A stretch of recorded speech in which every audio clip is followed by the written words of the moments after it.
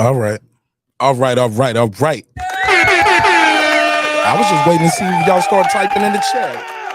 I've been sitting here waiting for y'all. I was like, ain't nobody here yet. I was gonna start at 9:30, but I ain't see nobody typing. So I was like, all right, let me just wait for them to get here. I know y'all used to me starting a lot later than this though. But we got a reason to be here. Oh no, I'm running early, bro. I'm just been here waiting. Get it? All right. How y'all feel? What's the deal? What up? What up? What up? What up? What up? What up? What up? What up, though? What up, gangsta? Taylor Bell first in the building. What up, fam? What up? Shout out to Tab Tech, unlocksim.com, Tab Tech, unlocksim.com, Tab Tech. Unlock your next device today. Shout out to my brother Taylor Bell in the building. How y'all feel, man? What's the damn deal? You back in the lab with your favorite neighbor, your man Mark Nash. He is I am he. Another great episode of Breaking Beats, and it's gonna be a good one. It's gonna be a damn good one. What up? What up, man? How y'all feel, man? Y'all see the hat? Y'all see the title? Y'all see the thumbnail? Y'all know what we here for. It is official. It's official. It's official. What up? I know the last time we got here, people was like, well, I didn't see Errol Spence tweeted yet, so I don't know, Mark Nash. Hold on, let me give you the whining voice. Mark Nash, I don't know because I haven't heard Errol Spence say anything. Well, he has spoken. It's official, baby. It's going down in a major way. Errol Spence versus Terence Crawford. Wow. We're gonna do it. The show kind of interesting tonight. Look, something a little different than what we normally do.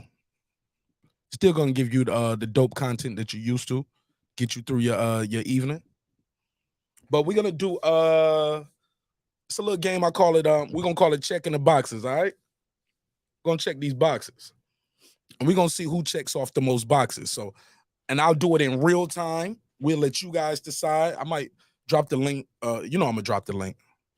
And we're gonna have a good time, and we're gonna check off the boxes. Who got the best defense, jab, better inside fighter, better outside fighter, footwork, speed, power, accuracy, concentration, counter punching, and counter punch. I'm missing one. Oh, gotta switch this up. I gotta change this right now. Missing one. I'm missing one. Missing one. Damn. Missing one. All right, so I gotta fix that. I'm missing one. Supposed to have better combination punches up here as well. So we're gonna talk about that. How everybody doing this evening? Smash the like button on the way in the room. Let everybody know what side of the earth you roaming the turf. Shout out to my guy Monty B. TV in the building. Welcome home. Welcome home to your home away from home, my brother. So this is gonna be dope. We're gonna check the boxes, man. I'm gonna drop the link out there, of course, and we're gonna have a damn good show. But let's be clear, man. Congratulations to both of these fighters for making this happen. Sorry, fans, it wasn't you. I know some people like, well, the fans did it, Mark Nash. No, nigga. It never heard of If it. the fans did it, we would have had we would have got Wilder and Fury Wilder and AJ a long time ago. All right. So it wasn't the fans. The fighters did this. The fighters wanted this. They want to know how good you really are. I always want to know how good you really are. Well, pay attention, baby. You're only gonna see it once. But who knows? We might see it twice. Postman said everything but Mac Mob in the building. What up, fam? So we're gonna play this little game right here. We're gonna check the boxes and we're gonna talk all about it. Appreciate everybody. Let me before I jump right into that though, we're gonna let the room acclimate, give y'all a little theme music. We used to say, I hate this job when we started the show, but it's a new day, man. And nowadays we're going into overtime, man. And we are well on the way to 17K, man. So shout out to everybody who's making that possible. For everybody sharing the link, like my boy Taylor Bell, always sharing the link, man. Sharing it out, bro. Taylor Bell, man, you're a godsend, bro. Appreciate you. Lisa Bell, always sharing the links, man. You guys are remarkable individuals on and off this. So look, I'm gonna drop the link out there. We're gonna have a group discussion up here. We're gonna see who check off the most boxes, but I'm missing combination punches. Combination punches supposed to be up here. So we got defense, jab, footwork, speed, power, accuracy, concentration, experience, Do I need better inside out fighter and better outside fighter? I don't know. I'll leave it up there, and I'll just add combination punches to this. That's supposed to be on this list. So we're definitely going to do that. I'm going to drop the link out there. I'm going to open the phone lines up. I might need 2 phone lines open because this is a major fight. This is what we wanted. This is what we asked for, and we better support this fight. This fight better do $1 million, bro. If Tank and Ryan did $1 million, this need to do $1 million, bro. We need I want $2 million for this fight. Let's go. Let's go. Spence Crawford in a major way. Let's run this intro music, get this room time to acclimate. You already know what it is. Overtime, produced by me, featuring me. And yeah, let's get this shit popping. This your man Martin Ash breaking beats. Let's get it. I was always told a true champion can be outpowered. They can lose the battle with speed. They can lose the battle of youth. Father time waits for no man. Full revolution. We're going to take these boxes off tonight. We're going to see who got it. Take the titles and the rings, accolades and the chains. Let's compare bar for bar, beat for beat with no names. It seems they selling their soul just to go gold. Losing religion just to get in the business. I've been the same way since the trenches, since the benches. Gonna be old and gray with dentures. Before I let you put a dent in this pimpin', you sweeter than cinnamon. Rappers should listen. Heard that? That was syllable flipping. Hop in the vehicle, continue my mission. Martin Nash, I'll be up in the kitchen. I can serve you a biscuit or give you the business. Won't give passes to passengers and backseats bitching. If you in my circle, gotta earn your keep. If not, I'm the Undertaker. Imagine all the earths I see. We lost friends along the way, but we didn't lose no sleep because the wolves don't run with the sheep. Feeling like a champ with my back to the ropes. Hey. Work so hard every day, I know. Hey. One day we gon' be standing on top, sitting on top, looking down below. Saying we made it, we made it, yeah, we made it. We working, yeah, that's for never certain. Satisfied every day. We gotta grow. We gotta grow. We got so far we can go. You know. So we work overtime, all the time, overtime, all the time, overtime, all the time, overtime. Been through the ups and downs, took a lot of hits. Trial and error, I tried it all but never quit. Heard them say you can reap what you sow, so I bet on myself even when the odds are low. Sometimes I admit myself, I get bored producing and mixing myself, still I record. A wise man said high risk, high reward. So I retort to what I do best, I do that. At your juggler like a brunette, who that? In jacuzzis with blondes, redheads and brunettes, serving back to back like a duplex. Haters get a suplex, then they crew next, I'm yelling who next? So much heart like I got 2 chests, so many death threats. I might need a few vests. One love, one guy, got one gun with me. If you plan to take me out, I'ma take you with me. Feeling like a champ with my back to the ropes. Hey. Work so hard every day, I know. Hey. One day we gon' be standing on top, looking down below. Saying we made it, yeah, we made it. We working, yeah, that's for never satisfied every day. We gotta grow. We gotta grow. We got so far we can go. You know. So we work overtime, all the time, overtime, all the time, overtime, all the time, overtime. I got a question for you. What is it gonna take for you to take that leap of faith and really go out and get your dreams and your goals and everything you have out there that's waiting for you? Look, you're on the right path because you're working right now and your competition sleep. Your competition still out celebrating their last victory while you in the gym because you know the fairy tale's over. You're not gonna go out and buy a candy bar with a golden ticket in it and now you own Snickers, M&M, and Mars. It's not gonna happen, man. You gotta work and believe in yourself. Listen, you can't talk to people about $1 million deals, 6-figure deals, 5-figure deals, and you ain't even invested $100 into yourself. I believe we all are blessed with unique skills, talents, and gifts. I challenge each and every one of you to find yours. From my back to the ropes. Hey. Work so hard every day, I know. Hey. One day we gon' be standing on top, looking down below. Saying we made it, yeah, we made it. We working, yeah, that's for never satisfied every day. We gotta grow. We gotta grow. We got so far we can go. You know. So we work overtime, all the time, overtime, all the time, overtime, all the time, overtime.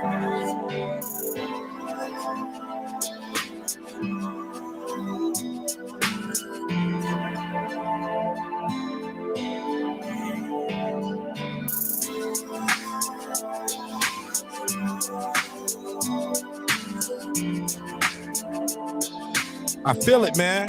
I feel it. Sometimes you can feel it in the air, man. Like Phil Collins, I feel it in the air tonight, man. Sometimes you just know when you're going to have one of those special moments. And like, I knew it when I woke up today. Today was going to be a good one. Let's get it. This that squad sound.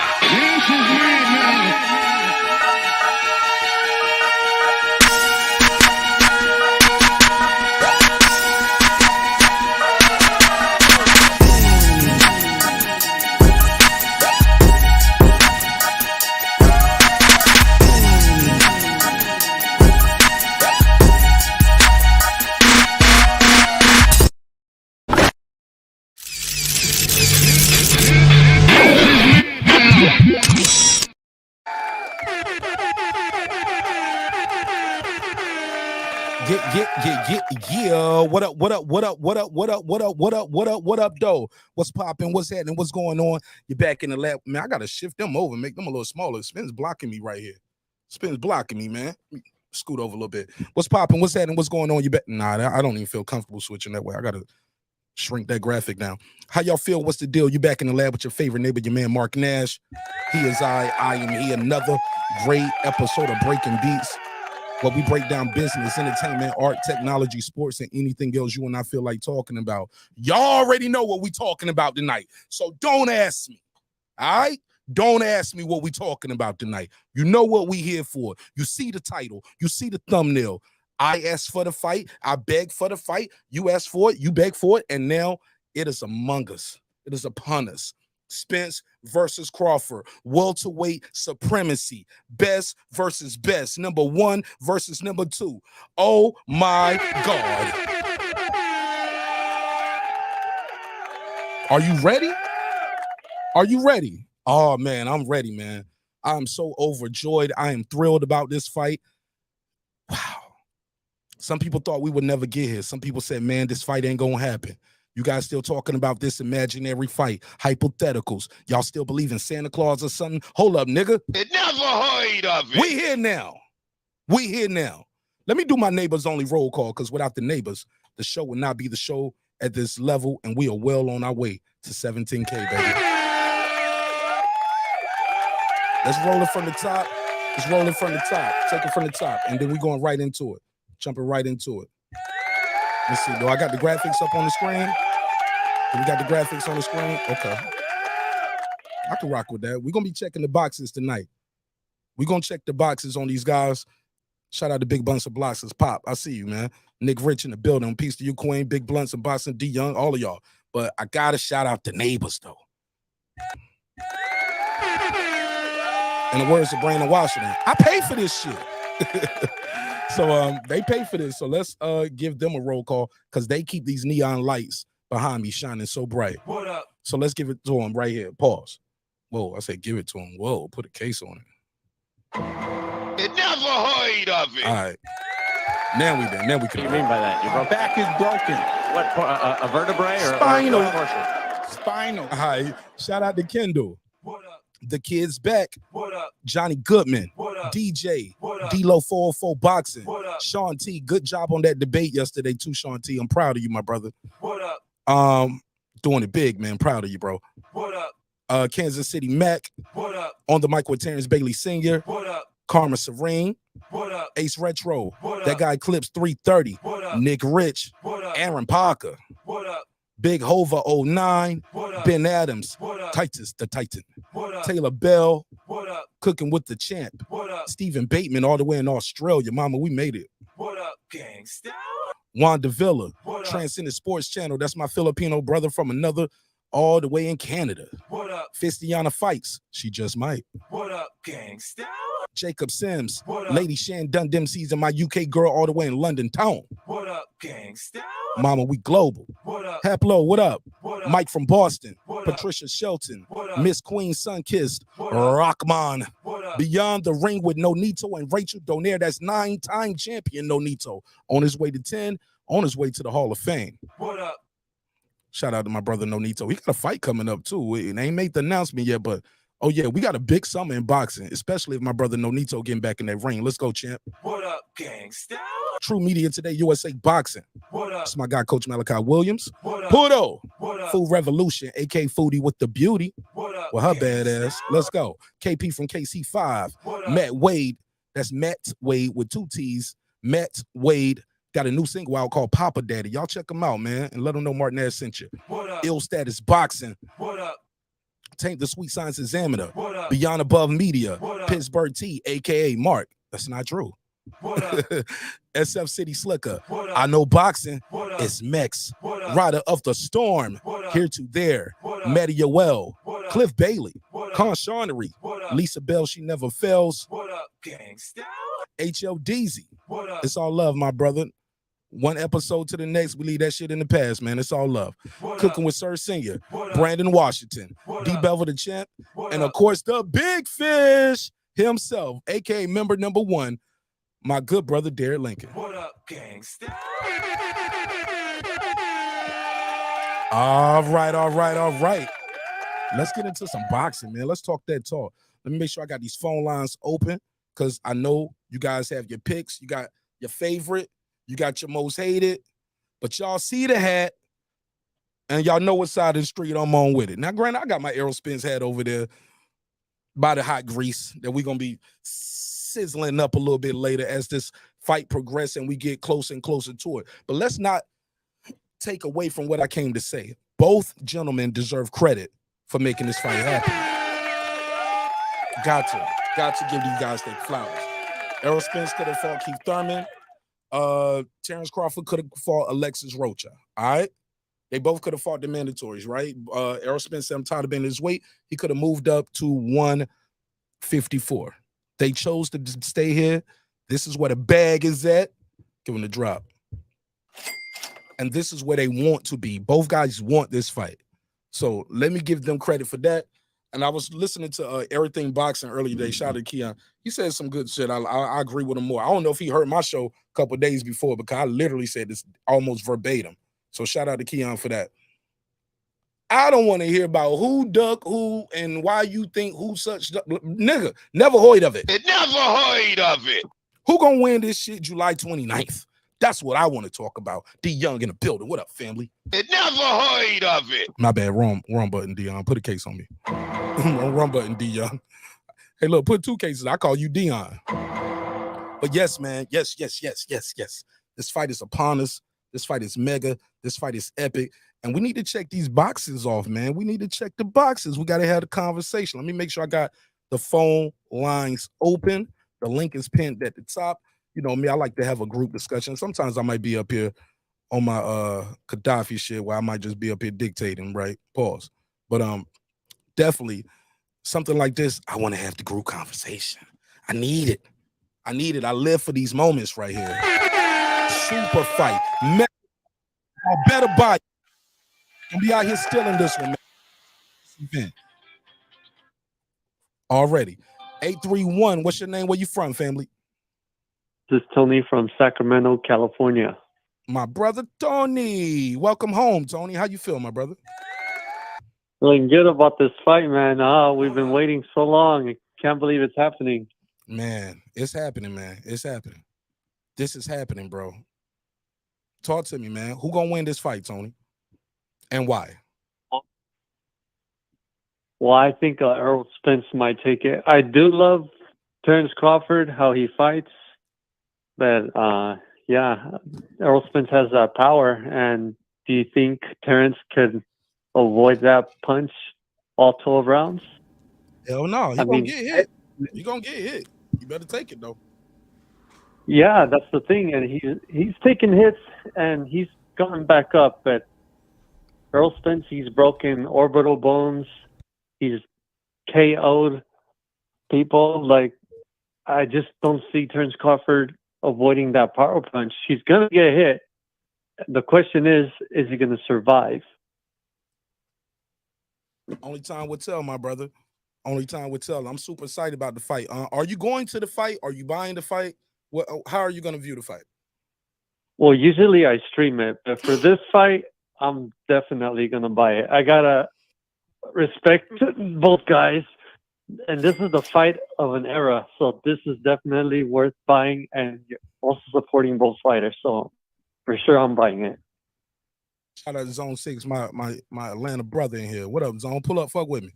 Okay. Hold the line for me if you want. Did you have anything else you want to add? Because I got this little checklist I put together, and if y'all see anybody else out there on YouTube doing this, let me know. Cause I think they stealing from me, man. A lot of niggas out here stealing my style, and I'm tired of it. You know what I'm saying? So y'all see them, y'all screenshot that, send it to me. I'm gonna smoke them. I'm gonna roast that. Stop stealing. Be creative. You are a YouTube content creator. Create content. Don't be out here stealing the content. All right, you heard? So hold the line, caller. We got my boy Ty Bowie in the building. The ladies call him Chocolate Ty. We got KP from KC5, and of course, Big Blunts and Boxing in the building. Let's smoke something. Ty, talk to me, man. Give me your opening thoughts on this fight. Who's gonna win and why? 2 minutes on the clock. Give me your opening statement. What up, man? You know I'm going with that Omaha Wolf. You know what I'm saying? By about 8-9 rounds, he gonna figure Spence out probably by about 4-5 rounds. You know, he gonna maintain. He gonna keep the fight at mid, long range.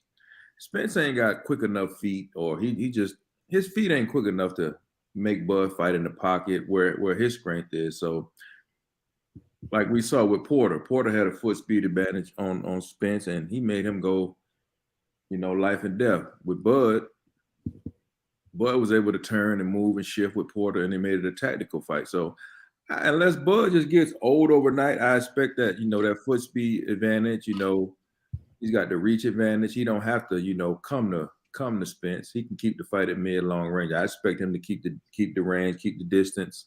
I think it's gonna be some exchanges where both guys gonna have to bite down, but I just don't trust Spence punch resistance at this point.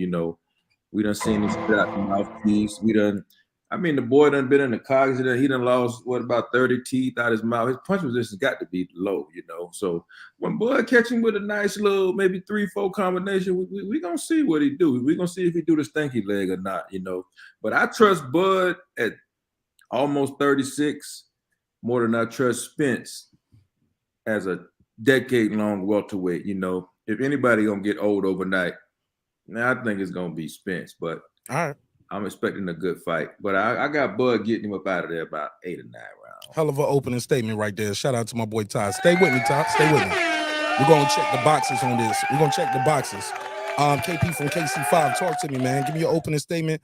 What was the new? How did you feel when you heard the fight was happening? Once you see both guys now tweeting and talking about it, and who do you edge it to? Who's checking the most boxes in your mind when you see this on the screen? Man, I'm Team Spence with it. Look, what? Bro. Hold on, I thought you was my friend. We talk almost every day. You been keeping give secret. A damn, bro. Get your ass off my panel, that whole shit. No, I'm joking. You a savage. I'm joking. Hey, donations right now being accepted. $50 to get me off the panel for the whole night. $50. He take it. Cash App. $, whatever his Cash App is. Put the Cash App on the screen. If y'all want me off of here, put it on there. But look, since y'all ain't got me off of there yet, I'm gonna tell y'all what it's gonna be. So Spence gonna go ahead and take that other eye out. But first thing I could think about when I heard this fight was announced was the Jaws song. And you're gonna need a bigger boat. You're gonna need a bigger boat to deal with this shark, dog. Cause Spence gonna take him in deep waters and drown him. We shall see. He gonna drown him. That fishing pole that he used for them little bit bass he be catching, they ain't gonna work for this one.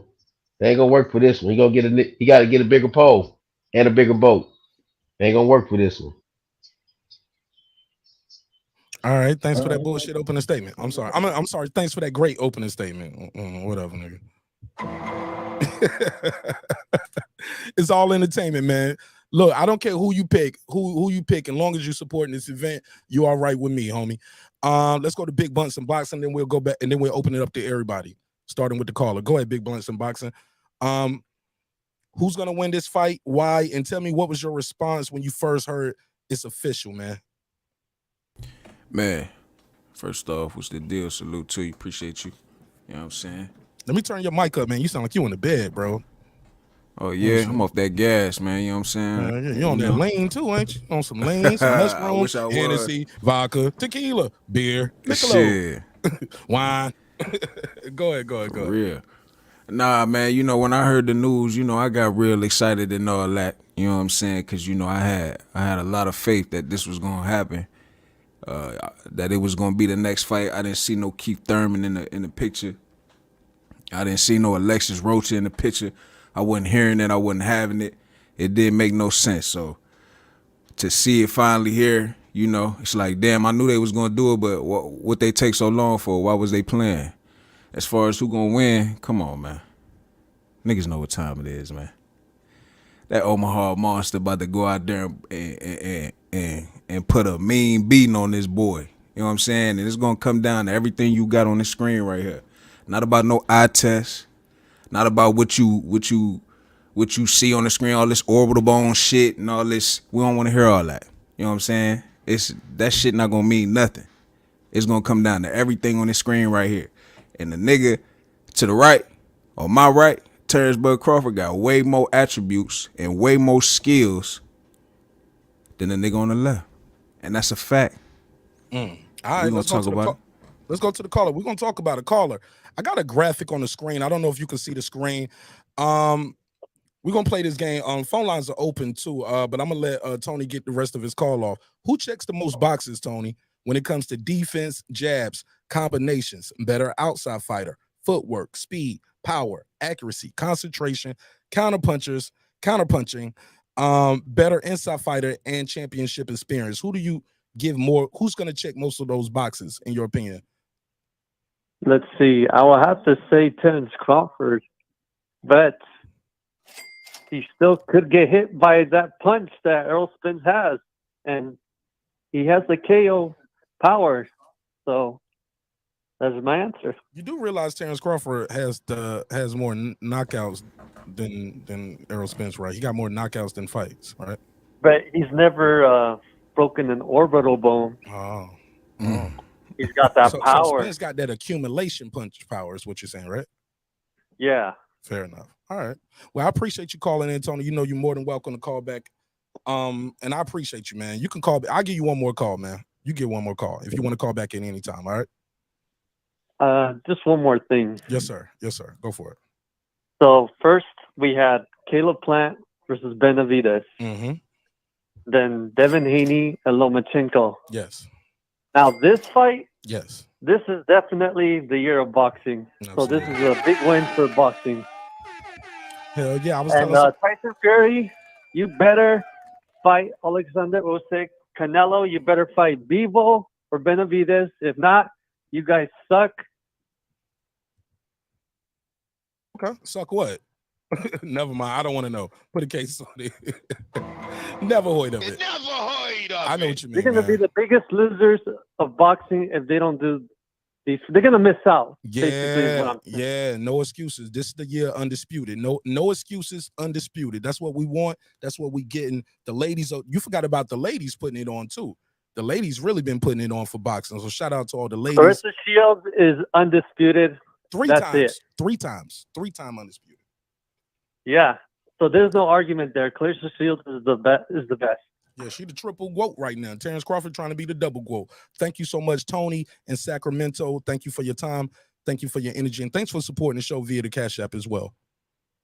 For sure. Thank you. My brother. Peace. All right, okay, we got my brother Ill Status Boxing. He is a member to the channel. Ill, talk to me, fam. Who's gonna win this fight? Why they're gonna win that fight? But also start off with telling me what was your reaction when you first heard this fight is really happening? Super excited, ecstatic. Man, I've been through the trenches with this fight. I know a lot of people been through their own things, but man, I done went through stuff with my employees, with me, with contracts, all sorts of stuff on my own end to think about this fight, to try to make it happen, put in influence and try to get to the fight, but it didn't happen. So now the fight is happening, and I'm super ecstatic because I'm still in a good place and I'm still in a good mind about the fight. I always was positive about the situation, and I needed it to happen. So I can't wait, man. Salute to you, Mark, and I appreciate you, bro, for doing everything that you do on your channel. And is beautiful content to have with boxing pugilists. Brother, I'm humble and I'm grateful by that, man. I'm just trying to do the best version of me. You know what I'm saying? I have no YouTube daddy. I'm the old dirty bastard of this shit. Nobody Yes, follow sir. my style. Let's go. Let's go. Yes, We gotta sir. fight. We gotta fight, baby. Yes, sir. Okay, we got somebody else just pulled up. Let him get his opening off before he start. Sidebar, y'all hear Terence Crawford said the fish fry. Y'all know who started that, right? Y'all know who started the fish fry back in 2020, 2021. Come on, fam. If you know, you know. You know what I'm saying? All right. Well, you was cooking. You was cooking. I already know. I left him alone. I actually left him alone because I had so many people that were members to my channel. Like, come on, Mark, don't do that to him, man. Like, you know what I'm saying? Stop playing that Yellow Beezy video. Yeah, you was cooking. I remember. Yeah, I'm gonna leave him. You look. The fight is here, though. That's all that matters. Let's go to Hot Rod. Hot Rod, give me your opening statement. Try to do it in 2 minutes or less, so we can open it up to everybody. Because the panel is getting super packed. Let's go. Because we're gonna check these boxes off. Man, it's finally here, Coach. Yes, sir. Yes, Errol Robot Spence getting his ass slept. You know what I'm saying? Just like how Fulton gonna get his ass slept a few days right before. Nigga, I might give me a knockout parlay. A new way and Crawford. A new way in 8, Crawford in 10. Both liver shots. Y'all got the flow. That's all I got. A new way, Crawford. 2-time, lineal undisputed, on the way, my nigga. It's on the way. It's coming, bro. It's coming. Kingpin Crawford, Kingpin a new way. It's coming. I like that Kingpin Crawford. I like that. It got a nice little ring to it. Let's go to Pop Smoke James, Brandon Washington. Y'all give me y'all opening statement, then we're gonna open it up to everybody, and we're gonna check these boxes live. Go ahead, Pop. Oh man, Bud sighting.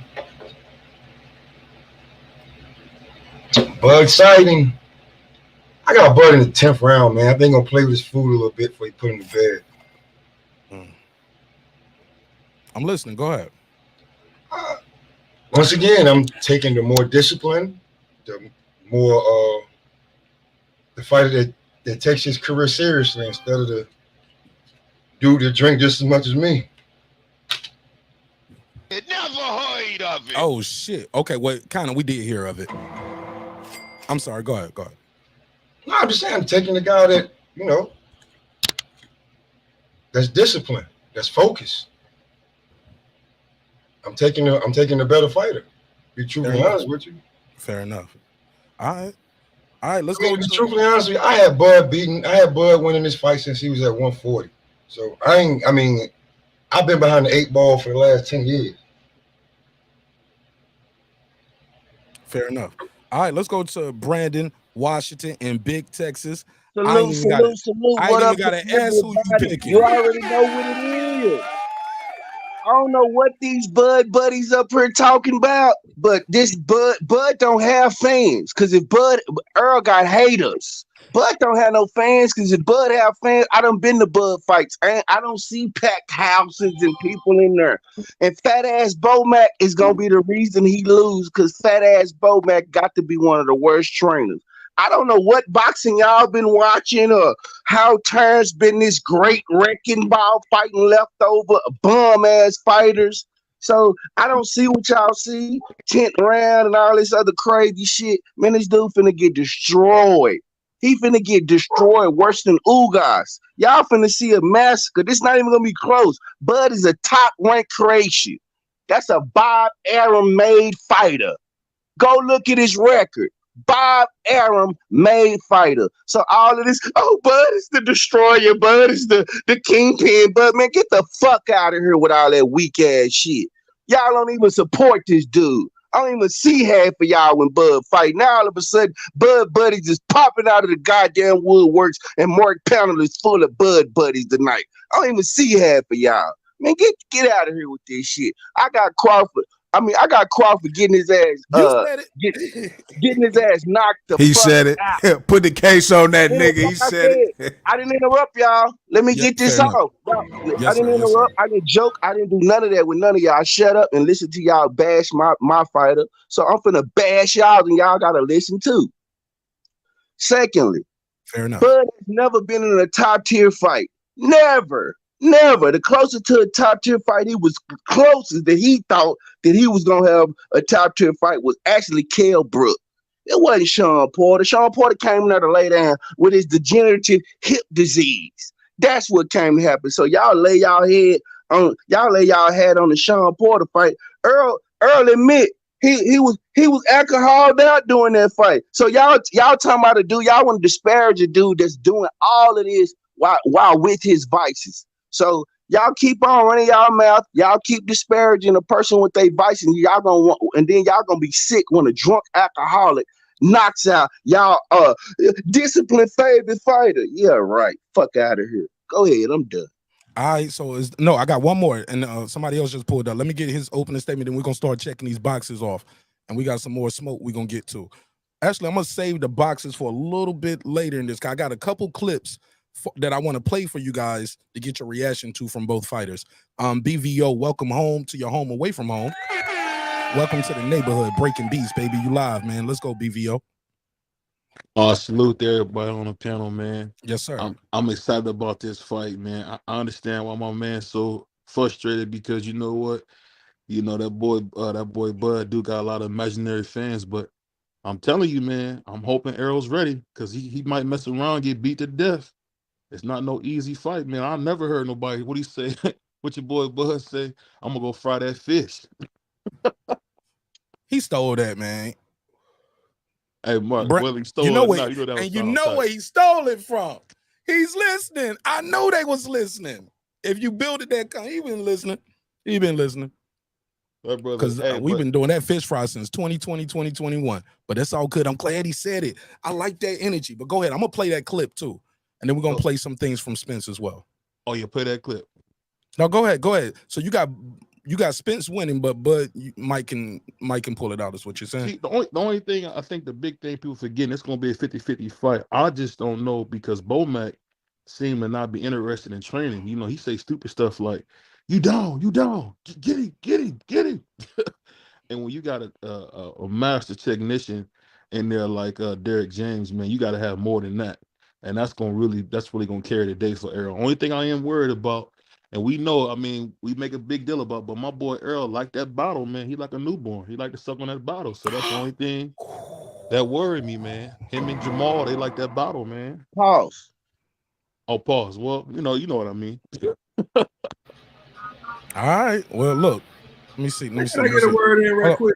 Go ahead, but you got but you got to fix your audio too, because you're the only one with that audio like that. I don't know if you're washing dishes while driving an 18-wheeler, but sound like you're doing both. Go ahead. I'm MacBook, fam. Okay, go ahead. Yeah, I don't get all this shit about. You good now? Yeah, I don't get all this shit about the trainers and Bo Mac. The man got two other guys in his corner. You know what I'm saying? All this shit about Derek James, all this superior. Look, man, Bud on damn near his 40th fight and EJ on his 30th fight.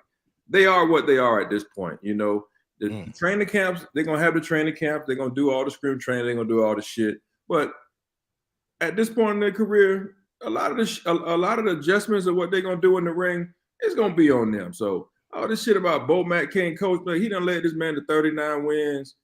All that shit about all the other shit, that shit is just motherfucking fluff. You just talking out your ass. Bud know what he need to go in there and do. He done study Spence. Spence done study Bud. They know what they need to do. A lot of the adjustments gonna be made on the fucking fly. Like, you know what I'm saying? That's all this total shit. cap, man. That's total cap. I'm gonna tell you why that is. That's some bullshit. You gotta come up with a game plan. Hold on. Let me say. You gotta come up with a game plan, and EJ and Derek gonna come up with the perfect. That's why everybody running to Derek, because they see the game plans and the type of You coach see? that he is. So you could try to say Bo Mac fat ass who can't get in the ring to help Bud, who got to stand outside the ring, is gonna give him some valuable information. But we see what Bo Mac does in these championship fights here. What was he telling Maurice Hooker? You just got to get more busy. Just get more busy. Well, in those cases though, Maurice Hooker Brandon, wasn't gonna in be no those cases, but let me say this. In those cases though, Brandon, Maurice Hooker was doing good. He wasn't losing the fight at that time. So when he was articulating everything from the corner, he was doing a fantastic job. But let's not overlook what he did with Keyshawn Davis and how he made him a better fighter. And you've seen his last recent fight in the Yeah. look very similar to another guy though. Let's keep it in mind. Let me finish. Let's keep it in mind that you have a methodical thought with a fighter, and if he grasps to that nature, then that's what he does. But if he don't, then he don't. You can't blame it on the trainer. Well, I'll say this. I know I my got a man super up chat top. too. I need My to man get up to top after this, said, guys. Go ahead. no, okay. What I was saying, my man up top, I understand he's a casual and saying trainers don't matter. But do you realize people like Eddie Futch, Angelo Dundee have taken fighters and turned them into something else? You just seen Derek James turn a very, very great boxing Jamel Charlo into a knockout artist. Why is that? Yep. Because of technique. You're never a complete fighter. You're always learning. You're always getting better. And that's what makes trainers so valuable. If you didn't need trainers, you wouldn't need managers at work. They have their place. I'm not saying that's going to be the end all be all, but I'm telling you, with a guy like Derek James, a guy like Mark Breland, those type of trainers who know the game, Robert Garcia, it's really difficult when you got to fight them and the trainer. That's the thing I'm saying. Let me do this real quick. Let me do this real quick. Let me do this real quick, guys. Like I said, I got to do this one real quick because he did pay for this. $2 super chat. I'll give you the $2. You give him the $2. All right, pay him the $2. Oh, pay the $2. The fanboy Slayer says, shout out to Errol's #1 but boy, Brandon B. Washington. I'll give you the $2. You give him the $2. All right, pay him the $2. Oh, pay the $2. Damn. All right. Hey, look. Yeah. I think I should have came later. He wanted that comment to stand out, Brandon. No, it's all cool. No, you came on time. Brandon said, I don't want to get you paid off of me. Hey, this how it's gonna go. I'm with it. You know what I mean? Brandon said, Brandon on his Donald Trump shit. I don't want nobody making money off of me. Fucking let's cake up tonight. All right. It's all love, man. Let's get your worst comments out. Send your money. We'll put your comments on the screen. Let's go.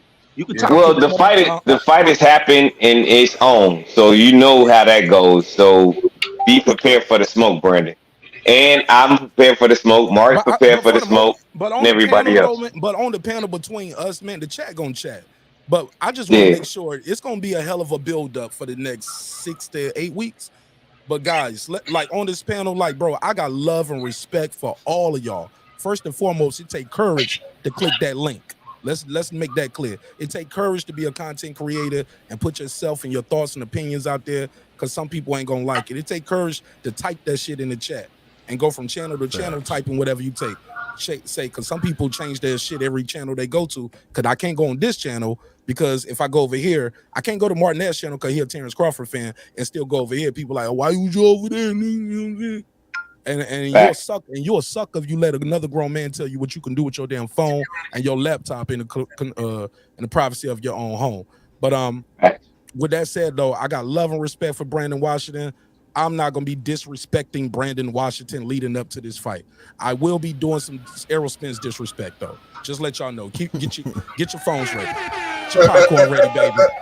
Oh man. Hey, but Mark, you gotta understand. It comes with it, but I'm trolling him though. The guy is great.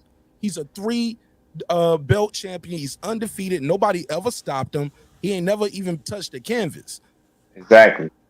Yo, I mean, he's you right for a reason, bro. Do your thing, bro. He went to the Olympics. Terence Crawford didn't.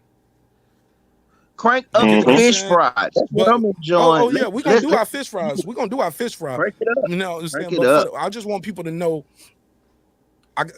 I'm just giving y'all a preference.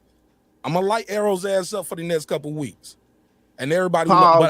But Thank you. oh, man, you got me, nigga. Well played, Stexman. Hey, look, well played. Brother, so I'm gonna light him but up. I don't want y'all to like, cause I always look at this shit like a birthday party. Everybody cool with me, like co-workers, people might be my army buddies, went to college with you, know you since a kid, you live across the street, we do shows together, but all of y'all might not be cool with each other. So shit y'all can say to me, or I might say to somebody else, y'all might not can say it to each other. So let's show each other love, let's show each other respect. Twerk your energy towards the fighter that you don't like or you picking to lose. That's all I want to know. I just want that out there early. You know what I'm saying? We got to preface that. Cause I don't want somebody, you a bitch, you think Bud gonna win. Hold up, man. That's his opinion. No, we're not doing that. We're not doing or none of that. or you gay because you think Errol Spence is, you know what I'm saying? Like, no, we're not gonna do that, bro. We're not gonna continue to go back and forth about what my opinion is, right? My opinion is a fact. So your opinion is your opinion, and you are entitled to it. All right. So with that said, let me play this clip right here. Get you guys reaction. I got 2 clips I want to play, and then I'm gonna get you guys to react to it, and we're gonna open it back up to everybody. No order. Just get your bars off. Get in where you fit in. Let me play this. This is a clip from the $1 Million Worth of Game episode that will drop Sunday, 7:30. $1 Million Worth of Game with Gilly the Kid out of Philly and his cousin Wallow. They got a great show. If you guys aren't familiar with it, check it out. It's a great show. It's called $1 Million Worth of Game. I'm gonna switch the screen right here so I can share the screen and I don't get a copyright. So this will be a quote unquote reaction. Let me play the clip. Let's hit it from here. Pause. Damn. Got me again. Crawford, right? Now look at Errol Spence, right? I say Bud is more accomplished. Facts. Everybody know that. 3 division champion, undisputed champion. When I look at Errol Spence, I say Errol Spence for better competition. And I say that because PBC had better competition at 147 pounds than Top Rank. Whereas there was other divisions where Top Rank got better fighters at that weight division than PBC.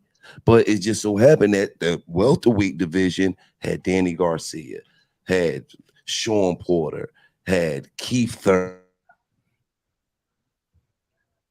Right there in one that's signed to one promotional company that was considered the top 5 fighters in the world at that time. Do you know in that division? When I look at Bud. Right. Now again, this is via Gilly the Kid's Instagram. You can guys go there and check it out. He also has this other clip that dropped earlier today. I want to play this one as well, and we'll react to both of them. And this is the clip from the Terence Crawford interview that will drop Sunday. It's already recorded. They're gonna drop it Sunday, 7:30. I pray to God it's 7:30 a.m. Right? I really hope it's 7:30 a.m., but I think it might be 7:30 p. But it just says 7:30. So just be tuned in to $1 Million Worth of Game, Gilly the Kid and Wallow. And I'm not no hater, so I don't want people to just be like I'm hating on Spence because I'm a fan of Spence. You know what I mean? I'll just go kick his ass when we fight. That's all. I like that. But listen, when Spence fought Kell Brook had went up to fight Triple D. He was too small. He got crushed. Facts. At that point in time, they rushed him within months to get back down to 147 to fight Errol Spence. You know what I mean? Of course, the dude wasn't healed. Eyes still messed up. You know what I mean? Weight drained, all that. Errol Spence wore him down, then, you know what I mean, broke him down. Credit. The difference between when I fought him, he was already, you know what I mean, fighting. He was on a 3-fight winning streak. He had two, so he's not coming off a loss. You're repeating all my talking points. He's not coming off of injury. But watching the show, man. The man said it out his own mouth. This is the best I ever felt in my career. You know what I mean? You wouldn't let him have his training. And that is that. And I'm not no hater, so I don't want people to just be like, I'm a hater on Spence. All right, well, cool. Let's open it up. Let's go to who is this with the back? Is that popular shit, James? Hold on. Yeah. Okay. Yeah, that's your background. All right, we'll come back to you. Let's go to Brandon Washington. Me. BVO is in the building. Tyree is here. Big Blunts and Boxing, Ill Status, Hot Rod. Well, shit, fucking membership has its privileges. So let's go to Brandon Washington, Ill Status first, and then everybody else can jump in. Go ahead. Check this out. I want to issue this disclaimer to Mark Nash and tell him, man, you ain't got to worry about no disrespect from me. I saw what you went through the other night. I ain't like it. And if that's what it sounds like, I ain't participating in that behavior. Even though everybody know where I stand, Errol Spence fan. You know, one thing I realized, I believe this about Terence. I think he a hater. I just do. I think he jealous of Earl's success, and he always trying to take credit away because he never got the credit for fighting the school teacher Jeff Horn for his first Jeff Horn, whatever his name was, for his belt. So everybody knows that Errol Spence was built into a star. Okay, now I'm finna. I think Chris Algieri was the school teacher. That's your guy. That too. All right, just checking. That wasn't a championship fight either, but all right, cool. How about that? That guy was a champion. That's why Crawford fight him. What the fuck is he fighting Chris Algieri, school teacher, nutrition teaching at? Because Chris Algieri had just came off the Pacquiao fight. Pay-per-view, baby. Had a name. So he got the shit though. He ain't no belt though. So that's okay, David. Lost. David lost to Pacquiao. David Avanesian didn't. No. We was talking comparing to Jeff Horn. Jeff Horn was an undefeated champion. No, hold on. Let me finish. No, it's off Pacquiao fight. It's open. He was coming off the Pacquiao fight too, bro. You just said it. Jeff Horn was coming off beating Pacquiao. Come on, man. He don't want to hear that. He don't want to hear that. My bad. You know what? My bad. I didn't say free smoke. I said my bad. I fucked up. You're wrong. I fucked up, Brand. My bad. You finished the Ill Status, and then it's open to everybody free smoke. Yeah, Jeff Horn was not coming off a Pacquiao win. That's not true. He fought somebody else after that. So that's not true. Okay, well I can pull up the box red. He fought Terence Crawford immediately after that. No, he didn't. Who did he fight? I'm about to pull up the box red. He fought somebody in the. He fought. I think he fought somebody else, and then fought Terence Crawford. I believe. When I pull it up right here, man. I could be wrong. Hey, man. Okay, you know what? I apologize. You were right. He fought. Thank you, Gary Cochran. Thank you. And went life and death with him. So he stopped him. TKO. What round? 11th. I saw that. Okay, Horn was cut. Horn was cut in the 6th. Right. Thank you. Cochran was cut in the 8th. Yeah. And his cut got worse in the 11th, and the corner and the referee stopped the contest. Thank you. I was just gonna say he went I remember that fight. So that's what I'm saying. Most of y'all ain't never seen that fight. So y'all think that he went right to Terence Crawford. His ass got damn near exposed the next fight. So when Bud is talking, let's talk about the real what Bud said. Let's break it down real quick, and I'm gonna pass the mic to the other member. It's good to be a member of the Mark Nash Show. Yes, sir. Membership got its privileges. You get first. Go ahead. When he talk about Kell Brook, what he didn't say, talking about he rushed him to fight. Fool ass Bud. Earl was his mandatory and was waiting for him anyway. He either had to vacate, which it didn't matter, or he decided to keep his belt. So that's why they didn't rush him to do nothing. Earl had already activated his mandatory status, and that was up anyway. The IBF had already mandated whether he took the fight or not. Vacated didn't matter. So nobody rushed him to do that. So what selective memory Bud is talking about didn't happen. Now Bud talk about how we got to get somebody else in, Brand. We packed like okay. You're getting long winded now. I'm done. And then the next thing I want to say, Bud said that Kell Brook was in the best shape of his life. Kell Brook admitted that they wouldn't let him have his trainer or nothing. He was rolling in with a new trainer, so that wasn't true either. I'm done. Good job, Brandon, with the facts too, man. Good job right there. All right, Ill Status Boxing. Go ahead, man. What's your take to those clips we played, and then we open it up to everybody. No order, and it ain't no let me finish, man. You better get in. You better get that shit out. Yeah, I see how it is. No, I do this, so I'm good. Brandon Washington, we gonna cook a little later when it's free smoke time, so we can chop it up. But at the end of the day, at these points that's being made about the fight and all of that and how it happened, I'm kind of honestly past that. Like I said initially, that I did everything that I needed to do to go to the fight, to get the fight on November 22nd, not the 19th, 22nd. It was supposed to happen, and it didn't happen. And I really don't care about all of the antics of how all of the things came to fruition. It is what it is now. And I don't see Errol Spence fans just jumping up just in parade like we are. This is the best moment in boxing right now. This is when we get to the point. So you can say everything about all of the things that happened and everything that had the timetables or the jump ropes to get to the situation or the dilemma that is solved, but we came to it already. Now it's a fight. So now it's a fight. That's where I come in. Let's get it done. Because Bud winning this fight, hands down. You can argue with me about how you want it to happen, how you think it's going to happen. But the only argument about this whole conversation about Terence Crawford and Errol Spence Jr. is styles. Styles make fights, right? So in the position of Styles making a fight, then this man have dimensions to his style at 147, by the way, because he has styles at different weights.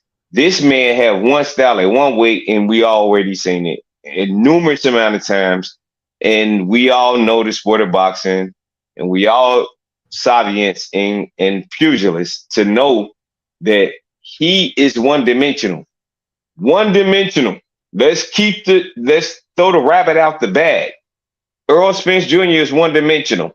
So you telling me that a one-dimensional fighter versus a pound-for-pound great, not just a pound-for-pound fighter, he's a great at being pound-for-pound, meaning he did it at every level the same way and never changed.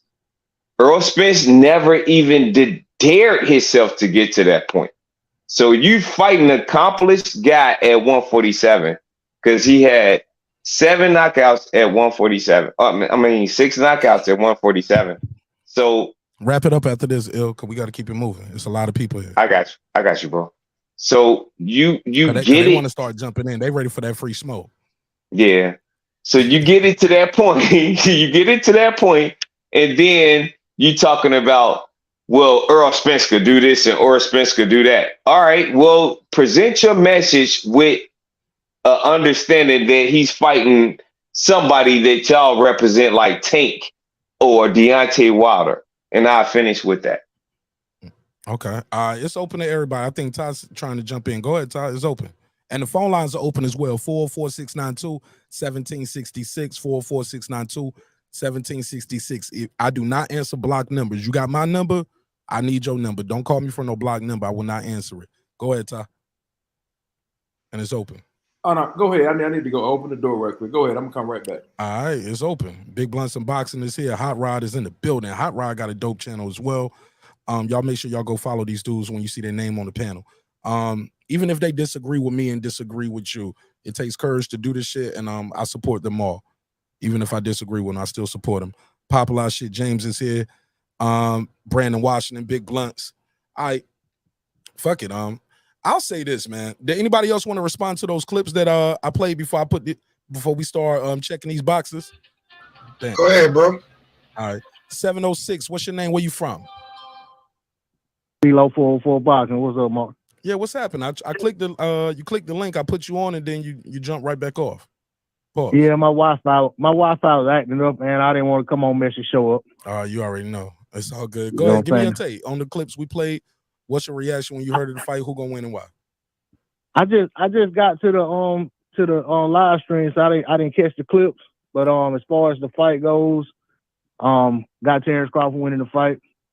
I've stated multiple times before. I feel like Spence had an opportunity to have a lot better shot at beating Crawford had he took the fight when Crawford first won that belt from Horn. But I think he's giving him too much time to acclimate to the division. And he's a full-fledged welterweight now. I think Crawford already had the skills advantage, from the get-go.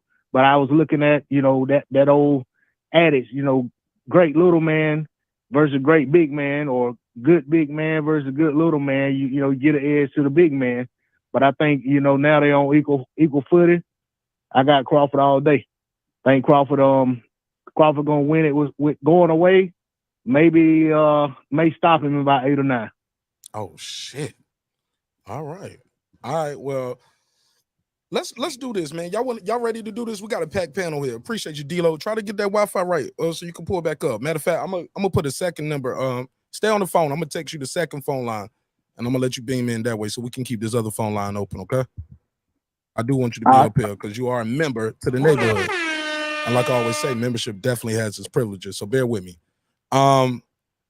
Anybody else that didn't get their bars off earlier about when we was talking about those clips? Errol Spence did put this on his IG story. Brandon, you ain't got IG. You missing some shit on IG. The Instagram, man, you ain't got to post one picture. You can put nothing but a green bee. That'll be your only picture. Shout out to HLD, man. He only got one picture, and it's the same purple and pink logo that you see on the screen. So make your green bee, Brandon Washington, Instagram. But matter of fact, you need to call it B-Dub or something so the job don't find. You know what I'm saying? But just use that and show, and so you can see what's going on. But Errol Spence put this picture out here. Sugar Ray Leonard Hagler. I guess he's saying he Leonard in this shit, huh? Y'all missed this? Did anybody else see this on Errol's story? Never heard of it, Mark. I saw that, yeah. He ain't Leonard. That's for sure. At least we being fair, right? Errol Spence is no Sugar Ray Leonard, right? Come on, bro. We all know that it Terence Crawford ain't either. But for shits and giggles, let's do it. Hey, Mark, is anybody talking? Oh, you can't. Yeah, somebody talking right now. You can't hear the caller? No, I can't. I'm sorry. Oh, my bad. Let me try to fix that. You should be able to hear the panel, bro. All right, because usually they can hear the panel. Hang up and call back. Matter of fact, stay right there. I'm gonna text you a different number to call. But he should have put up he should have put up the Hearns and Hagler picture. Not that one. Not that one. Shit, because Bud more closer. I say Bud more closer to Hearns than he is to Sugar Ray. Man, don't nobody fight like Sugar Ray. None of them. I say Earl fight closer to Hagler. His workout style is closer to Hagler, just the way he moves. Hagler wasn't as fluid as Sugar Ray. I think when you talk about moving around in the ring, Bud is more fluid. He just is, because that's his style. Bud can switch. I mean, I've been to 2 Bud fights. That's why I believe he gonna get hurt. So I think it's gonna be a spectacular fight. I don't even this thing that we got going. I think we so shell shocked. We're not even reacting like we did the first time. Remember, Mark? I mean, I think we still can't believe this shit is true, because the way they rolling it out, they kind of burly, making little statements. Bud to come out with a pre-made video. We're like, let's get this shit rolling. I'm cool with that though. It's let's more. It's something to let us know it's real, Brand. Because before everybody was like, I don't believe it. I don't know. He ain't saying nothing. Terence Crawford is saying a lot. And shout out the $1 million worth of game for leaking these clips and putting them out before their big interview, before the announcement. You know what I'm saying? I gotta put a case on you though, Mark. What I do wrong? Bro, you ignored Errol Spence. Girl did an in-depth interview with him, and you ignored it. You didn't break it down. I did a whole breakdown on it. You missed that episode? I must have missed it. I did a full breakdown on the whole shit. I gotta retract that. I retract my hell yeah. Yeah, I definitely did a breakdown on that one. So I digress. Charges drop? Yes, sir. Are you dropping the charge? All right, cool. Indeed. Thank you, sir.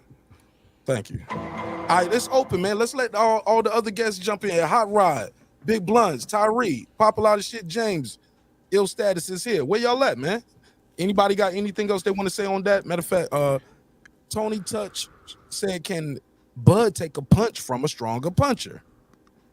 He been taking punches, guys, from 35 to 40 to 47. I'll give you the $2. You give him the $2. All right, pay him the $2. All right, pay the $2. All right, that's Pop a Lot of Shit, James. That's you or either Big Blunts. One of y'all will bleeding back in. Let's go to whoever want to jump in. Go ahead. Both of y'all got the floor. Blunts, you want to go first? I mean, you go first. You go first. Because you got the background noise, Pop. Hold up. Yeah, man. It sound like there you go. Go for it. Now you good. I was a couple more seconds away. I was like, man, I'm gonna holler at you later, bro. You know what I mean? I can't do the bad audio, dog. I can't do it. I won't do it. Oh man, he's gonna Rocky Mountain. No, I'm joking, bro. Yeah. I'm about it. Yeah, bro. Nah, man. That picture you put up, man. Both of them. If he should have put 2 Hagler pictures up there. Mm. They both fight southpaw. Bud got both styles. Yeah, he got both. I mean, but you know, it would have been a better picture than having Sugar Ray and Hagler. All right. Anybody else? Anybody I got think anything else? In that what we vein. doing? Is we gonna start with this defense? We gonna check these boxes? What we doing? I'm ready to check the box. I got one more clip I want to play, and let me just go get that out of the way. If you haven't seen it, what's up, everybody? The wait is over. It's game time. Errol Spence, Terence Crawford, July 29th, Las Vegas, Nevada. Everybody come out. Let me just, before I do this, first of all, he's more excited about this than he did the BLK Prime drop, didn't he? He stuttered and shit all through. They was like BLM. No, damn, that was last year. BLK Prime. Yeah, that's what it is. I'm fighting over there. I'm gonna make a big ass bad beating this boy up. Come fuck with me. He actually look at him. He posted up. Look at his physique. He already looks like he's close to the welterweight already. He look like he's already damn near at the weight. You get what I'm saying? I don't look like no fat camp happening right here. You know what I'm saying? Man, boy, no, he got it. Let's hear it. Let's hear it. It's game time. Errol Spence, Terence Crawford, July 29th, Las Vegas, Nevada. Everybody come out, show support, and watch me fry this fish. Woo! What's up? I love that extra at the end. Put that little sauce on the end. Bro, he owe us. He owe the neighborhood for that. He got to come through for that. Everybody know where the fish fry come from. Come on, Brad. Come on, bro. Say Bernie the Boxer, all y'all who listening, y'all got to send Bud through here. You ain't finna get, y'all got to send Bud through here. If he gonna come through and watch the content, come on, be a part of it and give it to Mark Nash for what he been doing, because before Mark Nash was out here, it wasn't people out here doing this and waving the Bud flag and even going at EJ like this. So come on, man, let's give props what props is due. Thank you, sir. Thank you, man. Well, thank you, Aerosexual. I appreciate that. Well, exactly. What I'm gonna say behind that. For Aerosexual to say that. Me and Brandon, I respect you, man. Brandon, I respect you very well. You are a consistent panelist and a member on the channel. But I'm always consistently here, so I understand your content that you create and you present to me. And I disagree with 95% of it, but that's neither here nor there. But at the end of the day, we're going to chop it up about Errol Spence Jr. and Terence Crawford, though. I would like that. All right. Well, we here, and we got all month. we got some time. We got some time. All right. Warren is here. He just pulled up, and D-Lo 4-4 boxing in the building. Warren, talk to me, man. It's open, man. Like D-Lo is here. It's open. Everybody cook up. Let's talk about this thing, man. Let's start checking these boxes. Warren, you got anything you want to start with before we start checking these boxes? Yes, sir. I just want to say I'm declaring July the 29th the National Fish Fry Day for all y'all. It's going to be plenty of fish to fry. What up? I love it. I love it. And it's going down in a major way. Shelton Moore, your device is still trying to connect. All right, there we go. So far, so good. Shout out to everybody here who has good audio so far. Let's see if Shelton Moore driving and smoking a square. Shelton Moore, bro, we see you whipping and everything. I wish you kept the camera where it was at. That motherfucker was whipping. You like you were parallel parking or running from the cops. One of the two, huh? One of the two. I'm gonna just say parallel parking, fuck it, or pulling out the parallel park. Talk to me, my brother. What's good? What's your take on this, man? This fight is finally here. Look at God. Happy this fight is taking place, so we can get all the what ifs out of the way, and we're gonna finally see who is the #1 welterweight in the world. Yes, sir. We're gonna find out who is who and what is what. We got to start checking these boxes. The panel is packed. So if you're trying to beam in, I see that. so I have no more space on the panel for you. You will have to use the phone line or in the chat room. Okay, so keep it in the neighborhood. You're gonna have to leave it in the neighborhood and put your graffiti on the wall down there. But other than that, the panel is packed, man. I'm ready to start checking these boxes, man. But I got let me give my little prediction. I got okay. I got Crawford stopping him anywhere between 9 and 11. He's either gonna catch him in between the shot, or he's gonna catch him with a shot he don't see coming. Because Errol, I don't care what anybody says, I've watched him ever since the Bundu fight. And Errol is one-dimensional. He does the same thing over and over and over. You can't do that against a guy like Crawford. He's gonna eventually figure it out, and he's gonna have an antidote for it. But go ahead. Let's go to the boxes. All right, everybody good. That's what they said. What coach let's get it in. Let's get it in. That's what they said before the Mikey Garcia fight, and that Errol couldn't box and all of that, and they saw him box. So y'all gonna see this come out. Y'all see the pedigree. Check this out, man. Mikey don't help your case. Hey, Brand, let's say this. Errol underperformed in that fight, bro. You were supposed to get rid of that guy within 7-8 rounds. Going 12 rounds with Mikey and showing you could box is bullshit. You underperformed in that fight. That's not true. He retired Mikey Garcia. Beat him up so bad he retired him. He admitted it. Nigga underperformed. Why you going? I retired him. I retired this man. Mikey fought 2 or 3 more fights after that. Hold on, wait a minute. Mikey admitted out of his mouth that he was never the same, and that the Errol type fight took it all out of him. So there was he wants some sympathy. He was trying to get a job. Maybe he was never the same when he moved above his weight. Why are you going 12 rounds with a natural featherweight? And come on, man. You know why? Why? Tell me. $4 million. Wanted $4 million? Because he wasn't as disciplined as he should have been. Oh. He should have knocked Mikey out on accident. And he should have opened that nigga up and knocked him out. You went 12 rounds with a come on, man. Man, get the fuck Dude out. fought at 126. Errol fought as high as 156. He was 156 when he fought Van Heerden. And you went 12 rounds with a natural featherweight. Man, get the fuck out of there. I was trying to box. Well, Gamboa damn near knocked Bud out. So let's Gamboa was undefeated. It don't matter. Gamboa was undefeated. Mikey was undefeated. Mikey was undefeated too, though. Wait a minute. Okay, but Gamboa got put in the dirt. Gamboa came to win. But man, what Bud say? What Bud say? Errol said you got hurt by Gamboa. What Bud say? But what happened? What happened? What I do to him? Let me hold on, fellas. Why does these guys always come with? He almost got knocked out by this guy. He almost got knocked out by that guy. What happened to that guy? He got knocked out. You know what I'm saying? No. He got knocked the fuck out.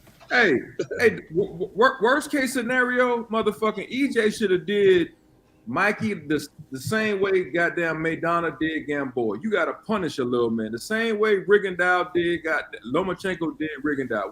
When a little man come to your division, the same way Triple G did Kell That's Brook. what he did. The same way goddamn Canelo did Khan. You got to knock a little man out. Treat him like a fucking little man. Same way he did Algeria. He should have did Mikey Garcia. That's how you do a little man. You treat him like he a fucking little man. We ain't trying to see you box, nigga. You don't get paid for overtime like that pussy ass nigga said. well. At the end of the day, it's about the sweet science. So whoever could do it better is the better boxer. But whoever have all the intangibles, like the power, speed, accuracy, the counters, the reflexes, and all of those things that comes in exactly. But all of those things that comes into play, you try to use those things as your intangibles. So if we breaking this thing down as an analytical thing, as we all are as boxing pugilists, we understand that the better fighter is fighting a lesser of a fighter automatically. Man, listen, man, he was supposed to knock him out. If you fight Mikey Garcia, I don't understand. Out of 1,000 punches, why you so Hello. sweet? Hello. so Hello. sweet with All them right, let me 18 take my jabs? call, man. Like when I start talking like that, I need y'all to do a mid break. Go ahead, Because my ain't bad. nobody gonna hear you, and I ain't gonna stop saying hello. Hello. Like, let me get this call. 2 minutes on the clock. Jerry from Baltimore. What up? What's up, buddy? Talk to me. Hey, man, ain't nobody knows who's gonna win this fight between these two cats, man. These two cats are two of the best fighters in boxing. Right. That's why it's a prediction show. That's why we all taking guesses. Like couldn't everybody be else more doing evenly TV. matched fight than this. One thing I'm going to say about Errol Spence, I'm concerned about the long layoff. I could see possibly an injury for him in this fight due to that long layoff. But when Errol said that he boxed Mikey, that's bullshit. He just wasn't able to get Mikey out of there, but he beat the hell out of him. But he just wasn't able to get it. Then when he turned around and fought Sean Porter, he said he fought Sean's fight on purpose. No, that's not what happened. Sean made him fight like that, just like he made everybody fight like that. You know what? Just like the other guy said, man, that's just capping. He wasn't able to get Mikey out, so he said he boxed him. He wanted to beat him by boxing him. Well, he beat him. He beat him easy, but that wasn't the case in my opinion, nor the case with Porter. I'm concerned about the layoff for both of these fighters, but hopefully it'll be all right. Well, hey, look, whatever is gonna happen, it's gonna happen, and I want to see it on July 29th. Thank you, Jerry. All right, buddy. Peace. All right. Bye, Jerry. Small heads. Yeah, man. Hey, look, and shout out to the people that say black guys don't fight each other. All right. Men are not here tonight to be played with. Nah, these dudes gonna They're fight. here tonight because they want to change in their life and they want to change in their community. Yeah, man.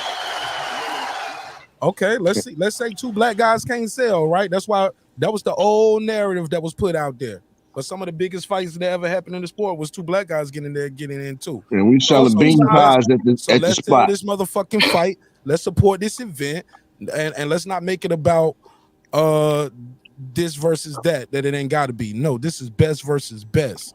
You know what I'm saying? But they be trying to say we can't. Somebody make that a whole topic the other day, talking about black guys ain't gonna sell. Fuck you. You and your hating racist ass channel. What we doing over here is something different, and we gonna build this shit up, and we gonna support this shit in a major way.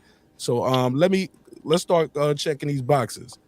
Bro, some of you niggas is weird, y'all see man. first on the This screen. the Let's only start with the top right motherfucking here. sport. Defense. This the only sport you niggas do this Who's racist checking this shit, box bro. right here? It's a Yo, part that of shit is boxing, man. weird. It's a part of boxing, bro. Take it as it is. Hold on. Let me say this part. 337. What's your name? Where you from? 337. What's your name? Where you from? This is Sean Jones, Houston. What's going on? What's popping, my guy? Hey. I noticed the panel was full, so I had to call in. Okay, yeah. Hey, so I'm just glad this fight's gonna happen, man. It's been long awaited. I'm with you 100%. Let's see some black on black fight, and there ain't nothing wrong with that. I think it's gonna be an extremely entertaining fight.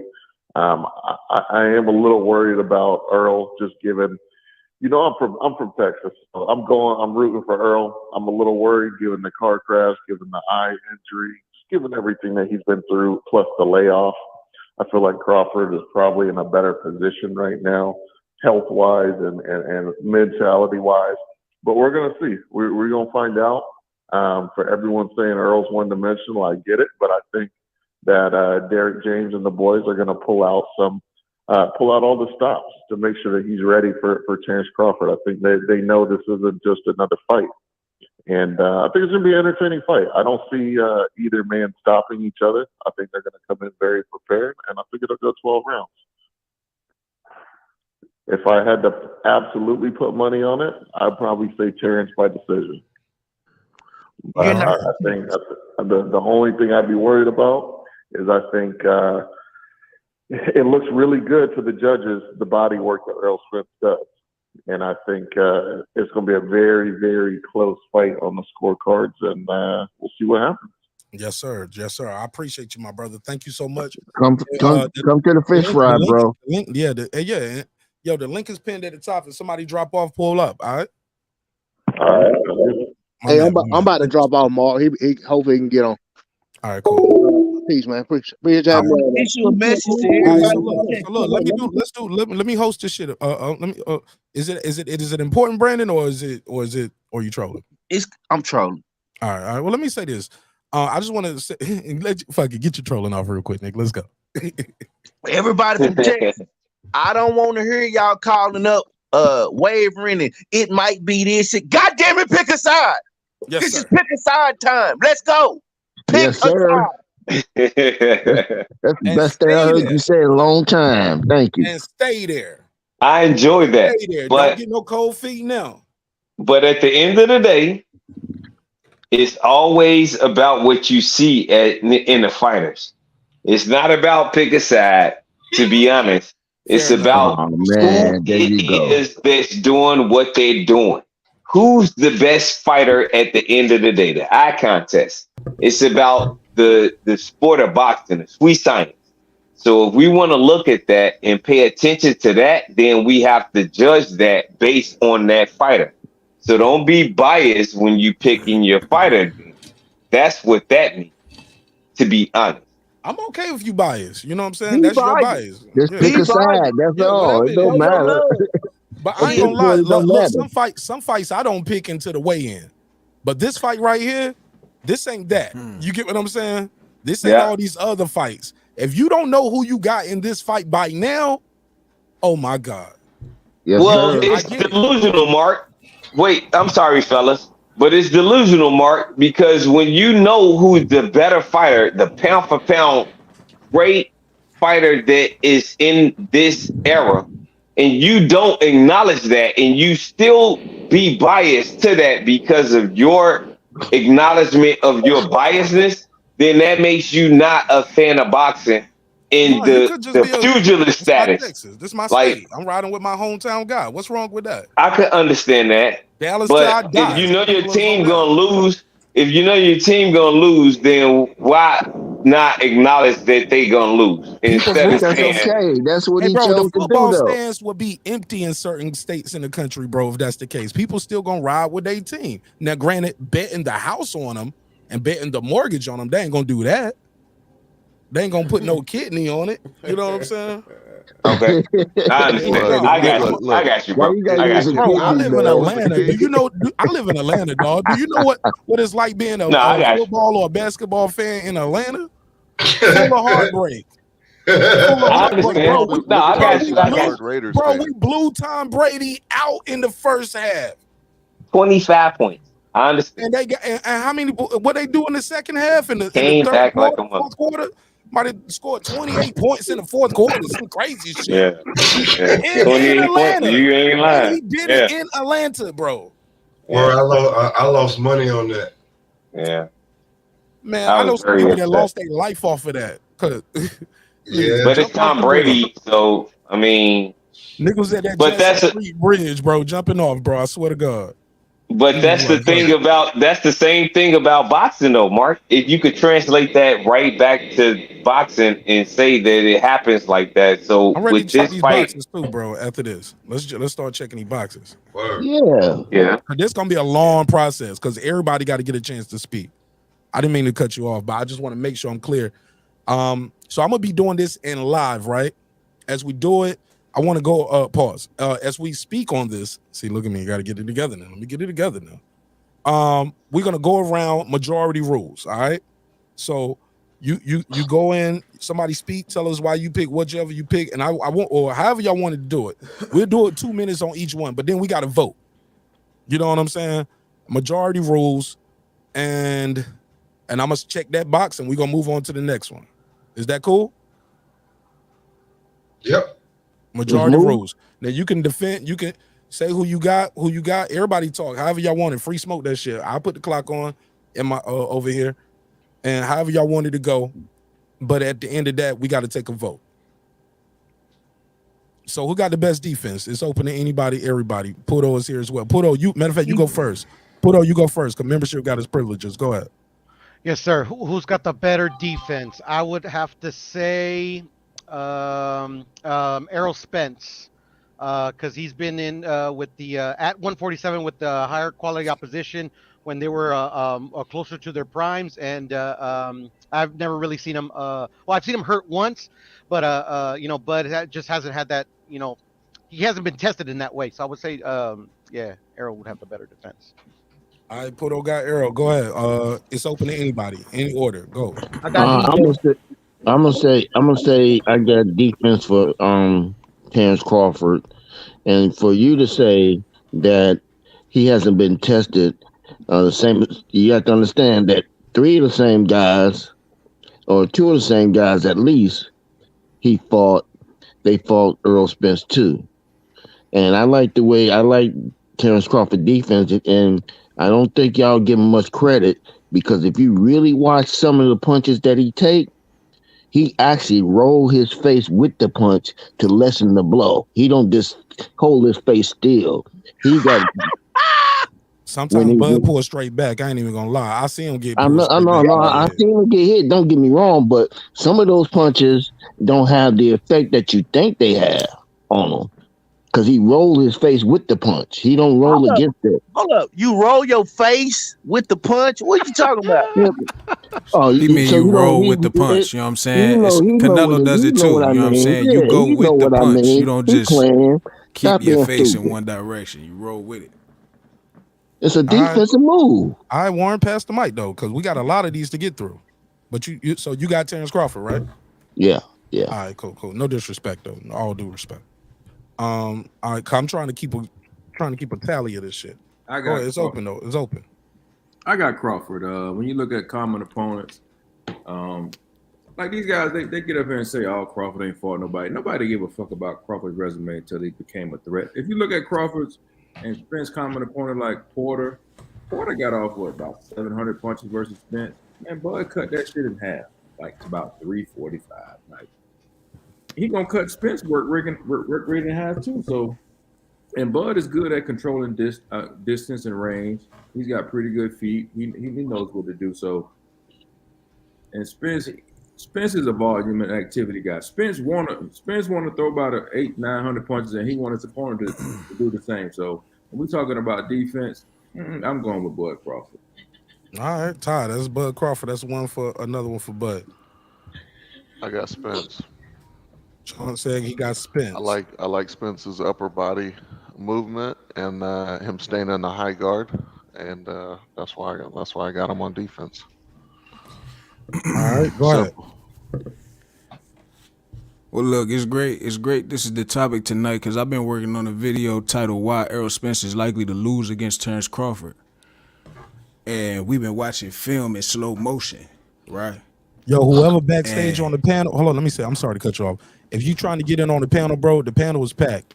There's no more slots up here, so you gotta use the chat or call in or wait for somebody to drop off. But the panel is packed right now. All right, go ahead, cause that block keep popping up over the screen. Go ahead. Sorry about that, bro. Nah, you good. You good. Go ahead. So we gotta remember this is Southpaw versus Southpaw matchup, right? So this is rare in boxing. You feel me? This gonna be controlling the lead hand. This gonna be, Errol got a high guard, but it's not an active high guard. He don't do nothing off of it. He don't set up no traps. You know what I'm saying? He just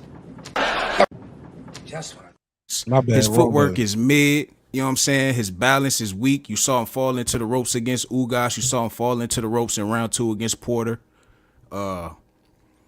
Against Ndongo, Southpaw matchup. We know Ndongo is not Errol, but we talking about styles. We talking about two Southpaws. Crawford used a quick shield guard, similar to a high guard, but it's used as like quick defense to block jabs. Easily blocked Ndongo's jabs out Southpaw stance. Round 2, you can see Bud. Listen, Southpaw versus Southpaw. Errol's only fought two Errol's only fought two Southpaws in his career.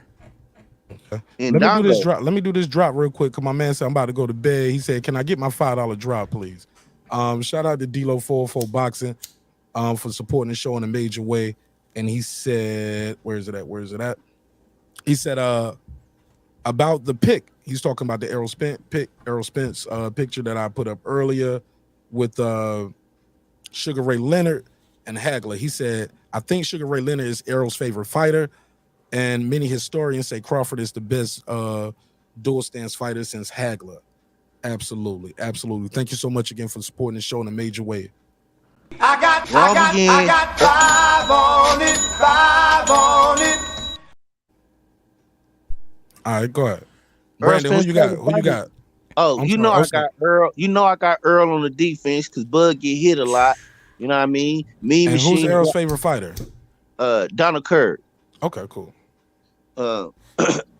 Outside of that, I got EJ with the defense because you know, like he said, that high guard. You know, Bud get hit a lot, and I can't wait to see him turn up that volume. I don't know how Bud gonna turn the volume down. He said he turned the volume down on Sean Porter. He didn't.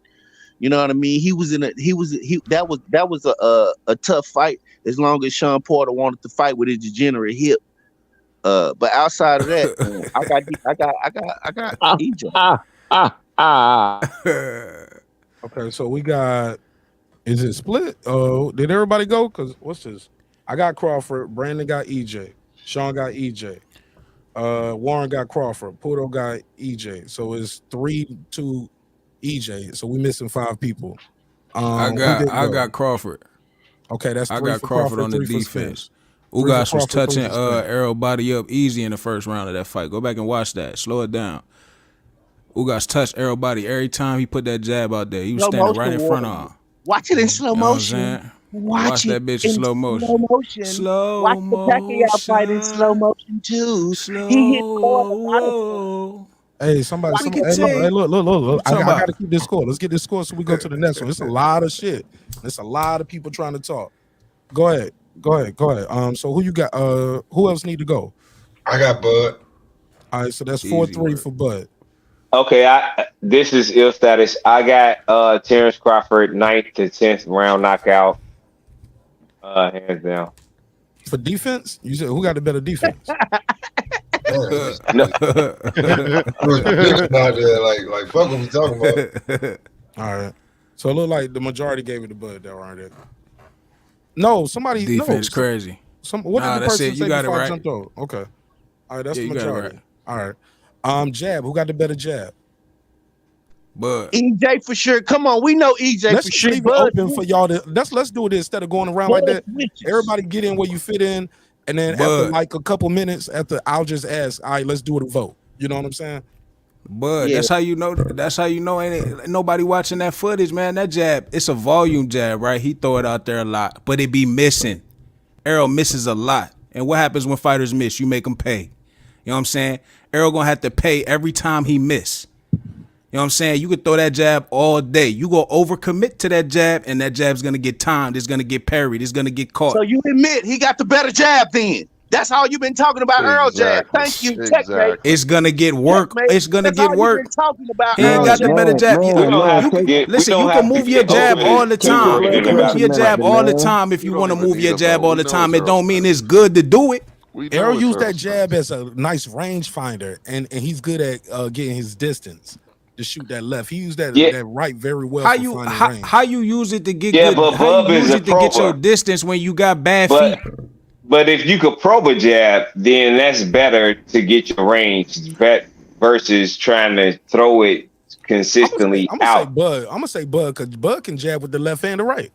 He can fight you right hand with the jab. You with gonna the get left all jab. kind of He jabs. can Bud, jab too. from the Off right. angles and all that. I seen him hook off the jab or kind of what do you call it, the juke. The juke hook. Well, come on, man. Like so. Yeah. I just seen him just turn that shit. That's what he real knocked quick. young Brick ass to the ropes with. He just turned that shit real quick, and it was just devastating. So, for me, jabs, I got to get it to Terence Crawford because he got 2 of them. Got the left jab and the right jab. So that's my pick. But he liked to move too, Mark. He liked to move in the sequence of punches. He moved in his beneficiary offense. Like if he's trying to throw punches within a punch, he does that better than anybody in the sport of boxing. I got Terence Crawford on the jab as well. Put me down for Terence. Easy Damn, man, work. there's a lot of people in here. Y'all ain't smashing the like button, fam. We barely got 100 likes. Press the like button. 200 people in here, man. Support the show. All right, go ahead. So I we got think 2-0 Errol- for Terence Crawford. Okay, I think 2-1. Errol hands down. It's not even close. 2-1. All right. What Let's you get think the of my bud argument, tenders out of though? here. Give it to It is close Errol because one guy Spence. got 2 jabs. He got a left jab and a right jab. Give it to Earl But Spence. explain, Pharaoh. Let's get the bud tenders Pharaoh, out of explain. here. Yeah, why is it not even close when I say this guy got a left jab and he got a right jab? He can hook Because off the jab. He dropped guys with a hook off the jab. the main tenet of Errol's style is the jab. He throws it top 10 most thrown in the sport. He throws a power jab. Terence Crawford uses it as well, but I don't think he's as effective as he is righty as he is lefty. Okay. Okay. All right, that's 2-1. 2-1 for Crawford. Who got the best jab? Earl Spence. But okay, that's Earl. 2. Okay, hold on. I need to know who is saying who so I can keep up with it because y'all. I'm writing them in the chat so at the same time. So we got 2-1 left off with Puro 2-1. Sean T, who you got? I got Earl Spence. That's 2-2. Somebody else go. It's this ill status, but this is a dilemma because Real quick, when so I you can- fighting, hey, look, tell me your thing first. I mean, pause. Tell me what you're saying first so I can tally it up, and then you can give me your soliloquy afterwards. but Okay, 3-2 for Bud. Go ahead. Go ahead. Now give me your. I'm good to go. Yeah, go ahead, bro. Okay. Well, when you throwing a jab, it's to throw the jab for significant reasons. Like if you're a jab thrower to show effectiveness, then you throwing a jab consistently. But if you are a knockout artist or a dangerous fighter in any punch that you could throw, then the jab is to be probed or to be set up to throw another shot. So it's like, why would I take away from this fighter by having a great jab, but he can use it in different volumes, but he don't do it consistently like this guy, but he don't show the same result as this guy by using that jab. Okay, pass it around, y'all. Let's get this tally. Well, look, how about Mark? Just a suggestion, right? Tell me. Yeah, go ahead. How about everybody vote and then we open cook for 3 minutes and then you know what I'm saying, these be the rounds, you know what I mean, you know what I mean. Can y'all put it in the private chat or can y'all use the private chat so I ain't got to do so much over here? Can y'all make it y'all just got me doing everything. You want us to put our votes in? You know what I mean? Yeah, y'all use that private chat, man, to type that shit in and. Word. Yeah, all right, so fuck that. Or, yeah. 1 for Errol, put a 1 for Errol, put a 2 for Bud for who you got. Yeah, and I can count those. Is that up, what we yeah. doing? Yeah. All right, word. 1 for Errol, 2 for Bud. Or put that letters. Yeah. Okay. Something like okay. Or E and a B. I'll forget. Yeah, E and B. Yeah, because that'll be easy. All right, I bet. might fuck up with the numbers. All right, then fuck it. I got Bud. All right, cool. Let me do something because somebody text me. Y'all go ahead, Kyle. Somebody text me right now, and I need to reply to this. This is important. Go ahead. Go ahead. Somebody. We already know we know who got the better jab. Yeah, it's Bud. I mean, what we talking about? Like I said, you can have a jab, you can move it around, you can throw it 1,000 times, but if you punch in the air, what we talking about? What we talking about? Well, Errol lands it more consistently than Bud does. So. Andy uses it to set up the body work. But he throw it more than Bud does because he don't have a choice. He's not a knockout artist. He's like he throwing it can't. to set He up can't. the body work.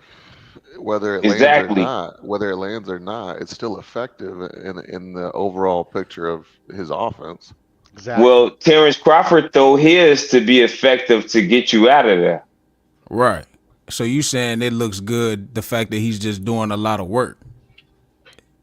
Because you said whether it lands or not, it still shows the effectiveness of his overall quality of work. That's like a sport. It's called work rate. You see what you just did?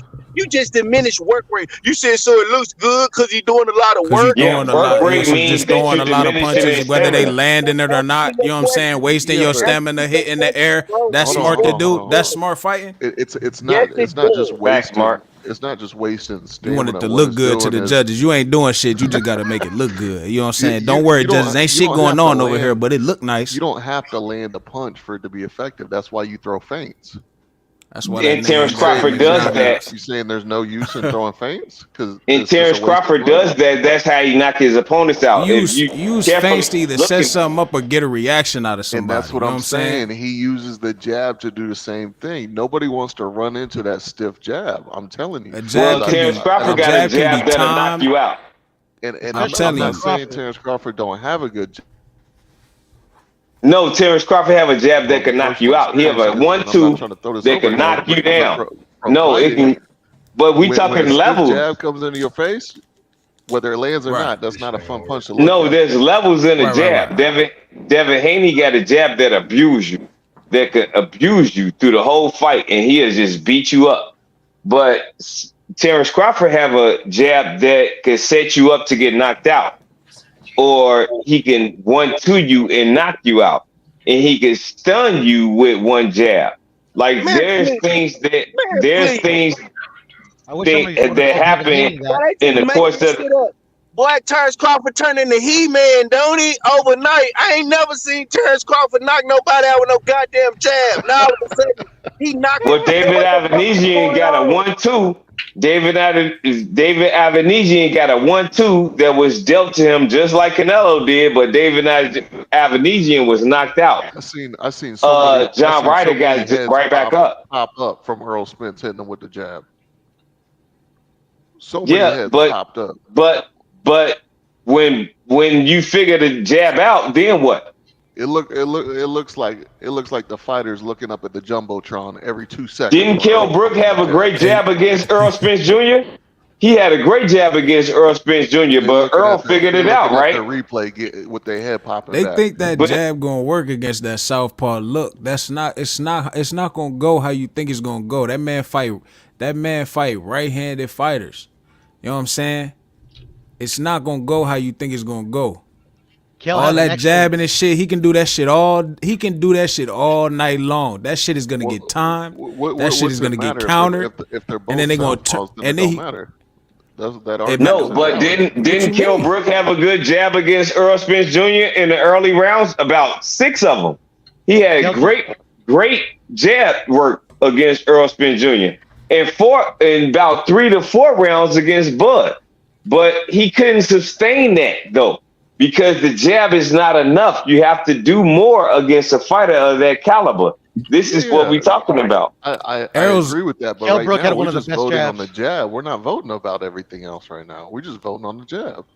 Well, what do Earl got to present to Terrence Crawford switching on him? Focus on the jab. That's a whole nother conversation. You said it yourself. You said it yourself. Errol Spence has only fought 2 southpaws. So he's been using the jab effectively versus every single one of his opponents that was orthodox. So you just killed your own Somebody argument. tally it up for me. That was your idea. Tally it up for me, bro. Well, please, if you mind. I mean, well, the way I look at it is it's a basic understanding of the whole totality of boxing. It's not one dimension in any fighter because they have volume right now though with the jab. No, they have volume. They have volume in different dimensions. See, Earl works to the body also, and he have a high volume at the body, and he know how to throw long distance jabs to the body and long distance shots to the body, and those are things to worry about with Terrence Crawford. It's a dimension when you're looking at both guys because he have a consistent work rate. And I mean, it's things to look at other than that because the jab is not one thing that you look at it with Earl because he don't show the most success in every fight with his jab. It's everything that he do to the body. So when we looking at the fight with Terrence Crawford and Errol Spence Jr., we can tally those numbers up. The better fighter does everything in the sequence of the fight. That's what makes the better fighter. And we've seen that out of Terrence Crawford. And if you're talking about levels of competition, they had basically the same basic level of jab. We ain't talking about nothing that you're talking about. We're just talking about the jab. No, the jab doesn't matter at this point because when you can not matter, that's what the question is. Bro, look at the screen, bro. This is our topic right here. You doing a whole breakdown of the fight. Mark, we in 6-1, one breath. Bud. We All right, 6-1, Bud on the Bud. jab. Let's move forward. That's what we got to move forward. Man, That's all I was trying to say. Bud Buddy just made that up. We ain't no 6'1". If We Puro say he 6'1" got in the the private better chat. jab, hold on. If Puro say he got All the right, better 6'2". jab, and I say he got the better jab, goddamn. You didn't type yours in the private. 6'2". You ain't type yours in the chat, bro. 6'2". Brandon, you got to use the private chat. That's the only vote I'm counting. Use the Respect, private my chat. bad. I apologize. I'm sorry. It's all love. It's all love. It's cool. All right, cool. Yeah, right. Use the private chat to vote. All right, so that's another one. That's Senior 7. voting. So that's Yup, 7-2. Bud. All right. Mr. All right, Doc, go ahead, Mr. Doc in here. What's Yes, Mr. sir. Doc? You want to vote on that? Okay. We already did defense. I don't want to, be late. We're talking Yeah, about we already jabs, did yeah? defense. We on jab. Okay. Yeah, jab. So, okay, here's my thing. It's not even so much the jab. It's going to be the check, right and left hooks. That's not what we asking, sir. Okay, here we go. This is what we're doing right here. It's a form of jab, though. It's a form of jab. If you want to get into combat sports and you know what I mean. A hook is a power shot. It's not a jab though. A hook ain't a jab. And the check hook is definitely a check hook. That's not a jab. I get where you coming from. You talking about the lead hand. He's going to lead with that. He's going to lead with that. But who has the best either jab? hand. Who has the best jab? I think okay. I'm gonna be as fair as I can be. I feel like Bud has the more educated jab, meaning he can use it in a more wider variety of ways. Okay, I will give Spence this. I think his jab is more punishing, right, over time. Does that make sense? No. Who you checking the box for, sir? Who you checking the box? Well, okay, I'm gonna take variety. I'm gonna take variety and go Bud then. If you're gonna put a gun in my head. So that's 8. Gonna, okay, yeah. I ain't put no gun in your head, but I'm putting. I just wanted to make sure Fair enough. I Fair enough. So explained that's myself, 8-2 for you know what I mean? good. Cool. Yeah, you missed that part earlier, and I'm just ready to get to the next one. I apologize. Fair enough. 8-2 for Bud then, right? Cause Brandon, do we got more than 2 for Spence? Brandon. Who else got Spence? No, we good. That's everybody, right? Okay, so it's 3. Pudo had Spence. Pudo had Spence. Pudo, Brandon, and Sean Spence. That's it. Yeah. Speak now, forever hold your peace. All right, we checking that box for Terence Crawford. Combinations. Who has the best combination? Doc, you just got here. No, sir, senior, you a member, so you go first. And then we'll go, and then we can open it up to everybody. This is where I said your name ain't Sir Senior. I'm sorry, bro. I said Sir Senior because he's a member. Yeah. He's a member to the channel. Yeah. And he just got here. Go ahead, sir. Yeah, I would definitely say the combinations go to Bud due to the fact that they both got good combinations, but Bud got it at crazy angles, and it can come from the left side or the right side, on the front foot or the back foot. All right. It's open to everybody how we did that last one. Everybody do what y'all. No, how we do it first? Oh, you got to use. Everybody just cook up, but use the private chat to type your answers, and then we'll tally it up at the end. But y'all cook up for like 2-3 minutes, however y'all wanted to go. But make sure you use the private chat. We only count the votes in the private chat. Hey, Mark, I did a quick spreadsheet real quick. If you want me to take him now. How you gonna do it? I put down everybody's name and I put down the categories. All right, cool. Thank you, Pudo. Thank you, brother. God, and that's what a moderator do right now. And that's how you keeping these wrenches when I start snatching them all away next week. That's moderating right now. And that's how you mod. Go ahead. Now y'all can do whatever you want to, and Pudo is gonna keep the count for us. Thank you, brother. I'm busy over here. Doing all kind of shit. I'm looking, people sending me porn on IG and everything. Good Lord. I'm gonna go ahead. Oh Lord. Go ahead and show that I'm not biased. I'm gonna give the combinations to Bud. It's open. Someone combinations.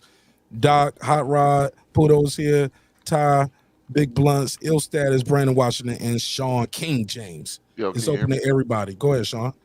Yeah, I'm gonna show everyone I'm not 100% biased. I'm gonna give combinations to Terence Crawford. I just think the way he pivots, the way he can throw combinations out of both hands, the angles that he comes at, I think he's the better combination puncher. Now, I think Earl's got more powerful combinations, but that ain't the question. So I'm gonna go with Bud. All right. It's open, man. Y'all don't be so shy. Go ahead. Is it just me? Is the check not on the jab? Oh, the check is right here on the jab. Yes. Okay. Well, who have the better combinations? Who have the better combinations, right? The better combination is Terence Crawford all the time. You can see that in the sequence of throwing punches while throwing punches. That's something that Errol Spence doesn't do. He's not a combination puncher. He's an accurate puncher. He's a decisive puncher. He throws to the body a lot. He worked his jab, and he stick and move, but he's not a combination puncher. In order to have to be a combination puncher, you have to be in the mid range and consistently in there, and that's what Terence Crawford does to throw a lot of combinations. You can watch that against Jose Benavidez, Jeff Horn, and Julius Sindago. You can see those punches, and Gamboa. You can see how you can throw a lot of combinations and make sure you get your guy out of there. God bless you. Somebody was sneezing. God bless you. Go ahead. And you can get your guy out of there, and that's what Terence Crawford does. So that's my take on it. Word, yeah, I got Bud too. Errol, but I do disagree with Errol's status on the fact he said Errol's not a combination puncher. Errol uses combos, but they the foundational combinations. You know what I'm saying? The step jab with the cross and the double step, the step jab with the cross, and then he does the double step with the double jab and the cross. But all that shit is predictable, and they the most basic combinations. That's the shit you first learn when you get to the gym and shit. But they real solid though. But like Senior said, working off the pivots and the angles, going back, going to the side. Bud got combinations coming from everywhere. Switch hitter, accurate, educated switch hitter too. Not just a lot of dudes are switch hit because they want to give her a different look. You know what I'm saying? Bud downloading information, gathering things. So he got combinations on both sides. So I'm gonna give it to Bud. All right. Puto keeping the tally. Where we at, Puto? Right now we're 4 for Bud. All right. Brandon Washington, even this shit out. Go ahead.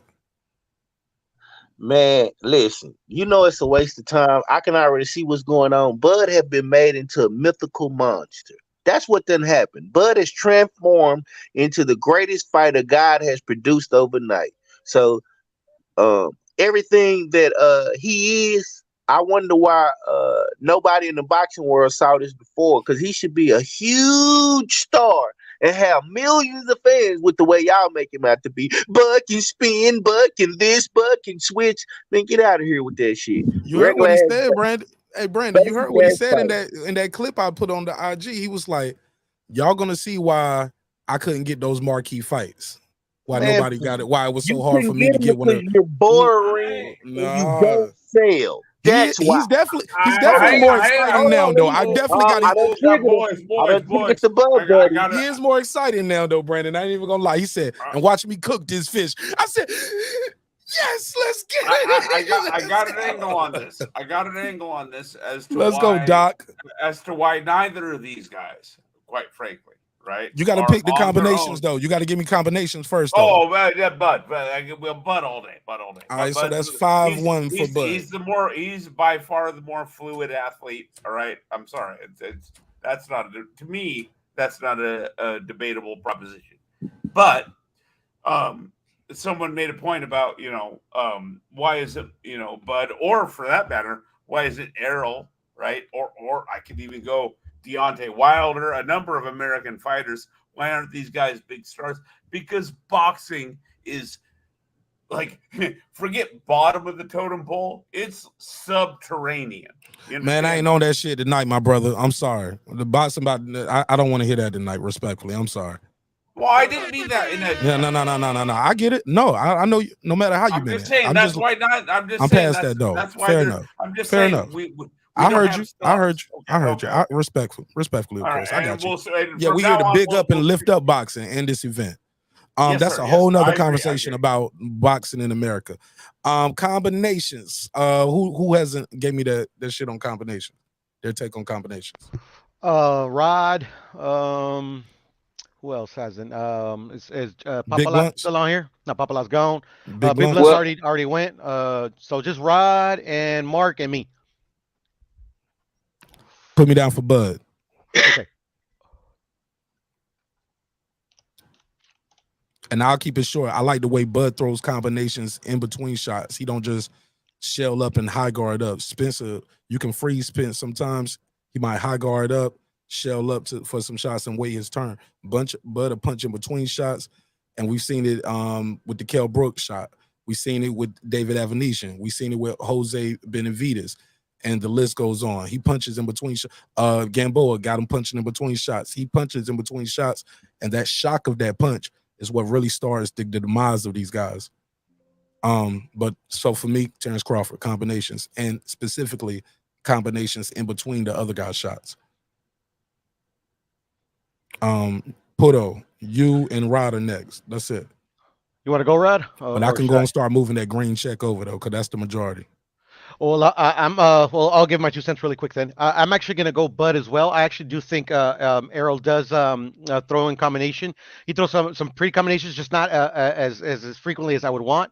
And I think how Bud is able to switch when he throws his combination is very fluid in his combination. So I'd have to edge Bud. All right. There isn't anything. That's it. Better outside fighter. Anything Errol Spence do better than Crawford, except for inside game, man. So Pierre, says the Bud buddy. Says the buddy. You can put me down. Go ahead, Crawford. Brandon. That's one for. Let's go and put one. Let's put one down. Go and put one down for Brandon for Spence, and put one down for Crawford for me. Gotcha. And that's then Rod. Shit, hey, look, I already know where I stand. Shit. Come on, Mark. I made the list. That's how I go. All of this shit for me is gonna be. You can go and put one for put that green. Go and put my mark down for all of them right now. Hey, same with me, Piero. I don't think Robot can do anything. Better. We can have a conversation afterwards. But for me, you can go and score all of these for Terence Crawford for me, and probably you can score all of these for Brandon Washington for him. Me too. Like, does anybody got an indifference in between any of these where I give one of these boxes to Terence? No. Okay, Sean. No. Sean. What's Sean? Sean Mike. Sean. Is there a better inside fighter on this list? I got better inside fighter and better outside fighter. Man. Ashley, you know what? I get at the cross. I get switch me over to that one, Puto. I get Spence. Nah, fuck it. Nah, Crawford punching between them shots.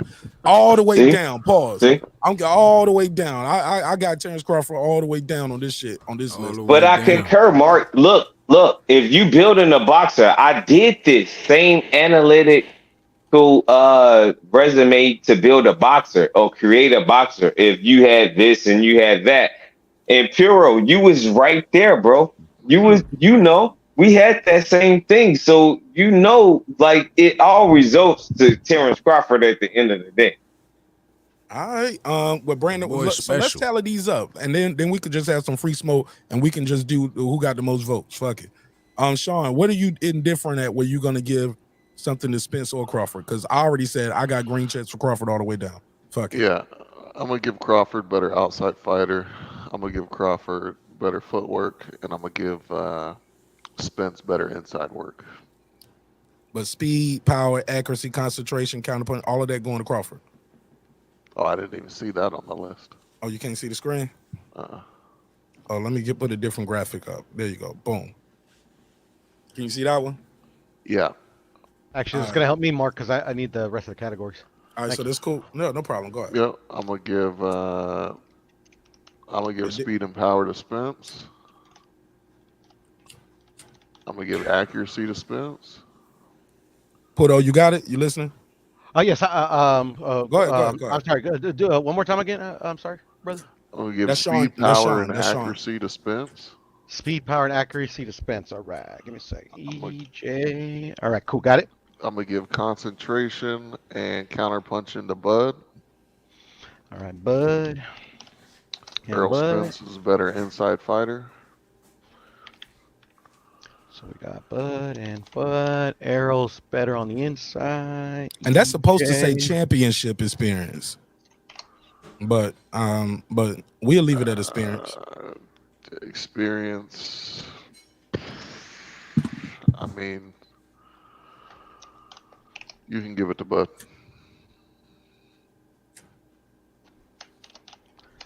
And okay, gotcha. Brandon Washington, you green checks all the way down the line for Spence, right? Or anything switching over to Bud, you give him any Yeah, credit for you already know. I think Bud is top ranked creation, and we all finna see it. All right, cool. Hot Rod, talk to me. Where you do you got green checks all the way down for either guy, or where do you differ at? I like this better, and then we can just open it up to everybody. I can fill in the boxes. It's all the way down. Can you hear me? Yes, sir. You said it's all the way down. It's all the way down. What you mean? Robot can't do shit better. Bud tender. Somebody come get this guy a Bud Light, bro. For real. No, man. We drinking whatever Spence drinking. Fuck you mean? And he drink the good shit. Spence drink that hard shit. His girl got a show called On the Rocks. Man, they get it in. Bro, you can't make that shit up, bro. When he got into it with Conor Ben online, he said, well, when I pull up, he said, your pop's cool. When I pull up, me and him will have a pint, but you a sucker. And I was like, yo, you talk about having a drink with Nigel Ben. It's Texas. What can I say? Man, shout out to the Texas boys, man. I love Texas, man. All right, so who we missing? Pudo, go on, fill yours in, Pudo. What you got? Okay. All right. So for outside fighter, actually, I wanted to chime in on that one really quickly. I actually don't think Bud or EJ are very good on the outside, to be honest. That's just me personally. Somebody. All right. I'll because I think EJ is gonna win. I'm gonna give that to EJ. For footwork, that's a toughie. Shit, man.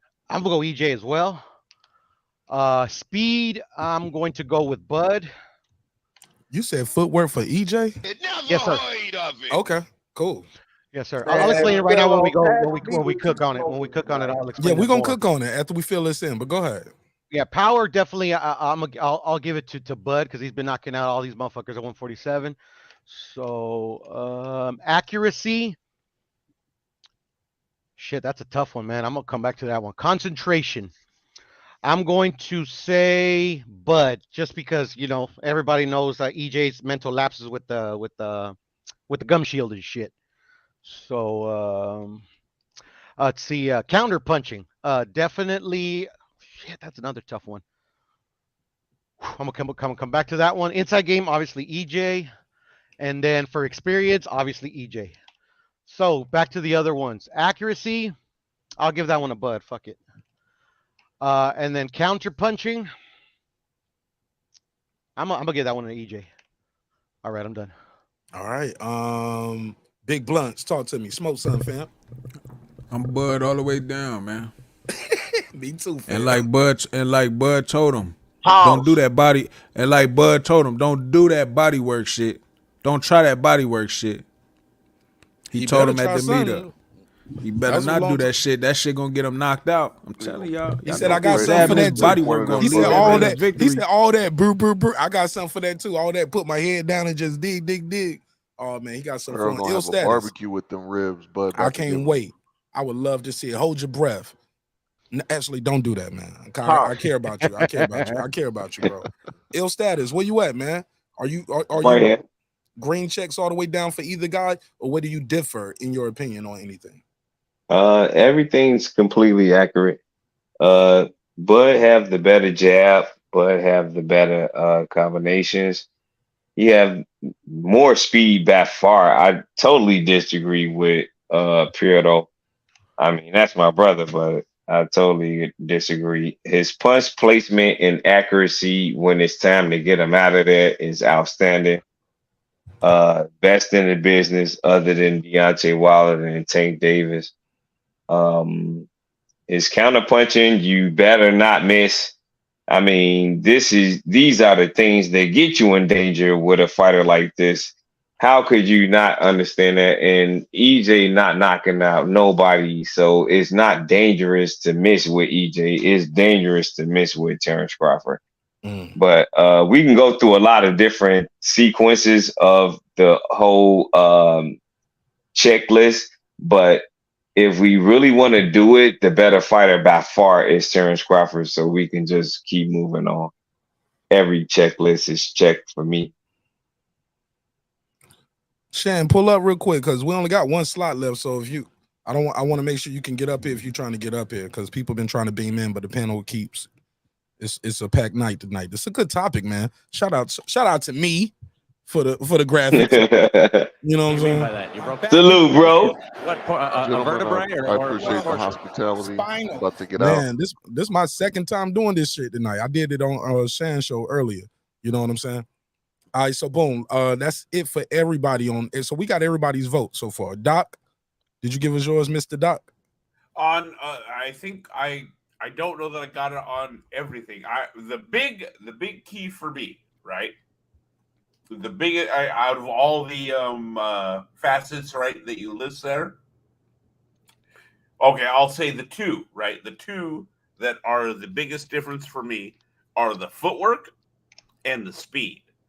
I have strongly held the belief for going on 2-3 years now. Errol, for all of his virtues, he ain't gonna be able to keep up with Bud in the pivots. Okay, but Bud is gonna keep turning him and piecing him up. That's my, how I see it playing out. That's how I see it playing out. All right, Puto, give me the total then, man, because so I can fill in the boxes. Let's go with combinations because right now we got everybody vote. So Doc has Bud all across the board. Okay. No. I want to be fair. I'll go with what I would give Errol. I think Errol's jab is better. Okay. I think Errol's power is better. Okay. The ones you're not saying, all of those are Bud, then, right? The rest of them are Bud. Fair enough. Okay. I'm not. So you're giving Errol jab. He's giving Errol power. Okay. Gotcha. Okay. And I think that I feel inside fighter. The better inside fighters also Errol. Okay. Now is experience the last one? Is that, or is there more that I can't see? No, that's it. It's supposed to be championship experience because that's important. Being at this level. Okay. How many times have you done this? Right. All right. Let me fix that. So let me go down one more time just to to clear my mind. All right. Gotcha. I got Errol. I'm just gonna just talk about what I give Errol. I give Errol the jab. All right. I give him the power. All right. Gotcha. All right. And I give him the better inside fighter. I'm sorry. Everything else. Now, in some cases, it's closer than others, but everything else I edge to Bud as of right now. Key beat because Bud's what, 35? Yeah. Okay. You know what I mean? Errol no spring chicken himself, and I think between the injuries and the accidents, his age and Bud's age, they might be damn near. You know what I'm saying? He might be. Hey, that's an old saying, Mark. In boxing is it's not the years, it's mileage, right? Yeah. Like from the movie Roadhouse, right? It's how many mileage. How many fights did those accidents? 3 exactly, take off his career? Exactly. Mileage. 3 of them, bro, and an eye injury. That's mileage. It ain't about to be what y'all think it is. All right, so cool. So you gave Errol the jab and power, right? What'd you say? Jab and what? I said I gave him the jab. Inside fighter. Sorry. All right. Inside fighter and the power. Okay. So those the 3. All right. All right, Puto, give me. Go ahead. We missed Sir Senior, Mark. We missed Sir Senior, I believe. Sir Senior. Go ahead, Sir Senior. I think he said Bud all the way down. Oh, Bud all the way down. Got it. So give me the tally so I can fill this scorecard out. And I'm sure this won't be the last one we do. We'll do this. We'll check in. Puto, click the I'm sorry, Haplo said, can I click the link? Absolutely. Click the link, family. You a member. Membership has its privileges, absolutely. You want me to just share my screen there, Mark? You can. I kind of want to fill these boxes in. Oh, okay, cool. So you can but But is it gonna matter at this point? Like, what's the total? Probably not, but let's just for shits and giggles, I'll start at a better outside fighter. Okay. Shit. Okay. Matter of fact, let's do that. Share your screen. Okay, share my screen. Got it. 1 second, sir. Present. Share screen, and then we got window, Excel, share. All right, shared. You getting old, Pluto. You got to start. We got to call it out loud. Right? Yes, sir. Go ahead. Okay, so yeah, there's what I got. Okay, so zoom that in, Pluto. Can nobody read that but ants? I'm on it. Look like nothing but ants. Man, my man got the spreadsheet. I like it. I'm on it, doggone it. Oh shit, too much. All right, there you go. All right, boom. And where is the total? Scroll over. You ain't have. You weren't all the way ready, wait. No, I was. I just I didn't like have like I didn't like tally it up. All right, it's cool. We can tally it up right here in real life. All right, so Big Blunts and Boxing got Bud all the way across. Brandon Washington got EJ all the way across. Ill Status got Bud all the way across. I got Bud all the way across. Hot Rod as well. Sean gave the edge to EJ on the defense, on the jab, on the speed, on the power, on the accuracy. Okay, shout out to Sean. He gave him being an better inside fighter as well. Puto gave Bud Crawford credit more for combo. Okay, we here. Can you zoom that in just a little bit more? Where where that last row is right there for Haplo is right here under there. Let's do this. Hold on. And then I'll zoom it in. Then I'll zoom in. One and then Haplo, click the link, man, so we can. Perfect. There we go. Okay, I got you. Perfect. And I'll just move that up a little bit right here. Hap, pull up. All right. But for the most part, this is where we at with it, though, ladies and gentlemen. And this is how it's matching up. All right, it's open to any and everybody. Lady Shan backstage, bro. Do it, but for the most part, it looked like the majority is clicking all these green boxes over here for Terence Crawford. He's checking more boxes according to this panel that we have up here right now. Like I said, we'll revisit this on another episode. I'm sure we have different panelists up here who have difference of opinion. Okay, Lady Shan said I'm backstage. I got you. Good morning, gorgeous. How you doing? Morning. I'm doing well. Thanks for coming on the show. We had fun with your quiz and stuff. Thank you for coming through. He was in the building. Yeah, y'all got the preview over there. Yeah, that was fun. Sorry, I'm so late. As I thought I was wrapping up, everybody jumped on, and then we got calls and stuff. So shouts out. I saw. Yeah, we had. Yeah, God. But shouts out to everybody that participated. So yeah, let's. Sorry, I'm late. Well, give me real quick. I said I got Terence Crawford checking all these boxes more. Do you give Terence Crawford more, Errol Spence more? Like, go down the line. Like is it? Do you got it unanimous first of all to anybody or no? No, I don't have it unanimous to anybody. Take it from the top. Puto, you which one does she need to go first? Puto, take the lead. Okay, it's defense. It's just like that. Yeah, that is there. Okay, so defense. I'm going to give defense to Errol Spence Jr. for defense. Gotcha. He comes in with a high guard. Just seems a little bit better than Bud's. Just in my opinion. The jab, I'm going to give that also to Errol Spence Jr. He has a more well-established jab. Combinations. I was sometimes a bit split down the middle, but I at first I thought I think I'm going to give that now. I'm going to give that to Bud Crawford. Combinations. Gotcha. But I could see an argument why people would give it to Spence as well. It's not above and beyond. Better outside fighter. I'm going to give that to Terence Bud Crawford. Alrighty. Footwork. I'm going to give to Terence Bud Crawford. Errol Spence is flat-footed, quite slower, a lot slower. Terence Crawford is nippy on his feet. Speed. His speed, I'm going to give to Terence Crawford as well. Much faster, very explosive as well when he is throwing those combos. Hand speed's amazing, foot speed's very good. So I'll give him that as well. Power was one that was, as you said, as we spoke about, Mark. If we're going to just say it was put in this perspective to me that Terence Crawford has one punch power knockout. He can just knock you out with one punch. Errol Spence does break faces. He is a power puncher, but then if I just have to look at it at who just establishes knockouts, I'm going to have to give that to Terence Bud Crawford. Accuracy, I'm going to have to give that to also. Let me give that. It's strange on this one. Spence is a pressure fighter. And he comes with he lands. But accuracy, I'm going to have to give overall accuracy. I'll give that to Terence Bud Crawford overall. Concentration and focus. So lapses. Yeah, we did speak about that. I've seen Terence Bud Crawford have mini lapses. Hasn't been really detrimental though. I can say same thing. It's been a bit detrimental who the lapses that I've seen with Spence have. Sean Porter. I always forget the guy that dropped him. The guy that dropped him, he had a lapse. He's never been dropped.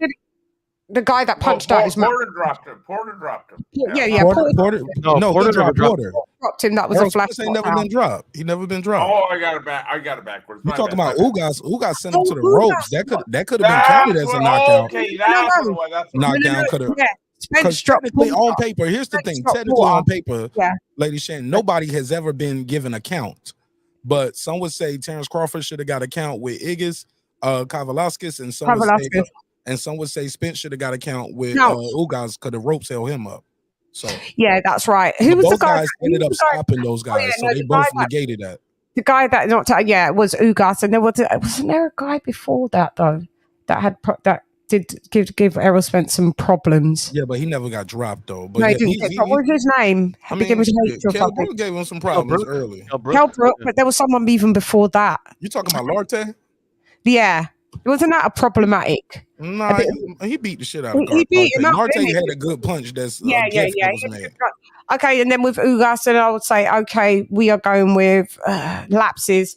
Yeah, that lapse against Ugas was very detrimental. Near enough, he couldn't have lost a fight like that if that was anybody else. If that was against Bud Crawford, it would have been finished. So I'm going to give the lapses and the concentration to who has better concentration is Bud. Counter punches, better inside fighter. Counter puncher, that's definitely Bud Crawford. Don't really have to really expound on that, do I? Better inside fighter. Better inside fighter is Bud. Is Errol Spence. Errol Spence is amazing with the inside fighting because he comes forward. He's hits you to the body. Pressure. Gets better as the fight goes on as well. So I'd have to give that to the better inside fighter will be Errol Spence Jr. for sure. All right. We checking the boxes over here with Martinez. Where we at, Poto? Experience, the last one. Championship experience. Thank you, bro. Championship experience. Yeah. I mean, I gotta change that just goes without saying. Terence Bud Crawford has beaten undefeated champs, and also just had his just an amazing run of obviously he's a two-time lineal, 140 undisputed, 3 division champ and undefeated. So we got the resume right here, baby. There we go. Yeah. World title, unified, undisputed, three-weight champ, fighter of the year, ESPY award winner, #1 fighter in the world, Hall of Famer, question mark. Okay. Yeah. We got it.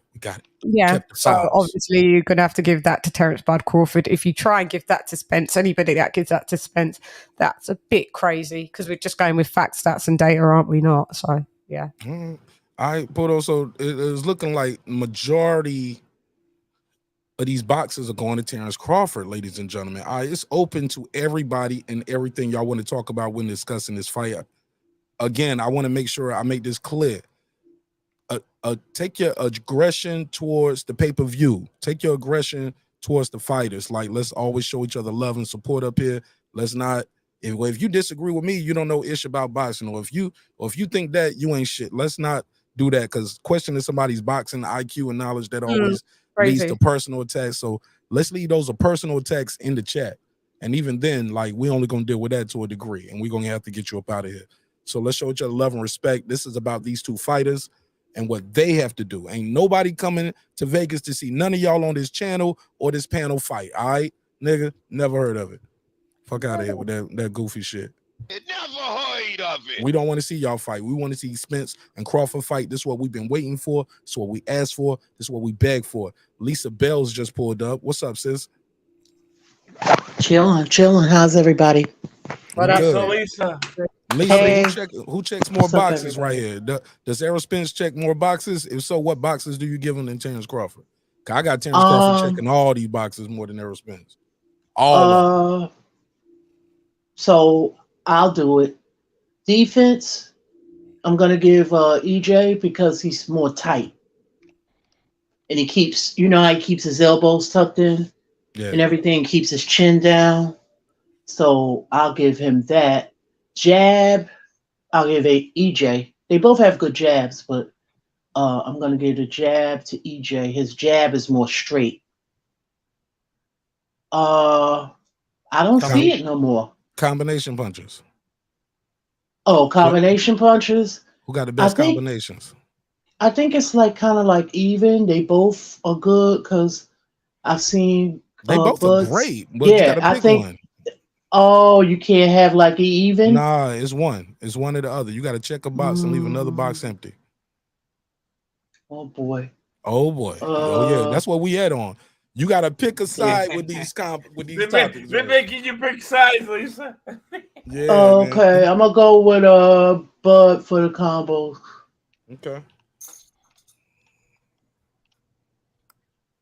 Outside fighter. Who's the better outside fighter? I'm gonna say Bud because I saw him do it with Postal. Okay. He mixed it up a little. Well, he did more outboxing in that fight. So he does have the ability to, fight on the outside. Footwork. I'm gonna give Bud. He's faster on his feet. Definitely faster. Speed, but power.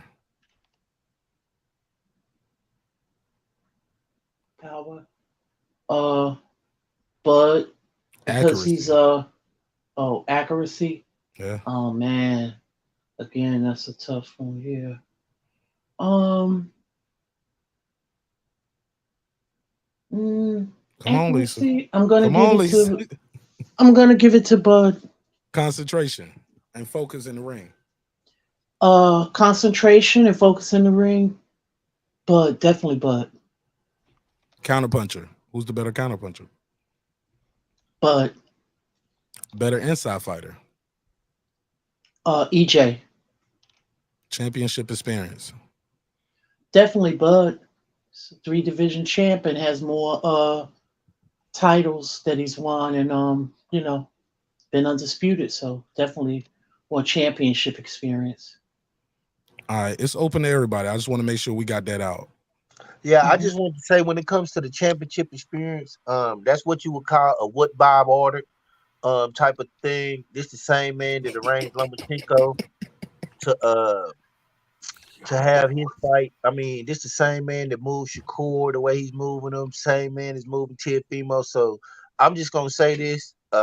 I'm not impressed by nothing that Terence Crawford did. If he does show up in this fight, that would be impressive. But outside of that, top rank creation. I love Brandon, it. what did that got to do with anything? I love Brandon. Thank you, Brandon. His credit, Brandon. Like you just don't give anyone credit with all of those accolades. You don't even want to go by stats, facts, and data. That the guy's a 3-division champ, fucking undisputed. Like who? Like how many people could you pick that in the 4-belt era that are? There's 8. He's one of 8. Stop. You can like who you like, but you can't refute somebody's accolades. That's what gets on my. You want to build up one fighter, but you want to desecrate another. We come here as Team Bud, but we tell the truth and we still give Errol where we think Errol actually excels over Bud. But you find it so hard in your heart. Well, hang on. Let me give it. I want to give it. I was trying to say. I got something to say about it. I'm getting ready to leave. I'm out. Just let Brandon answer. Okay. It's just it was directed for Brandon. Yeah, but I don't want to do that though. I don't. Yeah, I don't no. I'm not doing. We're not going to argue, but I'm just like sometimes that's you're like his just opinion though, Lady Shan. He's entitled to his opinion. Yeah, I know, but it's just like, but we're reading stats, them facts, and then he's saying he hasn't done even this. These ain't facts. These are all of y'all opinions.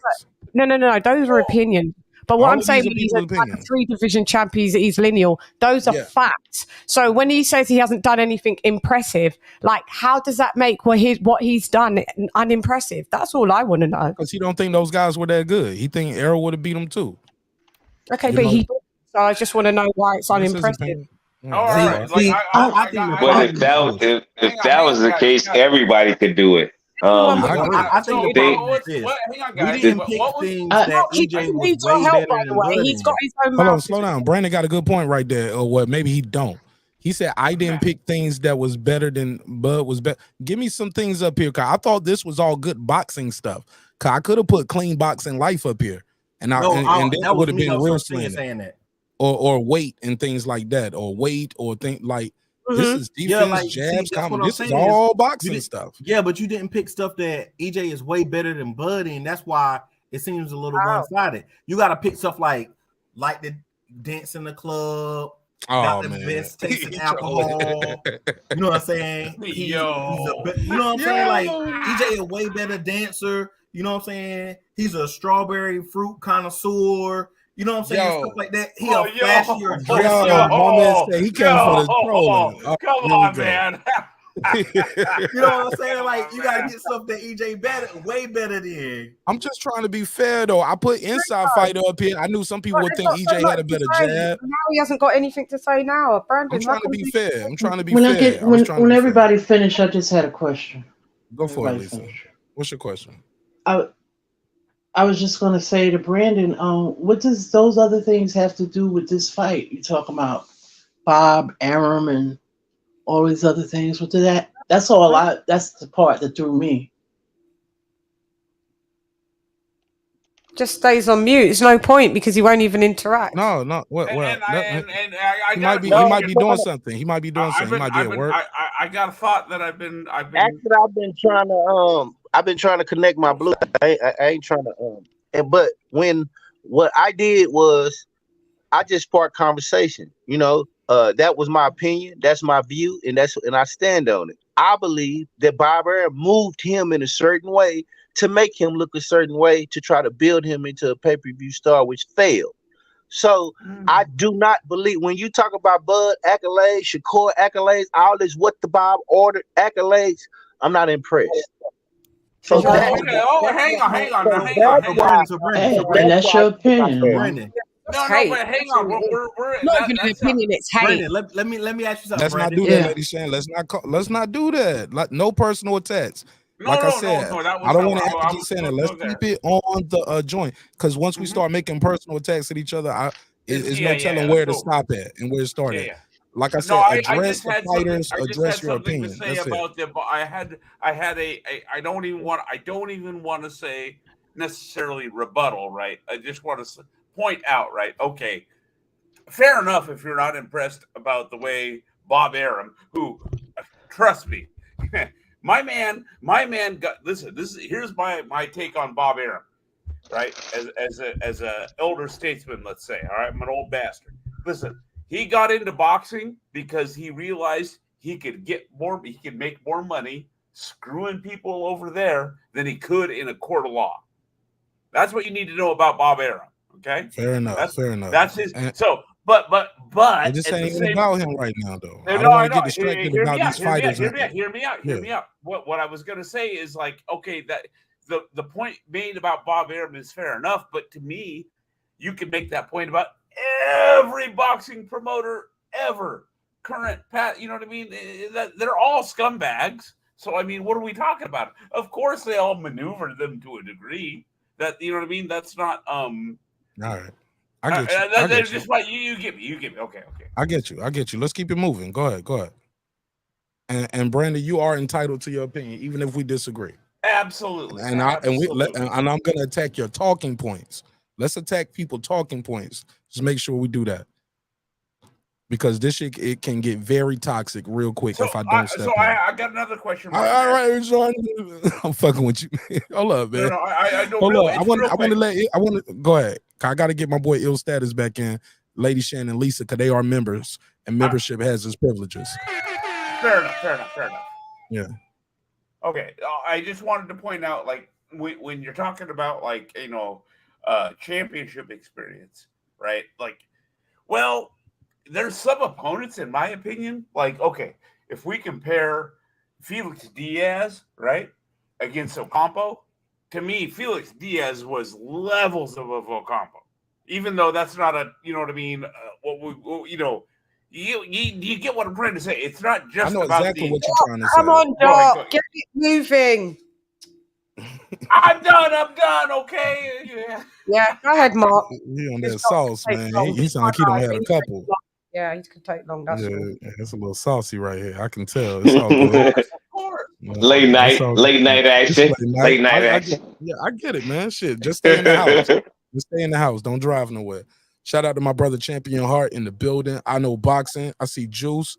My man said Virginia McCaskill says Gamboa cracked Bud and made him do the stanky leg. Keep in mind, Bud created that in boxing. None of y'all won't say nobody did the stanky leg until Bud Crawford. So I get you, Virginia, but yeah, that came from Bud Crawford. He said, and made him not just do the stanky leg, but do the stanky legs. You're not new to you're new to the culture, I can tell.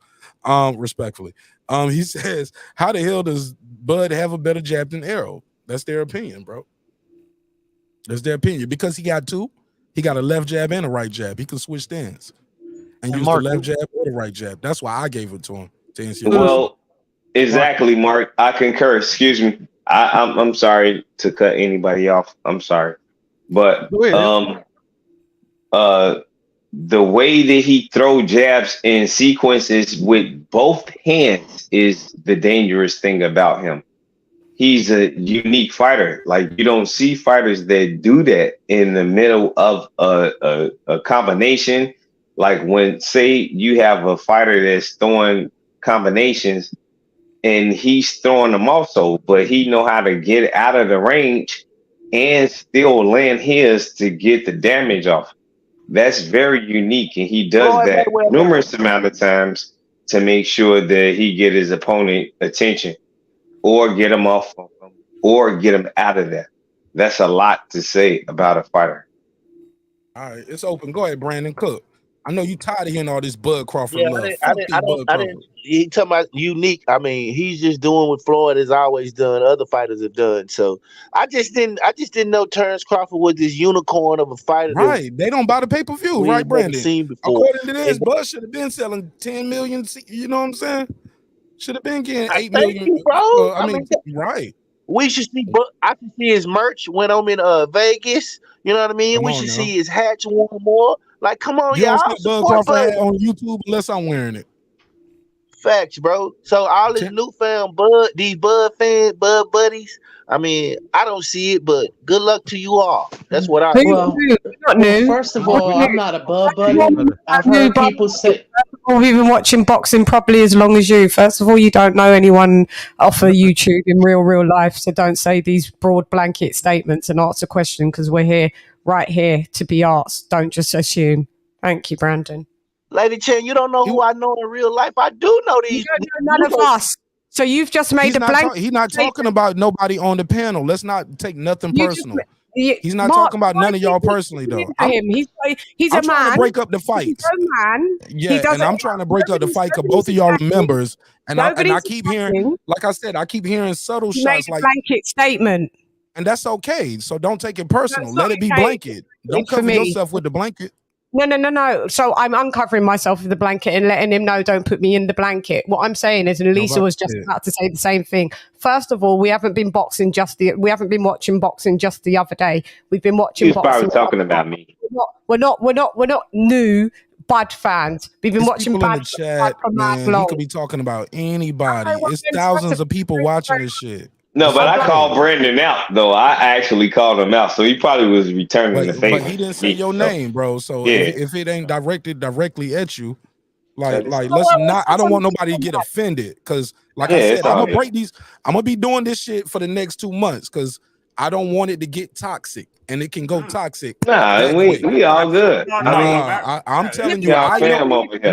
No, we're not. No, we're not. I'm cool with everybody. Everybody fan with Brandon's me. allowed to say blanket statements. We correct, and then we're in the wrong. Well, then might No. Jesus say it's I just don't want nobody to It's a panel, and he said he's directing it indirectly. It's a subliminal because he isn't big enough just to say directly. You guys here on the panel, even that he's not big enough. Like those are personal attacks, lady Shan. You get what I'm saying? I don't want personal attacks with people it's on not the panel. Personal attacks. You just saying he's not big enough. Like that's like saying he's not man enough. He's saying he's underhand digs. He's saying he's underhand digs, and you're being Captain Save Him. I don't know. No. Because if anybody, I should take it more personal. I'll be out in a minute because I haven't really got time to be arguing with people at 5:30 a.m. No, you're making it an argument. Like I said, let's not take it personal. Okay. Because Brandon was doing this before you got here, Lady Shan. Yeah, and he's doing it now. But now I'm here. So if he was doing it before, how can it be directed at you or ill status if he was doing it? Me, but he's saying us new Bud fans. Okay, well we're not new. I don't know. So who is he talking about then, Mark? Who is he? I'm gonna fall back, man. I'm gonna fall back because this is going. Even in me trying to break up, why y'all can't understand and respect the fact that. You know what, Mark? I see what you're trying to do. You don't want it to get toxic on the panel. Let's stick with checking the boxing. Let's support that. Like, why does it? I'm with you. I'm with you, Mark. I'm with you, Mark. I'm cool with that. I made a long opening statement before a lot of y'all got here. I have a point. I feel that is, and a lot of y'all missed that opening statement that I gave, but I think it was very important, and that's what I'm sticking to. What I said 2.5 hours ago. I want to stick to that. I just don't want to be blanketed in. That's all. If everything now moving forward that he's going to say is just a broad blanket statement, and we just have to accept it because we're here. You're entitled to make your broad blanket statements as well. But that's not what I do. Okay. Like I said, I wish I would have caught the beginning of the show. I don't want. I want to make because I don't want it to end with because where does it end? Fuck you. Well, fuck you. Well, you a bitch. You a bitch. Like that's where it ends at. That's where it ends at, Lady Shan. That's where it ends at, though. I know that's where you might not do that, but I know that's how this shit go. That's how it goes, and I know the audience. Like I said, with the birthday party scenario, it's like it's my birthday party. Everybody came to the party, but y'all don't know each other. Y'all ain't all cool with each other. Certain things people can say to me, they can't say to you, and vice versa. Right. That's all I'm trying to say. That's the way it is with friendships, isn't it, Mark? Right? Not all of your friends get along with each other, right? You get along with all of them. Right? Exactly. So I want to make. I ain't talking about you per se, Lady Shan. But that's what I said in my opening statement. I just want to make. I want to make one real quick point that addresses. I feel like it addresses what Brandon's saying without necessarily, I'm not without undercutting him. Okay, it is this. Because he talked about, okay, why isn't Bud, this big star? Because my one man's opinion in American boxing right now. Now, again, I'm coming from. You got to understand, I'm a '70s kid, right? So the '70s heavyweights, those were like cartoon superheroes for me growing up, right? So I have a different perspective. I have my bias. All right, for me. When you say, well, why isn't Bud a star? There are no American boxing stars. None, Mark Nash. You understand? I'm just saying from my biased, Muhammad Ali, fucking Sugar Ray Leonard, Thomas Hearns, Marvin Hagler, you know what I mean? Michael Spinks, Larry Holmes. We don't have any of those. Nothing even close. You get me? So, to me, it's unfair to say, well, Bud's not. Well, who is a star in America? Who is a star? Honest question, and I'm going to go back on mute. All right? You make a good point because I'm around that time frame, and we did have some stars. We had Sugar Ray Leonard. We had George Foreman that transitioned into a different star. He was on Different Strokes. Different type of advertisement for his commercials. He was on his way to being the George Foreman that he is now. But we had Mike Tyson, we had Parnell Whitaker. We had a lot of different people that actually was on Wheatie boxes and they did commercials back in those time frames. They was on Silver Spoons. They was on different shows back in. I'm sorry to show my age, bro, but check they this out. Check they this real quick to your point. I'm just gonna add to your point and then let you go. To your point, Mark Breland, the trainer of Deontay Wilder, Mark Breland appeared in multiple episodes of Miami Vice when Miami Vice was the absolute hottest goddamn show on earth. What boxer? You go ahead. Sorry, I'm going right on. No. That's right. But it was a lot of boxers. You had Evander Holyfield that appeared on lots of different shows. You had guys that was appearing in commercials and the Super Bowl. It was a big thing that the late night shows and things of that nature. You had a lot of different genres of ways to promote a fighter because of the promoter that was behind them is not the same way now. So you want to pay attention to that thing automatically because the boxer don't move unless the promoter is putting them in a place to succeed. That's how they. All I'm trying to say is like I feel like, okay, using the argument of Bud's not a star in America is kind of a, I'm sorry to say, a weak argument because I'm sorry, I love boxing, but guess what? Right now, America has zero boxing stars. Period. Okay. No, none of them are even coming anywhere near NFL, NCAA football, NCAA basketball, NBA. You get me? Not even Major League Baseball. They're not even in the ballpark anymore.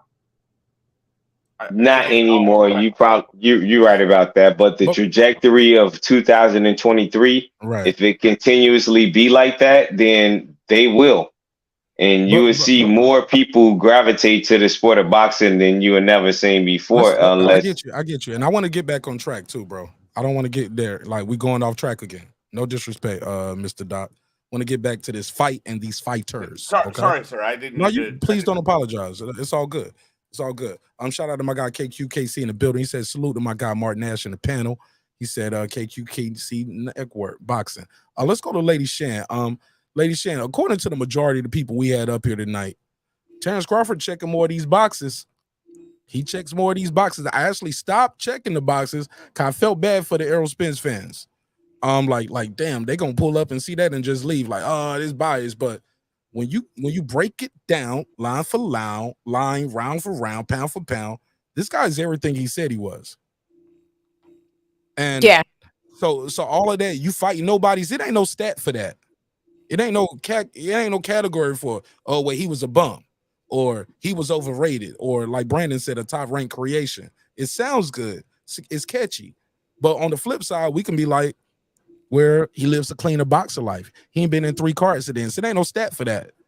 He had to get retina surgery. It ain't no stat for that. Health. We could do a healthometer, maybe. We could have done a healthometer. You breaking up. It's almost like your mic is too loud. It's chopping. Turn it just a tweak. I said we could have did maybe a healthometer. We could have did with like health for the both guys. Who's got the better health or injury prone? We could have put a category, I guess, maybe. Yeah. I thought I was being fair. So I think when you check these boxes off, this guy right here train more fighters. You could have put out of Yeah, fight. I could have really slanted this. I thought this was very fair, and we talking about boxing right here. Like Shane said, we talk boxing. All right, so what is Errol Spence playing to victory right here? Or what is Terence Crawford's path to victory? And after this, I want Brandon to speak because I think he's the only. No, Puto's here too. So let's get Brandon and Puto in. I want to hear some of the people that support Errol Spence tell me his path to victory when most of these categories are checking off for the champion. I'm back, by the way. All right, Lady Shan, cook up. Go ahead, cook. Okay, you want the keys to victory? The keys to victory is just be Bud Crawford. No, so basically, I would say that I'm giving it around 10 stoppage. Round 10 could be 11. If we get the best Errol Spence, and how Bud's going to beat him is going to have to be basically moving from the outside, stick and move, switch on the angles, because that's what Bud is good at. Find out if Errol Spence is going to be more weaker fighting once he switch hits and fights as a southpaw. I think continuously switch hitting on Errol will be able to disrupt his pattern, his flow. As we know, Errol only moves in one direction. It's one direction. He does get better as the fight gets along. But I think what Terence Crawford has to do is really disrupt Errol Spence's flow. And we already know that his chin could be a little suspect and the mouth guard could fly out. And when it does, he just looks into space and doesn't know what to do. So I guess that may be the path. It's a stick and move, hit him with some mad combos, switch stances, and that's how I see it. And once you start seeing Errol dwindle, you're going to have to catch him with a punch that he does not see coming. And I think it will just be a stoppage. This is not going the distance, guys. Somebody is getting stopped, and we deal with stats, facts, and data, and so far we've seen Bud Crawford stop 10 people. Too fast. Too fast.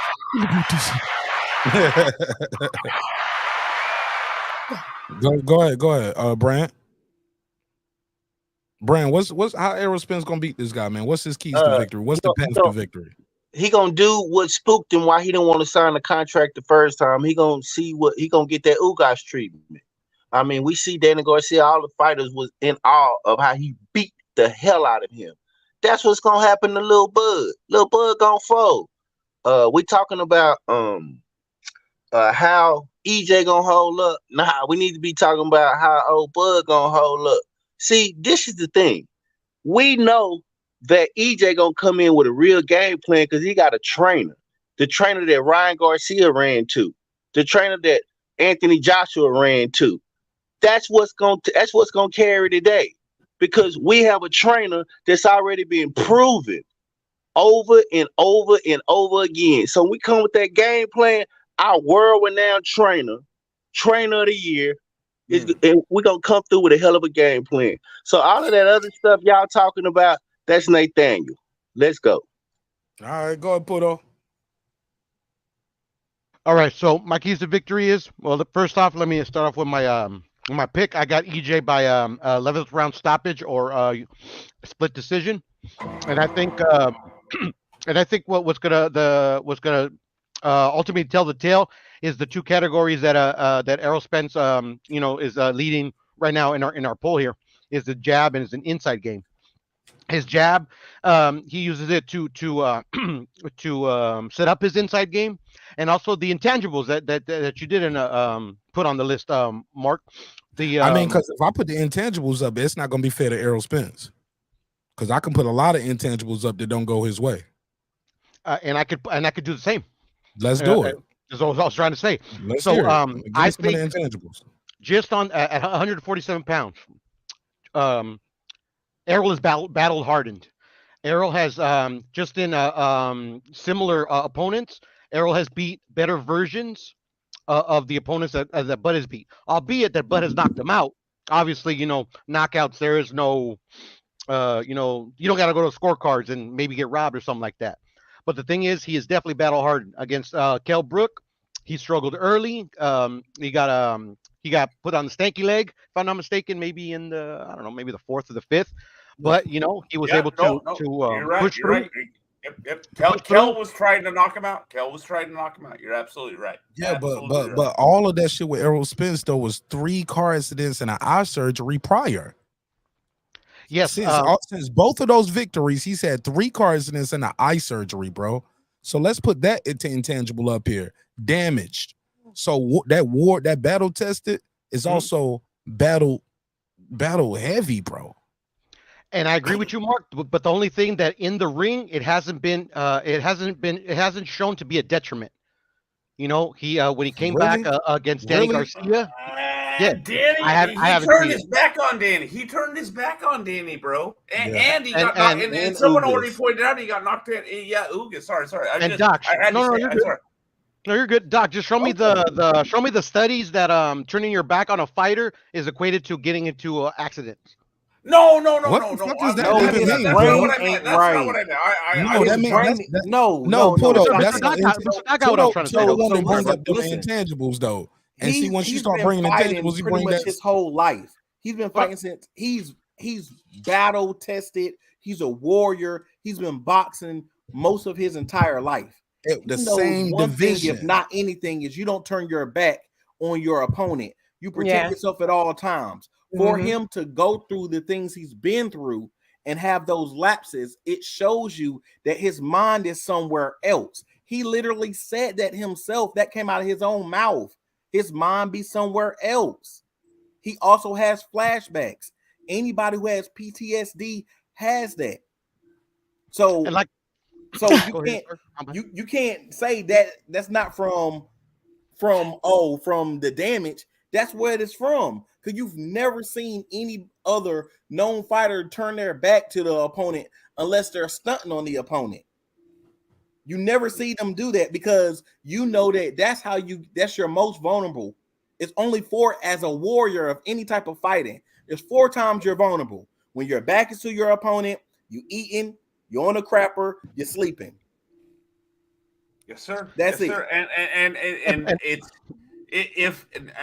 again, championship event. I'm not trying to say this like it was a conspiracy or a robbery. I'm just saying, in a random like undercard fight, right? Generally speaking, and again, maybe this is old school. Speed up, man. You gotta speed up.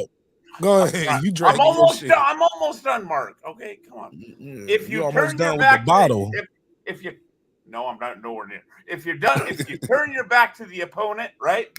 That is grounds, not always, but it is reasonable grounds for the ref to go, you're done.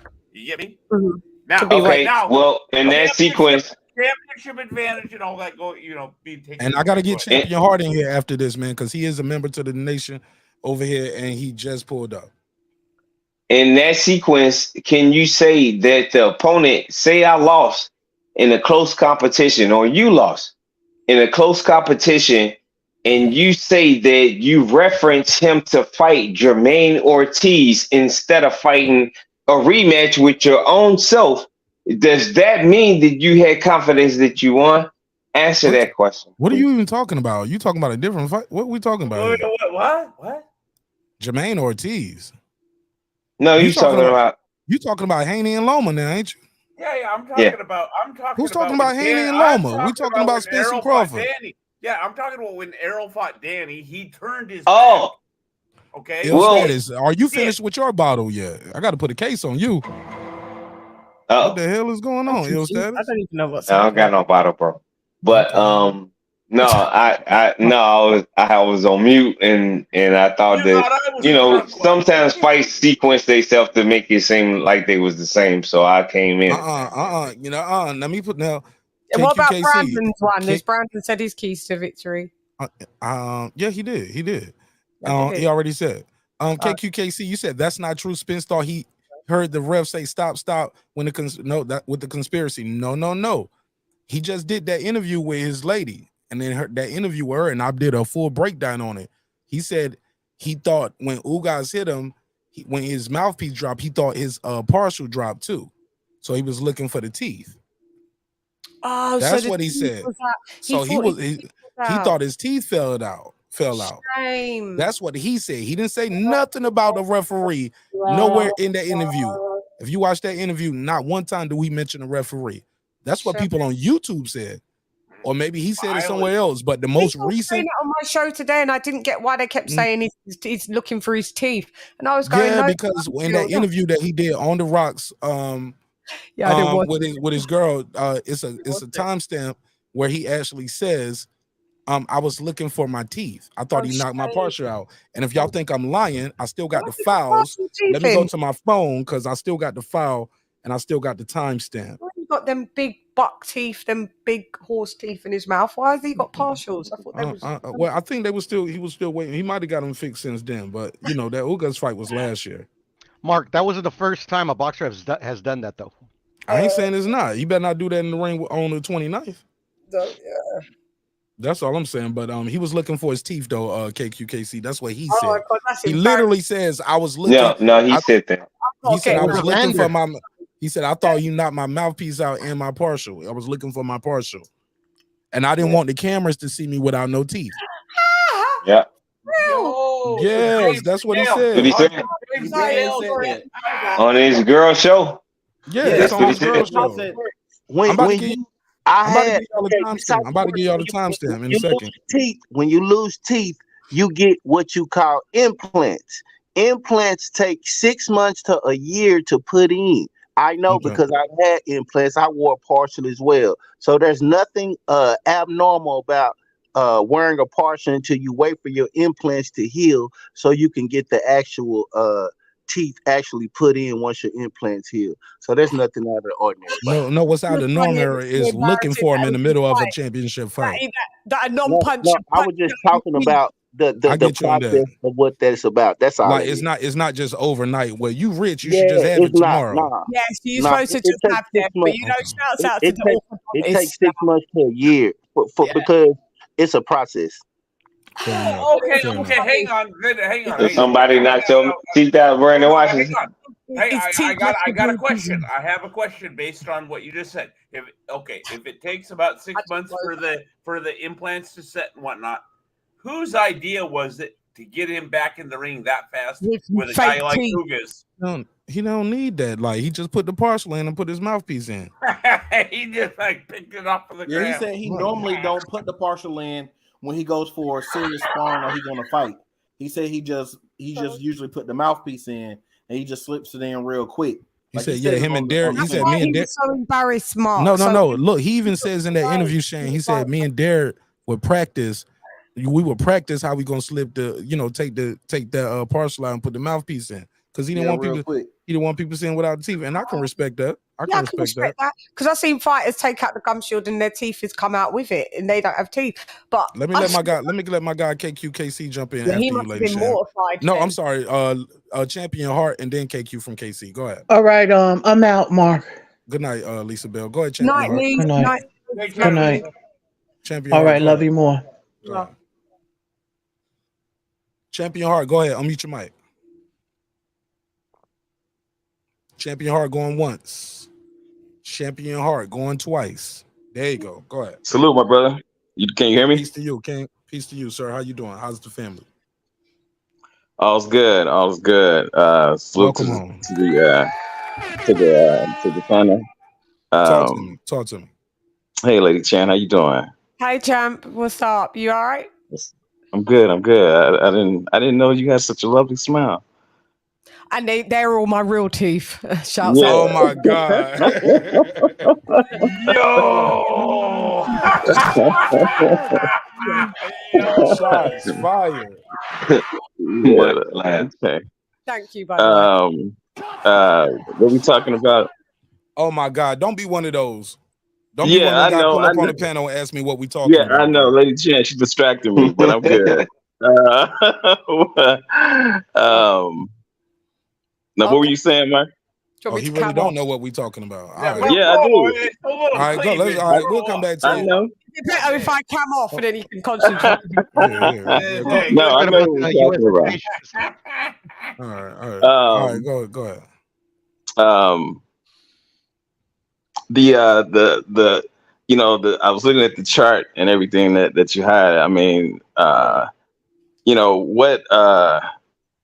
a fighter looks on paper and in the ring is two totally different things. I've seen fighters, on paper, this guy should win. Well, yeah, I've seen that many a times, but it doesn't mean anything once they're in the ring.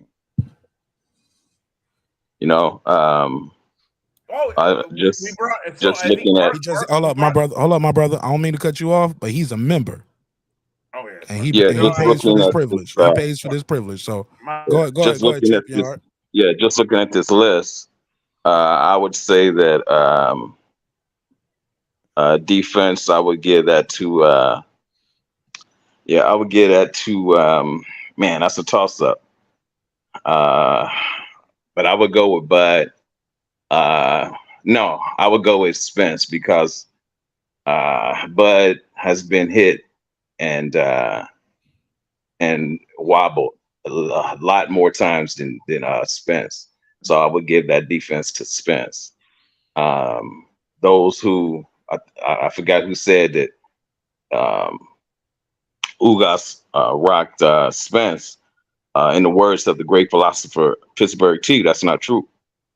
Exactly. That punch, he did not rock him.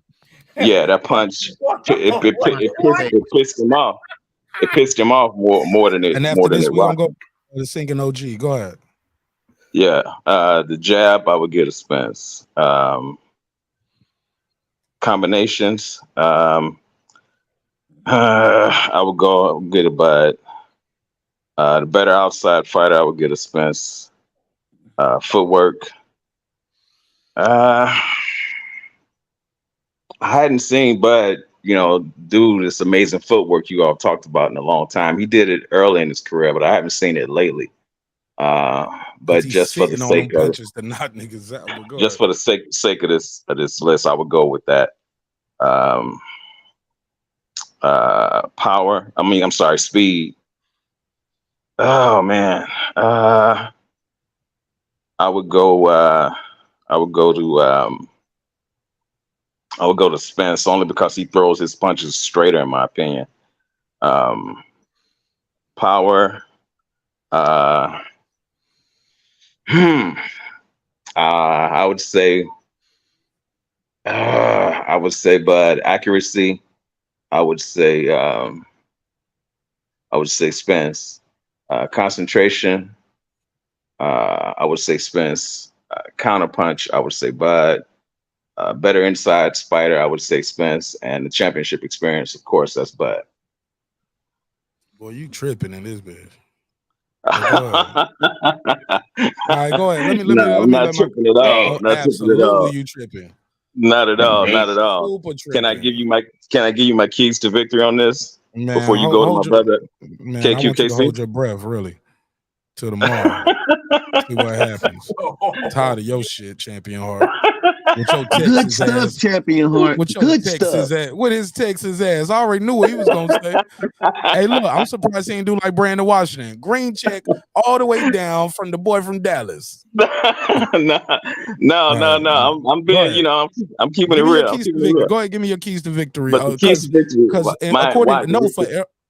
according to you, Terence Crawford is losing all these statistical categories, right? So what does he have to do to win? I wouldn't say losing. I would say, he's out. I'm saying Spence checks more boxes according to you, correct? Yeah. Spence checks more boxes. What does Terence Crawford have to do to win? Because that's what I've been doing with people who pick the opposite. What does Terence Crawford have to do to win? Right, according to you, Spence checking all of these, majority of these boxes, except for like 2 or 3. How can Terence even win this fight? What I would say, what Terence has to do. Terence has a bad habit of making fights harder than they have to be. He is that he has that get back mentality. I got to get my punch back mentality. He can't do that with Spence. If he does that, that's going to play right into Spence's hands. But can't do that in this fight. He's got to be a little bit more strategic and not concentrate on that getting my punch back mentality that he has done his whole career. But he gets them back. He's still gonna lose, right? He's gonna still lose according to you with that game plan. No, as long as he doesn't do that, doesn't do that, I think he has a good chance. As long as he doesn't do that. One thing I do like about Terence is that, and someone mentioned it, is that he can switch. He can switch up. I do like that about Terence. You know what I'm saying? I'm not into this. So, you guys are all personal in here. You know what I'm saying? I admire I've been both breaking fighters. up the fights all night. I've been breaking the fights. I know. I've been checking it out. I admire both fighters. In my opinion, I just don't think that Terence is going to beat Spence. But like I said, the keys to victory that gives him a chance is if he doesn't do that get back type of mentality that he does in fights, and he makes them tougher than they have to be. Right. Fair enough. So All right, can I just ask a question? I don't want to, with all due respect, I had KC waiting for so long. I had him waiting on him, and he hasn't had a chance to speak. So after that, ask your question. Yeah. KQKC, thanks for your patience. Just sitting there. Talk to me, man. How you feel, bro? All right. How you feel, man? I'm always good. Welcome home. I was trying to address a young man. First of all, when he was saying about the implants, they take up to a year or whatever. Now, modern science has grown a lot. You can get implants done literally in one day. Clarissa Shields had her done in a week. Floyd Mayweather, well, if you got money, okay. Floyd Mayweather had his done in 1 month. And then Clarissa Shields, it gets better and better. Modern science is steady growing. And of course, yes, Errol Spence did have a partial in his mouth with his mouth guard. And he sometimes fight without it, he said. But at that time, when he got hit and the mouthpiece flew out, he did say that he heard the referee say stop. That way he hesitated. It don't have nothing to do with the accident. It don't have nothing. Matter of fact, it looked like he got better since the accidents. But then again, you're right, Mark. He did say on his latest show, showing support, that he thought he dropped his mouthpiece. His partial, and he didn't want to look, kind of bad in front of everybody, and and then yes, those are not the same teeth he have now. Okay, now he finally has the implants and everything now, like Adrian Broner, Devontae Davis. Those are not their teeth. What they are now, they paid for them, so I guess they are. But still, in all, Errol Spence's mind don't elapse. One thing that Darren James does, he always say, "What? Stay composed. Stay composed." He tell all his fighters that. Now, just because you are a good fighter, I say this all the time, that doesn't mean you have a good coach. Okay? Now, see, Bomac is not a good coach, but he has a good fighter.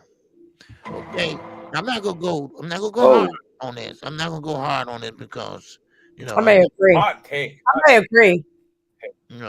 So I agree. but now Derek James is kind of different.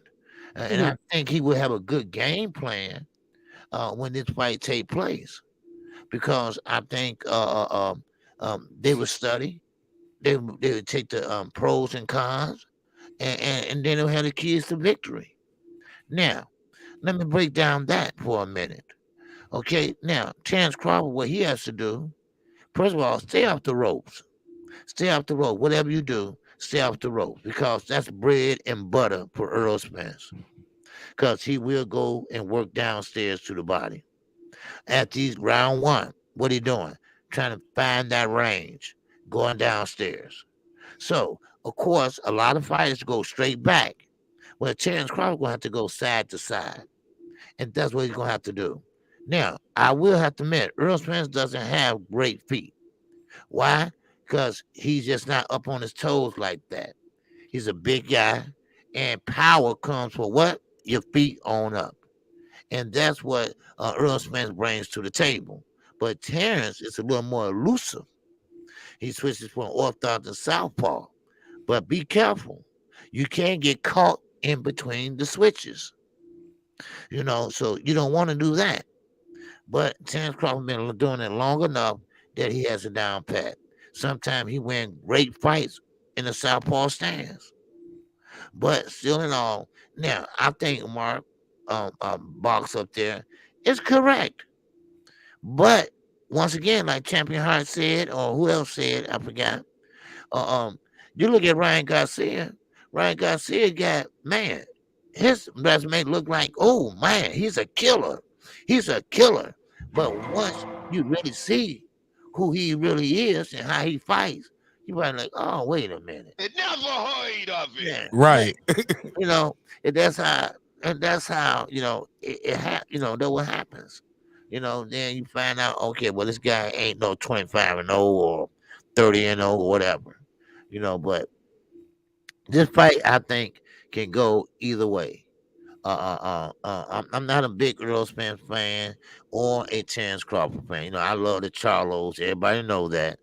But if I had my choice, I would pick Errol Spence. Can I get you to fill out the boxes for us real quick, KQKC? Poto, you still there before you go take your break? Okay. Okay, go ahead. I will come back to you. Puto taking a quick little break, but he's been keeping the tally in the score sheet for us, and he has the stats and data. So far, Terence Crawford is leading, and look, he's leading so bad by majority. I didn't even want to check all the boxes for him because I was scared it was gonna run the Spence fans off. They was gonna like, man, I don't even want to pull up over here, man. Shit, they already cheating for a bud. Look at the shit.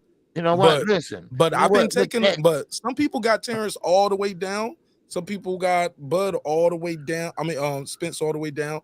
Some people give. Do you give Terence the edge on any of these categories? And which edge do you? Okay. Matter of fact, hold it for a second. Wait till Puto come back. I want him to tally up yours because we're gonna keep this spreadsheet because I'm gonna do this a few other times before the fight. Okay. So you know what? bear with me. So stick with me. Don't hang up yet. Wait for Puto to pull back up. Okay. Now, Mark. People don't understand. No, he's taking a quick break, and I don't see him on the panel. Let me see. Is he? He said he was taking a quick little break, but go in the private chat. But go ahead.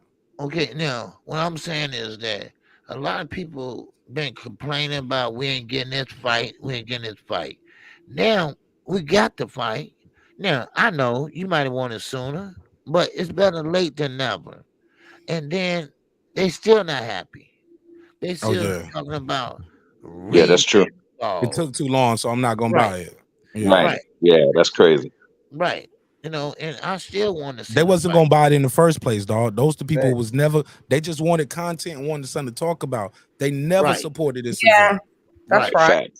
Facts. I don't think they supported either one of these fighters or ever. Fighters, it's just something to talk about. Thank you, bro. Right. You know, and then one time they had Spence fan versus Crawford fan. I mean, come on. I mean, we getting fights. And matter of fact, like I said on my on show today, listen, we've been having nothing but good fights in 2023.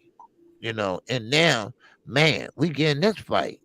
We getting a Carissa Shields fight. Well, now she got a replacement, but we got Cool Boy Steph in the way. I mean, Jamel will be back. Jamal will be back. I mean, we're getting great fights this year. And boxing, I believe, will come alive. It's just that boxing lost a lot of fans a few years back. And it's going to take a while to get them to come back. You know, so, I mean, you know, sometimes you got to be patient. Man, we're going to be all right. Yeah, boxing going to be all right. It's open to everybody. Go ahead. Yeah. Shannon, you was trying to ask a question before he was started talking. Oh, yeah, I was going to ask Champ Hart. So basically, you've got Bud hardly any ticks on the thingamajig that Mark's got up. So he doesn't really check much boxes. So basically, he should get washed by Errol Spence. So if Errol Spence should, on paper now, just wash him, it's not really a great victory for Errol Spence to have, is it? Against such a poor opponent, really. I think I had the boxes checked pretty even. I don't think that he's a poor opponent. You know, I think that I just don't think that he's going to beat Spence. I'm not saying he's a poor opponent. Like when did I say that? Let me see what he checked, Mark. I just want to see. Puto's not here right now. I gotta wait for Puto to pull back up. Can you pull up the thing and you could just run it real back down because I didn't hear. Yeah, pull it up.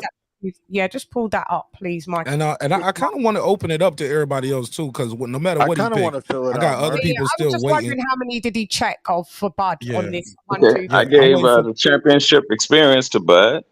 Mm-hmm. I gave combinations to Bud. Mm-hmm. I gave the footwork to Bud. Mm-hmm. I gave the accuracy to Bud. Mm-hmm. Okay. My bad. Yeah. Well, it was pretty even.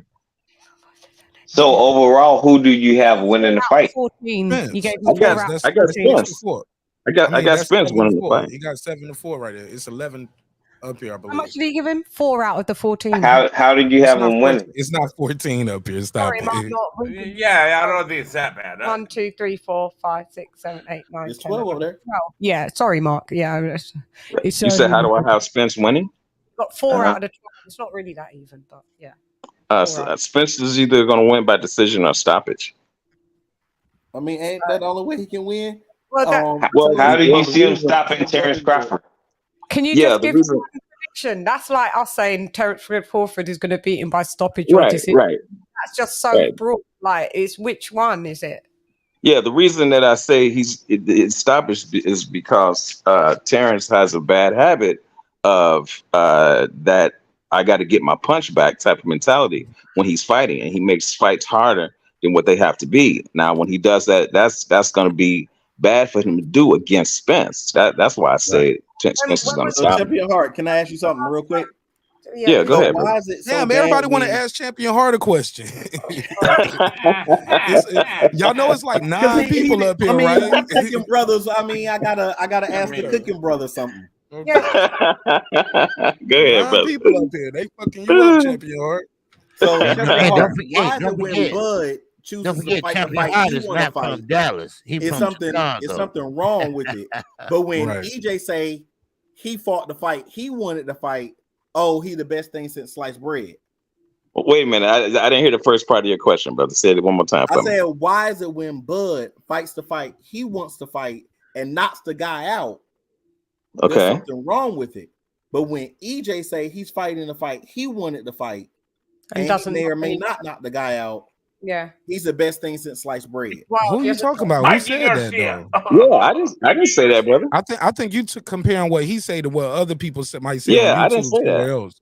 Champion Hart never said that. Just that he doesn't knock people out. Really, I mean, he got stoppage from Ugas, but like I don't know where the great knockout spree that Errol Spence stops people. Like he just really doesn't. But on the way to the Ugas fight, one of his last interviews, he said he ain't man down anybody in a minute. He was surprised. Anyone in years? Yeah, that's what he said. Because he doesn't man down anybody. I was saying that because he was saying that he's gonna. But Champion Hart never said that. I was trying to figure out how is he going to do that. Yeah, but it's not. But you said, but your thing was you was like if he. Yeah, you assumed I said that. I didn't say that, bro. Yeah, he didn't say that. It's like why is it a bad thing when Bud do that? Champion Hart never said it's a bad thing. How the stoppage was going to happen. Like it's just like no. Champion Hart said that he has a problem. You said why is it a bad thing when Bud do it, but not a bad thing when EJ do it? It's a problem. He said Bud has a problem of wanting to get the lick back. Yeah. EJ does the same thing, and he's saying that's a bad thing.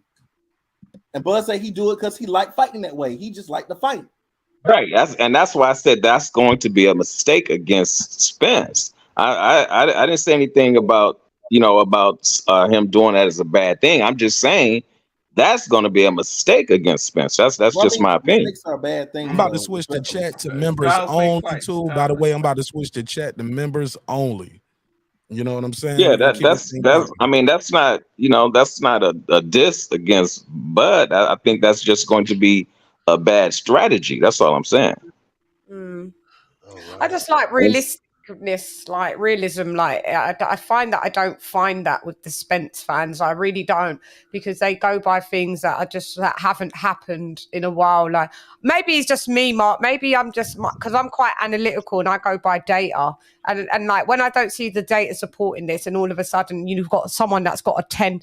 You know, there's opinions and there's facts, and you've got someone with a 10 spree knockout, a knockout spree, and then you've got someone that hasn't really knocked anyone out clean cold for years. But then all of a sudden, the greatest one of arguably pound for pound number 1 or 2 is supposedly just to get knocked out all of a sudden, even though Mr. Man Down says he hasn't man downed anybody for a minute. So I just like realistic like things. When there's an opinion where there's no data or facts to support it, opinions all day. But when there's data to support stuff and people try to use an opinion to like absolutely disperse a fact, this is where it winds me up, and that's why I don't try and engage in conversations with this, because I'm analytical. I go by data and stats, and I don't facts negate opinion. So I don't understand all of a sudden where this is coming from, where Bud just gets knocked out from a man that hasn't knocked anyone out in years. It's wild to me. Sorry. Excuse me, young lady, but sometimes facts and analytics it can be misleading. Okay. Exactly. So you can't always. Sorry, sir, but it can't. I'm afraid. When I go to the doctors and they take my blood pressure, if it says it's high, that's a number. I can't say that it's misleading. It's a fact. No. I give you one black on black. I give you one black on black crime is a problem. No, black on black crime is a problem, but that fact is misleading because crime is crime in proximity to each other. Like if you go to China, more people in China, there's more China people killing China people. You know what I'm saying? So yeah. But it's not misleading when someone's a two-time lineal, you know what I mean, and undisputed. Doesn't matter what that those are facts, and it doesn't matter. Like if you want to say that the level of competition that he's faced, even though I did a deep dive and he's actually faced better competition across the board of his body of work than Errol Spence, cool. But if you want to say his level of opposition it's been not good, I mean, you know, you can equate that then, but you guys will then say that Deontay Wilder is a great heavyweight because he's knocked out everybody. Okay. So like you're not kidding. People don't, I'm not saying you per se, because I don't even know your take on that, but I'm just saying that I hear these Spence isms say this, like, just keep the same energy. The man's knocked out people 10 consecutive people. If you like knockouts, that's the guy. If you're going to then refute the level of opposition that he's knocked out, and you like a guy that's did 40 knockouts with not the level of opposition, which ones are we doing? Are we, this is good over here, but this is not good over here? To me, it looks like it's confirmation bias. And these are the topics why I don't like try to get involved with. Because I don't like operating with people. It's not competition bias. Well, it's supposed to be honest. Excuse me. Wrapping it up. Sorry, I'm just wrapping it up. I don't like to operate with people that seem to be a bit deluded because they don't have numbers or data that goes with what their narrative. All of a sudden, belts don't matter, knockouts don't matter, stats don't matter, putting people to sleep doesn't matter, being a lineal champ doesn't matter, twice doesn't matter, being undisputed doesn't matter because your guy wasn't undisputed. I cannot have these conversations with people. I ain't like. Well, let me say this. Let me say this. Let me say this right quick. Let me say this right quick. I'm gonna say this. I'm here to give my opinion on boxing because I am not.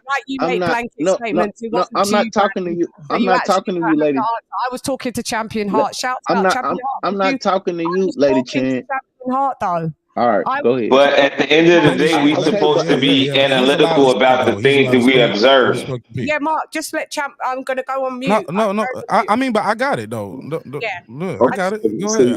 Let me answer that real quick. And Brandon also gets a chance to speak his piece. Yeah, I'll answer that real quick. As well. I'll answer that real quick. You see, what you're not understanding, Lady Chan, is that, you know, I'm speaking from a fighter's perspective. So stats doesn't mean anything to me because historically I've known that facts doesn't prove anything when you're actually in the ring against that opponent. So you can get your words out. Let me just calm down 1 sec. Get your words out better like that. Okay, and the reason that I said that is going to be a bad decision on Crawford's part is because coming straight at Spence and Spence's accuracy, you know what I'm saying, that's not going to be good for him.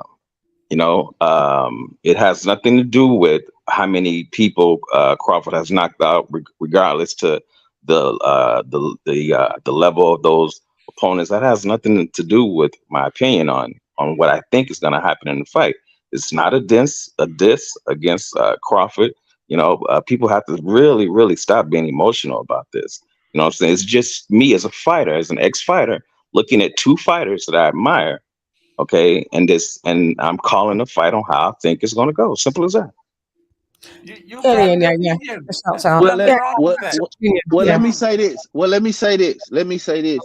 Champion Heart, I'm gonna come from a perspective of a fan, and I'm on and I believe that I'm on the channel talking to other fans and other fans in the chat. So I feel like I'm here to give my opinion on what I see. I don't necessarily need to back up my opinion with facts. I'm talking about what I believe, what I see, and the fight that I think is going to happen, and what I want, and what I think we're going to like to see and engage in. We do this every night. This is something we're going to continue to do, and it's going to be a build up for the next 2 months. Let's go. Everybody get their opinion. Open mic. Let's go.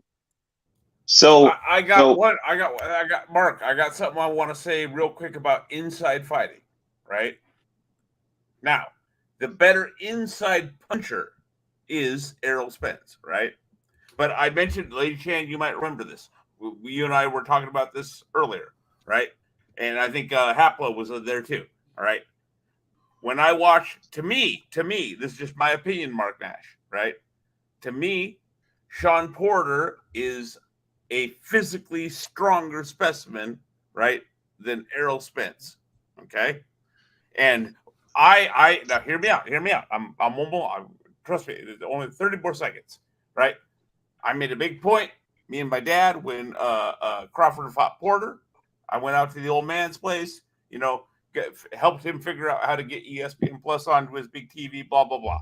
And I remember specifically, there's a moment in that fight where Crawford grabs Porter and physically manhandles him and throws him into the corner. And I turned to my dad, right? And I said, Pop, he's got him. It's a matter of time now.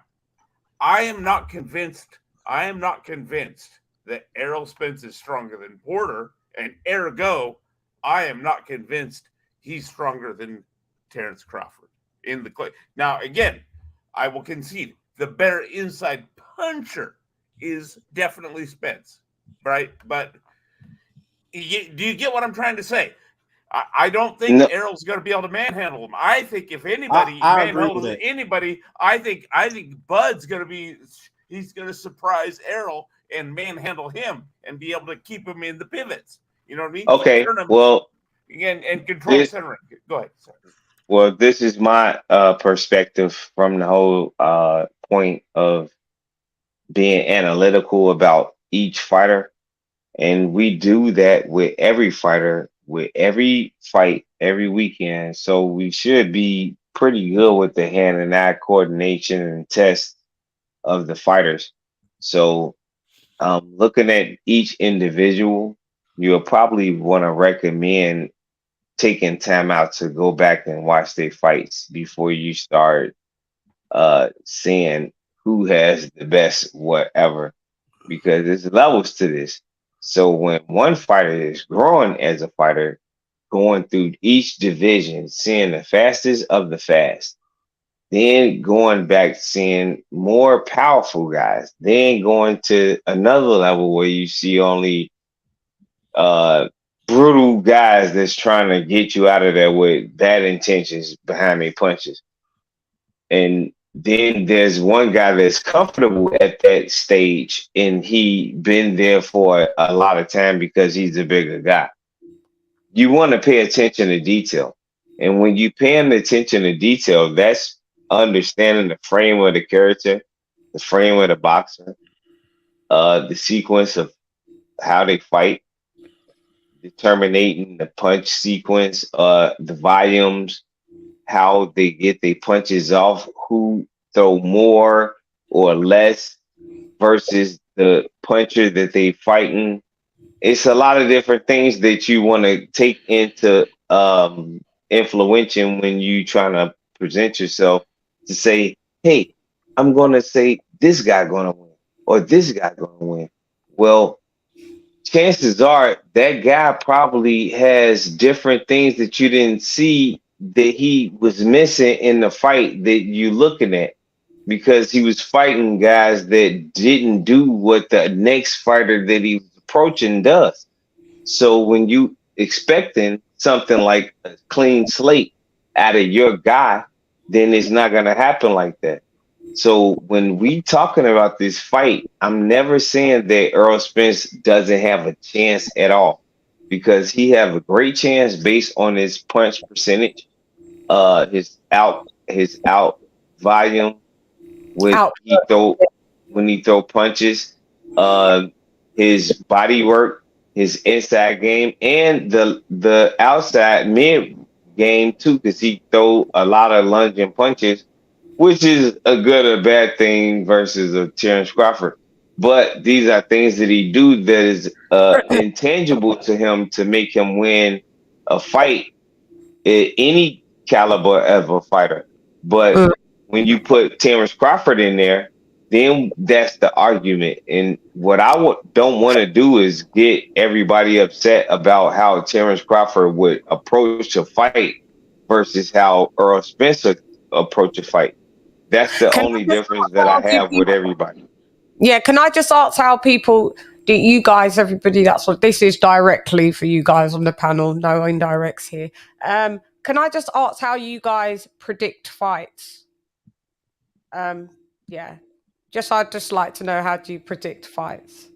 So then after I can just Mark, you tell us who to go first. Champ Hart. Yeah. Champ Hart can go. Yeah, anyone can go. Predict. Yeah, well, how do you predict fight? When there's fighters? Yeah. When they're fighters, again, everyone, has said, oh, well, I've been watching boxing this long. I've been in the ring. You know what I'm saying? I've fought, so I predict fights from a fighter's perspective. You know what I'm saying? So So how do you? Even though you're a fighter, you predict fights because you haven't fought these fighters. I just take it that Right, of course not. But I study fighters. Those are the ones that we're predicting on. I guess you haven't fought them, and I mean, so you predict fights on how their past performances. I would take it. Anybody on the panel, that's how we predict fights, right? Of course. Now, of course, I predict the fights by going. I done seen Bud fight twice live, not just on TV.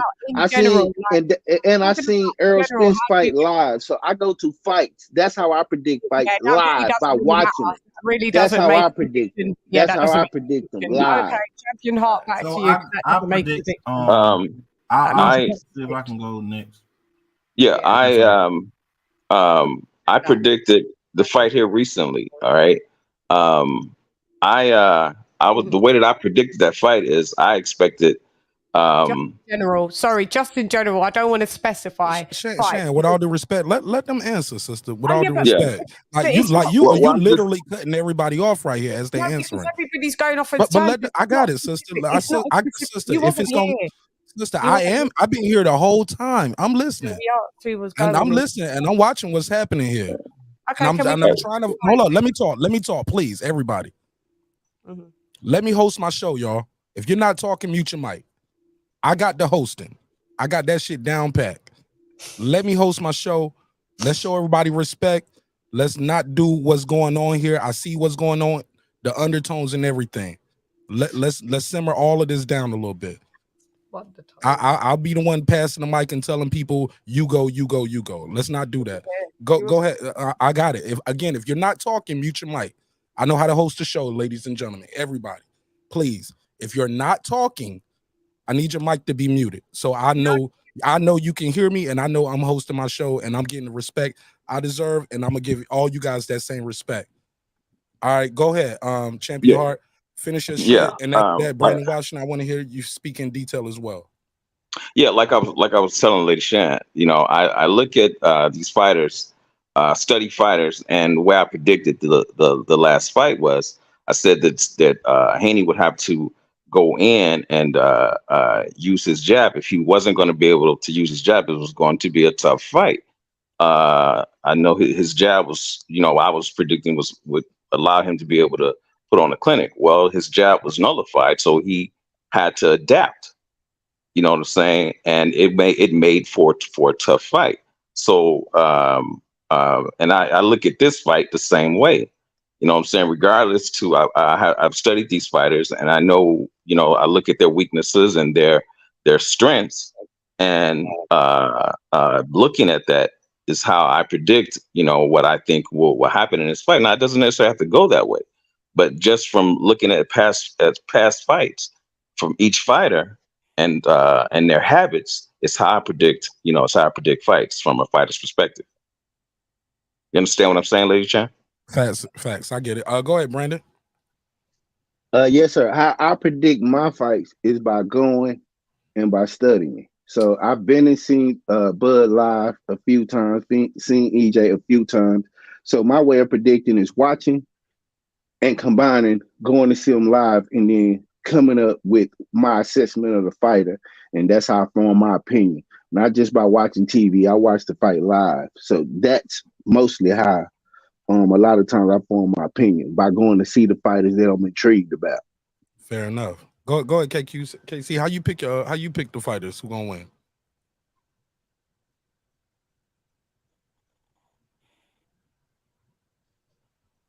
Go ahead, KC. You still there? All right, we'll go. Unbiased Brim Reaper. How do you come up with your predictions? Who gonna win and who's not gonna win? Obviously their past history plays a role. And hello, everybody, first and foremost. But and welcome to the neighborhood. I see you just joined the membership. What up? What up? Yeah, that's the least I can do, my brother. But I appreciate that. Their past history plays a role, but also three aspects of boxer, boxer, puncher, pure boxer, and pressure fighter, because the styles make fights. So even though history plays a role, the stylistic matchup plays a significant role as well. Now I've been to some fights, but most of the fights I've been to, was old. I was at Roy Jones fights. That's how I'm an old guy now.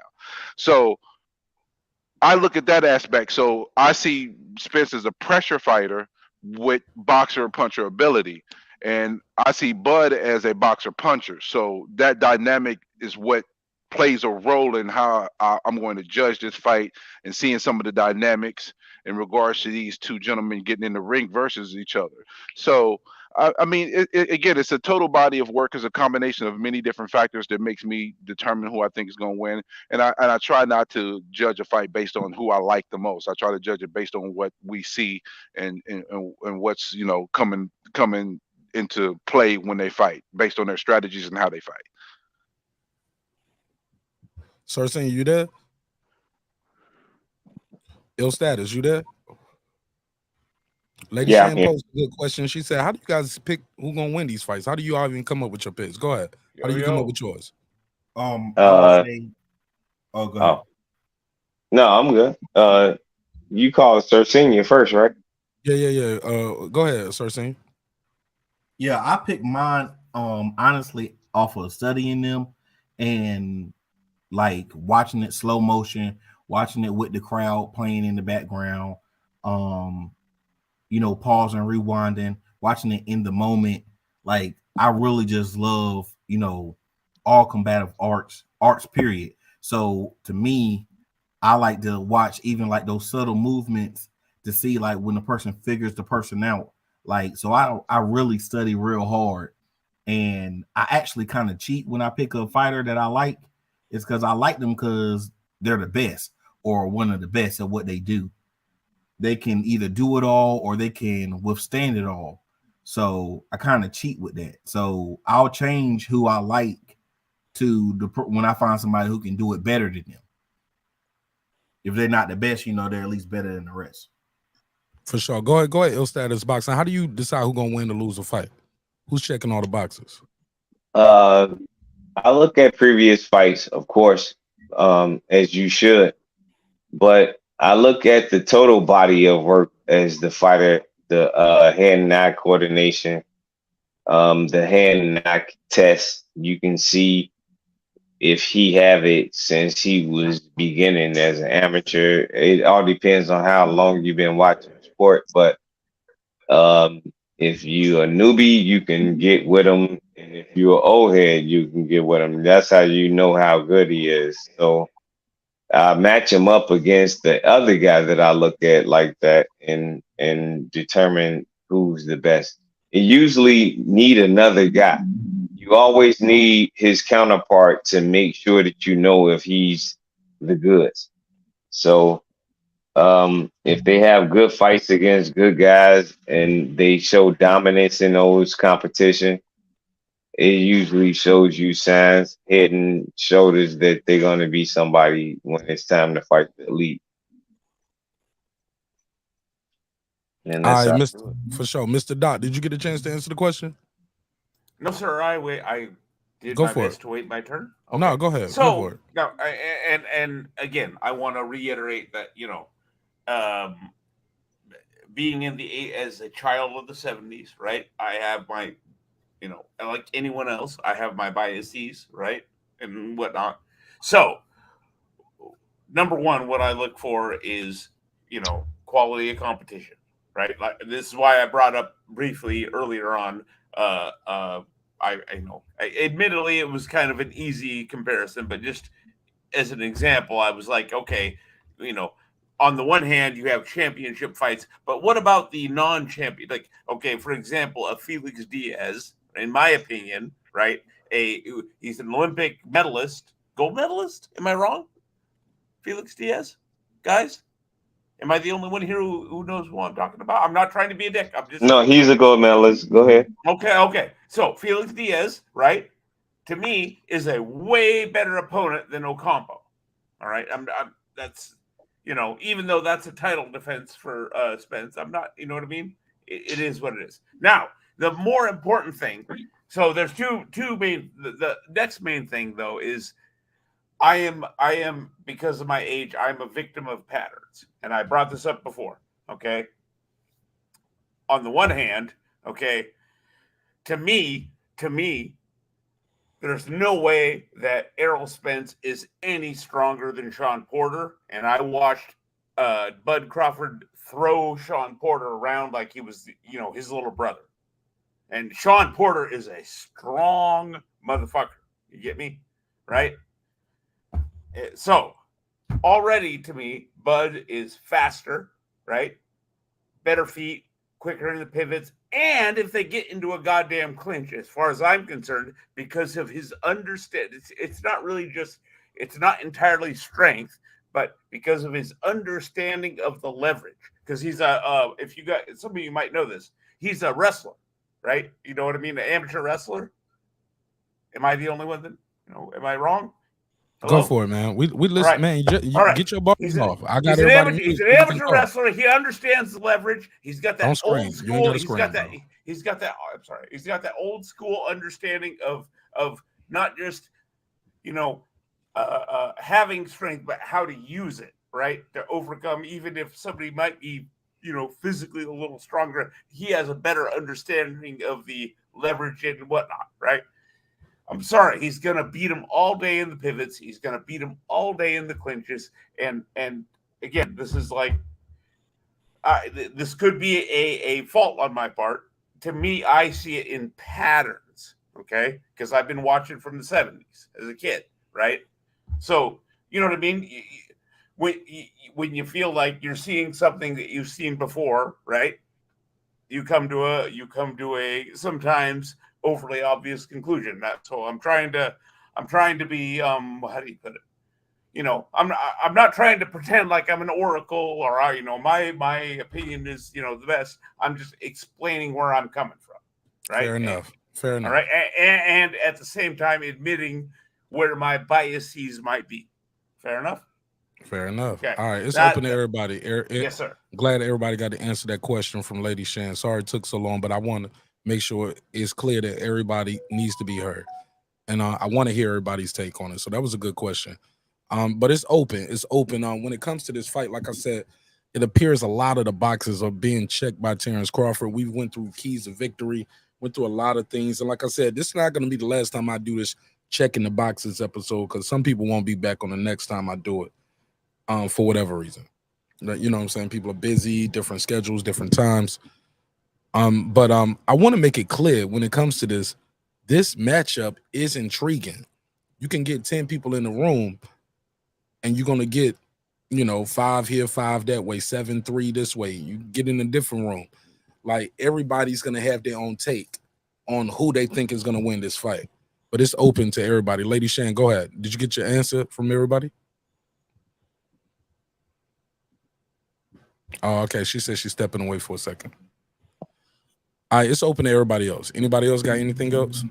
Yeah, it's very intriguing fight, man. I'm definitely excited about it. I support both fighters. I'm actually gonna purchase both T-shirts. From their website. Yeah, that's the best I can do, because I can't afford these tickets to this fight, bro. That's pretty much. I buy That's what I'm T-shirts. gonna do. I'm gonna buy 2 T-shirts and I'm gonna buy a paper. Hold on, Mark. You not going, Mark? You not going? I can't afford to go. I ain't got $1,000 for this ticket, 53 dog. The Terence Crawford man. shirt is $53.93, and I'm paying for that. And I I'm don't paying have for the $1,000 fight. for the flight and $1,000 Yeah. for a ticket for me and my wife. Hell no, bro. My Yeah. anniversary. Look, my anniversary is on the 2nd of August. That's 4 days away. My wife's birthday is the next week. I did this. Bro. I ain't even gonna I care. did this before though. Check it out. I did this for November 22nd. So we went to Las Vegas for no apparent reason. So this time, if I blow Nobody it this told you time, to my do that wife. though. That it won't like this. Nobody told you to do that. But I had high hopes. Yeah, So but you didn't have no announcement. You got an announcement now. Like it is what it is. Even if I do go to Vegas, bro, I'll just be going to Vegas, watching from my room, homie. I'll be watching I go to Vegas, Mike can get some interviews, chasing people down the strip. But other than that shit, I'm gonna be in the room covering the fight. I can't afford this ticket, bro. I ain't even gonna cap. Yeah, I I'm don't gonna get have no a fight money like that party. off of YouTube. Well, I can do it, and I ain't about to blow $4,000 on it, bro. I ain't got $4,000 to spend on it, bro. I ain't even gonna cap. I feel you on that. And plus, for Brandon me, Washington, you got that 4Gs? You going? Not at all, brother. Oh, okay. Plus, for me, it's the day after They my priced birthday. me out. They priced me out, dog. They priced me out. The fight's the day after my birthday, They so bought When they put it at the T-Mobile, that's how I knew. You know what I mean? When they put it at the T-Mobile, that's how I knew that they was pricing. I thought I was gonna be able to afford. No, I thought Brandon. I thought the MGM would have been like, oh, I can't afford it. But T-Mobile, I was like, man, I'm gonna get me one of these $200 tickets. Because it's only 17. Because it's only 17,000. 708 for the nosebleeds. But if I'm they'd like, have put oh it man, at, they priced me out. But where they should have put it, or they should have looked in to see if they could have done Allegiant Stadium or something. That would have brought the casual fans in. Everybody would have been then. It wouldn't have been as exclusive, and everybody They're gonna would sell this probably shit would. out. I think they still gonna sell it out though, even at 1,000, bro. Yeah, a lot of those seats are already taken. And I think they did that on purpose. I was talking about that before, that they did that so a lot of the casual fans can't come, so it'll be calm. Yeah, that's what I said earlier. Like when I go to this, like the tickets officially ain't on sale, right? But when I go to this site called Ticket Smarter, right, they got tickets on sale over here. And I'll share my screen, y'all, and I'll let y'all see what these tickets are looking like. This is blowing my mind. I was like, oh, well, that's a wrap for me. It's a wrap for me. But so it's did basically you look at all those gray areas already, Mark? Yeah. I'm gonna show you Ticket Smarter. I'm gonna go to Ticket Smarter and I'll show That's y'all what I I'm was. looking at. That's what I was going to ask you, Mark. Like, so that 4,000 is basically the summary of how much everything will cost: flight, hotel, tickets, and For one. Damn. That's gonna be the flight. Because if I'm going, I'm trying to go there for the meet. Like my main thing is I want to be there for the media week too, like the workouts and all of that stuff. So Right. I'm trying to go from at least like Thursday to Sunday or Wednesday to Sunday. That's about like 4 just for me. Right. For the flight round trip from Atlanta, flight round trip, hotel, and a fight ticket. Might be like 4. Damn. So not including. So it's 8 including the wife. Nah, cause it ain't gonna be 8, but it might be like 6. Damn. 6 or 7. Cause she ain't gonna participate in everything. Yeah, no, because she might not even want to go to the fight. She might not even get a fight ticket, but you know the hotel don't just charge me. You know the casino they charge you for 2 people. Right. They charge you for that extra I know. person in Yeah, their I room. know. It ain't like I buy the room and 4 people can just be in there. Like nah, how many people in here? Yeah. Right. So. Damn. Hey, Mark, we all know if mom's not happy, nobody's happy, right? Yeah, and it's my anniversary time around that time. So I was like 4 G's, man. That's a trip to Disney, man. Oh shit. Like we And that's what I'm doing, bro. That's what I'm doing the next week. Yeah, that's what I'm doing the next week on the 6th. Man, they priced us August. bookies out, man. I can't afford it. Yeah, man. I ain't even gonna hold you. I really can't. They did me wrong. Shit, they Now, should Brandon, have. if y'all want to support the boy going out there, now the Cash App scrolling at the bottom of the screen. If y'all want to help a young brother out, if y'all want to say, "Damn, Martin Nash, you need to be there, man. We're gonna help sponsor get you out there." Hey, look, the Cash App scrolling at the bottom of the screen. Just say, "Hey, look, this is towards Martin Nash getting to the Spence Crawford fight. We got time. We got time." The Cash App is open. Mark, the Cash App stay open. 24/7. Mark, I'm just making jokes here. I'm not going to contribute to your divorce fund. Okay. Nobody laughing but you. Man, get your ass off my panel with that bullshit. Get your ass up out of here with that bullshit. No, I'm joking. No joking. No joking. But no, seriously though. But seriously though, man. I wasn't. You know that. I wasn't. No, I don't know. I don't know. This is your first time being on my panel, brother. I do not know you. Respectfully, and I'll be giving you a lot of airtime up here too. This is our first time talking, Mr. Doc. Prior to the day, never heard of it. I did not know you, but it's all good. You cool people with me, man. You cool people with me. Good boxing takes, keeping it boxing. That's what I want. Just keep it boxing, y'all. So anybody going to the fight? Let's do that. Is anybody going to the fight? Hell no. You just presented some numbers that don't. You already laid that out, bro. Man, them numbers is too outrageous. I'm going to buy it. I'm going to pay for the fight. I can't go. No. I think for me, even if I could afford it at this moment in time, I don't think I would go, just because for me, it's the day after my birthday, right? So what the first thing I heard is for your birthday. Do it. No, what I'm gonna do is I'm actually gonna barbecue. So I'm gonna barbecue at 3:00, and I'm gonna barbecue from like 3 to 7, and I'm gonna have like good 10, 15 people over. So I'm gonna bring my casual friends over who love boxing but don't ever pay for it. So I'll say you can come over because I'm gonna have it on my 50-inch screen, and we're gonna sit down in the living room. And we're gonna enjoy the fight, have barbecue. Hey, bro. Food, hey, bro. Do yourself a favor. Hey, bro. I don't mean to interrupt you, but do yourself a favor. If you're gonna invite people, you need to up your screen for your birthday. That little 50-inch, come on, man. They make bigger screens. I ain't trying to TV shame you. How you know what kind of TV you got? You know what? I'm applying for that. Shout out to Haplo. Shout out to Haplo. He said, Mark.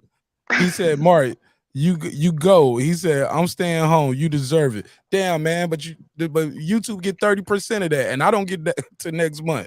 YouTube get 30% of that. That's why I said the cash out. But I appreciate it though. Let me get Haplo to drop for the 50. Give him the drop. Appreciate you, Haplo. Thank you, good brother. It's 50, 50, 50, 50. One more time for the Martin Nash going to the Errol Spence Fund. It's 50, 50, 50, 50. Appreciate it, Hap. YouTube pimping. Look. Yeah, my man. Hey, nigga, get off my panel with all that hating. You sound like you hating, nigga. This ain't no pimping. But look, YouTube is pimping. I didn't say that. But look at these prices though. $793. Nosebleeds, and look at these. A lot of these shits are sold out already. See, it's placement. When you at a fight, you got to be placed in the right position. That's what I was just telling him. No shit like this. His knees gonna be but shaking. Bro, it's not even about them. It's about when you have you ever been to a fight, bro? Bo-Mac gonna faint. Have you ever been to a fight? You ever been to a fight? Just listen, like you analyzing the characters, but we talking about the guys that's actually positioned in the ring. You been on the panel with me all night. You done heard me say that I done been to fights. Why you keep asking me the same damn question over and over? You should understand position and placement when you buy tickets matter. Yeah, you don't want to see that. Exactly. You don't exactly. It matters. Like you might as well be at home so you can see it in adult version of how you doing it. Like that's somebody, but for most people who buy them nosebleeds, they just want to be in the building. They not necessarily boxing fanatics like we are. They not hardcores. Most of the time, those are people who just want to be in the building, who want to experience the event itself. See, the event itself get lost on us a lot of times because we want to see the action. We don't watch these men, we follow them, we see them. So we want to be up close as possible. That's why it'd be a turnout for us, and we'll rather watch it at home a lot of times if we can't, if it ain't no fight. See, if they'd have put this fight in like September, October, more of us probably would have been able to go. But that's why we can't go, because it's not affordable for us to get that close to analyze the fight like we want to watch it. It's not affordable. It also depends on what you're, like for me, right? Like my big key is like, my dad's getting, who knows how many years he's got left, right? So I'm not so much concerned about going live. I want to watch it with the old man. You get me? priorities. I'm just saying. It's different. We all have different. You know what I mean? Who is it? You know what I mean? What? How is it you want to take in the fight? There we go. We all have different priorities in that regard. Does that make sense? Yeah. Shout out to Tony M with the Cash App too. Appreciate you, Tony. Shout out to my guy Tony with the Cash App. Appreciate you, bro. And I won't say the amount because I appreciate it, but I don't want everybody to know. That's between us. Appreciate the Cash App though, bro. All right, go ahead. Shout out to my guy. Everything boxing Mark, in the check this building. out. Mark, if you're gonna do a get Mark Nash to then you got to do the poll. Then you got to get the amount and put it up, and then as people donate, it go down and down like a marathon. So when we're gonna do the Mark Nash telethon marathon? We need to do the Mark Nash telethon. Get Mark Nash to Vegas. Get Mark Nash to Vegas. Let's go. I love it. Get me to Vegas. I'm involved. I need your help. I can't do it alone. Let's do that. I'll set it up. And we're going across multiple platforms. If we're gonna do it, that means I'm gonna go on the credit card. That means I already have to have it bought, and I just need y'all help to pay the bill back. There you go. I can't wait to the last day in the last week to be still trying to buy it because I ain't gonna buy it. I'm gonna have to swipe that shit. I agree. And check it out. Everybody, Can we do it? Can we do it? Will we do it? Yeah, we could do it. Everybody that's and we need you to get them credentials too, so you can get them dope ass interviews. Look, if as many times PBC been in my live chat on this show, they better give me a credential for this shit, y'all, right? Indeed. They've been in the live chat after every big fight. When I submit Pretty my much, credentials, I'm gonna let them know. I'm like, it's me. It's Mark Nash. Hello. Can I get in? I'm at the door. I'm here. Let's see what they do. But shout out to Haplo for setting it off, though.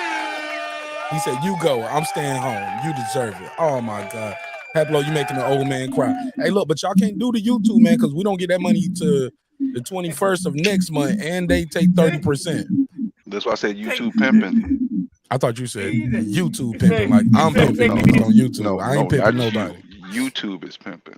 Yeah, man. Shoot, they ain't pimping me, man. It's a job. Shit, I wouldn't know none of y'all if it weren't for YouTube. So they getting their cut. It is what it is. They get 30, I get 70. It is what it is. That's their business. But Cash App, y'all get nothing. That's Fuck your YouTube. business. That's my moving business. right along. Exactly. My man said, I got a hundo on him, Mark. Okay. Shout out to D Bevel the champ. All right, we're gonna get the Mark now. I think you're going to end up on Mark. Hey, look, and I'm gonna keep. Hey, look, and while I'm there, Mark? Huh? Is that section 214 good? I don't know, man. I'm shit. Worst case scenario, that's what we're gonna be at. We're gonna be 214. That's what we can afford. You need 20. If you're gonna be up there, you need 205, bro. Hey, Mark. Not only that, you already know. I think they're gonna open this venue. Hold on, let me say this one part. I believe in my heart of heart, Brandon. They're gonna open this venue up for the weigh-in, and a lot of times with these big fights, your fight ticket is how you get when they do the open weigh-ins. Your fight ticket gets you in there. In the smaller place, they might just say, "Shit, it's open to everybody. Just come in here and see." You know what I'm saying? And hopefully you buy a ticket for the fight. But this shit right here, fight gonna sell out, and your fight ticket is probably gonna be how you get into the weigh-in, because they probably do the weigh-in at the T-Mobile. You know what I'm saying? And open the doors up and let all the fans go in there. Oh, this shit gonna be lit. Or they might say limited, the first 3,000 or the first 2,000. You know what I'm saying?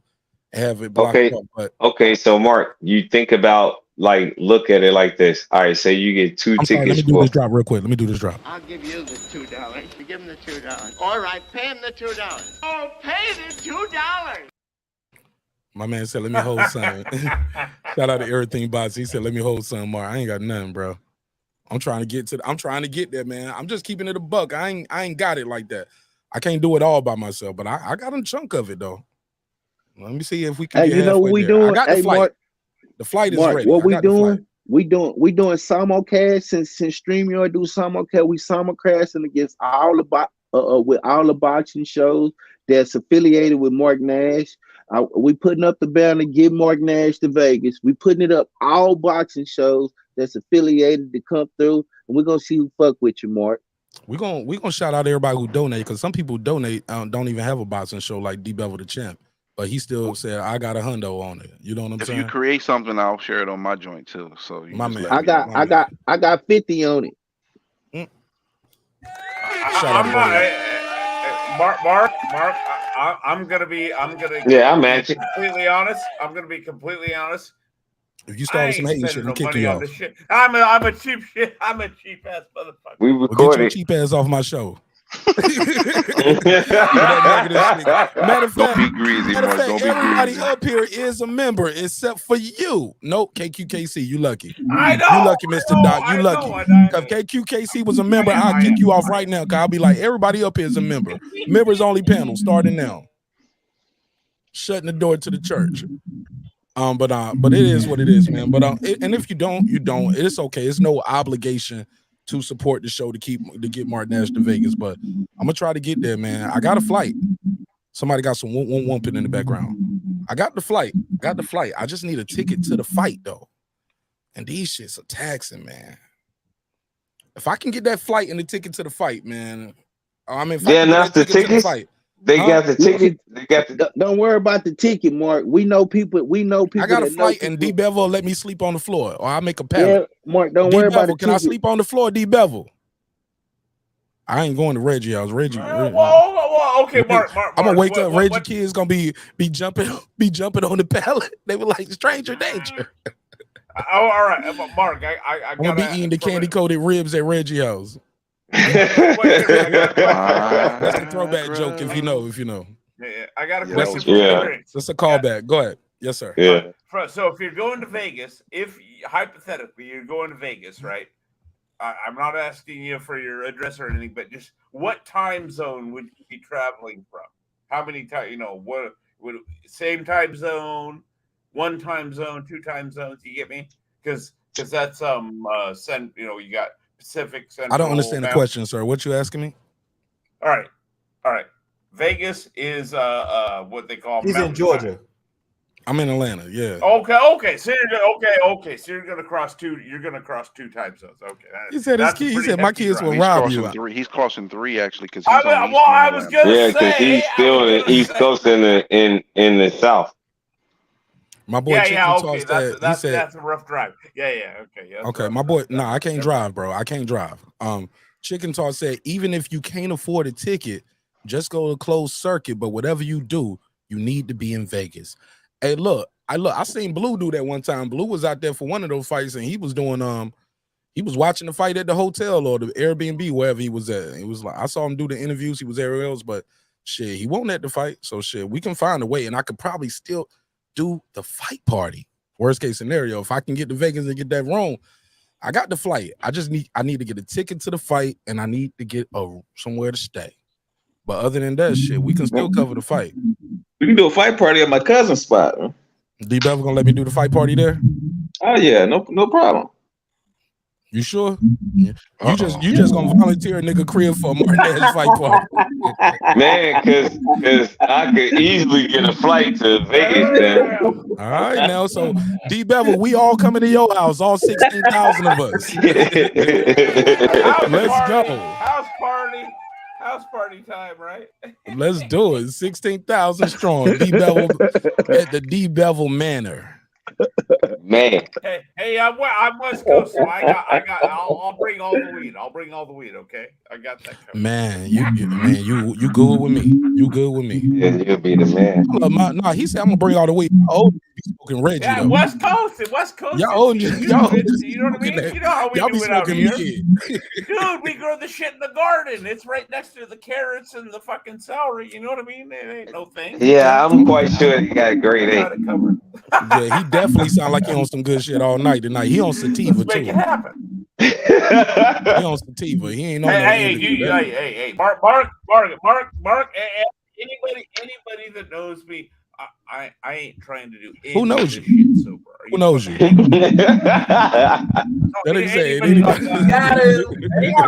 Oh God, man! Never heard that tonight.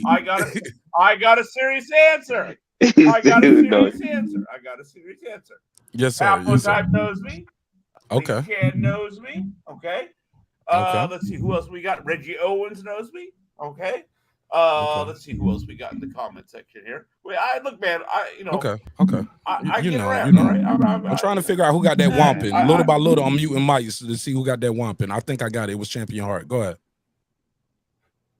Go ahead, Mr. Doc. Finish that last part. Shout out to I Know Oh Boxing. no, I'm just saying. Hey, if we're gonna do this, okay. Reggie said, "No, I don't, nigga." He said, "Never heard of him." Reggie, you You do not know you, nigga. All right. Let's go and mute your mic, Mr. Doc, and put the weed down, man. Drink some water. I'll mute, but there. Please, you do it. All right, as we proceed to give you what you need, that boxing talk, man. Late night, Spence Crawford, it's official. Now, let's keep it a buck. Leading up to this fight, a lot of people were saying it would never happen. It's not going to happen. Now it's here upon us. I did a survey earlier today on my matter of fact, I think I made it on the regular post. Let me go to my channel, and I'm going to share my screen. This is what's bothering me about this fight. Excuse me. Let me share the screen. This is what's bothering me, man. Other than these fight tickets, let me share the screen on this. And shout out to Brandon Washington with the Jerry's Kids shit for Martinez. Get me to Vegas. I hear people say, right, I'm one of Jerry's kids. Jerry's kids. I'm YouTube's kids. One of YouTube's kids. 70% saying, yeah, I'm buying pay-per-view or attending. I don't think they know how much this fight gonna cost when they click this button. But even still, this 30%, I got a problem with that. You shouldn't. I got a problem with it, man. You shouldn't, though. You shouldn't. Because you knew. Now I want to believe this 11% is trolling, and they really a part of this 19%. But even still, that's bad. Like, why shouldn't I feel frustrated? This is the shit that get all your YouTube daddies all their views. You type Spence Crawford in that shit, the numbers go up. Everybody, most of y'all do y'all best numbers when you're talking about Spence Crawford. I took other surveys about Devin Haney and blah blah blah. Which fight you want to see? This, that, and the third. I don't care about nothing but Spence and Crawford. Was what would be what some of the answers would be. I'm trying to find another survey, but I don't want to show too much because some of this stuff is members upset, only. though. No, I'm not upset. I said disappointed, and I am disappointed. You shouldn't be disappointed either, because listen, 70% of the people saying they're buying or going is phenomenal. That's a phenomenal number, bro. That's 7 out of every 10 people. That is. No, you can't expect higher for a fight. No. That's a phenomenal number, bro. That's a good number. That's a phenomenal number, bro. On the low, I'm telling you, that's a great number. I thought it would be like 60, 70%. That means more than 7 out of 10 people. It'd be the other way around. It'd be the other way around when it's a big fight. It'd be like 30-70. There's still a fight, and 30% actually bought it, or even wanted to attend it or be a part of it. This is something so big that you want to be a part of. So those fighters need to relish in a moment and try to embrace it and do a good showcase of the promotion. Just so you know, Mark. As late as it is. Sorry, go ahead. No, I was gonna say just so you know, Mark. When people do pollings in regards to people purchasing the fight or going to the fight, they say when they get anything over 3.5 out of 10, that leads to be a good number. The numbers that was polling for Tank and Ryan was about a 5.5, 6 out of 10. You getting a 7 out of 10? That bodes is a potential for this fight to do bigger numbers than Tank and Ryan. And if they do the marketing and promotion properly, it's going to be ridiculous. And I tweeted Espinosa today. He liked it. He didn't say it, but I got a feeling they're going to follow the same blueprint. They're going to do LA. They're going to do New York and LA. Yes. We need just like they did last time. He liked it. I said, "Are you going to do just like the last fight in New York and LA?" And he liked it. He didn't say yes or no, but I got a feeling they're going to follow that blueprint, because the Ryan and Tank fight laid out the blueprint for them on how they're going to handle big fights in this new climate. So since it was very successful, I think they're going to follow that same blueprint. If they want to be more successful, then they need to follow the blueprint and go further, like Texas also. have a 3-stop tour to make sure that you solidify everybody from every standpoint of fandom. You know why I disagree with that to some degree? Because going to Texas doesn't enhance it. The people in Texas is already going. This what Earl is already going to be going to that fight already. So there's no need to necessarily do that. It's already set in stone. I don't think going to Omaha, going to Texas is going to increase the numbers because I think they already set the bar. I got a thought on this. Okay, I think Texas should be included, but I think the key would be in pro wrestling terms, what was used to be called the Mid-South region, meaning you're Nebraska, right, Oklahoma, Louisiana, and Texas. You get me? That's where you're going to get your grassroots support from. That's, you know what I mean? You can't limit it to Texas, but that region, if you expand it to that general region, I think they can do pretty good. I think if that's the case, then they should go to Atlanta then. Or Atlanta. Expand or Atlanta. I'm just saying. Man, they ain't doing that shit. Hang on. Doing that shit. Look, you said don't get me hyped up. That's because you in Atlanta, Mark. That's because you in Atlanta. I'm just being honest. I'm just being rational. Like this is not the market. Like New York is a big media market. That's not where they're from. It don't matter where they from. That's already, the the fight is already in Vegas. Hold on. Let me say something.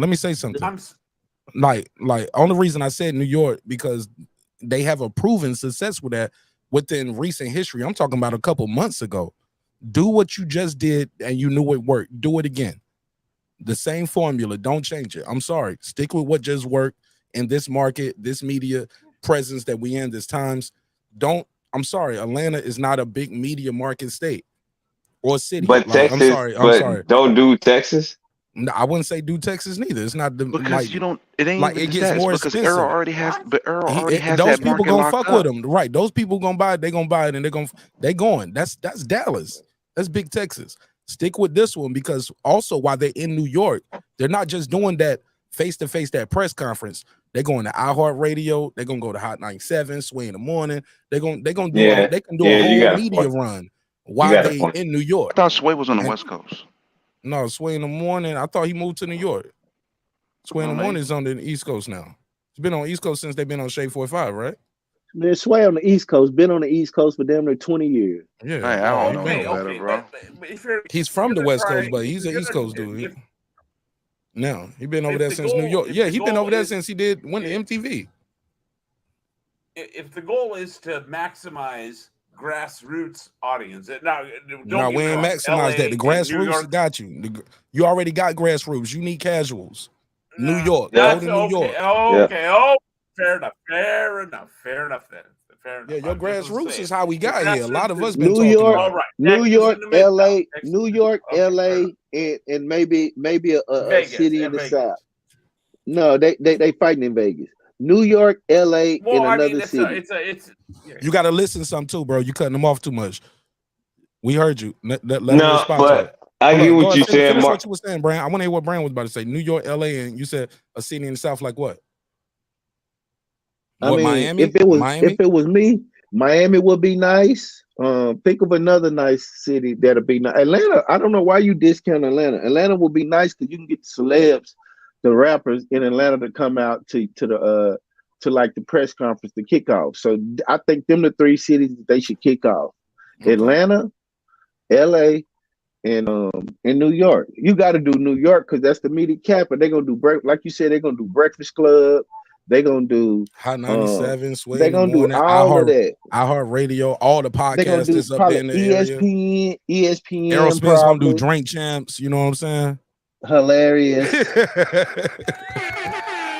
Right there on Drink Champs, taking shot for shot with Nori. Nori gonna be like, yo, shout out to Errol Spence. He the realest nigga in the world. Make some noise here, taking some shots. Right before a big fight. Yeah. And don't discount the big fish. Don't discount the big fish. That motherfucker might really take. Like, I know I'm in training camp, but I'll take one. I'll just take one. I wouldn't be surprised, bro. That motherfucker cold, man. Yeah, all right. Put a case on it. Okay, so exactly. I'm gonna leave that Don't alone. get him out of That's gonna stop my Errol Spence donations to get me to Vegas. Then I'm like, you know what? I changed my mind. All right, let's go ahead, man. It's open to everybody. Stephen Brimley, KQKC, you still there? Yeah, it's past K2 bedtime, man. He a seasoned man, you know. Yeah, he knocked out. He might have dozed out from this motherfucker. Yeah. He said, I just got my logo on the screen. That's all that matters. Fuck it. Go ahead, Champion Heart. No, I'm listening. I think Chicken Talk throwing an event. He said they're having a host. Champion, I gotta mute you when you're not talking because it's whomping. There you go. He said they're having a host for these events too. It's gonna be different. Champion, Chicken Talk, man. I wish I saved your number last time you called. I would have called your ass. Pull up real quick, Lefty. Let me see. Let me get Lefty up here real quick. Go ahead, Haplo. Yo, I've been trying to fill out the fucking categories, bro. Like, where the fuck is Puro? Puro said he was taking a nicotine break. That nigga taking a cocaine break.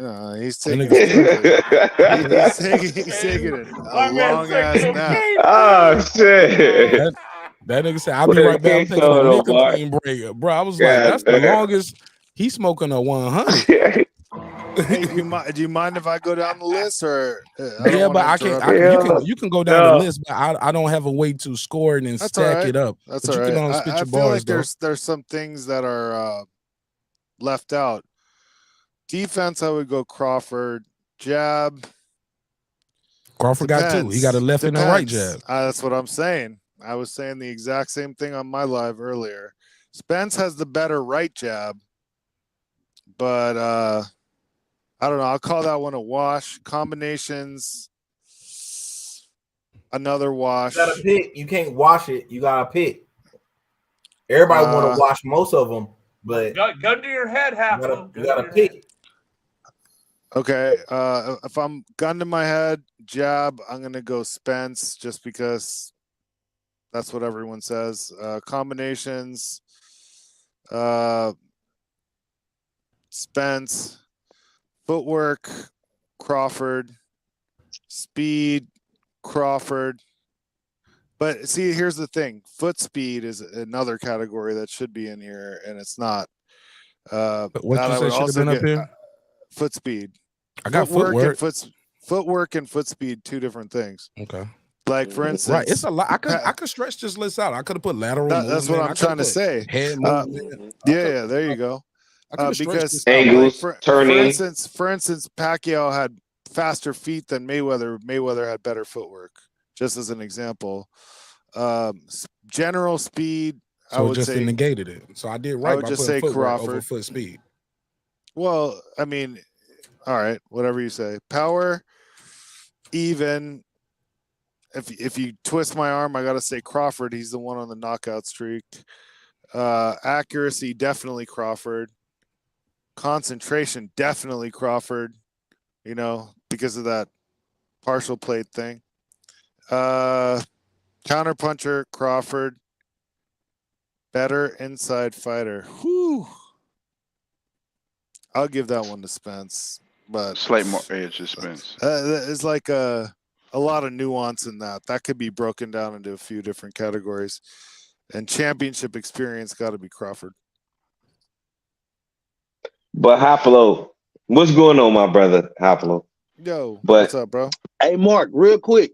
Play the new Errol Spence promo where he said it's gonna be a one-sided ass whooping on video. I got you. Let's go. It's on his IG or Twitter, because it must just be new. It dropped recently. Let's go.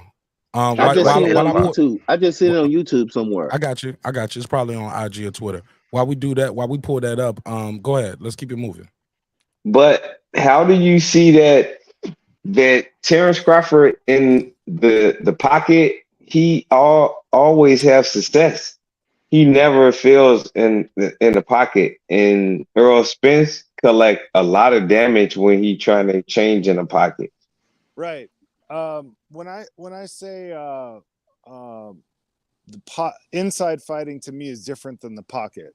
To me, the pocket is like mid-range, right? So inside fighting it's tough to say because neither of them really do that. But like, I'm talking about the grappling and throwing the dirty uppercut inside and like holding and like hitting and all that kind of inside tactics. I lean that a little bit towards Spence because he's more of a body puncher, but in the pocket, no. Crawford, slick. He makes you miss. He makes you pay. And no, Spence doesn't want to stand in the pocket with Crawford, in my opinion.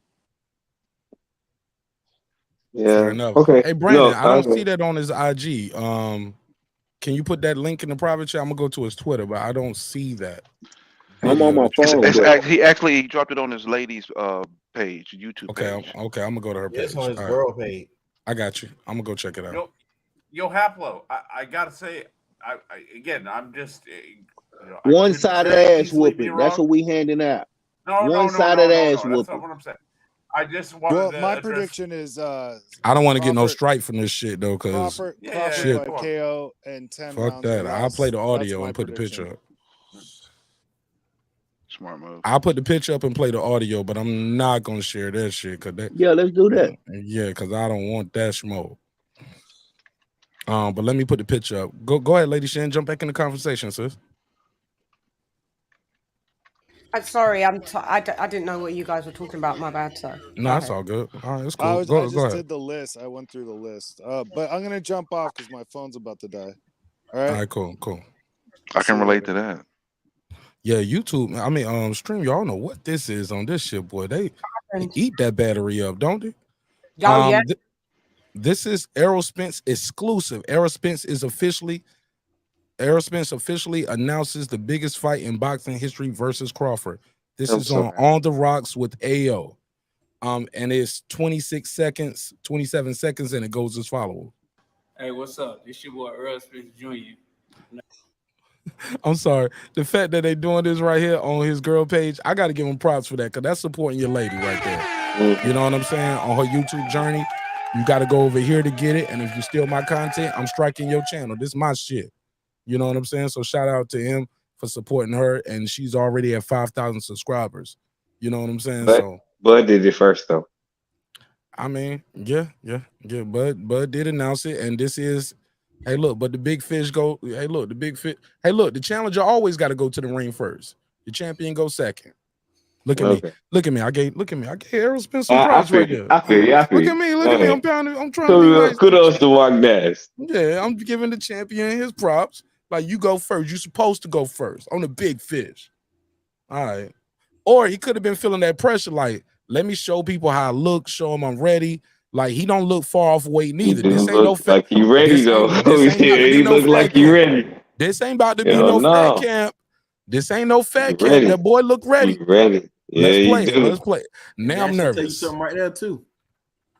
That tells me good things. Not nothing Man, bad. Spence is ready for the fight. Man. Man, let's play it. Hey, what's up? This your boy Errol Spence Jr. You know, everybody been waiting on the most anticipated fight of the year versus Terence Crawford. It's finally happening. July 29th, T-Mobile Arena. Gonna put on a great show, a great performance. It's gonna be a one-sided ass whooping. Make sure you like and subscribe. Let's go. They both did due diligence. Yes, sir. That nigga voice squeaking his shit. That was great, wasn't it? He was like, that nigga squeaking his shit. He's scared. No, but he's scared. He needs some milk.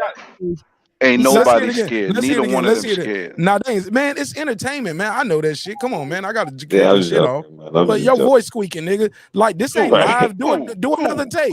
Who squeaking? Who voice squeaking? You want to hear it again? Hey, what's up? Oh, you want to hear it again? You want to hear it again? No. Hold up, nigga. We know what a squeak is. This ain't stupid. We know what a squeak is. Listen again. Listen. Everybody been waiting on the most anticipated fight of the year versus Terence Crawford. It's finally happening. July 29th, T-Mobile Arena. Gonna put on a great show. Great show. Put on a great show. Yeah, nigga. He didn't even believe. He didn't even believe he was gonna put on a great show. Great show. Y'all, play that one-sided ass whooping. Put on the great I bet show. his voice didn't squeak when he said we gonna put on a one-sided ass whooping. That's what we gonna do. Because Bud said he gonna fry some fish. Because Bud just said that nigga got off script. That nigga got off script. Man, he gonna get his ass one-sided ass whooping. He wrote it. Believe that? Hey, how about this? You want to put 50 on there? We donate a portion of that. Hey, but let's just say this. One at a time. Hey guys, let's just say this. They both didn't want Floyd Mayweather to announce this fight. Because they both announced that fight before he did. Can we say that? They both put their foot down. We wouldn't even think about Floyd. Nobody thought of that shit, bro. Nobody thinking about Floyd Mayweather right here. Everything busting. Nah, this just entertainment, bro. It's just entertainment. We just talking shit, bro. We just talking shit. We got Spence fans here. We got Bud fans here. We just talking shit. Go ahead. Great show. When my man's voice broke, that was funny. But no, it's good. Overall, it's good to hear. It's good to hear. You know what I mean? That's guppy talk. That's that guppy language. He should have said boop, boop, boop, boop, boop, boop. But no, hey, come on now. It's better than the fight not happening, though, ain't it? That's how you come in. The bubbles coming out of the fish mouth. That's how you should have told this. Now, yeah. The guppies would have been like, I understood every word. Yeah. Every word. These guys are bug me out. Hey, my man is talking about Spence. I want to put a $50 bet on this. Flipper. I don't like bets on the show unless somebody put them in. I want to donate a portion to your show though. No. Somebody got to. All I'm saying is this. Hold up, bro. Let me make this clear. If y'all want to make bets with each other, y'all make them bets. But we've had big fallouts over people not paying their bets, or somebody was like, "Well, we're gonna hold the money," and somebody else was like, "Well, I'm gonna hold my own money," and like I was gonna say this. I was gonna make a rule that we have to put the money into your cash app. Somebody got to hold the money. Yeah, somebody got to hold the money. We put the money in your cash app. You get a little percentage of it, and then by a certain date. Even if I don't get no percentage, man, like I can do a flat fee. It don't have to be a whole percentage. We can do a flat fee. But what I do say is this though. Y'all got to put that money up. Like, not nobody saying I got to bet, and then after the fight, it'd be like, "Wow, I ain't had no bet." But one person sent $100 and was like, "Mark, hold this $100. I call you, text you, and talk on the phone to you, and you know this guy don't send $100. You don't put up nothing. The fight ends, and you calling like, "What's up with the bread?" I was like, "You never put your money up. You got to put the money up." Yeah, and I gave the dude back his $100. Money on the wood make the betting good. Yeah, the money. Money on the flow is a go. When the money on the flow is a go. So all of that, because it's gonna be a lot of ass betting going around during this time. It's gonna be a lot of people changing the name of their chat. Bro, people be making bets in the chat with motherfuckers they never seen before. Never heard of it. Talking about I got a bet with KKK boxing. Well, that's a hell of a name. You think he's gonna pay you? You really think KKK boxing about to pay you, brother? Okay. KKK boxing. All right, nigga. Good luck with that. Never heard of it. Oh God, man. Never heard of it for real. Hey, Champion Heart, I gotta fix your audio because it's womping. It's doing whoop. All right, there you go. That's Champion Heart. I gotta mute you if you're not talking because it's womping. You got Champion Heart. You on your phone or your laptop? I'm on my phone and all right, yeah. Okay, well, it's both like it's got some interference, so one of them got to be muted. Mute the tablet or mute the phone. Yeah, that you can't even have the volume low. You got to turn that volume on that tablet on mute all the way because it's bleeding back in. Feedback, yeah. But go ahead, y'all. Mark, you killing me, man, bro. You damn near broke my left rib saying that shit. Like KKK boxing now. That shit damn near hurt me. Hey, look, that nigga be spending money all week too, thinking, well, I got to bet with KKK boxing for this fight. Man, hold your breath. Good luck with that, homie. You haven't bet with nobody. You bet nobody. Bet nobody. Oh wow, man, that was epic. That was funny. Mark's got jokes for real. Yeah, he dope. Yeah. All right, here we go. Like Antoine the Great. Okay. He said, the only thing little buddy needs to make sure is that he stay on the back foot. And these time that geezer looks like Who he's is not little buddy? 5'6" himself. The guy that just left that comment. Who is little buddy though? Like you talking about Terence Crawford?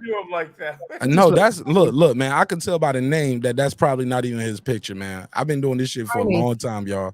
This probably somebody else who watched the show regular, and they just probably can't let their YouTube daddy know they be over here. You know what I'm saying? So they just created a style right here. Took a picture of somebody and put this up here. Fuck out here. That ain't Antoine the Great. Looking that small, I know, for real. That ain't even how you spell the Great. Also, that ain't even how you spell the Great. That's not even how you spell Antoine, by the way. Like you said earlier,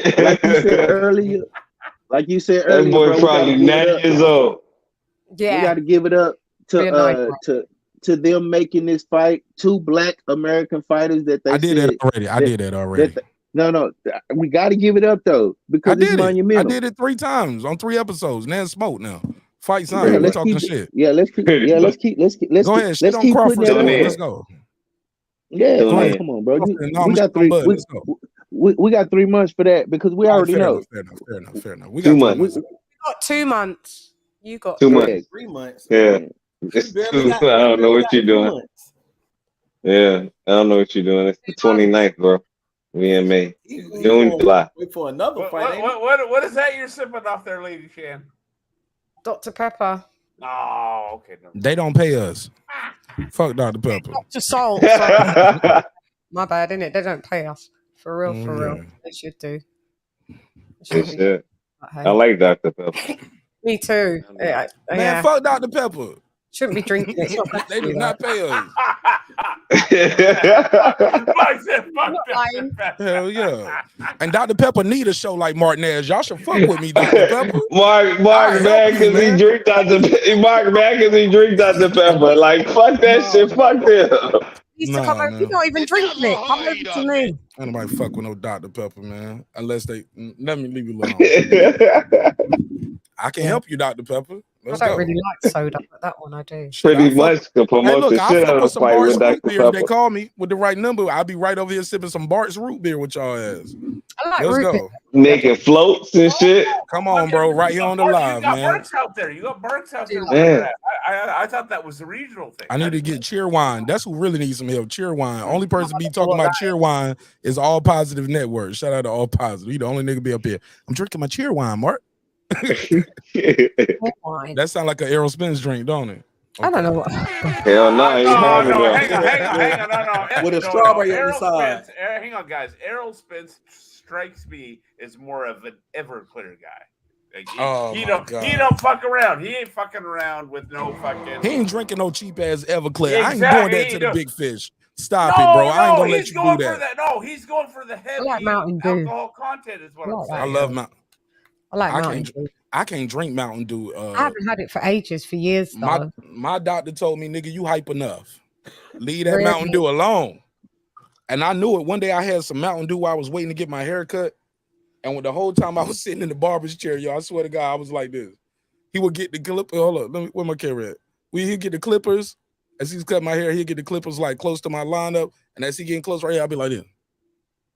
You're not moving, you're frozen. Oh, y'all can't see me? It's black. Hold on. No, it's frozen. Hold It's on, been frozen. Oh, I've been frozen? Okay, Yeah. boom. How I look now? No, you still froze. You're not that. Yeah. There you go. Yeah, we see that though. Y'all see me now? Or am I froze? Still froze. No, you froze. You're frozen. Yeah. Okay, I'm gonna beam out and beam back in. Yeah. All right. Yeah, I can see. What are you guys talking about in the chat? See my name, it's usually there's some form of abuse for me, as usual. But hey. Shouts out. I feel your pain, Lady Shan. I feel your pain. I just see my name. I don't know. Hang on, let me see. Does it make there you go, bro. There you go. Knocked out by Bud. You moving now, Mark? Oh shit! Hold on, y'all. Hold on, y'all. This nigga called my bluff, yo. This nigga called my bluff. But real quick, before I bring him on, I'm about to say the doctor. The barber was cutting my hair, and I was drinking that Mountain Dew before he cut my hair. I smoked the joint in the car, waiting for my line in the shop. Smoked a little joint, drunk a little Mountain Dew. Do you always smoke weed? Huh? Do you always smoke weed? Are you a weed smoker all the time then? That's my business. Every time, how about this? Every time I talk to you about weed, I smoked it. But that nigga got them clippers in my hair. That nigga was like, that nigga brought them clippers. Hold up, boy. You gotta let that breathe, bro. You gotta let that breathe. Nigga, I was like this. Every time them clippers got close to my line, I was like this. A lot of sugar. Is it the sugar? Man, that nigga had to use all the Beijing, all the charcoals. That nigga put chicken grease on everything. That nigga had to fix that shit. It was Dr. Fill-In, black marker. That nigga put some kiwi shoe polish to fill the shit. Like, is it because it's the sugar in it? Man, I don't know what it is. That damn Mountain Dew had me with the fist, nigga. I felt like full sunlight. I felt like I was on that. Ooh-ee. All right, let me bring this guy on real quick. Hold up, y'all. I don't know what it is, but I told the doctor about it. He said, "Oh, nigga, you hype enough. You don't need no Mountain Dew. You high off life." But look. We was talking some shit, and I was like, "Hold up, this nigga Antoine the Great ain't no real person." Ladies and gentlemen, Antoine the Great in this motherfucking building, nigga. He said, "I'm a real person, goddamn." Yo. I respect this. Hold on, y'all. Let me have my moment real quick.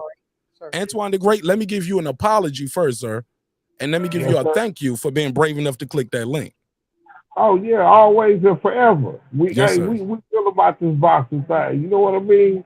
Look. Hey, peace and blessings to everyone on the panel and to everyone in the chat room. Thank you for having me on and let me come and speak my opinion. Somebody, real quick, somebody said that nigga definitely shot someone in real life. Martin, you better Wow! Come on, Chief. Dub C in this motherfucker. And I believe it too. I believe it too. Let my man get a shot off.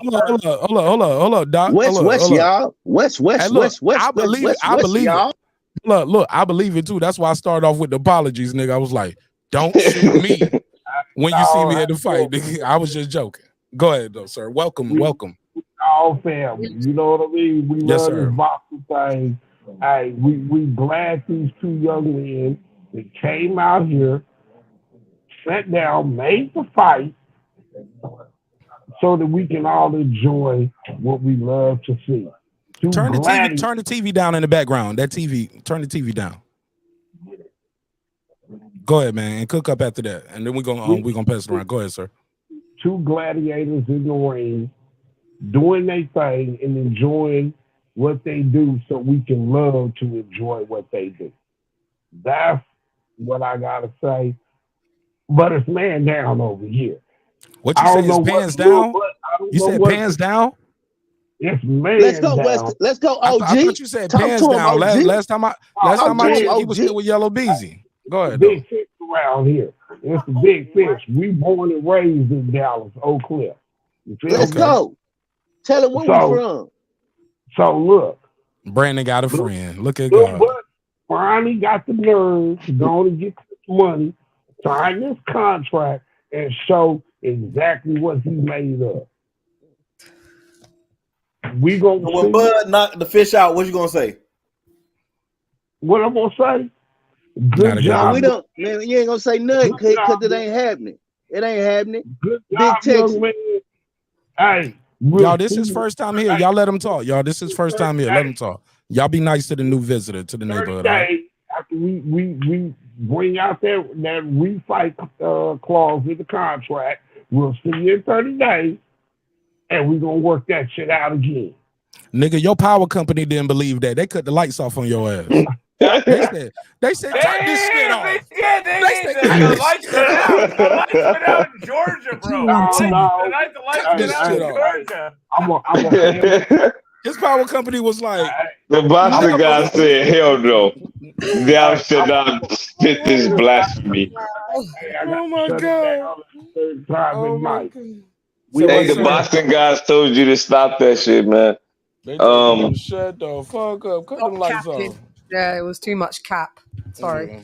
A little bit. But that's how you feel though. And yeah, hey, look, his opinion is his opinion. You know what I'm saying? If you have any other problems, bro, you know how boring would it be, guys, if we all thought the same thing, had the same opinion? You know what I mean? It's a lot of channels like that, and they do very well. They do very well with that. I'm just saying, Mark. If we all, the term I grew up with, they call it townie talk, meaning everybody sits on their front porch going, "Yep." I mean, boring.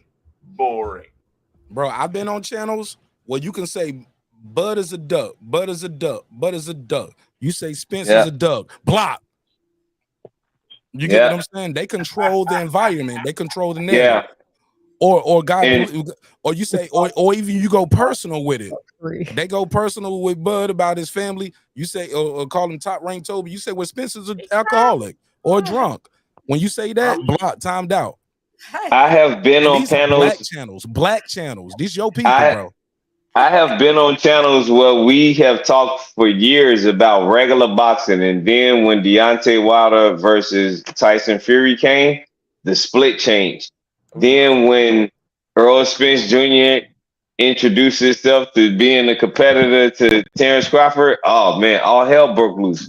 So I used to love Crawford, dog. Until he it used to be good people with everybody, but now we are not the same.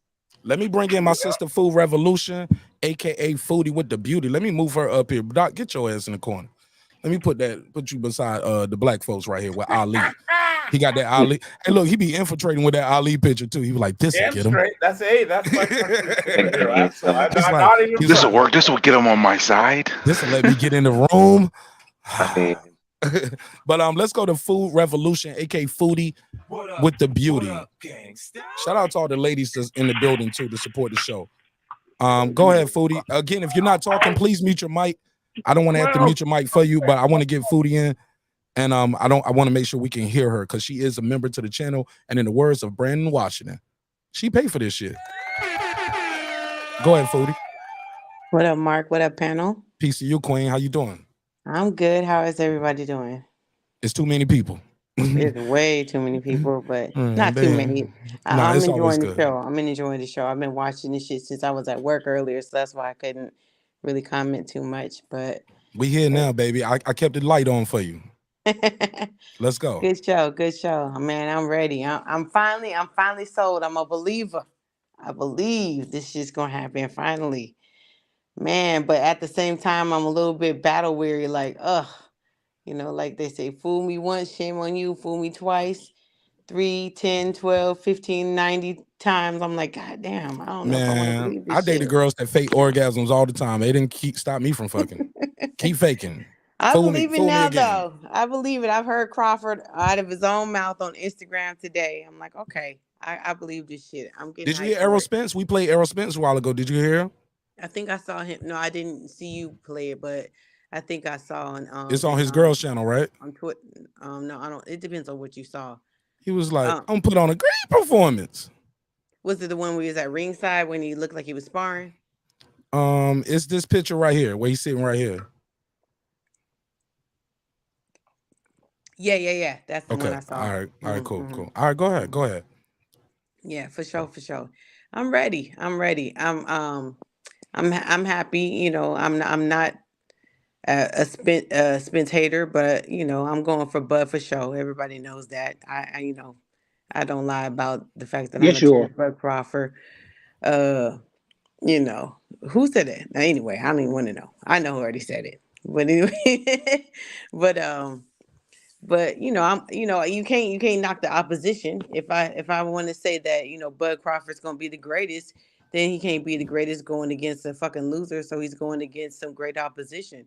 Nigga got most of the belts, so he's done something right, obviously. So yeah, I'm really happy that they finally made this. I'm glad everybody's getting paid well. I'm happy that it's going to be really good. My hope is that certain folks don't turn up ringside and act crazy at the event and make us look crazy. But like some people's fights gotta that be say it. happening in DC, not gonna say the Nebraska. name, yeah. But I hope they don't, make us look crazy out there in Vegas, out there in that. If They they could afford it, Foodie, they if they pricing could us afford out. it. Let me put some of these prelim. I went to this site right here. It's called Ticket Smarter. Now, granted, the official tickets, I don't know how they buy these tickets already, but y'all know how y'all be looking up as soon as they go on sale and it's already sold. The scalpers. Yeah, how they get access? Probably because they buy so much so early, and then they just changed the price point. But I'm looking at some of these tickets that they got right here.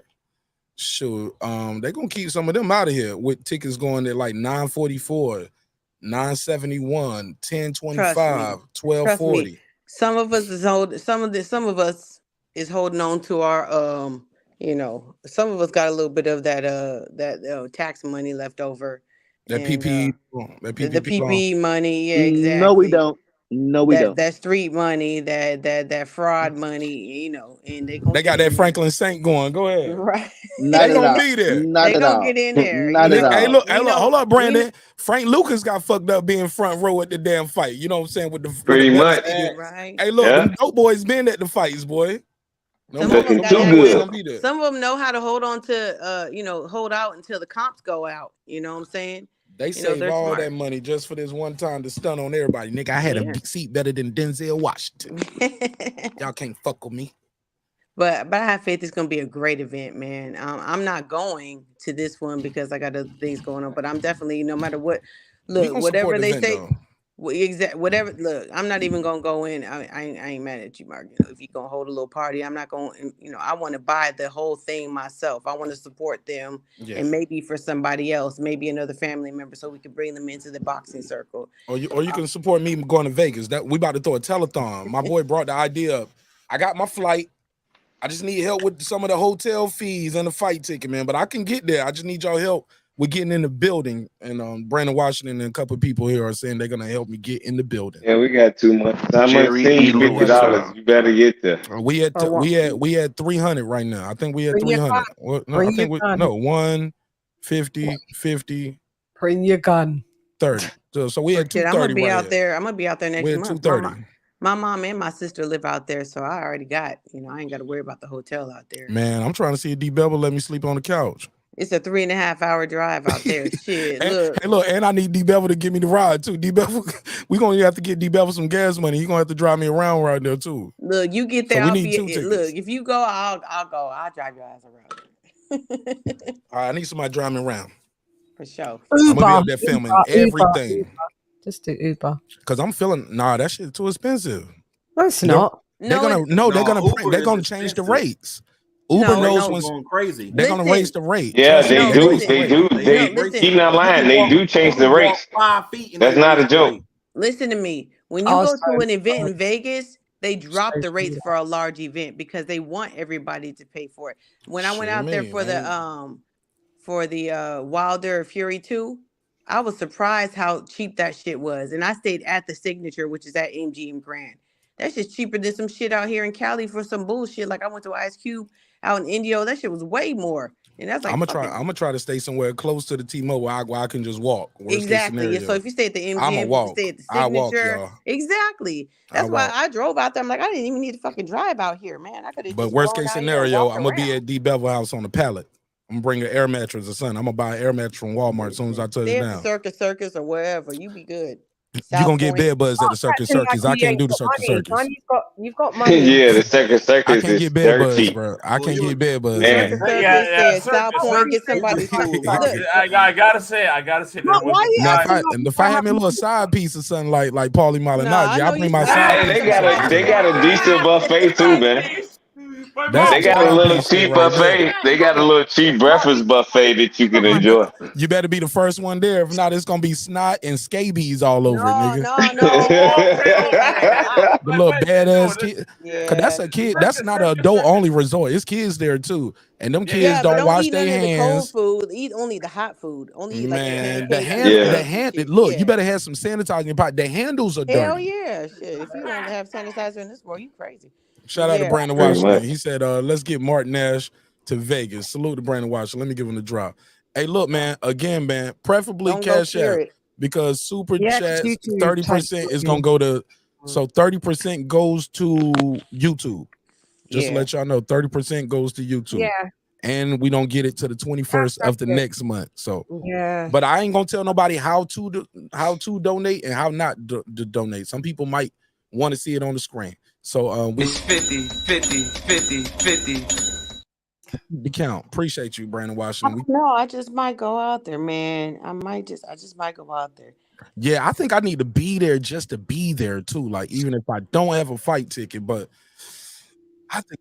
But this is the thing. I don't want to This be is in the the thing. My nosebleeds, thing. and I want to be in the. Even if I was at the nosebleeds, I need that ticket to the At fight least she's so I there. can get to the weigh-in. I need to get that. I need to get in the Yeah, I want to go to the weigh-ins, the weigh-in. media, like the media shit, because I'll be there The first open in line. workout, yeah, open media Yeah, I workout. want to be Yeah. there for that with the camera. Be right Yeah, there. that's Hey, look. important. Hey, look, how But much this is over or under? Roy Jones gonna slap me when he see me for that Mike Williams interview. Over or under? Oh, This is my way of thinking about it. This is where my thinking about the fight. So they have they have the rematch put in there, right? So if you can't get to the first one, right? Okay, so it's wonderful.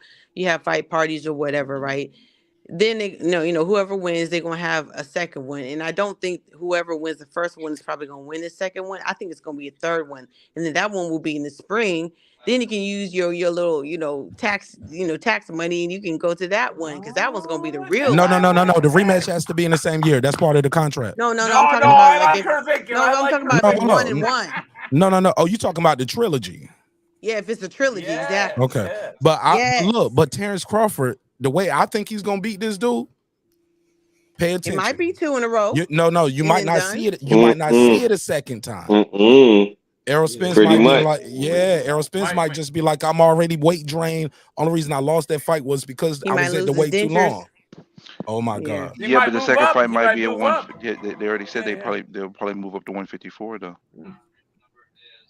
They Yeah, both They're might gonna they do that did. anyway, no matter They what. both fighters would do that But you gotta in the understand. You case gotta they're think. both fighters to fight Jamil Chalo. But that's if they split That's or where, and or that's the what. winner. Ooh, Listen, see, look. Just like how the Jermel's where. Mr. Dot. Hold on one Yes, second. sir. Hold on one Yes, sir. second. like just like how the NBA, like back in the day, you would see a 4-game sweep or whatever, and then they started stretching that shit out all the way to like 6-7 games. Like there's some politics involved in this shit. You can't deny that shit. Yeah, So it's a I'm lot of saying, revenue in the fight. yeah, Okay, hang exactly. on. There's more money to Okay, be hang made on. if you Whoa, stretch whoa. it out. Y'all brought up NBA playoffs. Let me reference as an example, Sacramento Kings, LA Lakers. Everybody in America here. Oh, I you think talking about when you talking about 20, 2000? was in. when Kobe forearmed my man in the face on the inbound pass and got away with it, right? And all that. You know what I'm talking about, right? Yeah, that was a shitty series. I mean, I didn't like it. Yeah, I didn't like that series at all. That was a shitty series. They stole that shit from Chris Webber, Peja Stojakovic, Man, get back to Vladimir. boxing. Don't get distracted. Not, bro. Mr. Dot. No, bro. Mute your That mic. was Sorry. that was right. I don't want to get distracted. Let's get back to boxing. We got to get back to it. You two are excited about it too. You was about to go somewhere. You about to go to the dunk contest in 1996. Nigga, please. Respectfully. We here for Spence and Crawford only. That's all. I don't want to hear no Haney, Loma talk. The nigga lost. And if you thought he got robbed, in the words of Biggie Smalls, you've been robbed. It's over. I'm with you. All I'm saying. So like I was saying, yeah. So I just want to stick on Spence and Crawford. Let's get back to it. Brandon Washington, again, my brother, thank you for supporting the show in a major way. And thanks for coming up with the idea. Help get this broke ass nigga to Vegas, man. We need it for our content, man. Let's help our boy. Cause I ain't got it, bro. I ain't got it all by myself. I ain't got it. I'm not gonna get up here and cap and cake like Clearly, like Brandon Well, one of us gotta go. Man, one of us gotta go from our group, right? Exactly. One of us man. gotta go. We gotta go, man. We gotta go, man. I'm gonna link up with some good people while I'm there, but for the most part, I'm staying away from most of y'all niggas while I'm there. Let's be clear. I stay away. My sister stays in North I will Vegas, not so be wearing the I red. stay from Man, downtown, man. Hey, look, I'm gonna Especially fuck around. I'm July. gonna shave my beard off and everything. Y'all ain't even gonna recognize me. I'm a little different. I'm gonna dye my hair blonde. It's so fucking and shave my hot, beard Marv. off. It's gonna be so fucking hard. No, it's gonna be some crazies out there, man. It's gonna be some weirdos going on out this shit, yo. Oh, but that's a violent fight. Vegas, baby. There's gonna be some weirdos. That's a violent fight. Trust me, that's a very violent fight. We done did a lot about this shit in 4 years of drama. We done created some enemies about these two dudes.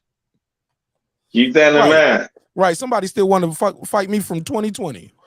Pretty much. You better be ready, bitch. Hey, look, you better be ready. Hey, nigga, cause hey, look, on members only, that's gonna be my new thing too. That's what I'm gonna do leading up to the fight. I'm gonna show you, I'm gonna let y'all see me running. I'm gonna hit the bag, I'm gonna be working out. Let's all get in shape, man. Let's all of us get in training camp for this fight. Let's go. Let's go. Okay. Good idea. About the weirdo. Yeah, we hype for this shit. Let's train. Let's work out. That's a good idea, though. Let's all of us. Let's do the Spence Crawford weight loss challenge. Let's see how much weight we all can lose. I got 15 pounds, Mark. I got 15. Or weight gain. Or weight gain. Or weight gain. You get gain weight during this time to gather yourself. Who the fuck said that? Who the skinny nigga that said that? Like, how old are you? I guess that's me. Nigga, go.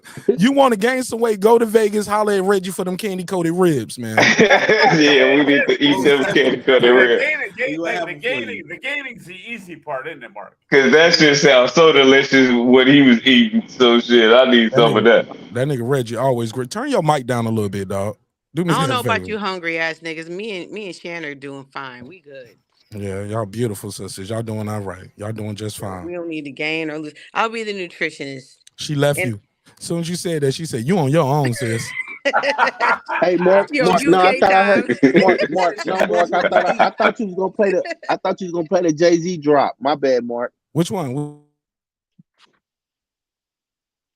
Oh, here we go. You need more people. That one. We don't believe you. You need more people. For who? For who, Brian? That was for Foodie. She tried to act like she ain't got to do nothing to who you in the herself. drop to? That was for Foodie, bro. You know, Foodie up here talking about, I don't need to do nothing. I don't need to do nothing. Oh yeah, hey look, that Avatar bad as a motherfucker though. She cool, but even then in the Avatar, she look like she in her scrubs, just chilling. I am in my scrubs. Look like she's sitting in a Range Rover or something. You know I'm what I'm saying? always in my scrubs. You working like some kind of nurse job, isn't it? Some kind of nurse job, yeah. Yeah. She's some kind of. So to speak.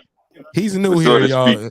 Mr. Doc is new to it, to the neighborhood. I don't even have that car anymore, but yeah, I was just. Oh Lord, that's even worse. That means it's a long time ago. No, that was last year. That was like 8 months ago. We need to update the picture, Foodie. Shout out to Mr. Doc though, new to the neighborhood. The same. No, you pump baking. Impossible. Mark, I gotta run. I appreciate you. Nah, they don't change. Hold on, Mr. Doc say he said he gotta go. Hold on, 1 second. Be man. I've been waiting to say this all year, and I'm gonna say it. And this is a good time. Get the stepping. Oh, go ahead, Mr. Doc. Give me your final words. I just wanted to say, I appreciate you for your indulgence, putting up with me and invite me into your metaphorical home, so to speak. Okay, man, this is the neighborhood. This is all our home, man. Like this is the neighborhood, man. Bro. Much appreciated, and Yes, hopefully sir. we can do it again. Okay, sir. Hey, I'm always here. Don't be a stranger, all right? Well, I'll do my best. All right. Appreciate All you. right, peace. Appreciate all of you. And stop and stop pandering with that Ali picture, man. No, yeah, that ain't gonna happen. You know you got Rocky. You know you got Rocky Marciano. You know you got that Rocky Marciano picture ready. Get the fuck out of here.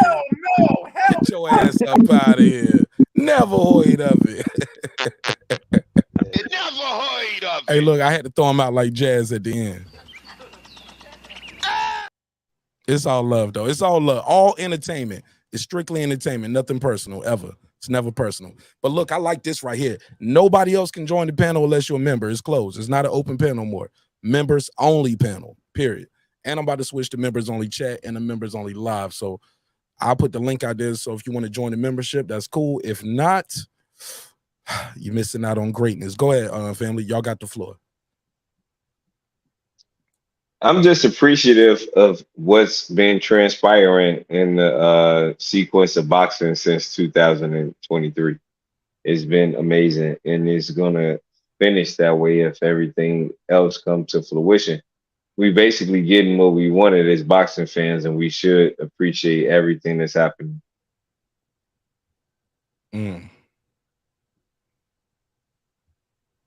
That's Go what ahead. I mean. Hey, so how do y'all feel? How do y'all feel about How do y'all feel about Shakur being knocked out of the #1 spot for the WBC Challenger? He's #2 now because Loma didn't cried his tears and make him #1 for all of the sanctioning bodies at 135. I'm not really tripping over it because I feel like Haney should go ahead and rematch him anyway and try to, make it resolute. But, eh. Well, I think that that's a good opportunity for Shakur to fight Lomachenko. I'm sick of Loma. I'm sick of Loma. Every time he lose, he cry and then he get another fight. He's not that special. We don't prove that. He done lost twice recently. Well, I'm sorry. I disagree with you because I don't think it was proven this last weekend, but we're going to leave that alone. Miss me with Well, it don't matter. It don't matter because the history books say it don't matter what you think. You're right. Listen, that's cool, but you say it don't matter what I think, but it ain't just me. It's me and 70% of the people that watch it don't fight. matter what 70% of the people think. What matters is what's in the history books and who got the belts around their waist. All right, that's what matters. Evidently 70% of the people don't know shit about boxing, and they don't know what they're looking at. They don't. Because if you're looking at the round by round fight, you're looking at the fight sequence, you understand what because I disagree with your views. Hold on, Champion Heart. Hold on, Champion Heart. You got to fix that audio. It sounds like a fan or something going. I had to mute your mic. That's you. That's your bad audio, Champion Heart. Because I disagree with your viewpoint don't mean I don't know nothing about boxing. I'm not gonna say you don't know. No, I didn't say you. You said 70% of. You said 70% of a group of individuals. Maybe you do know what you're talking about, but 70% to say that they gathered to say that 3 judges that voted unanimous on an undisputed championship fight got it wrong. Then no, you don't really know what you're talking about. Champion Heart, that's you again. Champion Heart, that's you. Hold on, ladies and gentlemen. Champion Heart, you got to fix that audio.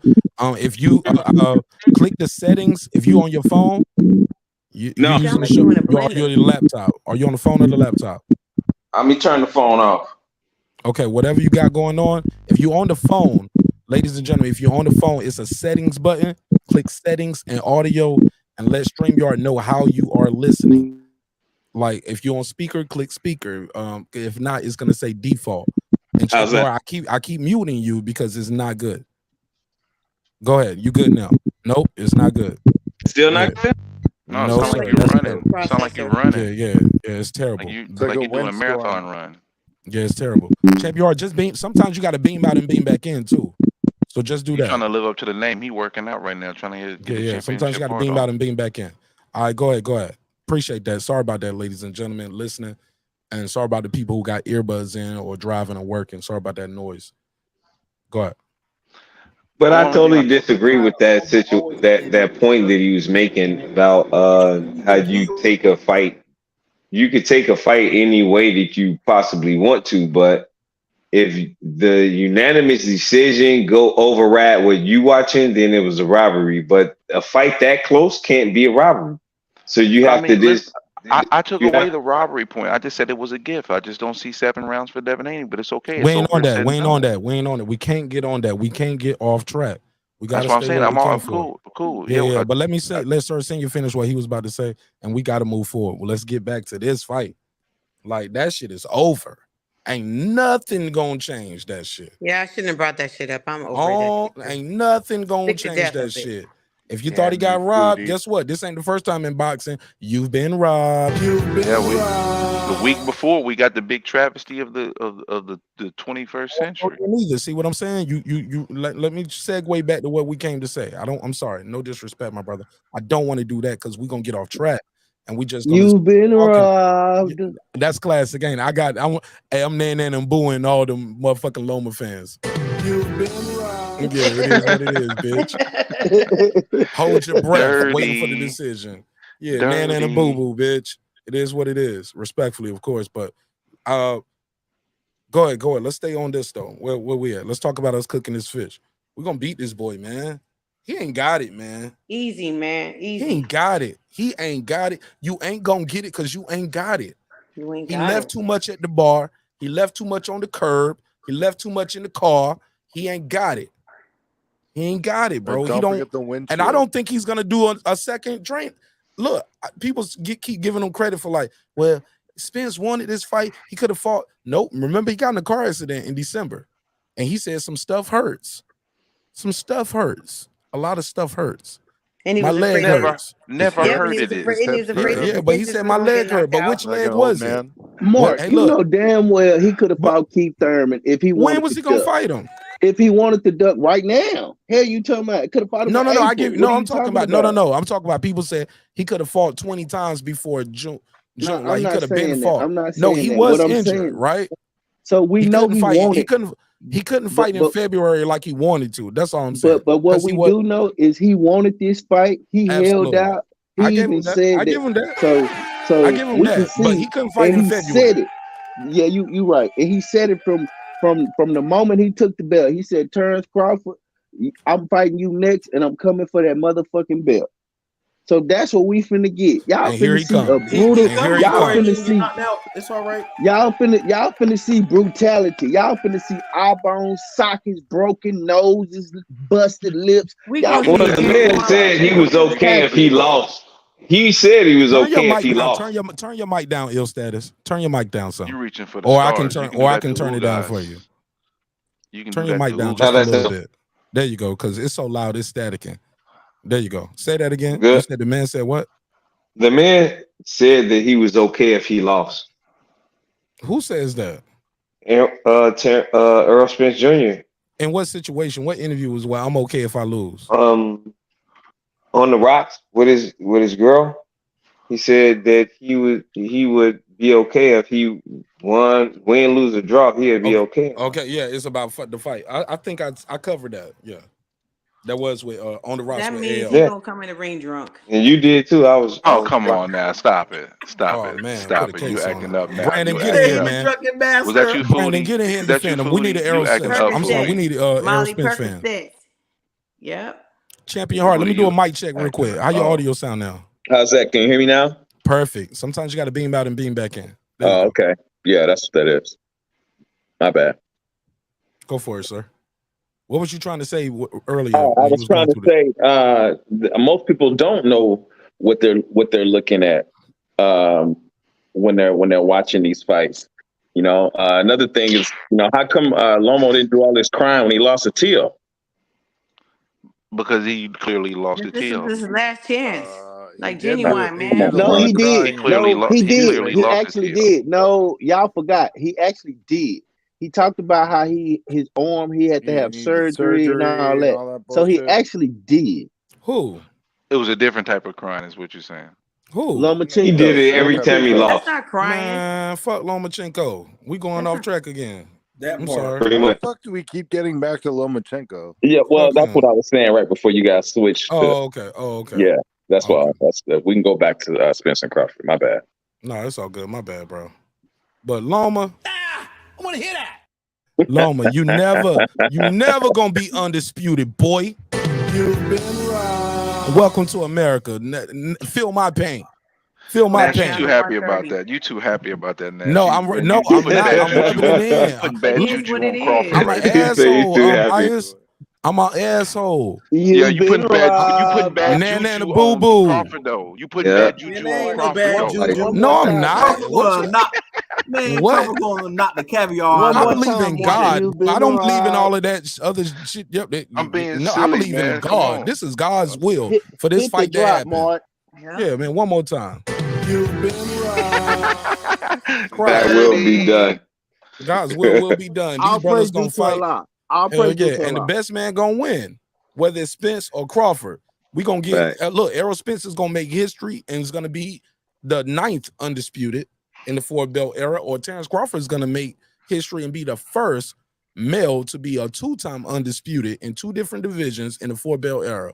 Wow. Yes, Give that man some credit, man. Regardless on of his wins way this to year. getting another one too. He about to try to get that third one too. Man, Oh my bro. God. Now that's gonna be some That's man. That's what we're dangerous. gonna see. Yeah. Not That's gonna what we're Exactly. gonna happen. see who is Man, who and y'all what is is out what. y'all mind. Y'all, I'm man, drinking this all the dude, Kool-Aid. who in the hell did Yeah. he fight for? I'm Man, fully in I it. don't think he didn't Charlo will even take do the shit fight, at. nigga. He didn't even I'm do so I'm shit at fully in it. Charlo ain't 140. even gonna take the He didn't fight. even I'm do shit so at 140. He fought Richard. He fought some bullshit at 140. If He y'all ain't don't do get out of nothing. he here, beat undefeated stop it. champions at 140. Undefeated bullshit. What they do You after can't that? Olympian call him gold bullshit if medalist. ain't nobody else beat him. Olympian gold medalist.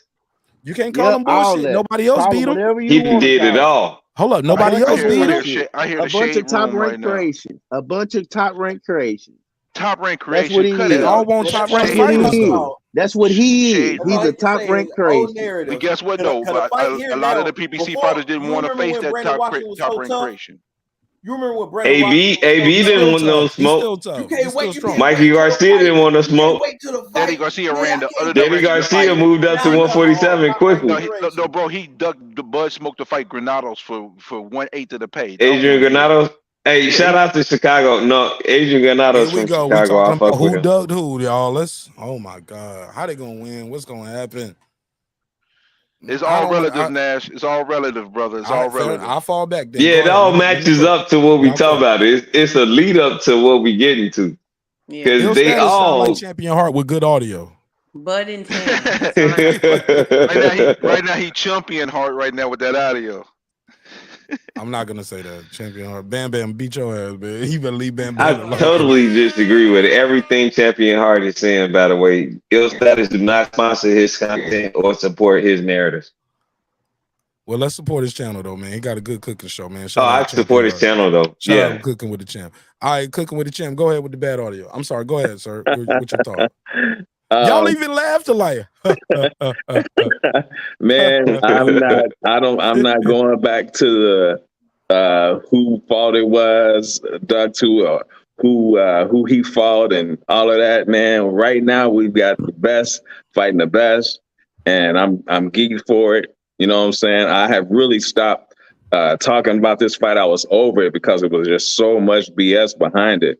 You know what I'm saying? I would see thumbnails of different channels I wouldn't even click on because I got tired of talking about, in my opinion, I felt, what these guys are debating over a fight that's never going to happen, but now that it's here, you know what I'm saying? I'm not going back to none of that. Oh, it was his fault. He didn't sign this. I ain't doing none of that right now. It's best, fight the best like we want. And, all of this debating, we're going to see when they get in the ring. Yeah, you can't talk about who's Nah, ducking we're gonna who. keep debating for the next 9 weeks. How many weeks? What we got? 6 weeks? This shit ain't stopping, homie. We're gonna keep this shit going. Won't stop. P. Diddy voice. Right. If we talked about this shit every week and the fight wasn't made, what you think we about to do now that the fight is made? Right. Yeah. Oh my God. It's ultimate war. We finna talk about everything. Whatever, who fought who didn't fight who got the most jabs. Some of the Spence fans had me cracking up though, boy. They said something. I was like, oh man, y'all talking dirty. Y'all talking real greasy right now. I was like, it was funny. I can't wait till that night of that fight, man. I just It's gonna be can't some wait. hurt. Some people gonna be hurt though. Well, I'm a boxing fan, so Me too. Because a year ago, I didn't have a dog in the fight. I just wanted to see a great fight, but I kind of have a dog in the fight. No, I have a dog in the fight, but I'm still gonna be happy no matter who wins because I win no matter who wins. Because you ain't really from Texas. You don't care. It don't mean nothing to you. You Not just from live Texas there. at all. You No, just I'm live from there. Chicago. Oh, okay. But- Yeah, I thought it was Champion Heart. Okay. No, I got Don't you. do me like that, Mark. Damn, man, you gonna make me be friends with Champion Heart and shit. Damn. Nah, stay over here with me, Ill Status. Fuck that. Champion, bro, low key, a fight party at D Bevel crib with Champion Heart, like at the same time filming like an episode and hooking up some of them snacks. Oh, he yeah. doing on them videos. Man, that shit might be lit. Like them little It shish might be kebabs you dope, made last though. time with them little burgers and the shish kebabs you made. Yeah. Man, that shit might And be fire. Foodie just show some straight said she'll be- natural shit that's healthy but fun Man, to Foodie eat gonna and be shit in there like that. ruining us, man. She gonna be like, That's not that's too much Right. cholesterol in that. Nah, Foodie gotta you do the see how I desserts. put it? Like fun Foodie to gonna be the eat. dessert. Foodie gonna do Fun the to healthy eat. desserts. The healthy desserts. Exactly. Nah, I'll Shoot, be I at gotta the grill. bar. I gotta grill I'll be at the bar vegetables. giving the low Grey carb, Goose. With the Grey Goose. I gotta grill vegetables the night of the fight because my the sister's Belvedere. a vegan. So I mean, Don't she don't nobody eat want no no meat. grilled vegetables. So let's Well, bring him fight my for. sis don't. No, I'm gonna grill plenty of meats, but I gotta grill vegetables for my sis because she don't eat meat. So I gotta She better hold her go to the down. store before What she come I home. ain't vegetables are doing you my sis grilling like. though? Hey, Some I'll of make them her. taste good as shit. I'm I'll make her gonna do a like bomb shish ass low kebabs. carb eggplant lasagna. That shit's bomb. Boo. That's No, yeah. Why you no, Yeah. booing? because Why? That's you don't dirty. He understand said your boo. vegetables, Mark. You talking Boo. about boo? Low You don't carb. know. You don't Low know what. carb You don't know eggplant. what. I don't want no woman giving me no eggplant, nothing. Damn. Here.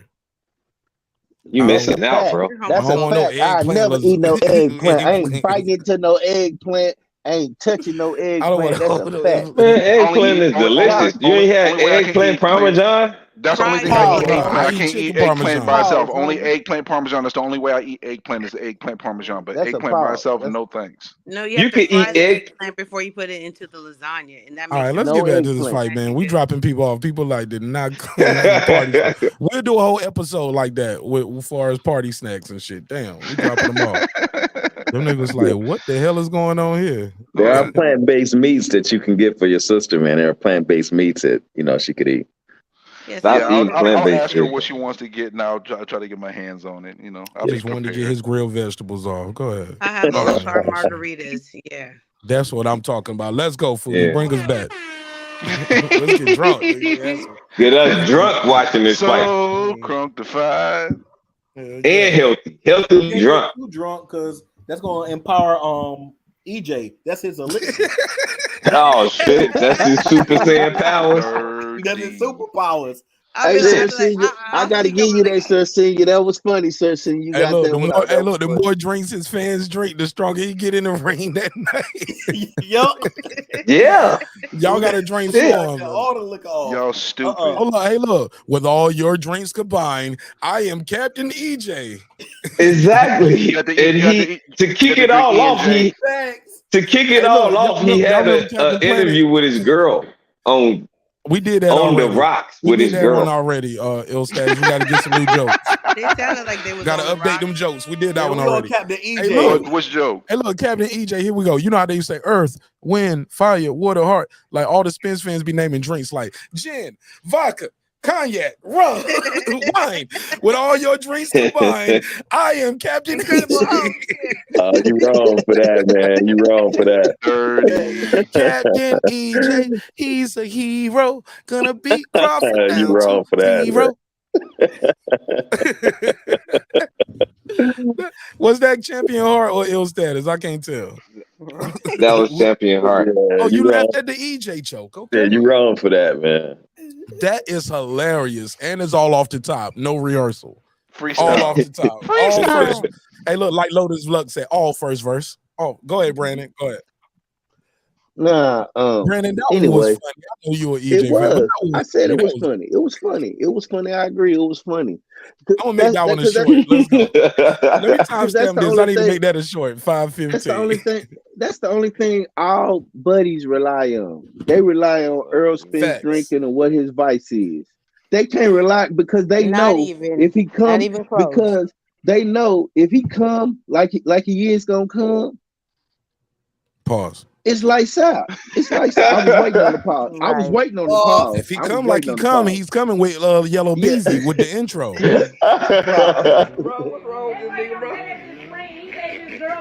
I mean, we know how he come. But y'all know, y'all getting just 6 wanna weeks call of it- this shit. Y'all want to, y'all want to rely on them vices. But you know, we coming in camp. We look strong. Yeah, he do. He do look ready. He don't look like Yeah, he's he going to a do. fat He camp do for this look fight. good. Yeah. Yeah. Yeah, he ain't going to no fat camp for this shit. He Yeah, don't look like he he look just far good. off of weight, right? He look ready. like he about And to he bang. damn near look ready. Fighter of this era, I gotta be ready. He ain't fucking around. He better not. I'm Right, glad this he ain't- not. You know what he up against? Well, I'm glad he not. Carol Brook. This ain't Ugas, and this ain't no Sean Porter. Cause that boy ain't fucking around either though. They do it all the time. Keep that in mind. He ain't never out of a training camp. He always in some type of training camp. So Always. we'll see. Hey, let me ask you this, Brandon. You don't think And the y'all layoff believe is going that. to be an issue? Hell yeah, I believe that What? shit. Because I've been seeing him Look do at it. the fighters that he fuck with. You don't think the I wouldn't give a layoff is damn going who to be he an fuck issue? with. Man, y'all Well, believe the narrative. they show signs of him. Shakur Stevenson show a sign of him in his fights. Shakur Stevenson is Keyshawn not trained by Davidson, Keyshawn Shakur. Davis. I know, Keyshawn I Davis. understand. Listen to what I'm saying, but he fuck with them in they camps though. What about Man, you that? don't get out of here. Man, you get the fuck Where out am of I here. going? I'm here. We talking Outta about this here. same He was fight. better because Bud was in We it. got to talk about the fight, Where he bro. start You fighting do in know that they be Come on around now. this man, right? Man, and who be around? Okay, so Earl Spence is Who be around Anthony EJ? Joshua. Frank He around Martin, Anthony. He around Anthony Joshua, for now. So what are you talking about? You know, you just got He ain't Ryan in there. Garcia over there. Oh my You He got a know, bunch God. of losers. He got a bunch of Derrick losers. James still He working got a bunch of hard dudes half come of the off boxing. time when he ain't on his bench watching. You He know, got a A like, bunch of hey, losers. Bro, he Hold got up, the hold up. fucking So unified. y'all, He so got the unified 150. and they don't even train together. So stop it. Stop it. They don't even 147 over train together like that no more. So just because they in the same gym, don't mean they train together like that. I don't see no pictures with him and him beside each other. Charlo and Crawford. I mean Charlo and Spence training and working out together. They don't even be on the same nope, cycle. They ain't even on the same nope. fight Man, cycle. stop. No, that's a fact. Errol Man, Spence stop. has been very clear. I don't like working out and training for a fight. Training if I ain't got no fight coming up. Yeah. He blow up in between fights. That's on record. I drink. I like to party. I ain't making this up. This ain't no Not stop. now. Bud Crawford on the Not flip now. side, in between fights, this guy is constantly in there with Shakur. He's in there with Man, come on, bro. I could stop there. But he's in there with been in there with guys, bro. He's in there with Keyshawn. He's in there with bigger guys. And when you see him in the gym with him, you see the sparring picture beside him. They all look like they went through the gauntlet. Terence Crawford, the only one smiling. Yeah. Not impressed. It's almost like a killer showing the prize at the end, like, oh, this nigga want to train for a fight with me? They be like this. Facts. Terence Crawford be like this. Keyshawn be like this. He's showing his Shakur like this. prize. Devin Haney look like this. Jerry Well, Hurd look like this. Amir well, Khan look like hopefully, all these dudes be like, how well, the hell hopefully you hitting these security don't mountains like this? security don't stop Bud from walking down the entrance because don't nobody know his ass. So hopefully don't know security Nah, don't he gonna stop. have a haircut. He gonna have a haircut. Hey, He gonna have bro, a it haircut. looked He like don't look. this. Like he be showing the world, like, look what I just did to him. Let me see. I'm gonna hold him up. Look what I just did to him. He's my pillow. I just punched him up, and they hugging each other, holding each other. Easy going fight for him, but they getting ready for the fight of their They look life, like this, bro. like. Too bad nobody knows. Security show didn't know who the fuck he was. So for the Shit, world to know him, I wouldn't have known him that day neither. With that hairline. Yeah, he was in rough, tough Terence Crawford stuff. Terence Crawford looked like he was making a Bar. rap album. You know how niggas don't get their hair cut when they working on their album? Right. Yeah, he looked like He was in there grand cutting mode. tracks. That's grand mode, baby. Yeah. You know, sleep cold winters wake up and spit summers. Pittsburgh T, pull up. They help Brandon watch tonight. He said it's a pack of nutty buddies on the panel. Pull up, bro. It's a members only panel. Pittsburgh T. Shout out to Pittsburgh T, aka Mr. That's not true.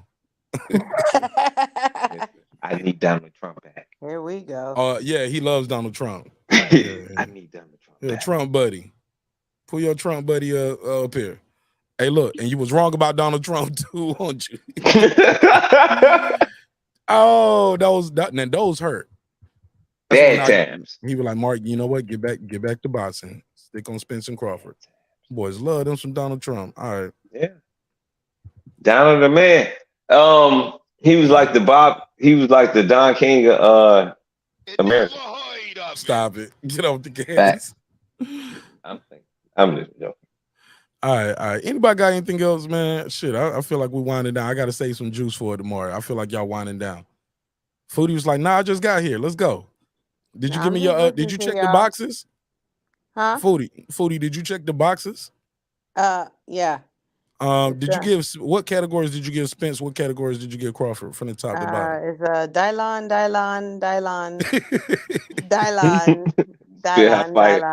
Dylon. Spit hot fire. I'm Spit telling y'all, fire. man. That kid Crawford is different. That's why that's why I put this out there, because I wanted to know like what the Errol Spence fans would say. Like, what do you give him? And I was being fair because as y'all can see, better inside fighter, outside fighter. I squeezed that in there, pause, just to help him out. But experience matters. The jab matters. Defense matters. Combinations, footwork, speed, power, accuracy, concentration, and focus in that ring. Are you looking for your defense? Are you looking for your defense? Worried Can't do about that. over Can't and do that, over bro. again, too. Over and over again. This ain't one fight. Like I'm picking on him over and over again. Right. Just looking for shit or His just losing ability to concentration. adjust is just, man. He's basic, man. I'm sorry. I got Spence losing this fight, y'all. And I'm sorry. It's not gonna be what y'all think it is. I think he gonna beat this guy. Crawford gonna beat this dude, and y'all ain't even gonna want to see it twice. Easy. He come from a camp where people embarrass motherfuckers. Like every fighter that like him embarrass the opponents because he does. He's leading a new generation. Like, yeah. look, Adrian Broner ushered in a generation. Look, Floyd did. Yeah. Adrian ushered in. You know, where some guys are just they charismatic and people just flock to him. You know what I'm saying? A lot of guys flock to Adrian and they flock to his lifestyle as well. Some of your favorite fighters flock to that shit. And they also, a lot of them suffered from him. They was walking like him, talking like him, dressing like him, trying to rap, little choker chains, drinking, all that shit. Terence Crawford ushered in that, man, I ain't doing I'ma none of beat that your shit. ass. I ain't fucking with none of y'all, and I'm going home. I ain't got to be in your crew and your cliques, none of that. I'm going home, and I'm gonna get back in the gym, and I ain't blowing up in between fights. I'm gonna stay in shape, and I'm not only that, to make sure I stay in shape, I'm gonna work with younger fighters. I'm gonna stay sharp, and he's mentoring these young figers. He's in there with them, helping all of these dudes get ready for a fight. But low key, he's learning what they doing, seeing what they. It would kind of remind me of like a LeBron type shit. Yeah. How like I stay on point by working with these dudes, and they get sharp and fucking with me, and I'm teaching them about the game. Hey, look, the ref like to look over. Look, you got to work. Like Floyd used to talk about this, working the refs and working the judges. Like make sure you'll walk the guy over here. Let this judge see you over here. Pop, pop, pop. Move. Get out the way. Like, why is he doing all that moving? I want every judge over here, all three sides, to see what I'm doing to this guy. I beat you up over here. Beat you. Like, that's important. You have to study the game. I mean, game recognized game. You have to study. You have to study the game. You have to know what judges are going to be in there, what they like, because what judges like. Exactly, because like we saw in last week's fight, certain judges like certain things. They're all looking for certain things. There's a certain criteria, but they all favor certain things. So you have to play to the judges, and and when you come out on top, because you do that, you can't be mad because you didn't do your homework. But Foodie, the thing about that judging that week, it was accurate. It wasn't offsetting. It wasn't displeasuring because it was the sport of boxing. This is what you judge in a fight upon. They did exactly what they were supposed to do. Any judge that should be questioned upon that fight, the person that questioned them should be fired because they did the accurate job. Right. A lot of what we're hearing right now is just a popular opinion. They're not a lot of the people, like they said, whoever said 70%. Well, if you take that 70% and split it in half, like what 35% of those people don't even watch boxing on a regular basis. They're just going off of the rhetoric, and then there's another thing, like when you're actually at the fight, like you heard Crawford, you heard a lot of them like, man, I'm not sure who actually really won, because when you're there, it's different than watching it on the screen. You don't get all of the camera angles. You don't get all the camera angles, and that's the downfall to actually being there. You go there for the excitement and for the support and the electricity, but you don't get all the camera angles, even though they have the big wide screens all around the ring. It's different because you're sitting there trying to watch who's in the ring, no matter where you are in the arena. So I don't really give them a lot of times you can sway the judges, and that's what, I don't know, telling my age here. I think I'm in here with a bunch of Thundercats. You all probably weren't born when Leonard and Hagler fought, but what Leonard was doing was he was stealing those rounds at the end of each round. He would throw these flurries, and the crowd would freak out. Now they weren't damaging blows, but they were point scoring type of blows. He was stealing rounds like that. Them last 10 seconds, right? Yeah, exactly. I don't get your point. Crawford ain't gonna let this dude steal no rounds. He don't never do that. No. My point was nobody. I was just gonna say I don't expect either one of these guys to go in there and be something they haven't been before. Exactly. And that's I'm gonna touch on that. But my point was when Foodie was saying that you have to know what certain judges are looking for. I was saying sometimes you can sway the judges when fighters do stuff like that. And to what you were just saying, you're not going to see these guys going in and doing anything that they normally do, and that's the point I was making to Lady Chan earlier. You know what I'm saying, that fighters are creatures of habit. You know what I'm saying, and this is why I feel that with the get back my punch attitude that Crawford has in a lot of his fights, and he's been able to get away with it for so long, he's not going to be able to get away with that with Spence. That's my perspective. That's my opinion. And on the flip side, Spence has that attitude as well, and I don't think that's going to work with him. When he gets hit and drops his mouthpiece and get a break, Crawford ain't going to let him get that break. Nope, Crawford going to jump right on his ass. It ain't no, I dropped my mouthpiece. You see, I dropped my mouthpiece, right, Mr. Referee? All right, come break up the action. Let me go get my mouthpiece, get myself together, because at these elite levels, these guys only need a couple seconds sometimes to get themselves and clear their head and get back to it. Crawford ain't gonna let him get that break, man. Yeah, well, I'm sorry. Yeah, he thought the ref was on when that happened in the Ugas fight. No, that's not what he said. That's and not we what he already said in the rebutted interview that. with his girl. And we already rebutted that No. one time early in this episode. What I'm saying is he thought the ref was going to step in. No, sir, stop. He thought his dentures were gonna get flown out of his mouth. That's what he said. He didn't. He said out his own mouth, when my mouthpiece dropped, I thought he dropped my my partial. I had these teeth in. Yeah. And I didn't want people to see me without my teeth. That's what he said. That's what he said. All that stuff you saying is what YouTube daddies be saying. And that's the narrative. But I'm glad he did the interview with On the Rocks with AO, because that's what he said. He said, I thought my partial fell out, and I didn't want people to see me without no teeth. That's what he said, Champion Heart. I'm sorry. Ain't no way around that. That man didn't say nothing about a referee. He probably didn't say the word ref the entire interview. So I don't know where that's coming from, but that's what he said recently. That's the recent shit with his girl at the comfort of his own home. I thought he knocked my partial out too. I had partials. He said me and Derek used to practice putting in my partial because I didn't want people to see me without no teeth. So once that happened, I thought he knocked my partial out too. And I guess he thought he was helping himself in some shape or form, because she was about to move on. He was like, you ain't gonna ask me about the Ugan thing? She was like, oh, you want to talk about that? Like, yeah, we was talking about, okay. And then he brought it up. And he said, look, yeah, but I thought he was trying to say that to save face, as in I wasn't as hurt as y'all thinking. Ugas didn't hurt me like that. I was looking for my partial, but on the flip side, we still got a problem with that. Like, nigga, you looking for your teeth? You don't want people to see you without your teeth. Exactly. So how's that gonna play out in the fight? He damned if he do, damned if he don't with that. I would respect him more say he got me with a good shot and you hurt me than say, man, I'm not focused. I'm losing concentration. I'm worried about the wrong thing in the middle of a fight, looking for some teeth. And he can't do that with Terence Crawford. But that's not going to be that's not going to be an issue with Crawford. I just want to make sure that's clear. That I get what you're saying. That's not going to be an issue. Why Terence Crawford hit harder than Ugas? He harder than Mikey Garcia. With Crawford because now he has implants now, so that's not going to be an issue. He had partials before, but now he has implants. Okay, so that's not going to be a problem. If it's not your real teeth, you can get them knocked out. If they are your real teeth, you can get them knocked out.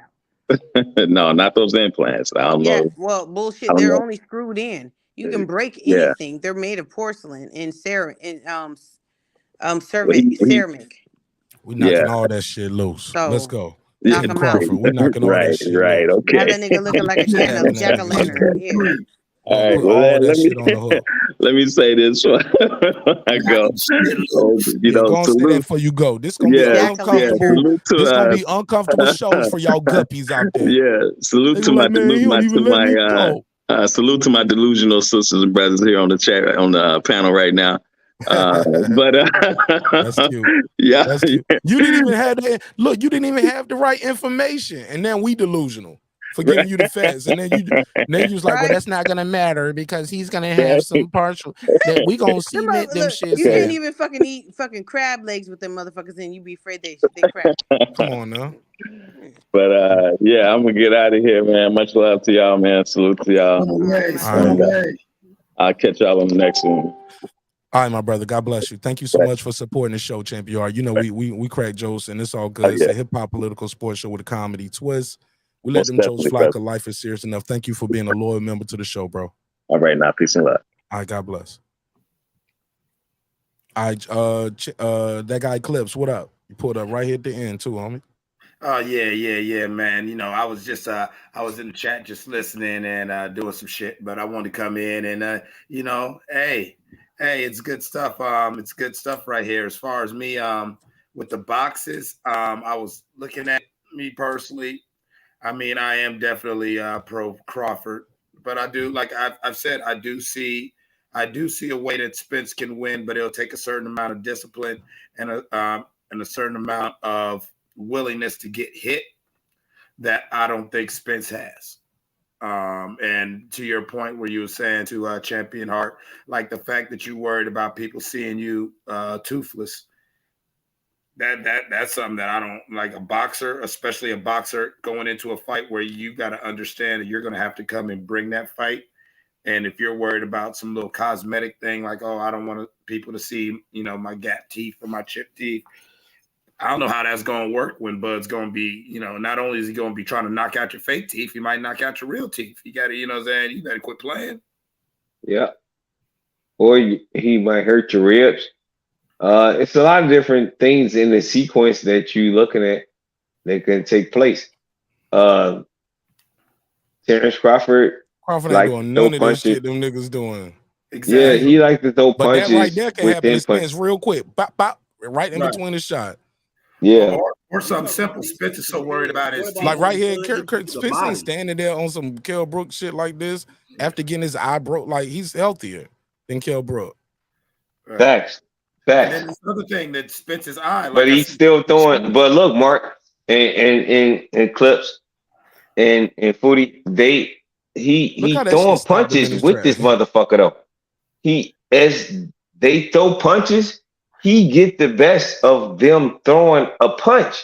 So they offensive output doesn't look the same fucking with him. Because he's gonna make you look like you're not doing anything because he's gonna stun you, hurt you, or make you give up on that tactic. Who are you talking about, Spence? Who you talking about, Spencer or Crawford? But Oh yeah, okay, all right. I was about to say Spence. I don't know. Spence kind of what you see is what you get. We haven't really seen Spence truly tested because anytime Spence has had some adversity, you know, he's been able to stick to his game plan and get up out of that with the W. I've never seen Spence really have to go to the drawing board and say plan B. Somebody correct me if I'm wrong. No, that's with all of those Al Heyman fighters. Not that they're not good, not that they can't be great, but their opposition is weak. And so it looks like they have built up resumes. So that's why a lot of people are excited to see this shit. We want to see them really tested, just like we want to see Tank and Haney. We want to see Tank and Shakur. We want to see him step up and see some real competition, not just somebody that's just been passed to him. Like, all right, you're gonna fight this one. It's gonna be easy and it's gonna look good, and all that bullshit about belts don't matter and all that kind of shit. Like, do you want to be great or do you not want to be great? It's not just about paydays. But what they're showing here is that you can be great, you can face greatness, you can attempt greatness, and you can get the payday. And that's what I love about this fight. Because if Crawford had, laid down and took whatever the fuck they wanted to give him a few months ago, then Spence wouldn't be getting the kind of payday that he's getting now. So Facts. Yeah, that's a big actual fact. Right yeah. That is the point. Period. Like that's how you negotiate, though. Yeah, that's how you negotiate. Right there. That's real walkie-talkie right there. That's real walkie Wisconsin right yes, there. salute, Footy. You gotta got believe it in on point. yourself. He showed that that's what he's showing Shakur and all them. Like, you got to sit there and wait sometime. You got to wait on God, and you got to believe in yourself. You got to say no. Sometimes when you feel like it should be a yes, or people are telling you that it should be yes, say it's a no because you feel it's a no, and there's something better. If you sit there and wait, greatness comes with patience, and when you know your worth, then you will sit there and wait and say, nah, this ain't it. Wait for the next bus. Yeah. Like Foodie, I've always said, and I know Marcus said it several times, sometimes the most powerful word in the English lexicon is only 2 letters. No. Yeah. Sometimes you have got to stick your feet in the fucking mud and say no. Yep. No is a complete answer. It's a complete sentence. Thank you. And for all the fucking guppies and all the Al Haymanites who are just sitting there, Bud, bad business acumen, blah, blah, blah. None of this. This is Spence's biggest payday. Bud's resolve helped Spence's career. Bud's resolve also showed a blueprint for any fighter going forward in the post-Mayweather era who wants to try to garner this and be his own promoter and become a brand. Well, you know what? Sometimes, just like Floyd had to take a chance and bet on himself, just like Bud betted on himself, that's what you're going to have to do with some of these promoters. You know what? Just having a good record and then getting some cachet and a whole bunch of followers on social media, they still don't respect it. So sometimes you're going to have to make a motherfucker respect you. That's right. They will pay you what you think you're worth. I'm switching to members only, y'all. Appreciate it. Yeah. Go ahead. And I think that we have to look at the fact that Bud choosing to say no, him choosing to say, I'm not going to take that little bit amount. Okay, well, if that's what you want to do, you want me to take a little bit? Well, I'm going to go over here and make a whole lot more and then come back with something. That helps EJ's career. Yeah. If EJ win, it makes his career even better. If EJ lose, it still makes his career even better. If Bud win, obviously it makes his career even better. Even if Bud lose, it makes his career even better. Nah, I'm leaving that now. Yeah, I tend to disagree with that. No, I'm because saying EJ fans in a better spot. EJ fans will be heartbroken after this fight, though. No, Yeah, they got a rematch clause, so the reason why I said that is this: if Bud loses, people gonna run with he got exposed. He was never as good as all his fans said he was. Yeah, but Mark, the people who are saying that are fucking broke. So who cares what they're saying? No, it ain't about money. We're talking about boxing. We ain't talking about all of us are broke. I'm saying so all the people who are saying that, full revolution. That's the point, though. all the people. Let me make sure it's clear. There's nobody in boxing. All of us are broke compared to Errol Spence and Terence Crawford. No, I'm telling nobody you. in boxing that would say that. I'm telling you, yes. I'm telling you. Some people are saying he's. Oh, you talking about pros in the business, or you talking about fans? Right. Yeah. I'm talking about fans. No, I'm I ain't talking about fans. Everybody had an opinion about the shit. money they fucking getting. We ain't talking about money. And none of them we talking about the fucking square circle. We ain't so talking who cares about what they got to say. I mean, they fans. Their opinions matter. Their opinions. They're the motherfuckers that gonna be still in the fight anyway. They ain't gonna not be all showing of up. them. Not all of them. Some people are Errol Spence fans, and they just like Brandon Washington. And they're gonna show up no matter what. Let me say this. I'm telling you, I don't think Brandon Washington's broke. And I don't think he's gonna. And he definitely has been to a Spence fight. He's definitely been to an Errol Spence fight, and he's gonna buy the fight. He's donated to the channel. He got the money to put up what he believes and what he supports. He came out to the Errol Spence fight with the sweater, the hoodie, the hat, and the drawers. All I'm trying to say is, he thinks Terence Crawford is not as good as advertised. He's a top-ranked creation. I can name a list of other guys who out there believe the same thing. That's their opinion. And if he loses to this guy, they're going to be vindicated. They're going to say, I was right. Once he finally fought a real welterweight, fought the best welterweight, he lost.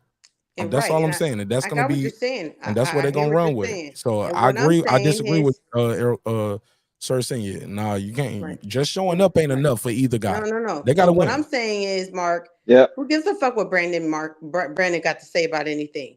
Because he's not the one really putting up the money for the next fight that either of these two boxers are going to None of us are. I'm just saying. Right. I'm just so telling that's what you. I'm saying. It doesn't matter. It's just, opinion. No, what I mean in relation to what Sir Senior said, where you still come out big even if you lose. No. Y'all got to win this fight. You got to win, they both and you need to win. I was saying that they came out better than what they would have been before. That's what I'm saying. Yeah, Not their that records they, would both be Bro, better. this is one of the most they got this anticipated fights combination Terence of of the Crawford the last favorite. He's supposed to 5 win this years. fight. This fight needs to be decided by something. It will be Period. determined Like, by something, and it will be determined. It will be determined by pay-per-view buys, by gate buys, and who is willing to invest into their careers moving forward. Anything else doesn't really fucking matter. Who's going to Who's going to get into the Hall of Fame? We already know Bud's going to get into the Hall of Fame.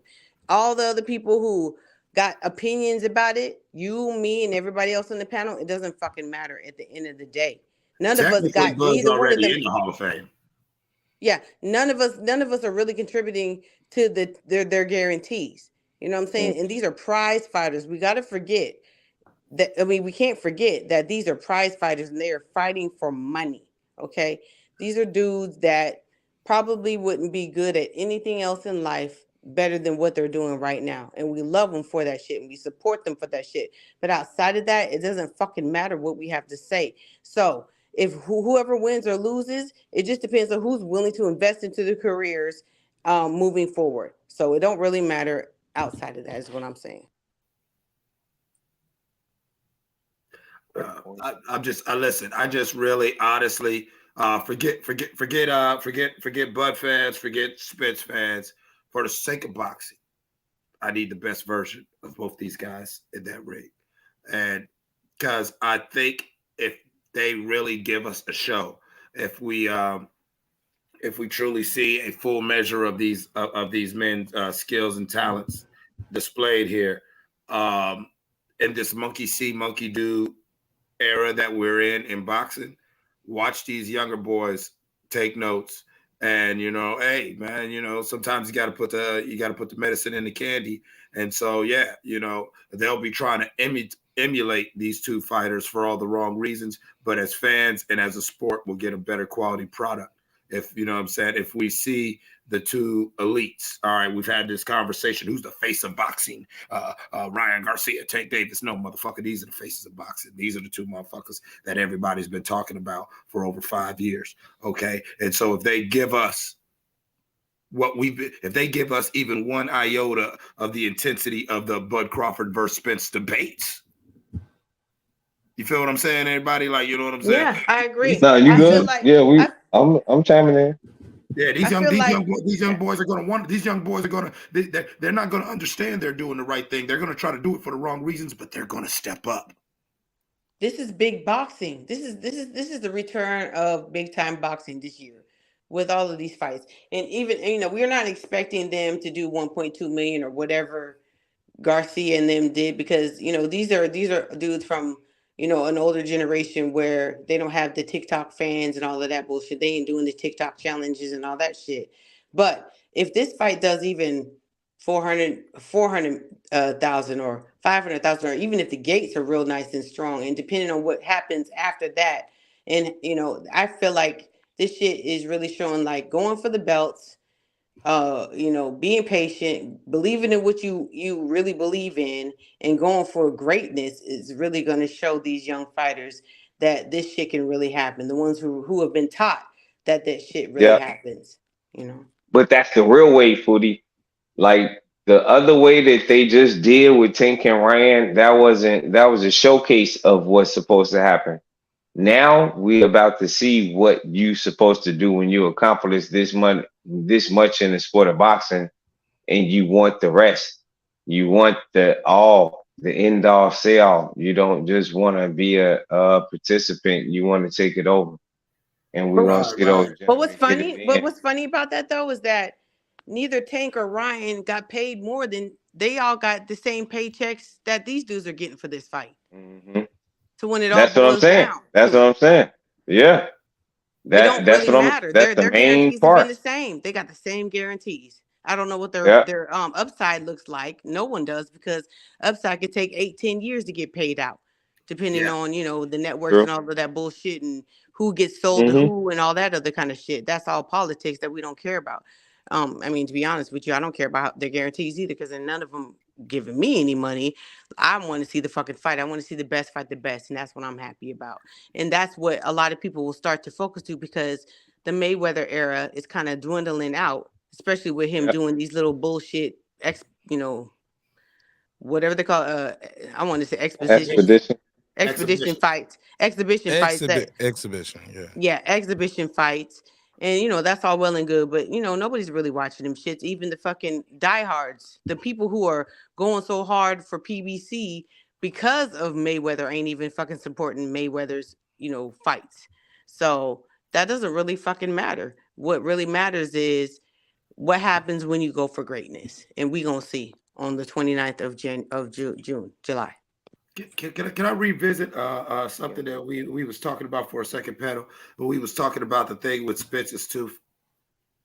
Remember, he has a retina injury too, and the thing that I didn't like about that interview with his girlfriend, wife, or whoever she is, the way, like Mark said, the way he was like, nah, you're going to ask me about the ooh guys, and he wanted to speak on it. And I'm really, Mark, thank you for pointing that out. I really think that in Spence's mens rea, in his mind, he thought he was trying to, I wasn't hurt like that. It was whatever. But if that going off of what you said, then that's even more telling. Okay, you wasn't hurt. You're just not focused. And you're more self-conscious about injuries and aesthetics to where, okay, you're going in there with Bud Crawford. You start having a good exchange, say the second or third round, and Bud actually catches you in that goddamn eye. And he gonna keep on bopping you in that same motherfucking place. You're gonna, exactly. Out of Errol Spence's own mouth, what he's indicated is he's a fighter. He's gonna keep pawing at it. He's gonna be whatever. He's gonna do all the things that a killer like Bud's gonna say. Oh, that bothers you? Yep. Well, let's play devil advocate and make it seem to be an even fight, because I clearly don't see. I see Bud paying attention to detail. He's a very smart fighter. He know how to adjust in the middle of fights. He's transparent to different body movements of different boxers, and that's very dangerous for any fighter that's dealing with. Even if he didn't have that type of power, he could actually do the same thing, just being a counterpuncher and be a very dominant fighter. He have a lot of different intangibles to him. Yeah, he have so many different intangibles that makes him so elusive that you will want to break him down with something, but he's going to react to it. So how do you react to a fighter that's going to automatically put more pressure upon you when you want to put more pressure upon him? Well, also, and remember with that statement, remember we're not even taking account to the brilliance of Bud on the back foot. Bud could easily take Davis, EJ, by suckering him in, like going backwards and feigning that I'm giving ground to get EJ to push forward, because unlike EJ, Bud is brilliant off that back foot. Mm-hmm. To where Bud could not be hurt, or Bud could be hurt, feel something he doesn't like, and say, you know what, I'm going to step back. And when EJ comes forward, it's not like he's going to just be coming forward like in his normal fights. He's actually coming forward, walking into the wood chipper, because that's when Bud's setting the traps. When Bud steps back, he sets traps. Yeah. Like Tank. They the same. They one and the same. Yeah. Only difference is Bud is not that smaller dude who relies on the springboard punching. You know what I'm saying? Yeah. You catch it. But here's the thing. Bud does that too. Mark, if you can, yes, play that knockout. Play that Amnesia knockout. Watch how you exactly. But he know how to. He know how to tam you with the accuracy though. Mm-hmm. It's the tamming plus accuracy. See, when you could throw in punches and bunches like Lomachenko or Manny Pacquiao, you can miss about 4 punches, but if you throw 7, you can hit 3 and get the scorecard to look different. That's what he was trying to attempt to do when he was fighting Devin Haney. Yeah. It's the way that you maneuver those punches, but when you nullify those punches and counter, like a Floyd Mayweather or a Terence Crawford or a Devin Haney, if he stood up and fought on his back foot, he would have looked totally different, but that's another conversation. So we would look at those fighters and say, God damn, they know how to figure these guys out. But at the end of the day, they giving them everything. You're giving me everything. I will say this, and mark my words on this. outside of the fight where Devin Haney is really in trouble, and he'll try to do it as a survival method, I believe, looking at his last two fights, we are seeing the end of the back foot Devin Haney era. He's let the fans get to him. Devin Haney will be aggressive. He will come forward. He wants to prove that he can bring a fight, and I think that might hurt him in the next 2 to 3 fights. No, I agree, but I do also agree with Il status about he was crouching down too much. I felt like he was Yeah. fighting small too much, and Anthony Joshua does that shit too much. Like, and Joshua said it's harder. It is definitely harder to punch down, but the size difference between Loma and Haney wasn't that great. Like with Joshua and most of his fighters, the people he fights, his opposition. But because it's hard. It's hard on the heart. It works your heart a lot more to punch down than it does at a level playing field or whatever, or at a level. But you have to practice that shit. You know who you're fighting. You need to, study the tapes, and you need to know what kind of fighter you are, and be like, man, I gotta fucking, I can't do that shit. It's gonna wear me out. And once I'm worn out, then you're gonna look like Haney did in rounds 10 and 11 with Loma. Facts. Uh-huh. Great assessment. Great Yeah, assessment. 100%. That's exactly what happened. On top of the You fact that got he was listening to his daddy in the corner, and I ain't hating on Dollar Bill. He's got his son to this point, but sometimes you need to. I understand he's got other people in the camp helping him out, Haney, but I think Bill needs to just stick to like being his publicist or something like that, and like be a lot less in his physical camp, Yeah. because Because when he was telling him, Foodie, remember he was telling him, like, okay, he keep hitting me with the left though. I'm doing something about it, but he Right. keep hitting me. Right. He didn't have no answer for that. Right. And it's And so like, therefore no, you don't he didn't have the need him. confidence to go in there and adjust. The way he really, his Exactly. mind was telling him, I need to readjust. I need to do something Exactly. different here. But you telling me I'm doing okay, so daddy, I'm gonna listen to you because you've gotten me this far. It's like the loyalty thing. And I get that. I'm not questioning that. And I don't think he did any, anything wrong. But this is a 24-year-old young man still. And his daddy has gotten him to this point. So who else you gonna listen to when it boils down? And that's what I was saying to Mark, like when Haney was fighting Gamboa, and he said what did he say? He said he was gonna knock Gamboa out, which he should have, because the nigga was like 40 years old at the time, right? Pretty much. He was 40. Right? He was actually 40. Right. He was like 39, 40 years old at the time. And but he was listening to his daddy, and we saw the outcome of that fight. It was good, but it wasn't, it got him to still be like, oh, he's a pillow puncher. And it's kind of because of what his daddy was telling him. Like, his daddy didn't really have any answers for him when he went into the corner. And so his dad's like, if I need to step back out of my son's, because of the criticism, if I need to step away from my son, then I'm gonna go ahead and do that. And then he did. He kind of backed away a little bit, but before the next fight, he was back into his camp.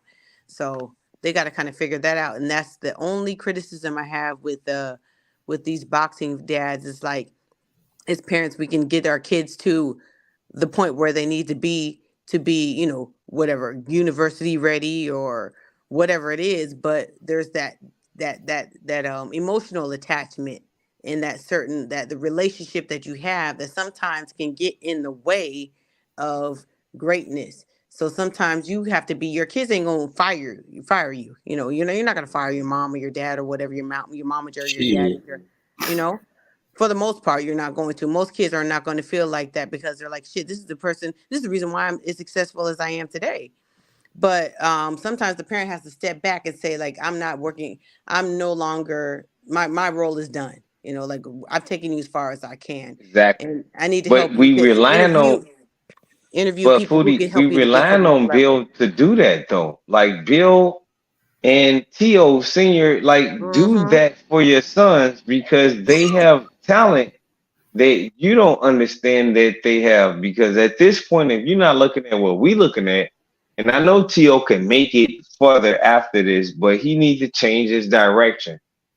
Devin can change his direction and get back. Like when he was with Floyd Senior, he was on point to being one of those guys.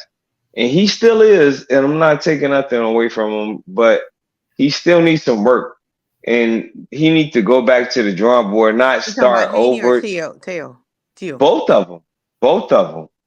In my opinion, Devin need to get with a trainer to help him with counter and his speed. He Agreed. have it, but he need to learn how to use that ability And his like he power. did before.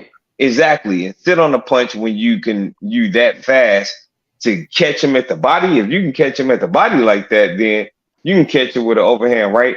You can catch him with a hook. Right. You can catch him with that uppercut. You could do those things, but you're not believing in your work ethic. So to your you yeah. go ahead. I got you. No, to your point, I agree with you. To your point with Devin, I think that moving up to 140 will really help him to be able to fill out a little better, to rehydrate a little bit better. And we can see possibly if he gets with somebody else, I would love to see him. I would love to see him with Sugar with the Crunk Gym. That would be fucking awesome to see him work on his power. Ooh, You know, with yeah. that. But and then with Teo, the thing is with Teo, Teo was my favorite fighter at 135. I loved him, the fucking takeover. I was one of the only people that I know of, like on YouTube. I wasn't on too many channels that was believing that he would beat Loma, and he beat him very fucking decisively. The thing is, something broke in there, and I'll tell you what. I was watching him interview. What is it? Like the 24/7 or whatever. Like Mhm. yeah. And he was talking about he was crying, almost crying. Like he's like, I wish I could have a real father-son relationship with my father. Like other people do. Like there's something missing there emotionally or their attachment.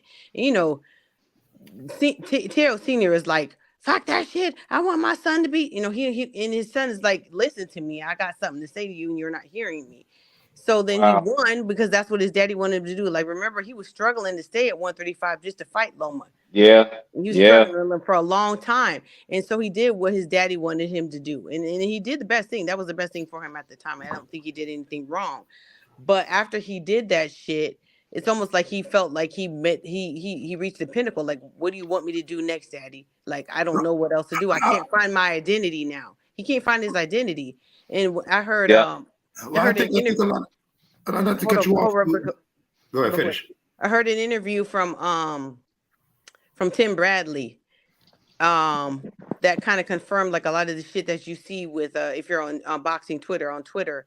Like Teal's all over the place. He'll talk about God, then he'll go into aggression, and then Yeah. like he's all over the fucking place. Like I he know. cannot find his personal identity, and he's almost like 26 years old. He's gone through this divorce and all that kind of shit. So like that shit does play into your performance at the end of the day. I'm not giving it an excuse, but he got to find center of gravity for himself before he can. No, but when you question a lot, look, Foodie, he said to his dad in the corner, "Do I still have it?" When you questioning No, he a didn't. lot Ill in status. life, Ill status. He did not question his dad. He was leaning on the ropes, looked Yeah. up himself and God. That was after the fight. Yeah. He was talking to himself, okay. repeating that there was I a give hot it to you. fight. That was more of a pure moment. That was a true question.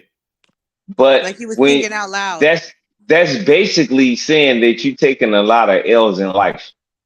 Y'all know how it is. Like if the world seemed to be on your ass and you still trying to do what you're doing in the midst of it, you could be successful in life and still be failing in a lot of other things. Well, no, I was getting Trust ready. me, but I was getting ready to say that when Food was talking. I don't want to be a psychologist. I don't want to project any of my thing, but my read on Teo is that this is a man, 26, 27 years old, who has never lived for himself. He's a grown man and realizing that most of his life he just wanted to make his dad proud. Mhm. And I think that trying to be a father, trying to be a man in whatever model he was raised in, kind of affected a lot of his marriage. And he put a lot of that, like most men in Black and brown communities, they put a lot of cachet into that. And so when that fell, he's now questioning who he is, period. Which he should have, he's not wrong for that. But you're watching real time somebody saying, is this what I want to do? You know what I'm saying? But Clips, he been doing it since he was a kid, though.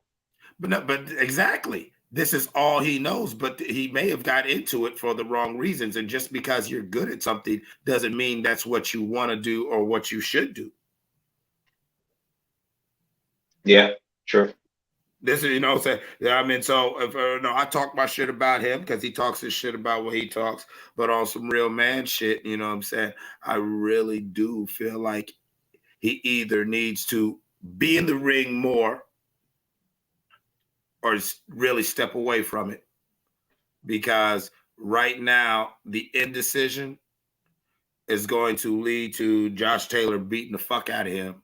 And what the Teofimo Lopez that I'm seeing right now is too much of a brittle spirit. He will not be able to endure what social media and whatever will do if he goes in there still questioning who he is against somebody like Josh Taylor, who he can beat if he's focused.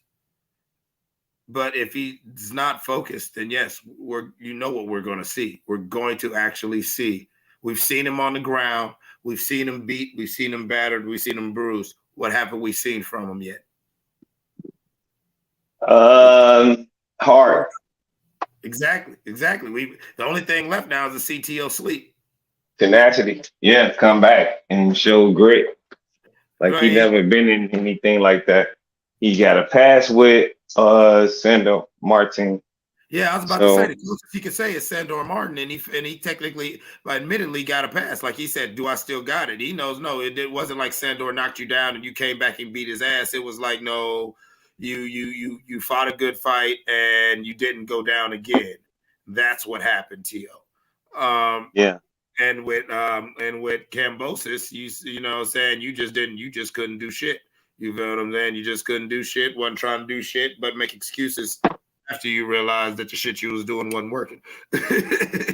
Well, it wasn't trying to do shit. Like he tried, but once he figured that he couldn't get it done, man, the complaints came out, like, and it's a lot of, I mean, but you would have to understand, like fight by fight, he was going through some shit. Seriously. I know he was fighting. I know he was going through some shit. Mike Tyson was going through some shit that night in Japan. And if it was that bad, yeah. Mike Tyson was on drugs in Japan with Bobby Brown. Thank you. Mike Tyson was with a bunch of women. He had a whole bunch of women, a whole bunch of God knows what else. He had that divorce shit going on. He had motherfucker. He was already beefing with motherfucker. He was really in the throes of beefing with Don King. Man, listen, man. By all rights, Mike Tyson should have sat his monkey ass down. Yeah, but Don King put him in that predicament, though. No, his being in disarray spiritually and not being grounded from a kid and believing with whoever the next savior in line was telling him, that's what got him there. Now he's in a much more grounded place because he didn't have a base, and that's the problem. So my thing is like with Teo, for example, you say that you believe in God, this, that, and the third, but you're not walking it like you talk it. That's what I'm saying. So either keep him in or keep him out. The thing about that, Foodie, with Mike Tyson, though, he was supposed to fight Razor Ruddock before he was supposed to fight him. Razor Ruddock had got injured, and then they implemented this guy, Buster Douglas. But he would have lost no matter what because the same outcome was happening before the fight happened anyway. So, and that was a tougher fight for him. If you look at the Razor Ruddock fight that he had with Razor, it was a tougher fight than the Buster Douglas fight. And he did knock him out, technically. So, right. So the thing is when you're on top, everybody has a chance to study you. Unlike, and then you're on top and you get lackadaisical when you're in a certain mindset, like when you're on drugs and stuff like that. Mm-hmm. So with that, I feel like you're like, oh, this is like even Bobby Brown said, oh yeah, he said, oh yeah, this is gonna be nothing. And Bobby was like, wait a minute, Mike, you gotta fight in a few hours. Like, oh yeah, this is nothing. Like you took it for granted, and that's what happens. But as far as Tio, I really would like to see, like, he's still young. He can still get it together. Hopefully he ain't on no drugs or nothing like that, like Mike was, because that was a real huge, it's not an excuse, but it was a crippling factor with Mike, you know. Well, let's look at his daddy. His daddy loved booger sugar. So Man, he loved the alcohol, he loved the booger sugar, and you know, he Listen been now. in the streets. Listen now. Listen now. A lot of people like their narcotic. And that's, you know, and for all my shit that I talk about Nemo being a bad fish, which he is, you know, I you know, I indulge and I, you know what I'm saying, I partake libation myself. You know what I'm saying? I do partake in a little burning bush. You know what I'm saying? I go on to self-medicate, but at a certain level, especially in a sport like boxing, you can't fuck around.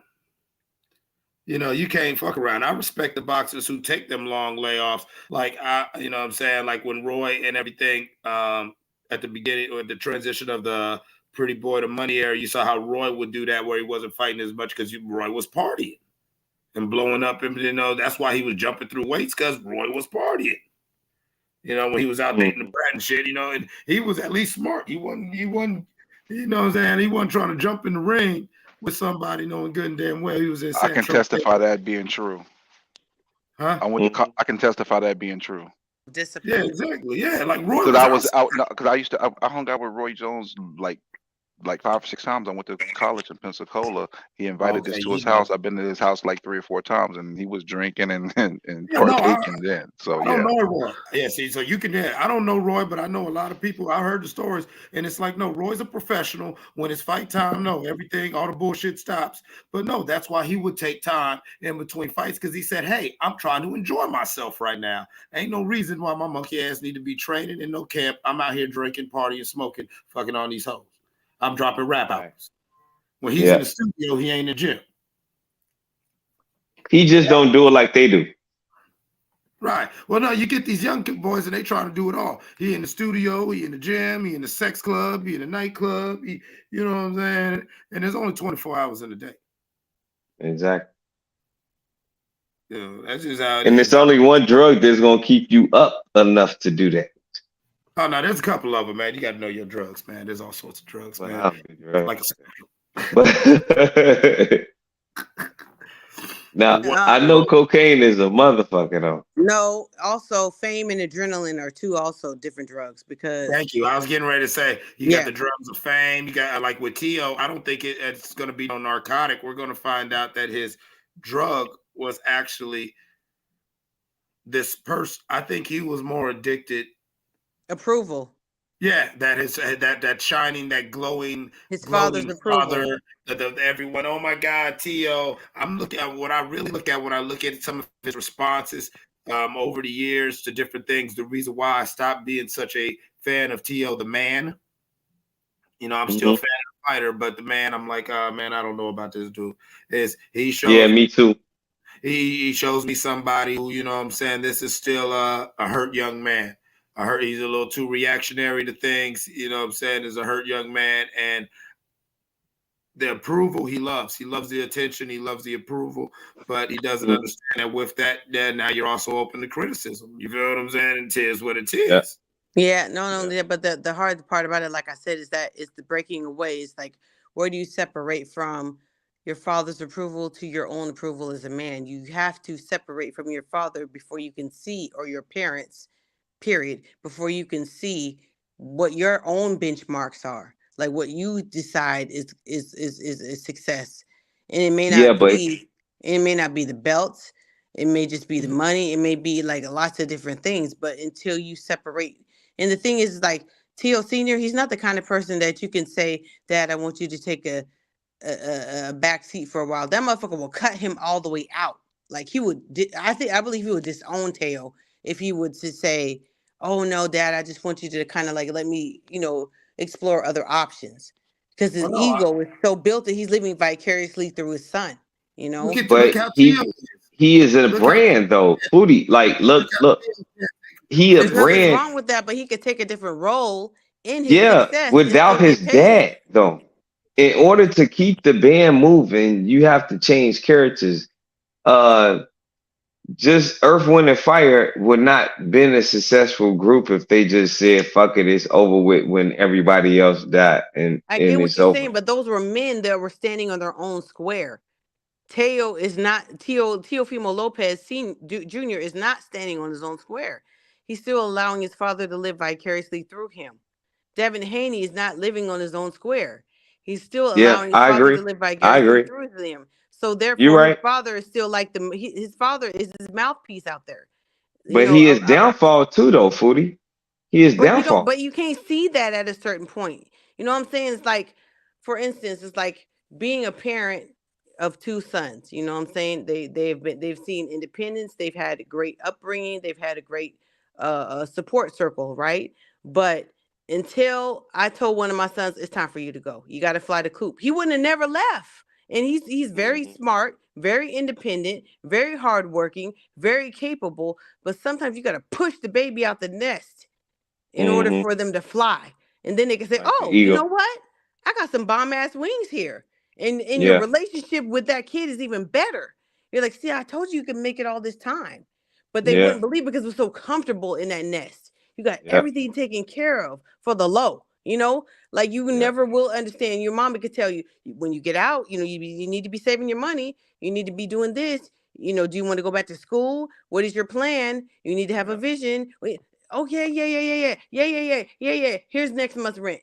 Yeah, yeah, yeah, yeah, yeah, yeah. I got this, I got that. You know, but until you say no, I'm gonna cut you off, and you know I'm still here. I love Yeah. you, but you gotta get out there and see on your own.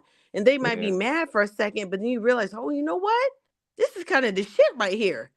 Exactly. That's what I was about to say, though, Foodie. Like when I was a kid, they push other people out. I'm the youngest, so when they push the rest of them out, I'm like, shit, I'm about to get out before they Yeah, you ain't even even gotta tell announce me. this to Yeah, me, right. before they even say anything to me. And I left at 17. But Yeah. at 43 now, I look at it and say I probably did have a better relationship with my mom and my dad because they put more into me as an adult than when I needed it to be an adult version of me versus they baby and the kid that's in the house telling me what I need to do. I already did Yeah, it, because so they now know they that they just knew it was coaching. gonna be tough. They weren't like cutting you off, but they realized, you know, like I told my sons, I said, there's a certain time until you're about 25, people will be willing to help you as a young person more than they would ever will in the rest of your life. Yeah, Until you're about 25 years old, they'll help you with, facts. even the government will help you with certain assistances and all these other kind of things. But after that, if Yeah, you ain't got a vision and a plan, you ain't figure out where you're gonna go. No one can help you until you figure out what the fuck you want to do. You know, they'll give you up to that point to figure it out. But after that, it's like you gotta know what you want in order to be able to get the help that's out there. And So, so, Foodie, you saying that Tio needs to just be a man and step away yes, from his dad and publicly tell 100%, him? 100%. He's been married and divorced. He got a kid. What stop? He's been undisputed. He's got success. He's got millions of dollars in the bank. What the fuck else are you looking for from him besides some type of an emotional attachment that you got that you need to work on? You know, in the psychologist's office. You know, you can do that Yeah. shit and still move forward. Stop Yeah. letting it getting into your head to the point where it's getting into the office, into the business part of you. You know.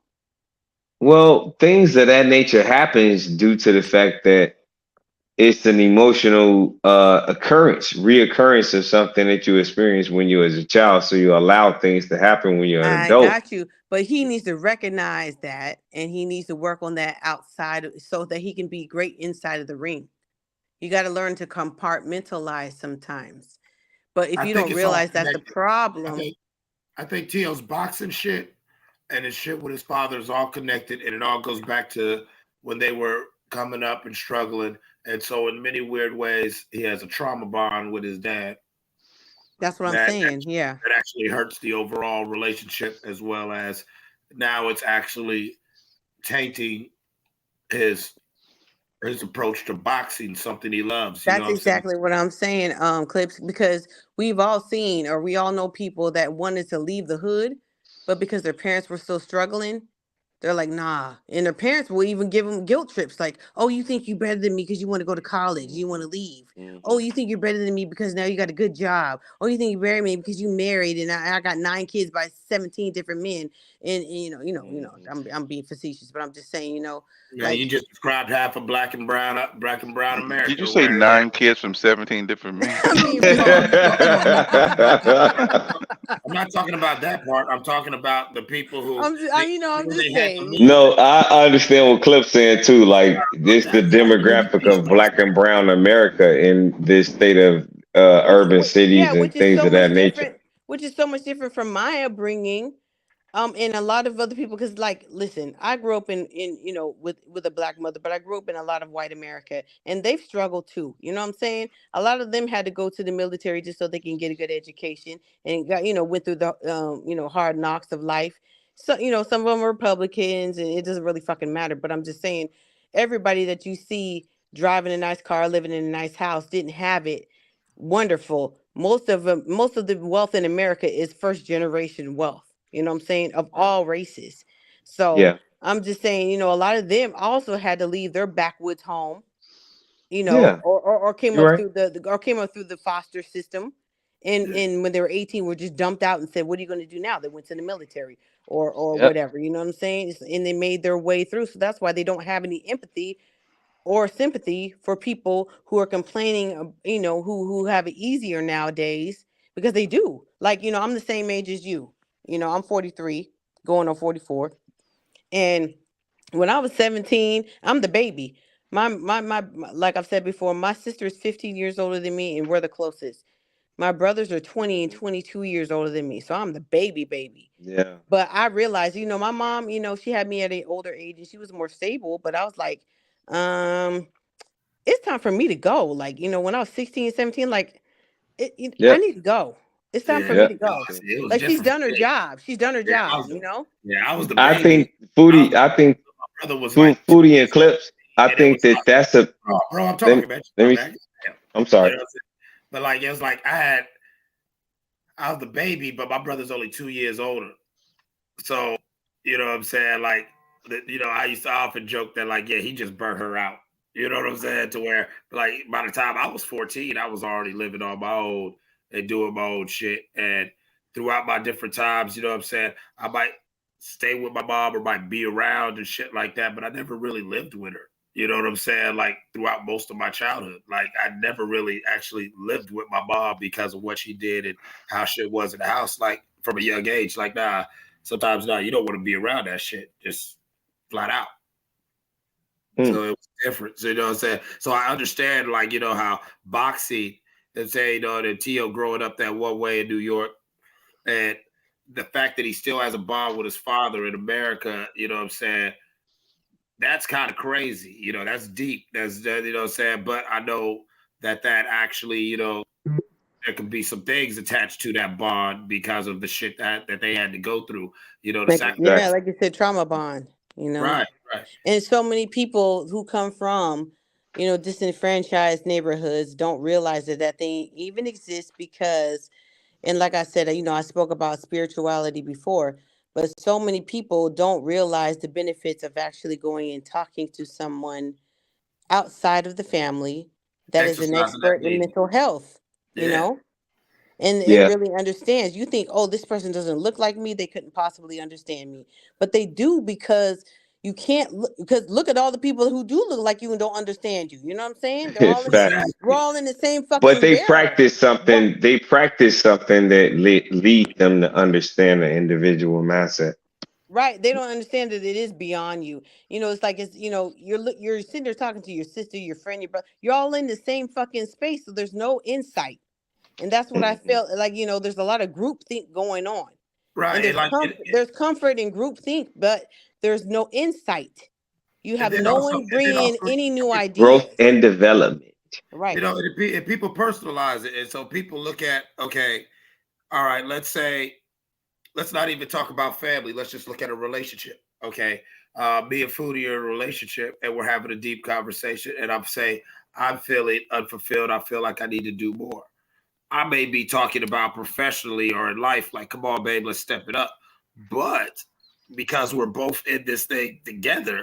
You know what I'm saying? Like, Yeah.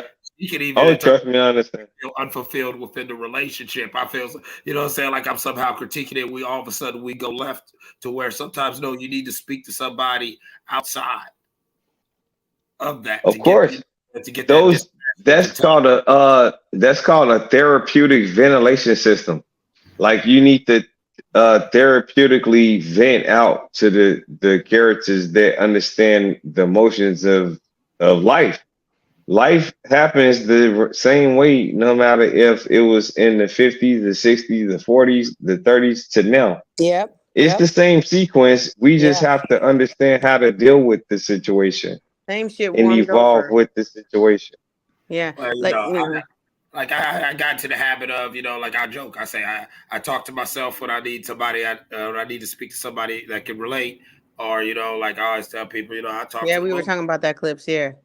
Yeah, I talk to Everybody the moon. talks to themselves. They don't all want to admit it, but Mm-hmm. to There's a different lot of degrees. Yeah, there's a lot of things where me and Food could have been side by side to it, but trust me, it did probably hit for her the same way it hit for me. You know what I'm Right. saying? Like Okay.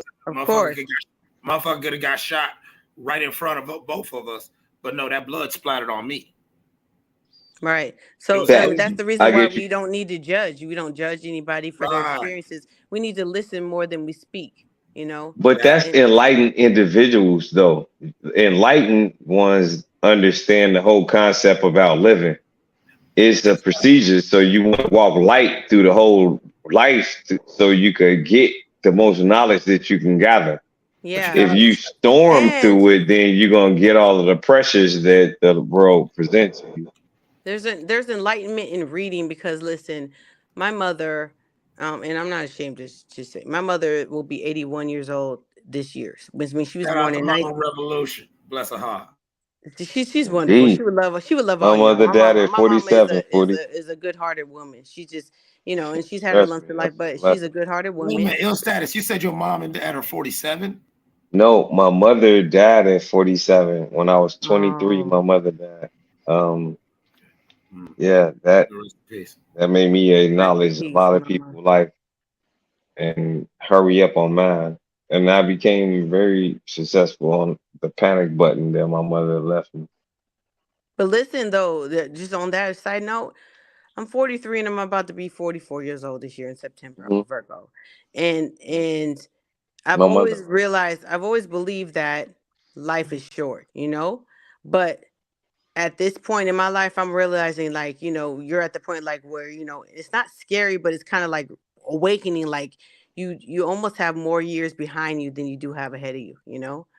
And Yeah. so I've always made preparations for that, but at the same time, there's certain things that you're like, oh, I really got to get on this. Like this is my kids are grown now. Like I don't really have Hmm. when my kids were younger, like you're leaving for them. Like you don't want to die before your kids are grown. You don't want to leave your kids without, a mother Yeah. because who's gonna love them more than you love them? You Even do. my mother. Exactly.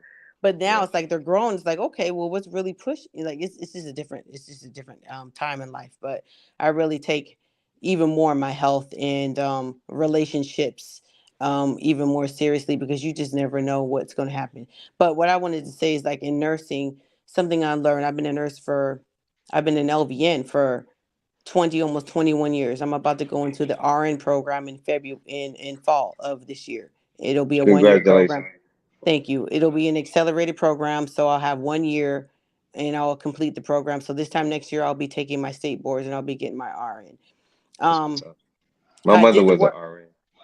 I did the work, and at the same time, I have a business I'm building.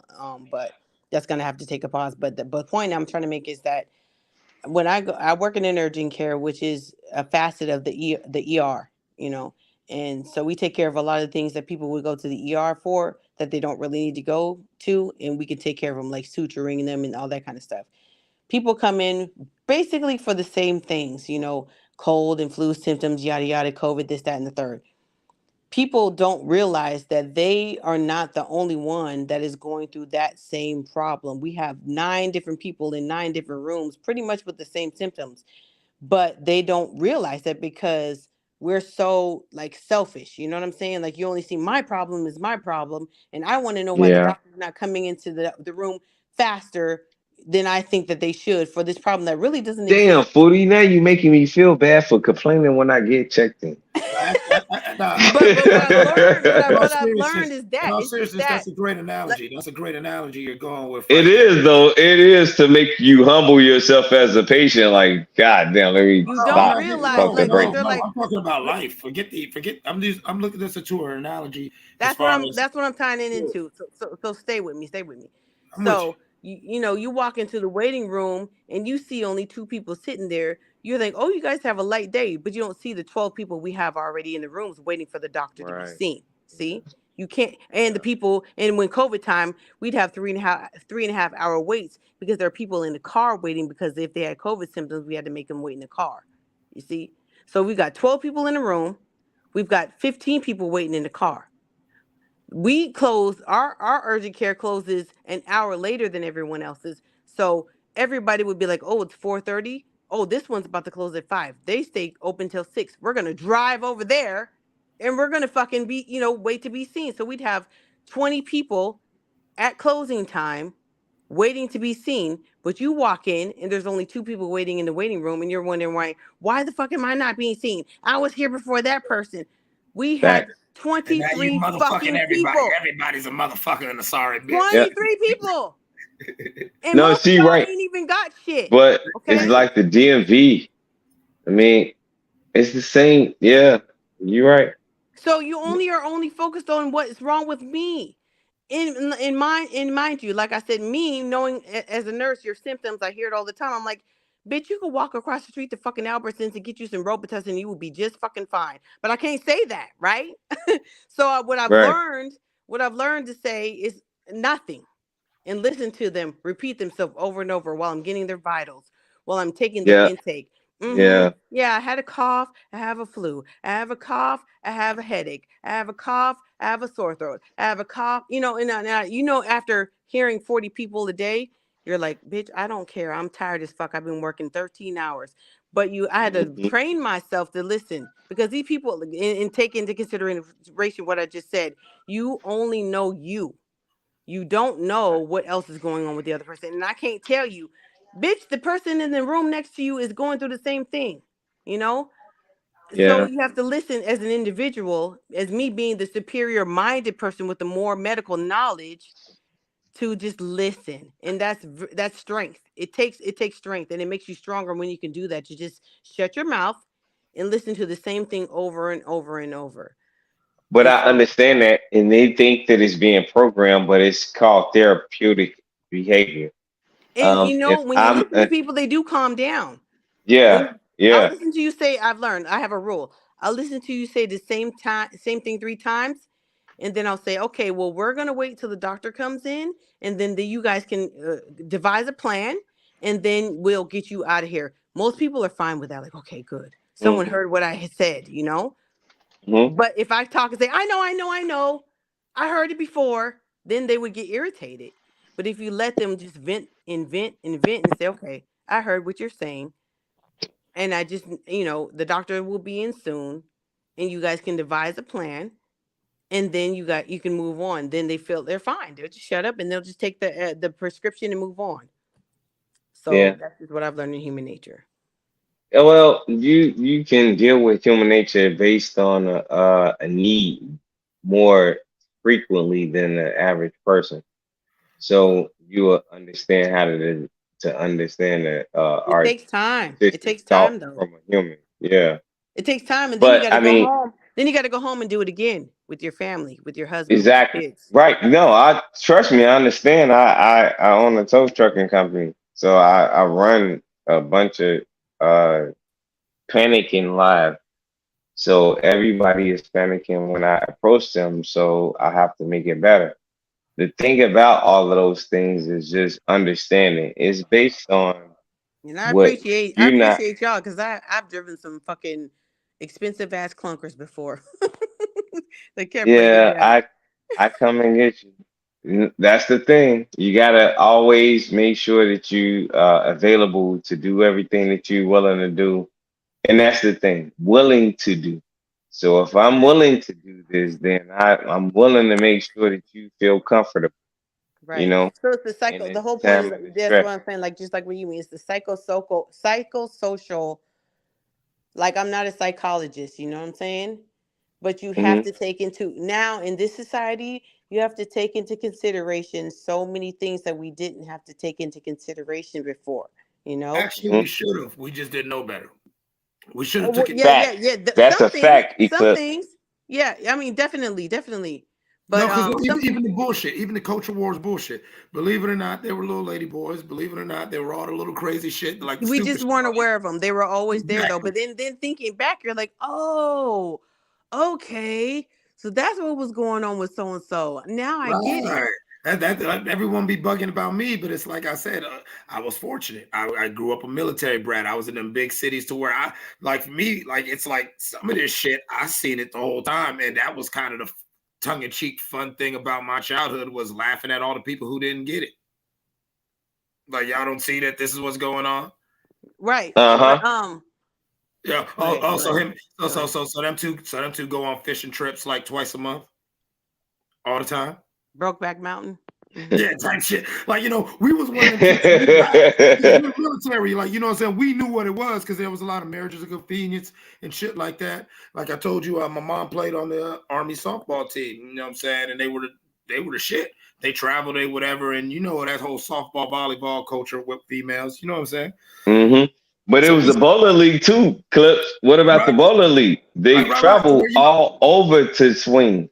No, that's what I'm saying. To where you're like, yeah, I knew about shit like that. To where as a kid, I grew up, you know, saying seeing how these adults played and you know being, you know, I grew up like I had people in the hood. I had people who were rich and wealthy and elites who I spent a lot of time around. To where you started seeing that whole where like everyone knows this dude's dad's fucking his secretary, but you watch the way his mom just kind of played on some what's that bitch from Young and the Restless, that Kane bitch, you know what I'm saying? Like, you know, that she just Kane. That's That's All My Children. That was All My Children. All right, whatever. Man, I love me some fucking Erica Kane. Yeah, like we old as hell, y'all. Yeah. Hey, that's just to say we old as hell, man. Right, well, me and Foodie the same age, so we know. Man, I was mad when they ended that. Yeah. I was like, bitch, what the fuck am I going to do in the summertime when I got shit else to do now?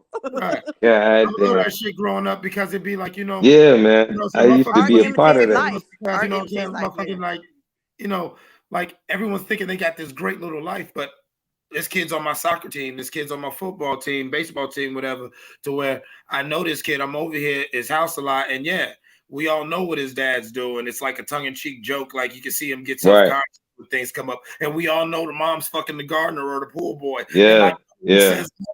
But you know, like honest, I always said this. That's why I go so hard on fucking Jada's bald-headed ass. But I don't want to go deep into that clip.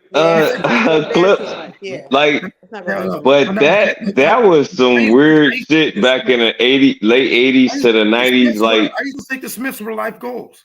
You know, I never did. Because you didn't hear about their mess. You didn't hear about their mess for a while. Well, I grew up in Cali, so nothing. But I heard the rumors, but it wasn't 6 degrees of separation. Yeah. Right, everybody knows somebody. But at the same thing, though, so it's not even that. Though, yeah, you're right. That like I don't know. I don't have like I can't say I'm a psychic or a sixth sense, but because of experiences that I've had in different facets of life and moving in different areas of America, and in my upbringing, I could see certain behaviors that I was like, let me sit back and watch this, and they would always play out the way that I think they would. Like I knew it, and I would never say anything because it wasn't my job to expose. It was only my job to know so that I could protect myself, right? Exactly. That's the third eye though that you have. I'm just absorbing that information. I didn't judge people. I didn't whatever. Like this person was a powderhead. This person was you know what I'm saying? This person, he's always wearing long sleeves because he's trying to hide the tracks in his arms. You feel what I'm saying? Like as a kid, and I'm not even judging it. I'm just like, okay, these are the people. And like mind you, like I said, I grew up military. These are some of the people who are dealing in high levels of clearance and intelligence and blah blah. And I'm seeing all these people who are functional that everyone's looking at. These are real life American heroes. These are pillars of the community. But because and it's not. And the thing is, they could have possibly been, but that doesn't. Just because of their personal behaviors and their hangups, it doesn't mean that they didn't. And that's what I love about the way that I was raised, because I was raised in a Christian household for sure. but my mother wasn't always there. You know what I'm saying? Not that she was in the streets or nothing like that. I'm saying, but she had her first baby at 14 or 15, but not in the welfare era where it first started, like where it is now, but Mm-hmm. in 1952. You know what I'm saying? Where if you got pregnant, your mama just married you off, and that was the end of it. And if that motherfucker was Pretty 52 much. years old, Yeah. or Yeah. a fucking wife beater, or he Yeah. gambled you off Didn't in matter. She prostitution, got pregnant. didn't fucking matter. Just you're not my problem Yeah. anymore. Get out my house. You know what I'm saying? So Yeah. that's not that. Thank God that my grandmother wasn't like that. My mother's first boyfriend, she got pregnant the first time, and he did want to marry her, and my grandmother was like, nah, fuck that shit. She's too young. She don't know enough. Even though women were, Yeah. my mother's the oldest They of could 6, so adapt very well. she was cooking and cleaning and doing all that kind of shit. But my grandmother knew, like, no, she's a baby. She don't know, and they didn't See, talk about that kind of shit back then. So my grandmother was probably like, it's kind of my fault because I didn't tell her what to watch out for. When boys like you, they like you in a certain way. You know what I mean? Like when well, but you got to so she understand, didn't Foodie. let him marry that man, and it turns out that man, my oldest brother's father, who would have been my oldest brother, would have been like 65. He died a few years ago, and that man was crazy. He killed one of his fucking kids, over a dispute over a woman, and he was in the military. He was like alcohol and drugs and craziness. So Mm-hmm. who knows what have fucking happened to my mom if she would have gone with that dude. But also, Foodie, back in those times, it was prevalent that you had to have a pass. Like you got to go through a procedure of approval. And even with Not my always. wife, No, not always. If you're poor, they didn't do that because you got to understand, like, especially coming out of the Depression era, they just wanted one less mouth to feed. So Yeah. if you're acting like you're grown, you're grown. My grandmama was born in 1932. So they'll just marry you and off. her Sometimes and your her younger father, your siblings were own pawned father off would to marry you slaves. off. Your Yeah, own my father would grandmother marry was you off sold as off. a gambling debt back then. My grandmama was basically sold off and raised by one of her aunts, and basically lived like a slave because her mama didn't want her or her children no more. She wanted to run off and live the good life, and so she pretty much sold off her children. And her sisters found her kids and basically kept her kids under, like, well, I bought you. So, like, my grandma slept in the chicken coop till she was like 10, 11 years old. She wasn't allowed to sleep in the house. Exactly. So the very, very poor, it was a different story. It wasn't like, That's that down south shit. Y'all don't know nothing about that. That's man, I'm telling you. God damn it, man. The very poor, Yeah, coming out that's of the Depression. You know what I'm saying? Like my grandmother worked from the age of 9 to the age of 65, nonstop. Married, not married, she worked. You know what I'm saying? the first Mexican. Yeah. Yeah, exactly. That's where my family's from, Central America. If you look up Mine too. Merced, California, that's where My my dad family's from. Dominican. So, Yeah. like, my mom will tell you stories of, and I used to laugh, like, what the fuck? I wouldn't pick no cotton. She said that was our fun money. Like, we would go and we Yeah. would pick cotton all day, and they would weigh it, and then we would get like $5. I'm like, what are you crazy? Yeah. Like, It was like collecting bottle tops or cans when we was kids. yeah, The same exactly. thing. Yeah, in Man, Oregon, that and shit like I that. lived in Oregon, so The those only cans time I were like did shit 5 like cents that a was piece. community Yeah. service, man. When I was young and wanted some money, man, we'd either go and buy a whole bunch of candy from the store, but more than likely our badass would go steal a whole bunch of candy. You might feel like we'd skip school about second period. It's like second grade shit. I swear to God. Pearl Harbor Elementary. You know that? There was a candy store. We'd skip school, and it was second period, and we'd go steal a whole bunch of candy and come back and sell it all. And that was That's our what plan. my son did, but I would go to like Smart and Final or Costco and get him like a case, and I tell him, yeah, sell them for 50 cents each, and that's fine. Right, exactly. Man, They were listen, out there, yeah, they were out there, like my mom and them. They were out there from sun up to sundown just for like a little, spending money because your parents didn't have that kind of money, right? And they were happy to be able to do that until the migrant workers came in, like you said, the Mexicans. This is in like the 50s, and so they started taking those jobs on because. I'm telling you that I'm not trying to be racist, but can't nobody outwork a fucking Mexican to this day. Exactly. Nope. No, listen, foodie. Because they don't want. There's no purpose in doing it. I work. There's no purpose in doing it though, Foodie. Well, no, it's like no, I But know. their purpose is different from ours, He pissing so me they off. work harder. Oh, build a border wall, all like that bullshit. I'm like, listen, I've worked in so many construction, oil field, and industrial painting, like real crazy labor-intensive jobs. And for all that shit you talk about, Jorge, Manuel, and goddamn Julio and Jose, listen, y'all motherfuckers ain't out there sweating. All right, I'll be on the cruise. All right, And not only that, but they will work under conditions that the average Thank American you. won't work under. Thank you. Yes, I be doing some shit, and as a safety man, I have to look at saying when I started becoming a safety coordinator. Now I'm going out looking at these crews, and it's like holy shit. Some of these guys you would just book. It's literally like damn near slave labor for real. Like Yeah. they'll work out there. Look, they'll be out there using your machinery, and they'll be like, okay, boss, I got it, and they'll saw off their motherfucking arm. They're like, oh, I'm okay. They'll go to the fucking.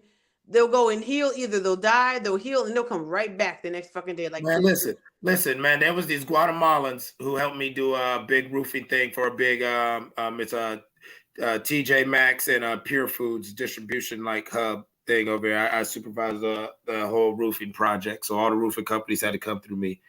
There were these crews of these Guatemalans. I had video of it because I would videotape it sometimes. It was so dope. It was like a crew about 30, 40 of these motherfuckers. Oh, man. They would huddle up. They would come up there. They weren't even dressed for the Ohio cold. Some of these motherfuckers were literally freezing. For real, I'd get them gloves and jackets. I gave like 10 of them different old jackets of mine because I remember these motherfuckers, they never stopped working. All right. Lunchtime, all the other crews, the mixed races and all like that. They're doing American shit. These Guatemalans would all huddle in a group. That's what they do everywhere, Cliff. They could be in America, they ain't gonna do that. Yeah, for sure. Like no, they'd huddle in a group on the roof. They wouldn't even come down from that roof. They'd huddle in a group. All right. They stick to each these other. Many of them who would bring so many like flour tortillas or whatever. These many of them homemade. Them shits is bomb. Yeah, fire.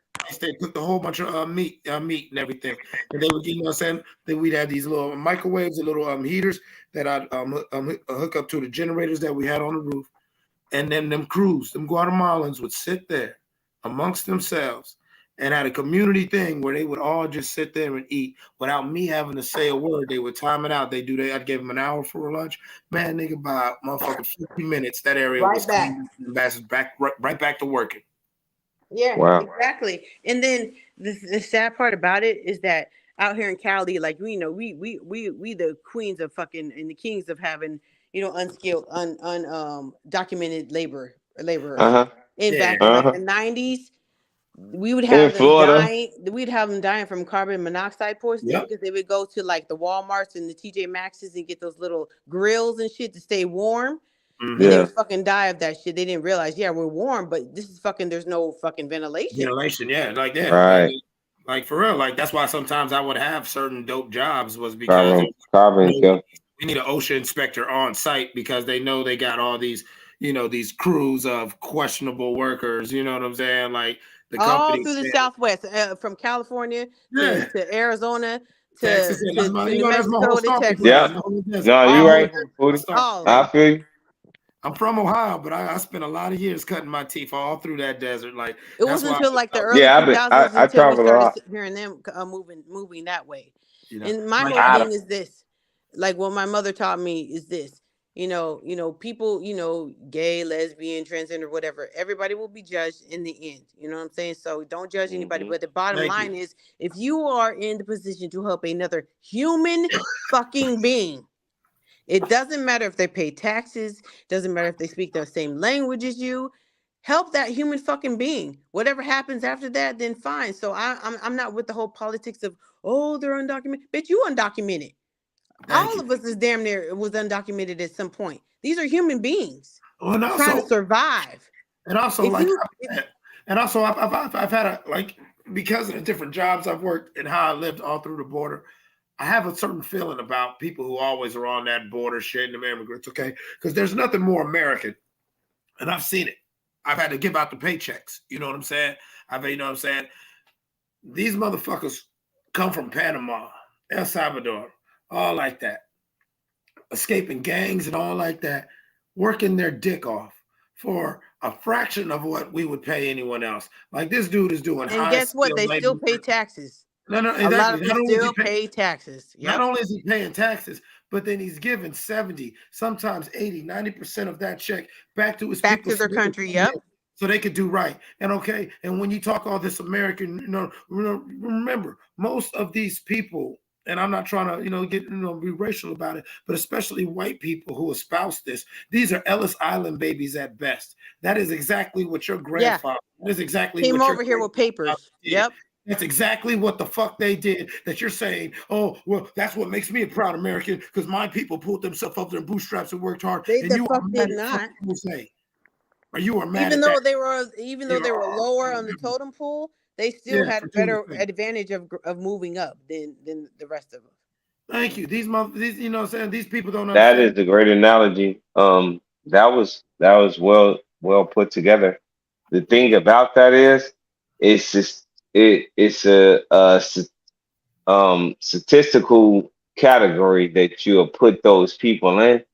Even though they come here, they still put them in different diversities and groups and ship them where they It's want who's closest to to. white, and it's just the same with like a lot of the dating pools nowadays. And it's not just Yeah, exactly. It's I'm like not even that. gonna go with like I'm not even gonna go with black men dating white women or black women dating white men.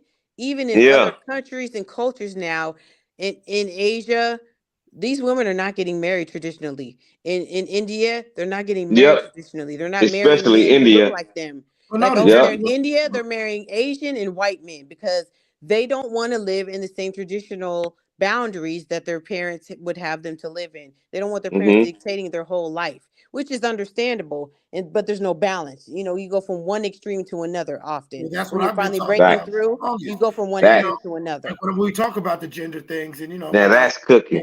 it's not even about a pro man, pro female thing. We really have to start understanding that right now, and just in my lifetime, being born in 1980, there has been a serious, and it seems like an almost unclosable gap that must be bridged between the gender as far as their paradigms and life expectations. That's why, like what Foodie's talking about, it's not just black men or black women. No, you're seeing in other cultures where, like, yeah, Yeah.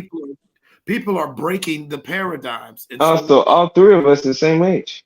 Yeah. we must Oh, we okay. must have, that we must as a species come to a new understanding of what it really is, and that's a conversation that I don't think we're ready to have, but I think it's Well, overdue. it Hey, is, sorry and to this is the interrupt. thing. I've been listening to you guys. I've been working, but all four of us are the same age. I turned 44 in July, the day after the fight. Okay, Okay. so I'm just a couple months younger than you. I'm September. Yeah, That's incredible.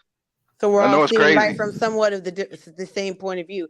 So I mean, I hate to break it to you, fellas, and I'm not saying this as a judgment. It's an observation because I do observe things, and most of my friends through life of my 44 years have been male because women are just weird. But we have all of us have lived in a world that is patriarchal, right? Yes. Now, now we are forcing somewhat of a. I don't think it's going to be matriarchal. A lot of people do because like I said, that's one extreme to the next. It's a balance, and what I see a lot of No, women. exactly. So Go what I ahead. see a lot of That's women, the what it some is. women are extreme. Some women are saying, "Fuck that, I'm gonna be, like the dudes." That's not gonna work for you because you're a woman. It's just not gonna work. Just like the men who are trying to be a woman, that's not gonna work for you because you're a fucking man. So Yeah, cut that's one it extreme to off the all you next. want to. You're still a man. I don't care. Get Right, mad right, at right. me. So what I'm saying is that, like I said, these conversations like we're having need to happen, and in the household, what I see needs to happen is this: men need to realize that when a woman says that she doesn't need you, it doesn't mean that she doesn't want you, and being wanted should be enough for you. Why do a lot of men feel like when she says I don't need you, she's saying I'm an independent woman and I don't need no man because she's choosing you.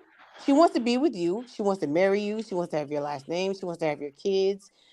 But what she's saying is that I want to have my own career at the same time. And at the same time, if you're okay with me having a career, I need you to meet me halfway in the household.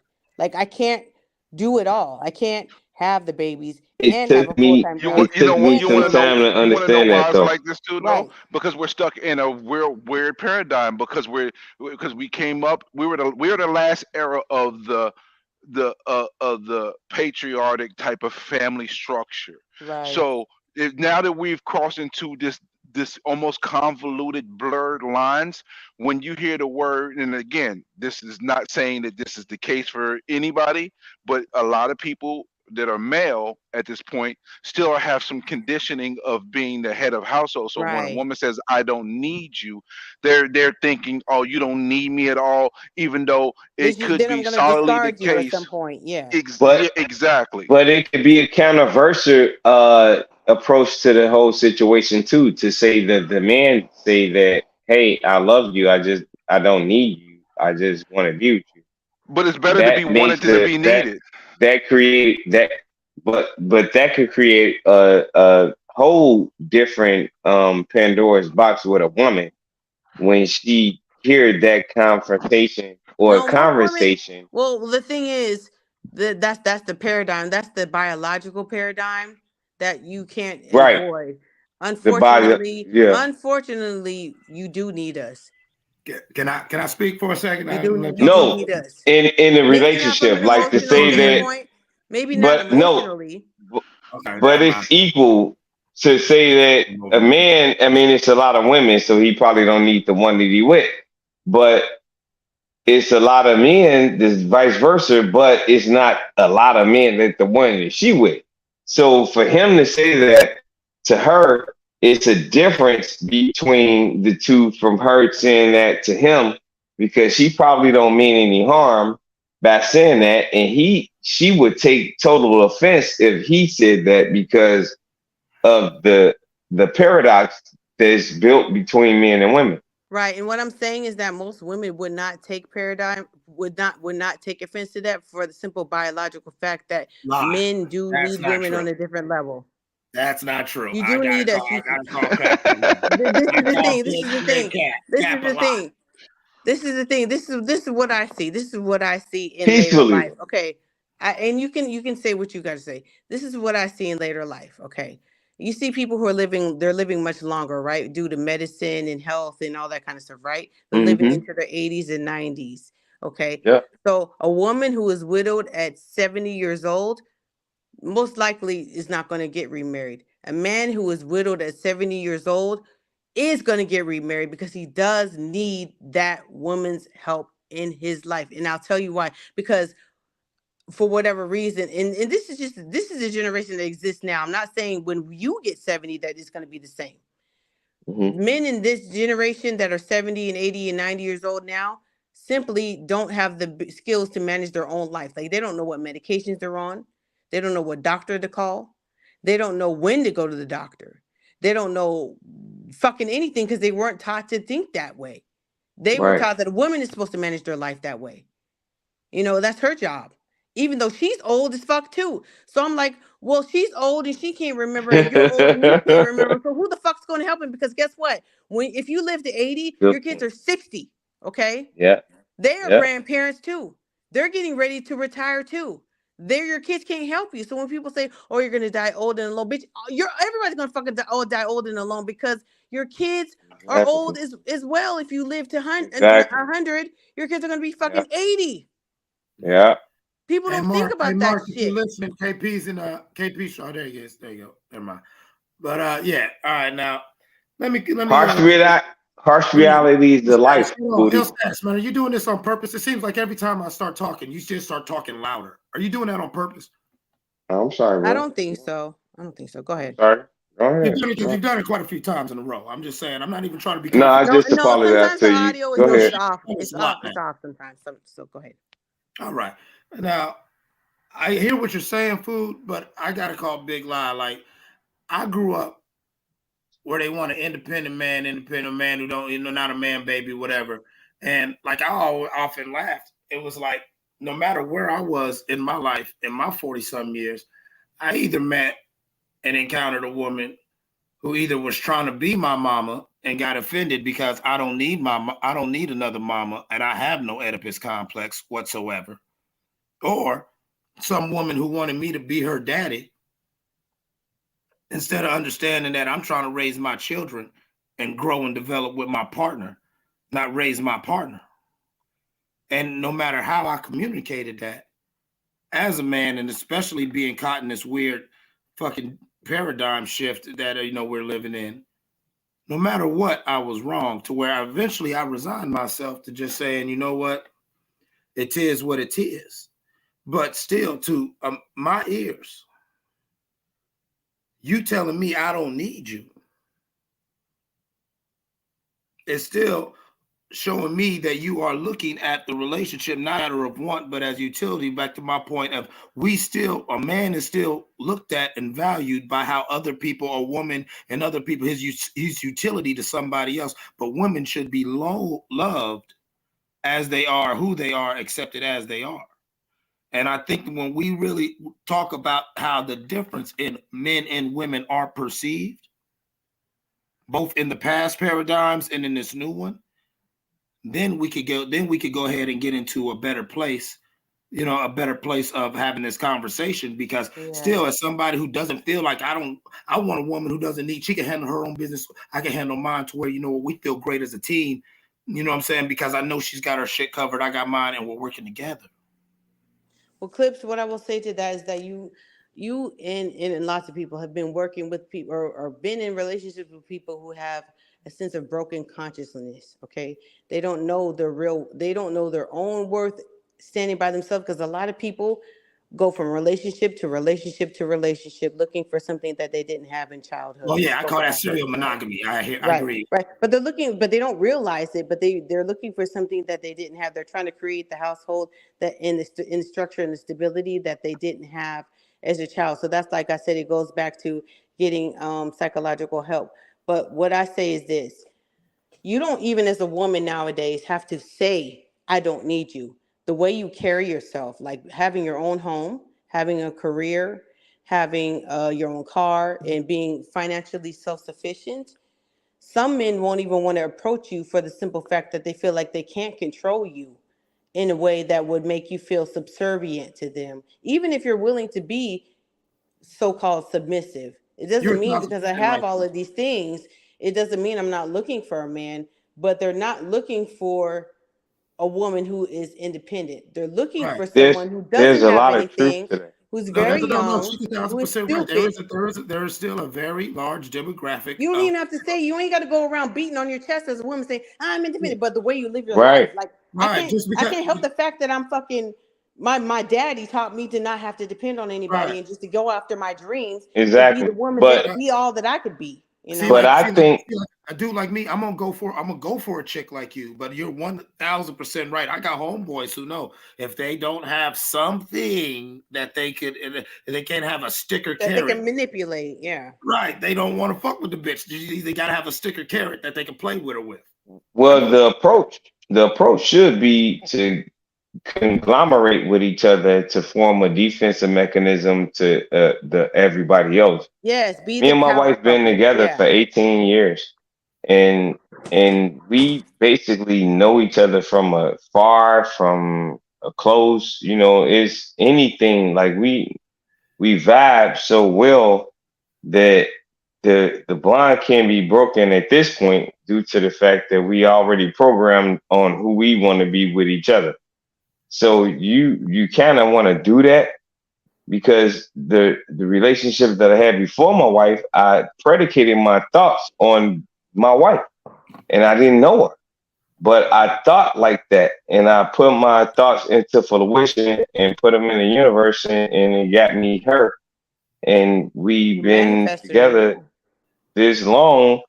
And we still young. Like, it's not like I'm an old dude. I look very young, and I feel very young, and she is also. And it's a balance to how you want to receive the information that you get. It's in a person, an individual, or through a message, or through a physical entity of something that you gather, like a house or a car or something like that. But you want to process that information, and when you process the information with a person, you got to match what you about. and that's how that shit work. Like Communication, yeah, like y'all have to match on the just looking at her. When somebody else talk, I can know what she's thinking. You know, that type of stuff. Like I know what it is. I feel it. I got the vibe.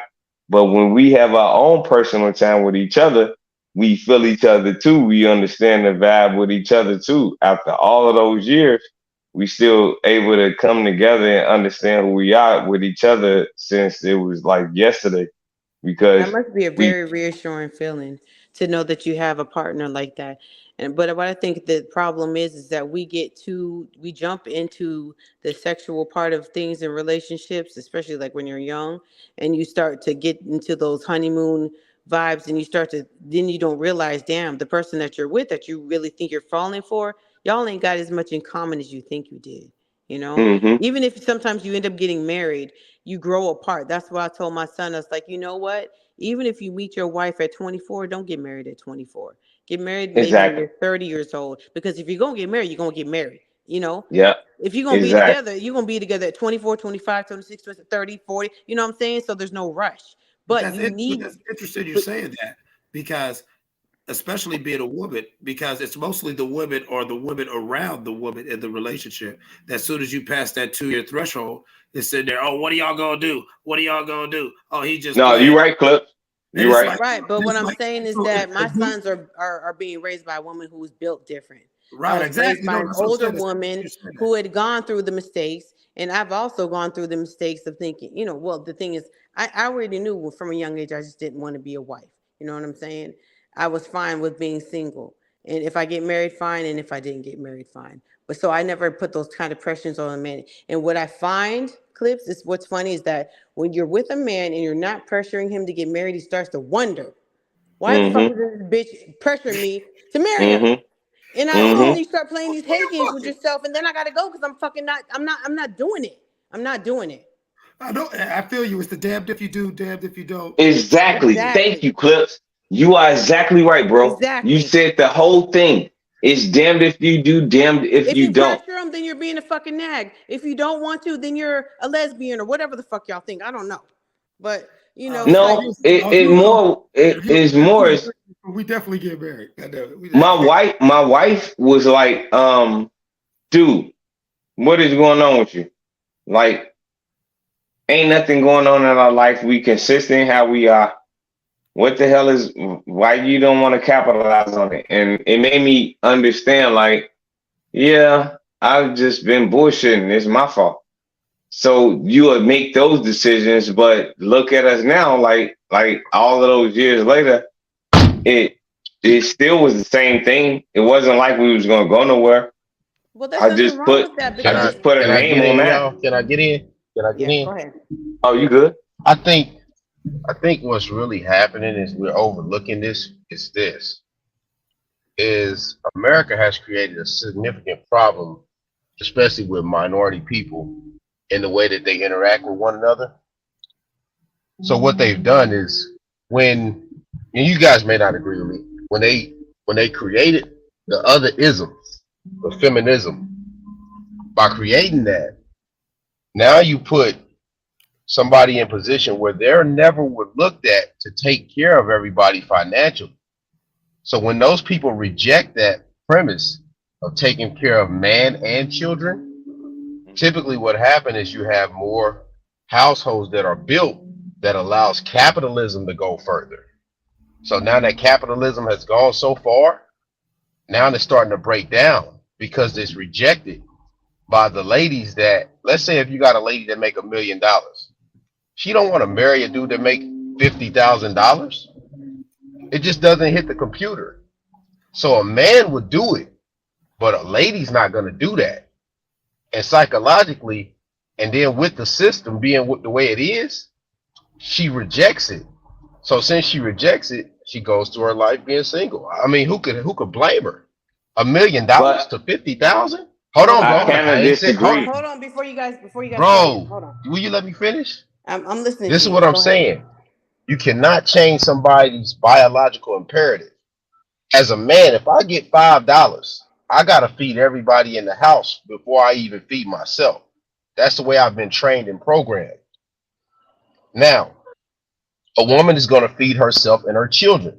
She's not going to just say, hey, I'm going to feed a dude too. You're a grown ass dude. And when you see that, typically, if she feeds a grown ass dude, he typically becomes a boy. Yes. I think that's a lot of the problem that we're overlooking. So I'm not saying the whole thing of feminism is wrong, but what I'm saying is that's a blind spot. And as you see people climb up the corporate ladder and begin to earn these earnings, it changes the paradigm at the way they look at the world. But they're almost de facto changing them into men. Can But I at the respond? end of at the same Go ahead. time, Go ahead. wait, Foodie, let me just say this. But at the same time, if he's the breadwinner, because that's not always the case. Like, the woman is not always the breadwinner.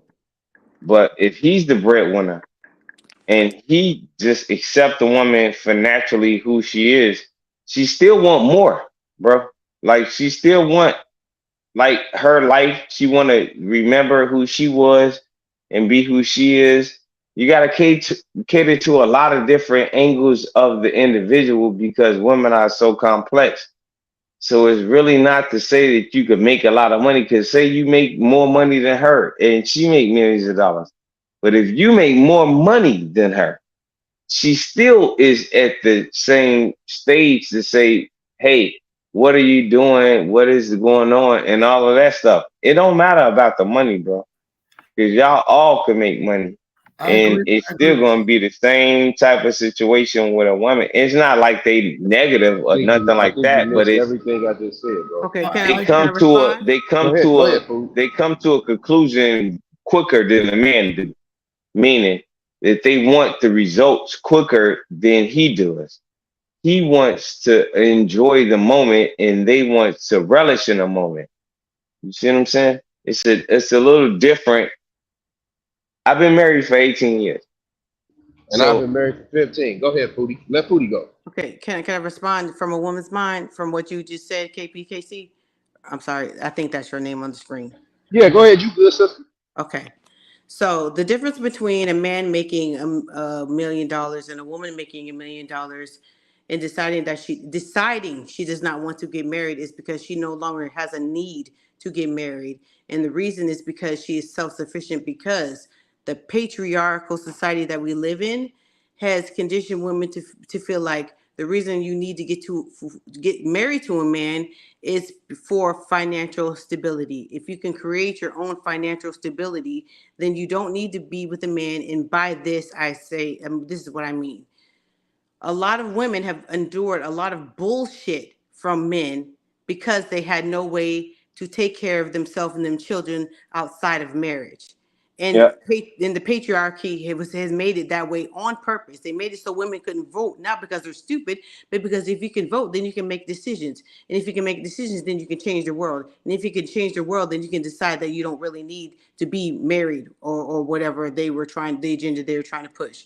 They've made it so that women couldn't go to college. Why? Because then you're educated and you can make your own money, and then you can divorce me and I won't be able to leave you destitute, because there was a time when men can divorce a woman, take her kids, leave her destitute, go remarry, and fuck whatever happens to her. She could fucking blow her brains out or whatever. It doesn't matter.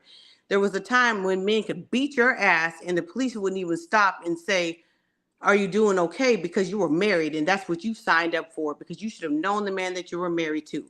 So women, the feminist movement wasn't just because to say fuck middle finger to men. Is to say I'm a human being and I have dreams and desires too. And I don't want them to always be attached to another, not just man, but a human fucking being.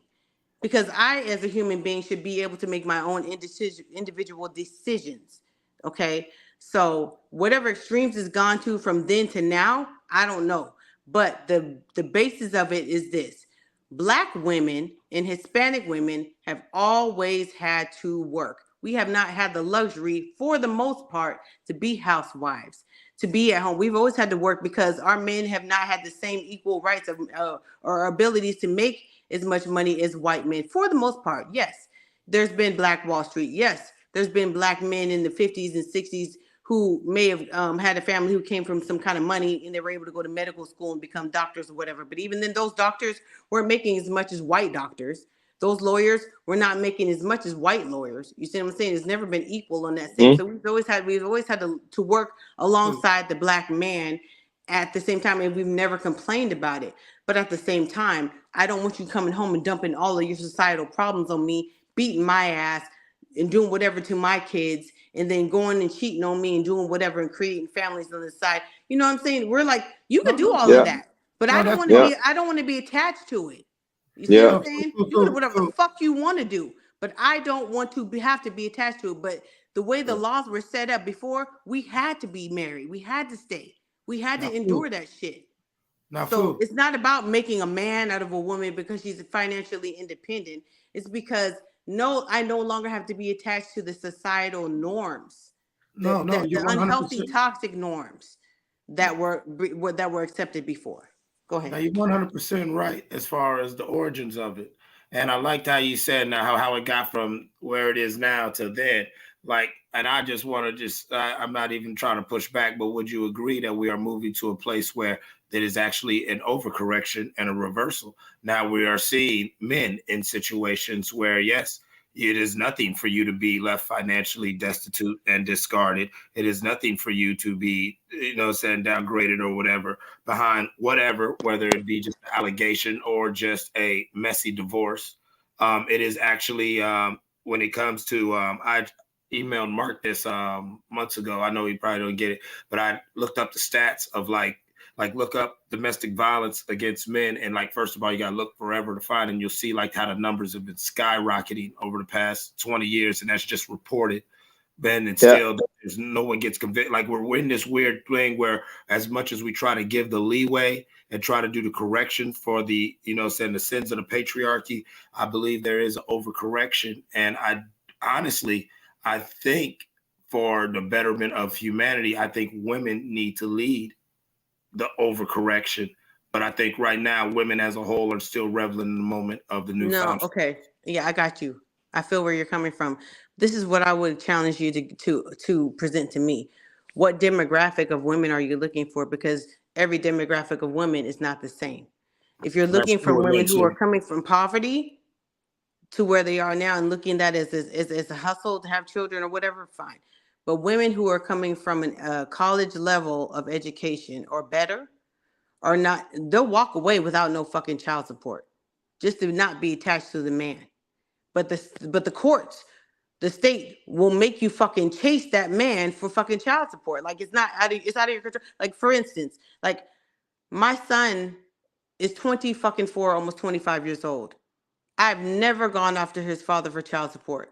I still get fucking letters from child support talking about, do you know where he is? I don't give a fuck. Who cares? Is he dead? Is he alive? Is he in prison? God bless him. She nigga, stop asking me about that motherfucker. My son's fucking grown enough to have me having fucking grandchildren for me now. You know what I'm saying? I've never filed. But for the simple fact that while I was in nursing school for 1 year, I used that child support, not the child support, the welfare system to be able to have a source of income so that I could file for student loans, because you have to have some income. Otherwise, they were going to look at my mom's income, and that was going to be some crazy shit. Right. Now I used welfare the way that it's supposed to be used so that I could go to school for 13 months and get off. I had to put his name. At the time, he was in prison. I wasn't expecting anything from him. You know what I'm saying? Whatever. I put his name down, whatever. But they still go after him. I still haven't gotten anything in all this time. So if I haven't gotten nothing in 25 fucking years, why the fuck do I want anything now? I don't care. Give it to my son. Start a fucking trust or something. I don't care. I don't want any attachment to him because he's toxic, a toxic human being. You know what I'm saying? So it's not always in the woman's control to go after, sometimes the system, like I said, literally 13 months out of my life. I know, but they've come after me for the past 20 fucking 4. Well, no, it'll be some shit. It'll be some bullshit. Like I said, women need to lead that correction. Other women, how women, the sisterhood, men, believe it or not, as much as men talk that bros before hoes, even Mark even sent me something on IG about a dude going off on his dude being a piece of shit husband and everything like that. And he was like, "Is that a real one or a hater?" And I said a little bit of both because as a dude, and you're married around me, it's not too funny when you're out there with me fucking hoes and doing shit like that. Like I'm the nigga that's in my 40s still single. You follow what I'm saying, KP? Like KP, you say you've been married 15 years. You feel me? I'm your player partner that's still single. You feel what I'm saying? But I'm your loved one. You feel me, folks? To where when we out and it's 4 a.m, yeah, I'm your real one saying, "Nigga, get your ass home. What the fuck you doing?" Why? Because you the one who got me around this goddamn woman, calling her sis. You feel what I'm saying? And I'm a real one. I don't take that shit. Why you got me lying to this woman? Just because you ain't shit. Why you gonna drag me into this? Right. You know what I'm saying? Men do this. Like that's what I'm getting at, Foodie. Men really on a lot of levels. Sometimes women don't see it because of the bro code. These are conversations we have to the side. And so I always challenge women because I'm not a woman. You know what I'm saying? I grew up in a matriarchy and everything, and I got a chance to, be in the other room and be a fly on the wall, but I'm not a woman. Do y'all really, really be pulling these little young bitches to the side saying, "Baby, that's not cool. Baby, all them police games that you playing, that's only gonna hurt you, him, and more importantly, the baby." Right. At the Yeah, same I don't think that kind of happens anymore. Thank you. Because of the way we've been socialized. I think it's been socialized out of people. It's been more socialized to accept whatever the hell these teenagers do now. Because if you a look lot at of it, these parents be trying to they've be their kid's friend. yeah, if you look at it, like Pooh was saying earlier, like a lot of the times, okay, since she's a nurse, I deal with trucks, right? I drive trucks, and I'm in a field where we can kind of say whatever the hell we want. I'm not in the office. You know what I'm saying? Office settings, you can't just say anything you want because everybody will report you to AR. Well, amongst dudes, you could just say whatever the hell you want and keep it moving. And what I've learned is that when I go to the offices or something like that, I don't like being in the offices because you got to police yourself. You got to cut shit off from your psychology, from what you really seeing and knowing that's going on, and it inhibits your movement. I don't like it because and it's a part of what's going on in culture where they're changing words on the fly to mean whatever the hell they want, and when they do that, it just disrupts everything for a lot of people. And as they continue to change the words, it just makes you not want to be around certain people as they believe in certain things. It just cuts you off from it. So that basically silences you over time. Well, yeah, and I've gone through different periods of frustration as a nurse. I stuck in it for my kids. I stuck in it because it was stable income in a lot of different diversity, not diversity, but just different ways of getting money. And I've grown a lot. I mean, there were some hard lessons in maturity because the medical field and the professionalism is pushed so hard. And I did have a leg up from my mother. She was always a professional, but just just looking at different dynamics in the way that they look at you, the way you answer questions in an interview, the way that you answer questions when people want to come at you in a certain way. Like, you would get frustrated because you can tangle yourself. You can answer questions that they haven't even asked, and get yourself tangled in. And then you'd be like, damn, what the fuck? Like, you'd be so frustrated and make yourself to look the way that they want you to look when that wasn't really what was going on.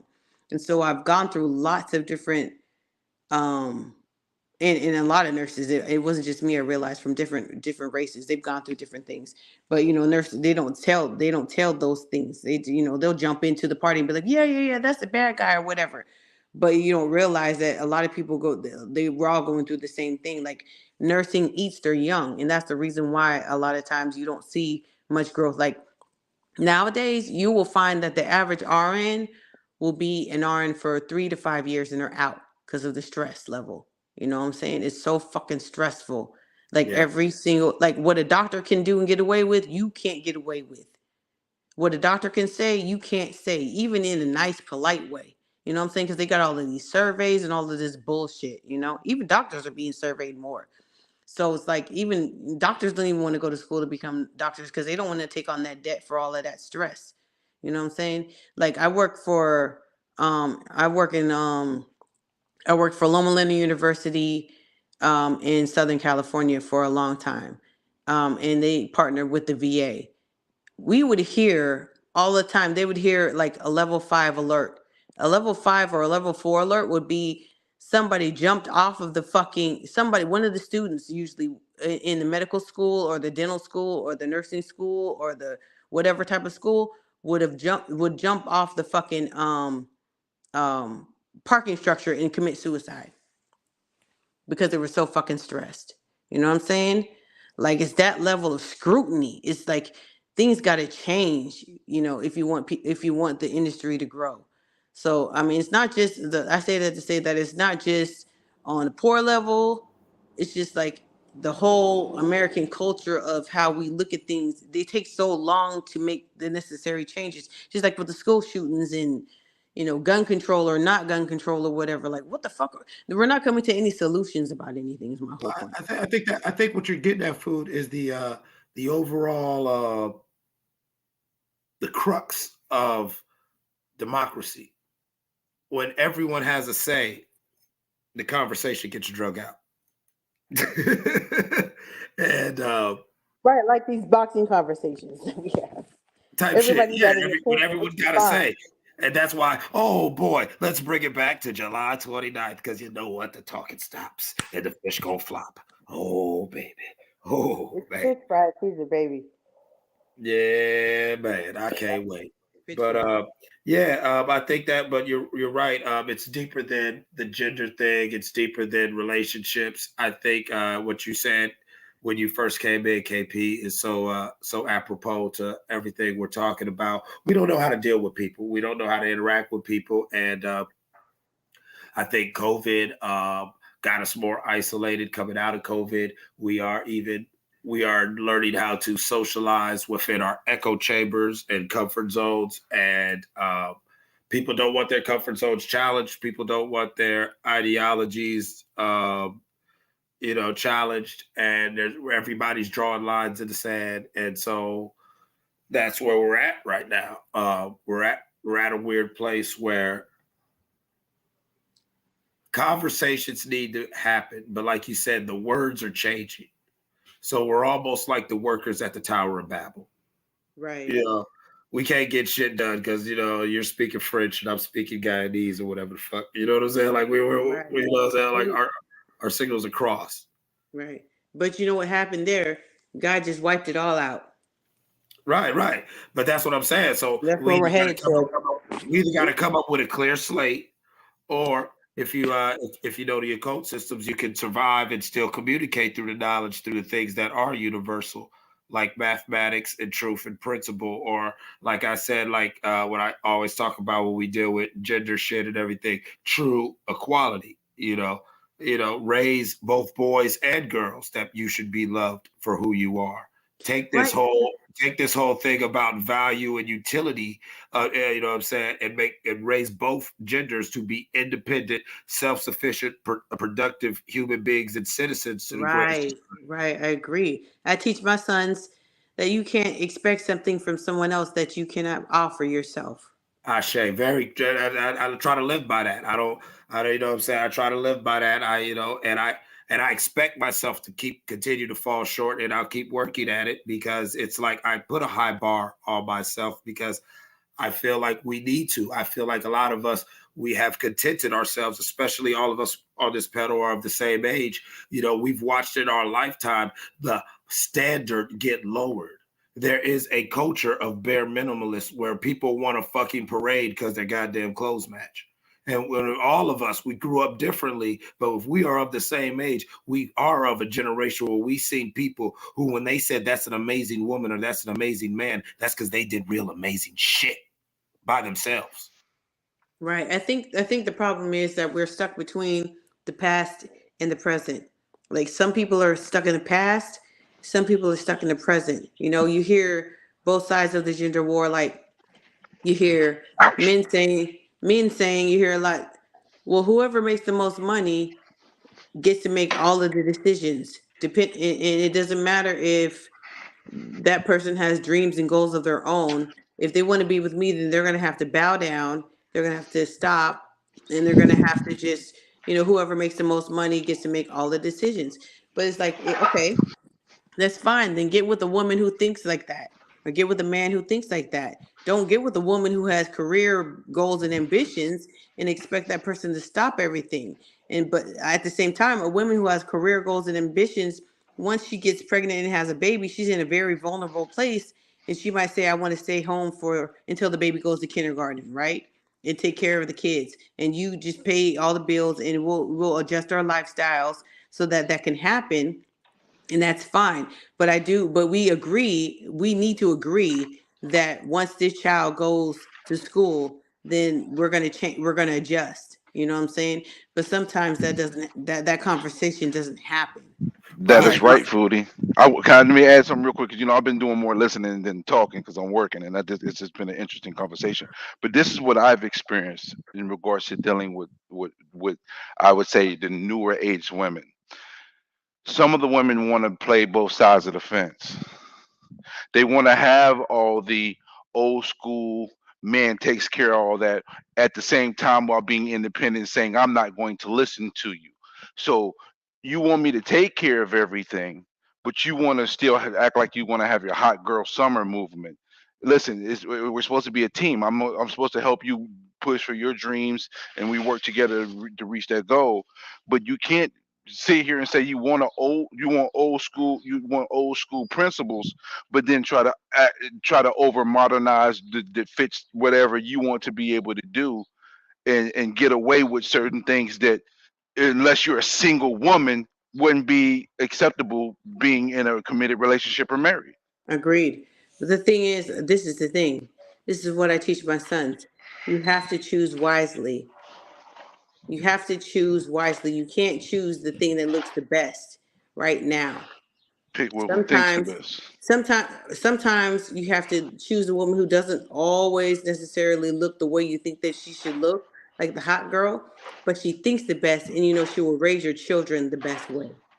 That's the goal. That's the point you have to look at. Who's going to raise my children? Who's going to carry on my legacy? And who's going to be the strongest? Because the bottom line is this: if you die tomorrow, you don't want your wife to go marry some fucking child molester tomorrow, just because she feels like she has to have a man in her life.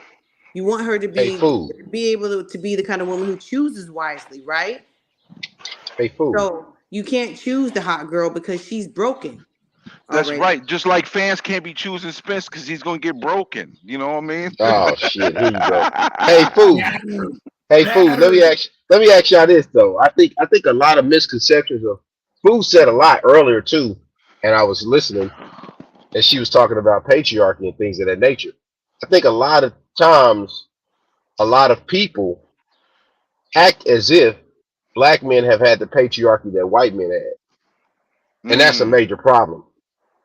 Because psychologically, you cannot have two patriarchs in a country that's run by racism. It doesn't work, and it never has worked. And as you see by my photo, The Man Not, the book that I read, you can see that that kid is 13 years old. Now, if you think about that psychologically, how can you have a patriarch if you can't protect your wife and your children because you were a slave? Black men never have been patriarchs in the country of America like that, and they can never be compared to white men, and that's the problem. I think a lot of times minority people continue to compare black men to white men in the way that they are patriarchal structured, and it's never been that way for black men. The only time that black men may have ever had a situation where they were able to build amongst their people was around the time of Black Wall Street. And then after that, you run up to the 1960s, where the civil rights era starts, and guess what they did to the patriarchs? They killed them. Thank you, man. Right, but this is what I said to this. But in the household, as a man, as a black man, you still want to be expected. You want to be respected on the same level as a man of any other color, right? In your household, right? You want your woman to respect you. Naturally, that's any man, black, white, Right. or whatever. But Okay. to take these points, So, okay. So black women has respected men, black men. We've always marched for y'all. We've always, and I'm not talking about the hot girls, okay? I'm talking about historically. Black women have always said, I mean, Diana Ross was doing the mahogany back then. right. So we've always, and she was making more money. She was making money, Barry Gordy money. She was making a lot of money. She was making more money than the average black man that she might have dated back then. You know what I'm saying? She wasn't But I'm dating a saying, black man back then. That's my point. Like, that's what I'm saying. no, Like, no, no, no, no, no, no, no, no, no. We're not going to go there. We're going to stick to my point real quick. But I'm just saying that hasn't been the focal point of the black household.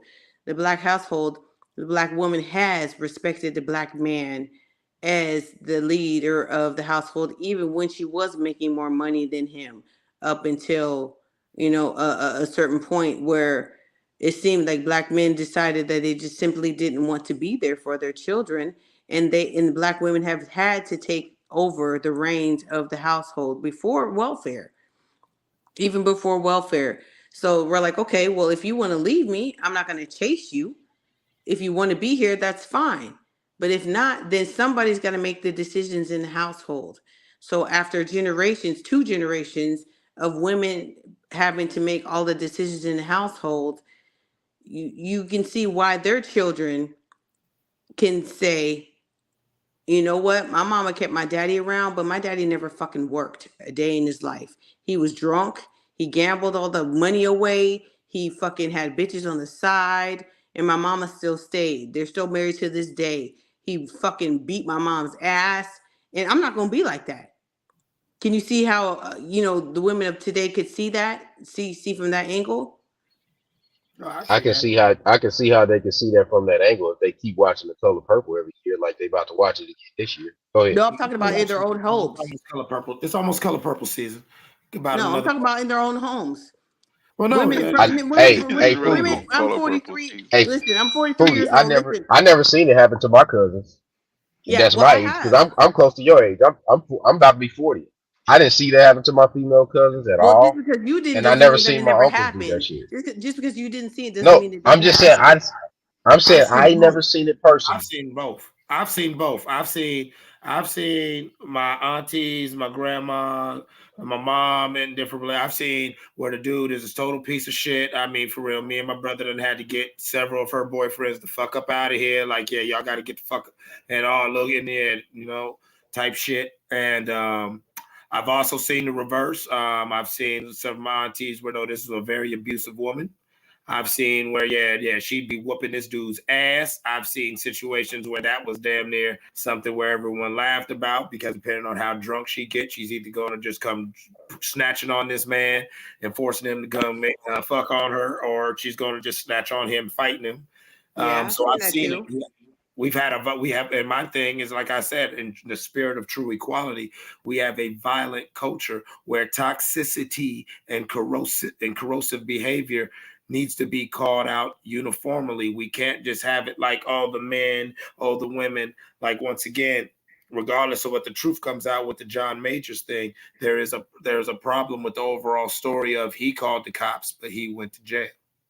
If he's the one saying, hey, or we even saw, like, I don't know if y'all follow Cameron on Instagram. Remember a couple years ago, we had the crazy white neighbor who was always trying to harass him and get, Yeah. that wasn't a skit. That was real shit. And everyone just laughed at it. Imagine if a dude did that to a female, though. Right. But what I'm saying is this: statistically, that is the exception to the rule. That is not the rule. Not necessarily. I'm gonna look for it before I even try to Right, debate because that. because Clips, you're talking from a different you're talking from a different pool of women. You know what I'm saying? I'm talking in general.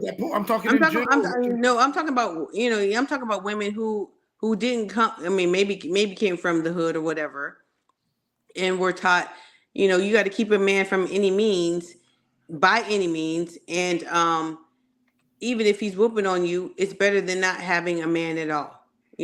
Like they say, a piece of man is better than having no man at all.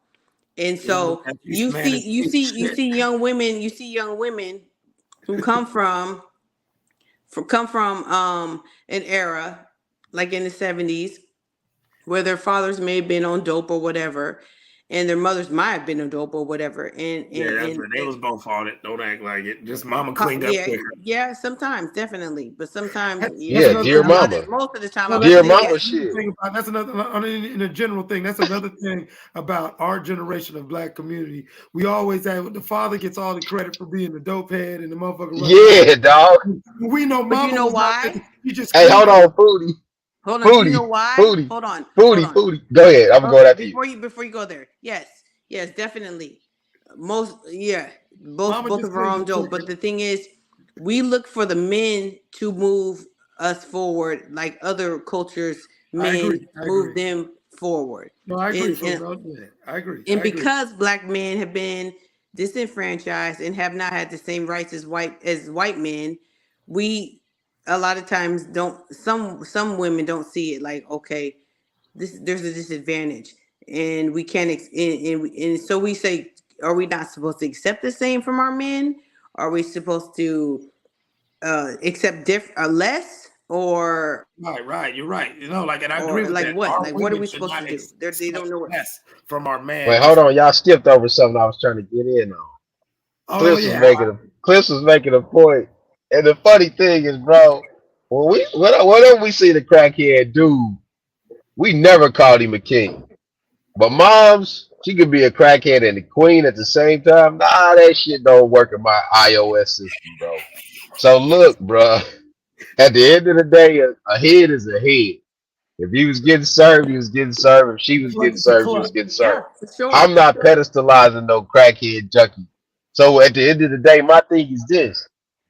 Like, it's almost like people are saying, because subconsciously, this is really what people are saying. Moms is God. And you touch God, you die. That's what that is in black community. Because if you think about it, when we was little boys, if somebody said something about moms, you can get suspended for fighting for moms. Yeah, your mom. If you tell your daddy, hey man, they were disrespecting you, pops at the school, your daddy gonna be like, hey man, you need to chill out, man. You come back to the house, you be cool. I ain't gonna let you get suspended over no shit like that. But if somebody says something about moms, man, you could damn near kill them, and everybody in the house gonna be like, did you get him? Well, that's not a black thing as much as real quick, Eclipse, before you jump in, and that's simply because of biology. Because from the ages of 0 to maybe 10, your mama is the only is one of the only main influences, not the only. Even if you have a father in the home, she's the one who's raising you. She's the one who's telling you when you do bad, it's okay. She's the one who's, scraping your boo-boos and all that kind of shit. So that's the reason why you put her on a pedestal versus your daddy. You know what I'm saying? Not that daddy wasn't there, but in lots of cultures, the father doesn't have any influence on the kids until the kids are old enough to like play ball or something that men can teach, their kids to do, male or female. You know what I'm saying? And then one thing. Let me ask you this, fool. Huh? Go ahead, finish. And one thing before clips is like hold on, I lost my point. I've messed you up. You'll get it back. No. Okay, so mom takes care of the kids. A lot of like in African cultures, I've learned, like up until the age of like 7 years old, mom takes care of the kids, right? And then after 7 years old, the father takes the kids from the home and just raises the kids so that they can know what it is to be raised by a father. And in American culture, we don't have that. Go ahead. Yeah, we don't have a lot of rights of we don't have a lot of we don't have no rites of passage. Yeah, rites of passage, and that's people, and that's what I've always said. And not even wait, hold on, Clips. This was what we got. You get to start selling dope at a certain age. No. KP, like I was getting ready to say. Damn, Foodie dropped off, bro. Foodie dropped off. Damn, and Mark busy. Damn. Hey, Mark, pay attention to Food if you try to get back in. I know you're busy, brother. Go ahead.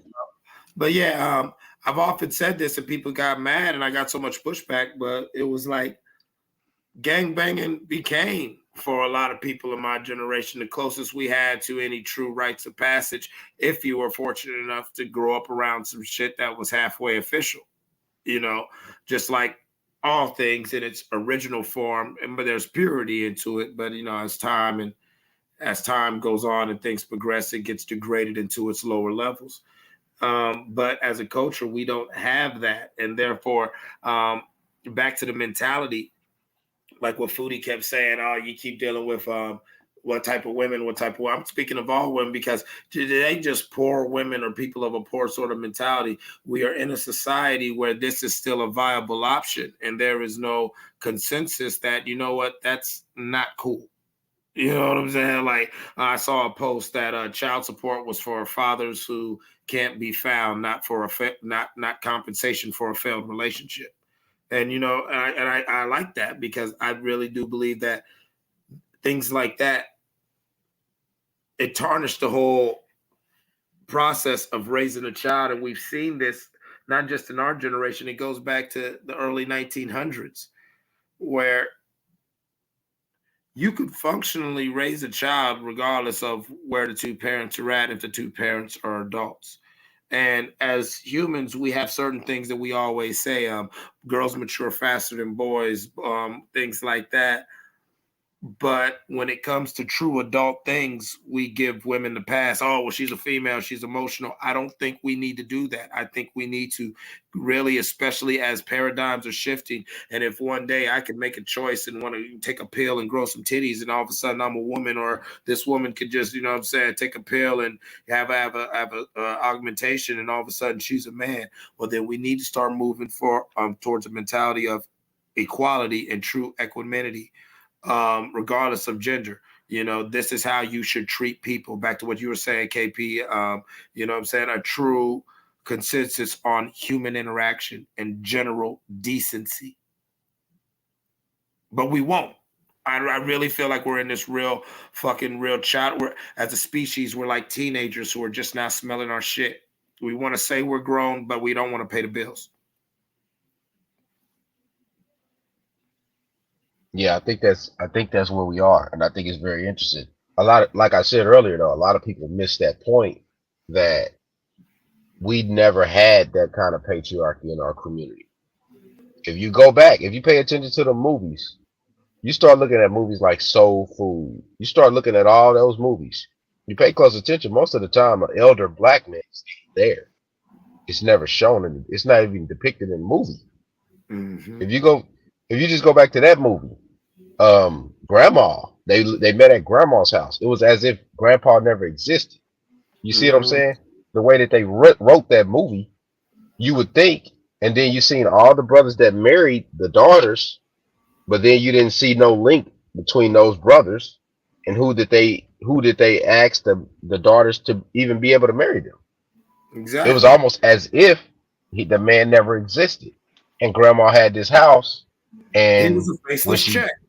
Like I always said, sadly, in my family, and that's the reason why I'm kind of like, my family's a matriarchy, and you know, and my grandma and her daughters had a thing that they would always say that men are walking dildos, faceless checks. You know what I'm saying? Like, and this was this mentality that they would, kind of whatever. It's kind of why I act the way I act, is because I grew up watching them tear down their husbands. Some of them husbands were pieces of shit. Some were just human beings that, you thought it was funny that you could fuck with him, and you kept fucking with him. Then when he finally snapped, oh, he's a monster, and both of y'all were just toxic as hell. I was there the whole time. You know what I'm saying?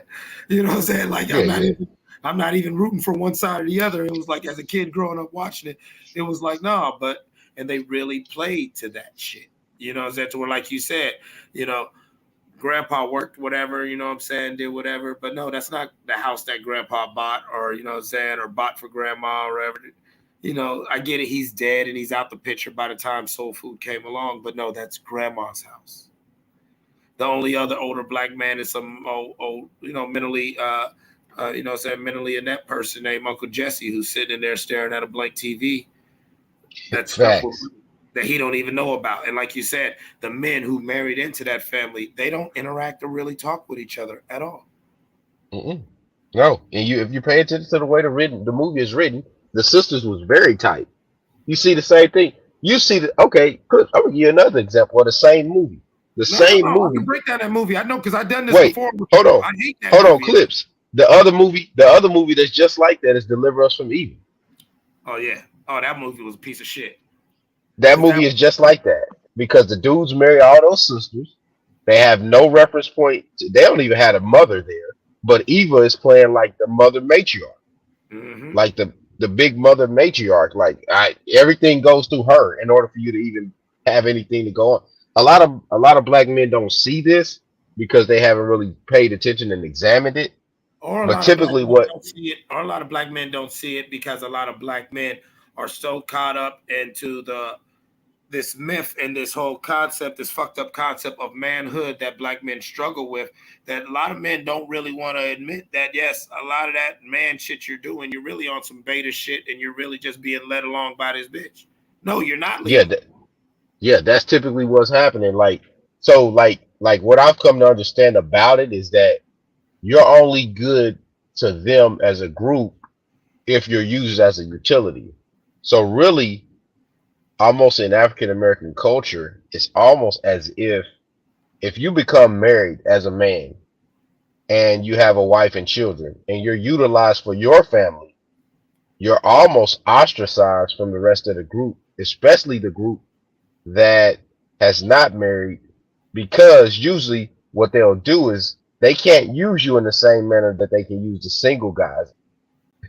The single guys can come move everybody's shit, uh, help with anything, any other projects that need to be helped around all the cousins' houses, all the females that need any help. They can use them in all kind of manners. See, it like when you see a movie like that Steve Harvey goofy ass movie when Terrence J was like his mom's son husband or some shit. You know what I'm saying? Like shit like that. Like you start to really realize that they wrote these roles, but these roles are actually being lived out in real life, and you start to see family members that resemble them kind of roles, and you like, damn. Oh yeah, no, Cause it's like I know. you start to I started cutting off a lot of my family, and then eventually certain of my friends. About 15 started about process started about 15, 17 years ago, was because, like you said, I started noticing that you love me, but your love for me is only as strong as my usefulness to you. And I often tell people I'm a utilizer, but I don't use people, in the sense that, like, KP, if you're a butcher and you're my friend, I feel like a dick for going to the grocery store to get meat. I'll holler at you. You know what I'm saying? I believe in self-aggregation, but I'm not using you. You know what I'm saying? But if this is your trade, then yeah, if you're my friend, then I feel like almost obligated to try to shoot you that business. I've noticed that most people are users. It's not in that sense that, oh, they fuck with me and also I could take care of this. No, they fuck with me because I take care of this. yeah, that's it. That's usually what it is. Yeah, nowadays that's what it is. The society has been cultivated in that way now. Right. Yeah. And that little nuance, that little fucking nuance thing, especially if you've been raised the way I was raised and seen things as I've seen them, it became this very, very unsurmountable mountain for me, not just in like relationships, but just in interactions. That's a big thing I look at, because I am a utilizer. I tell people, but I am not a user. And I notice that we are in an age where usury, and people like look at it like, oh man, come on, man, shit, you wasn't trying to use. No, I wasn't trying to use you. You know what I'm saying? Like everybody think, like, people are out here really thinking that's the way to live. That's smart. Yeah, That's that's true. yeah. Mm-hmm. And, You and, know, and it's they'd rather be it's really slick instead of being based. smart. People Mm, put value over trying to be slick instead of being smart. yeah. They rather they try to snake you out of something, or out of your time, energy, or money. It's just all kind of things that's going on at the same time in America that's changing the way that people look at it, and the paradigms that's happening at the same time. So like it's just very unique. It's very unique because we got all this technology at the same time that all this is happening. So Yeah, it's like, have you ever noticed, whether it's a conversation, whether whatever it is, like a lot of times most motherfuckers just want to get their point with no thought for the score or nothing. They just want to say they got a point, they got a stat in there, and so they do random shit. Yeah, hey Mark, Food's back. I don't know if you listening, Mark, but I guess Food might be trying to get back in. You know what I'm saying? But I really do think that that is something that we've got to get away from. Like, I appreciate everyone's experience. You know, Yeah, and like that's why I listen to other people's experience and I don't try to shoot it down. I just right. say, I'm not hey, the nigga this to always I didn't talk see shit on this. somebody. I don't like that. I don't Yeah, like yeah, I don't like that. because Yeah, you know, I like listen to your experience. right. And that's I think that's why it's good to be on like Mark's channel is cool because like when we come over here we have conversations and everybody ain't tripping out. Certain people you can talk to and certain people they just are who they are. But you get that kind of feeling from certain people after a while that hey man I can have a real conversation and it's gonna go somewhere and it may even lead me to thinking about something that I was thinking already, but it's thinking from a different thought process of the way I was phrasing it before. Right, right. Because you know, like me and you could be looking at the same thing, and we actually could be seeing it in a similar way. But to understand your perspective of it versus mine allows me that insight, Damn, allows she me popped that up and ability. dropped down. Popped up. Oh man, grand opening, grand closing. Oh man.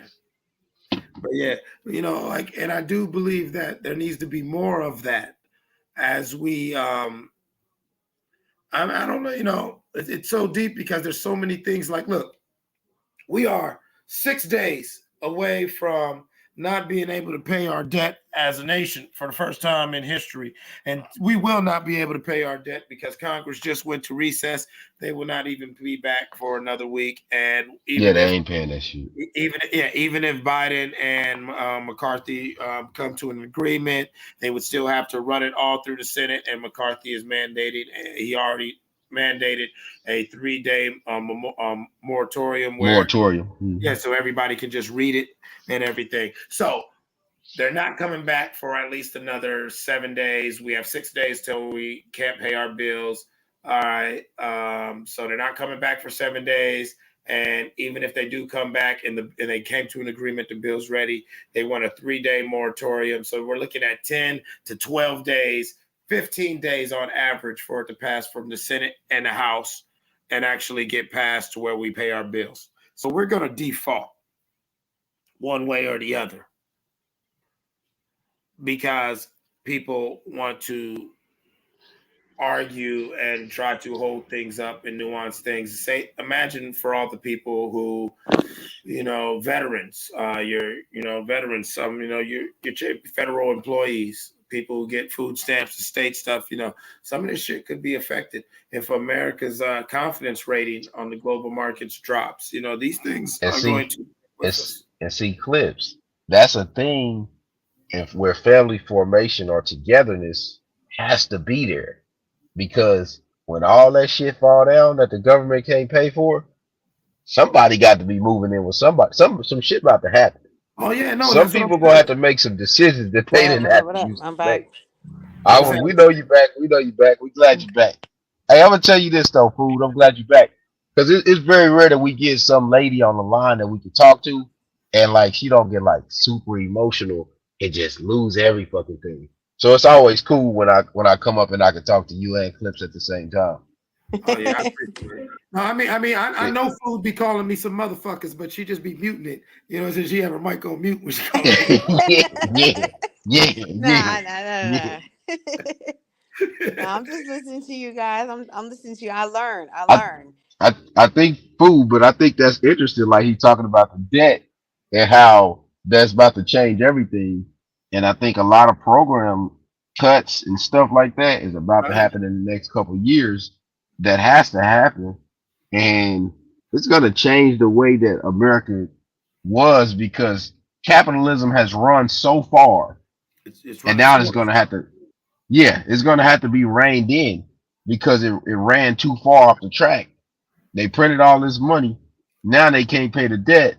Now they paying the debt to another country, and the other country is gonna start imposing certain things that they're gonna have to do. Yeah, now it's just paper. That's the reason why they're trying to push the whole gold standard back in.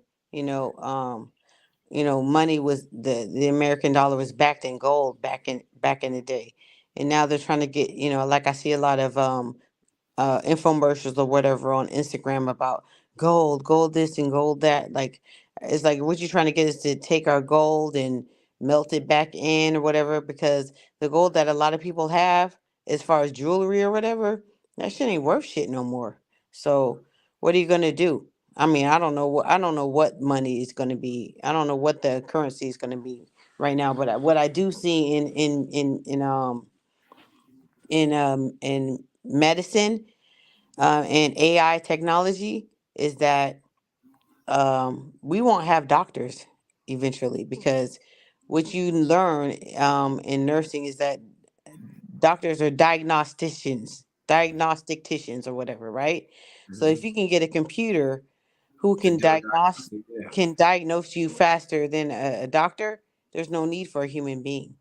And now you ain't gonna have that computer insured up the ass like you'd have to have a human being. Like I believe you said earlier, food revolution, like just you being LPN, you got to run around carrying, what would you say, like 250 or something like that thousand worth of insurance just to do your job. Like it's fucking crazy, but you're out there in California. $110,000. I mean, $110 a year will give me $4 million worth of malpractice insurance. Yeah. And just going into the RN program, that's built in. You have to have malpractice insurance. Even though we're licensed, we're not going under our own license into a student program. So that's built in. I mean, that's really cheap though. $110 a year is $4 million worth of malpractice That's insurance. And cheap that's as shit. That's cheaper than getting your for life general insurance, yeah. liability. Yeah, That's general, and that's cheaper than general liability for your Yep. company. Right. Yep. Shit, I got That a ain't company nothing. on this. I got a company, and my general liability is higher than that. Yeah, And you can write it off on your taxes. Fucked up, yeah. So, and that's because I can see, and my mom told me, like my mom, when she first started being it's obsolete now. She was a medical transcriptionist, which is doctors, in order to get paid from the insurance companies, you have to dictate all of your visits. And back in the day when I was little, they would put it on little microfiche, those little cassettes. The doctors would, they would record it. They would dictate it, dictation. And so my mom would take it and type it up. And that's what it was. But now they have, on our phones, you just have the dictaphone now where you just type it in and all the words come up. So that, after 40 years, she was already getting ready to retire. That shit was obsolete. So and she told me, like, when she started out way back in 1968, I think 67, when she was like 25 or whatever, she was working for Stanford University, and that's when they were doing their first transgender operations and shit. So this ain't new.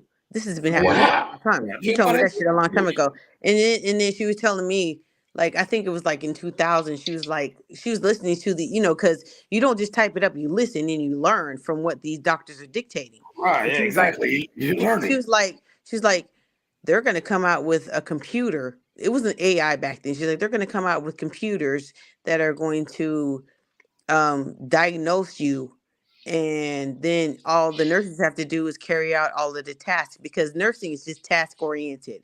The doctors tell you what to do and then you do it. You change a catheter, you give a shot, you change the IV, whatever, that's all it is. So I can't see them replacing nurses, because we're bedside, we're the human beings, and I can't see human beings being They got comfortable some with real it. humanoid, like you seen Sophia, who spoke on the UN, who's now a citizen of Saudi Arabia.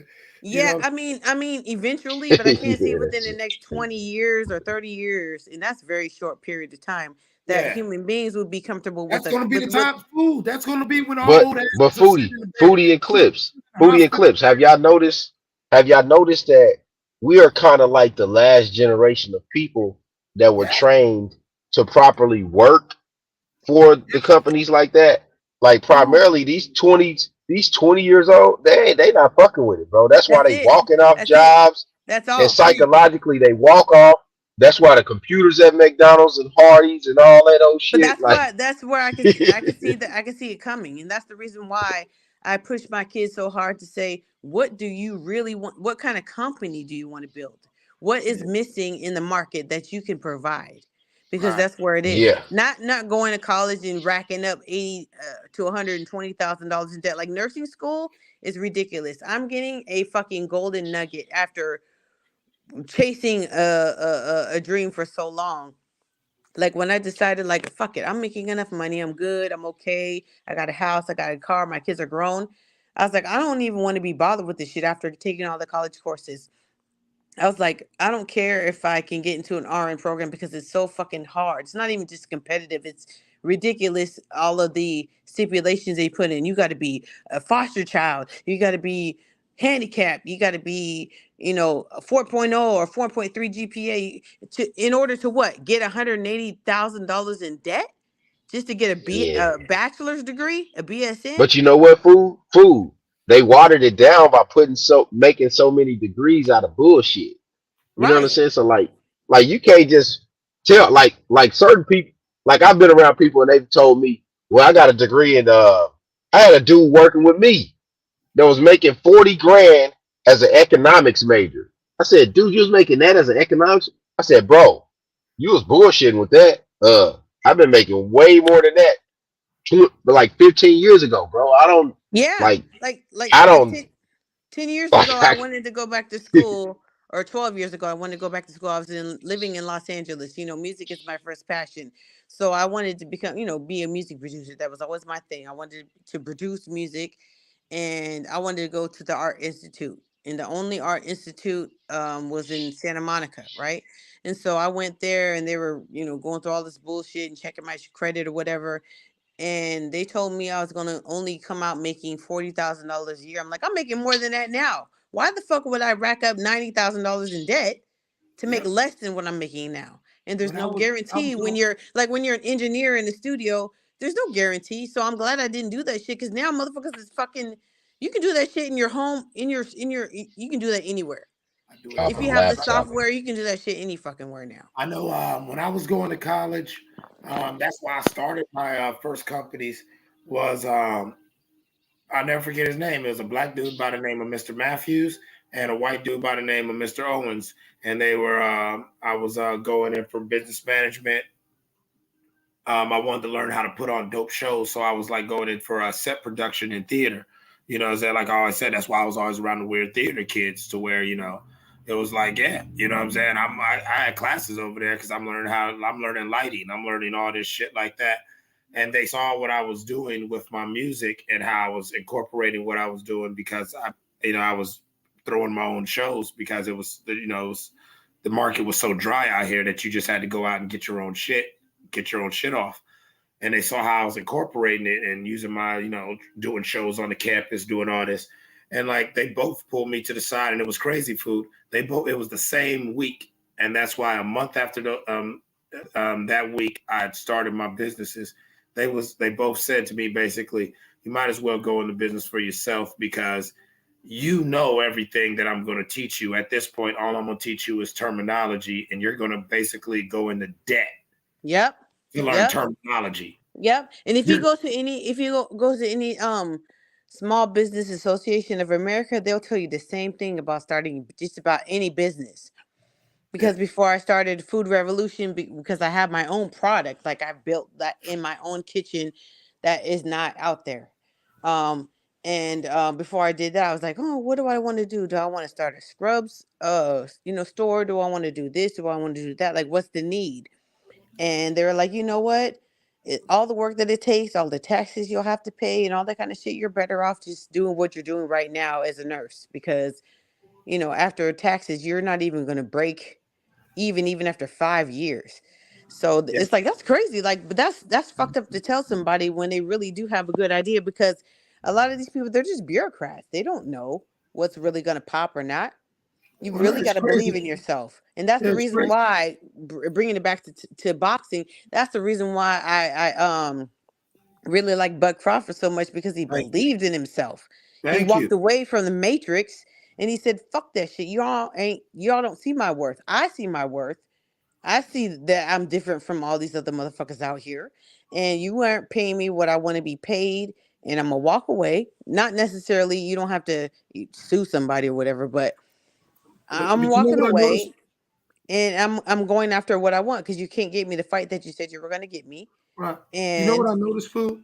mhm. I've noticed that, at least amongst the neighborhood, for the most part, those of us who got our own. KP owns a trucking company. I own businesses. You own a business. Mark owns a business. A lot of us kind of lean towards Bud, and none of us knocked Bud for that decision. It was only the people who aren't like, not saying these people don't got it, but maybe they don't get that principle. Maybe these people, yeah, they're not broke niggas or whatever, but they work at this company and they're fine or whatever like that. I've heard from too many people who, openly express how they own shit, and you know what I'm saying, and everything. These are people. These are people who are working in the matrix, and they're making enough money to make ends meet, and they're comfortable, right? Right, And right. they're being lullabied. They're being rocked to sleep, right?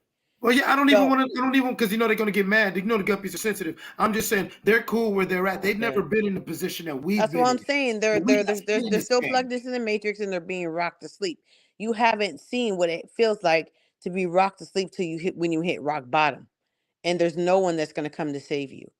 And that's what we were talking about clips. It's like when the economy broke in 2010, 2011. It doesn't matter how much education you had. There are motherfuckers that were living on the streets who had double and triple degrees, PhDs and shit. You know what I'm saying? Yeah. They were interviewing people on the street during the Obama administration after Bush left and all that kind of shit. They had nowhere to go. They had nothing. There's nothing they could do because they were only hireable. They didn't have any entrepreneurship. They had no independent streams of income. So that Even makes like you me. realize I you can't depend on anybody else. Right. I had to become very entrepreneurial minded. I always was, but I had to really lean on that in my adult life because I realized, because of how I was raised and the wealth of experience I had amassed during my childhood years and I was exposed to, made me almost overqualified for a lot of shit. Yeah. And those are those people. And you can see, though, on the other end, how you can be rocked to sleep on the other end, how dope dealers and all that kind of shit, they are looked at as entrepreneurs. They're looked at as, I'm not, because your mom might be going to work, working 2 and 3 jobs, and y'all are still struggling to make ends meet. But these motherfuckers is out here and they're doing the damn thing. You know what I'm saying? Nowadays, I don't think it's possible because motherfuckers is on pills and all kind of weird shit, and the government's involved in that shit in a different way, like legally. But like back in the days, like, damn, this motherfucker is out here. He's 13 years old and he's doing better than my mom or my father working 2 and 3 jobs. Because they're, let's not. That was me. I was that little badass who kept. I tell people there was a long period of my teenage years where part of my flex was I would keep a couple G's in my left pocket and I would tap it if I was like to remind myself I don't, because I was such a hothead to where I was known for arguing with a teacher and pulling out what was in my left pocket and saying, "You won't even make this in 2 weeks." Yeah. And that's where the disrespect has started. Exactly. Because now you can't tell us shit. I don't even look at you as an adult right now. You're a boy, even though you're like 20, 30 years older than me. You can't tell me shit, yeah. Right, I'm in my capitalistic mind at that time in my development, to where I'm so capitalist, I'm like, bitch, I'll buy you. Fuck you. Right. And there we go again with the whole dynamic of who has the most money, who has the most toys wins. Yeah, the golden rule. That's the capitalistic mindset. So that's the problem. Yeah, we need to get away from that. I really, and I'm not preaching, I'm not preaching watch out. I'm not preaching Marxism, socialism, none of the isms. I'm preaching decency. I'm preaching humanity. That's what I'm doing. No isms, just ease, just decency, humanity, and equality. You know what I'm saying? Like, fuck the isms. Right. I'm really like we all have something to contribute to the society. Right. And that's the problem, is that we're still stuck in this capitalistic mindset that I got it all, so you got to listen to me. And this whole submissivism is like, okay, well, how can I submit to somebody who doesn't think any higher than I think? It's like, how can I expect you to lead when we're both going for the same thing? I need you to lead me in a way that I can't see. That's what leadership is. I need you to show me what I cannot see. Otherwise, we have a false sense of equality. It's anything you could do, I could do better, to where instead of working together, we start getting competitive. Right. I made 700 this month, and nigga, you only made 450. Broke ass nigga. You feel what I'm Right. saying? Like, you know what I'm saying? Like type shit. Like, And the bullshit buttons, like, employee of the month and all that bullshit. Like, I never fell into that. Like, yeah, I never did you're need to just who I stop like you. right now. You don't give a fuck about me. And Yeah, that ain't gave me exactly. no more money than I made yesterday. So And then fuck this. I used to always joke when I'd get shit like that. I'd be like, man, fuck your attaboy, put it on my check. And right. actually, Exactly. there was a couple jobs where no, I actually, that's what happened. And half the reason why I'm staying at where I'm at right now, full disclosure, is because allegedly sometime in June or July, you know what I'm saying, something that I've been bitching about for all the people at my level and 2 levels above and 2 levels below. Like, nigga, we need to get more money, boopty boop. You know what I'm saying? They're allegedly supposed to acquiesce. But that's the whole reason why I'm still at where I'm at right now, was because I'm gonna see if you're gonna give goddamn cut this check. Cause fuck your little attaboys. I don't want no goddamn pizza party. Put it on my check. Fuck your potluck. Fuck your company outing. Fuck your t-shirt and your thermos. Right. But where I'm at with it is like, okay, I'm gonna take this. I'm gonna take, because the things, my thing with getting my RN or not getting my RN was like, number one, I can't quit my job because I got a fucking mortgage and I got bills to pay. So are you going to help me to be able to do this and get my, keep my job and keep my household moving the way I need to? And two, um, am I going to have to pay for this shit? Because I don't want to have to move backwards in order to move forward. So, Sometimes you gotta take a step back to jump forward. but God worked it out so I don't have to, because there's such a need in my industry after COVID, especially. They realize, okay, if we could just work with the people who've already done the work, who've already got the college courses that they need, who are already nurses, if we could just work with them and help them to just get this 1 year of education, then we've got more nurses in the field. And the best thing about it is they don't have I don't have to work with them any longer. I could just get my diploma and walk off if I want to. Most of the time when they pay for your education, you have to promise them like a year or two of employment. And I understand that because they've invested in you. But in my situation, I don't have to. And that's what I say about patience sometimes. It's like when you say, fuck that, I'm not going to take on another school debt. Fuck that shit. I'm not going to quit my job and do the shit and struggle just so I can get this little extra money. You know what I'm saying? Then God makes a way for you to say, okay, you really trust me. I'm really going to make this shit happen for you. And I didn't even want to, but my coworker was like, do that shit, do that shit, do that shit. And I was like, nah, they're going to have all these stipulations. And then I read into it. I'm like, oh shit. For real? Like y'all gonna let me just do this shit and walk off into the sunset? Yeah. So there are Yeah, very few. There are that's few. awesome. That's awesome that you got that, because like in the fields that I've been in, like, yeah, oftentimes they hardly ever let your certifications walk with you, or you always got to do the non-competition contract. You know what I'm saying? Where for up to 2 to 3 years I can't work for the competition, because that's how they do it here, especially in the blue collar shit in Ohio. Yeah, like you'll be getting paid 20, sometimes 30 some an hour, most times just in the high teens an hour. But if you really understand and know your worth and think about what you're doing, it's some crazy shit, and you're certified up the ass through the company. But yeah, you get up, and I don't care if you did 10 years and you gave them your 2 weeks and left on good terms or whatever. Yeah, when you leave that company, yeah, your certifications stay with you. You can't. All you can do is say, "I did this for 10 years." You can't. You don't have no certifications to prove you did this. Right. But I don't That's have why a I went and got my certification. OSHA. I have a license. And so Right? I'm Yeah, that's licensed why I with got the my state OSHA of inspector shit. California. That's And why my the shit thing died about with me. the thing about being licensed in the state of California is I have reciprocity over the entire United States, meaning I never have to take another state board anywhere I go. So I can move to Florida Yeah, I'm tomorrow the same after. way. I'm the Huh? same way with my inspector shit. That's what I'm saying. Like, yeah, Right. my certifications die with me. I joke on niggas. I'm like, I'll die right now, and I'm more hireable than your punk ass. You know what I'm Right. saying? My shit dies with me.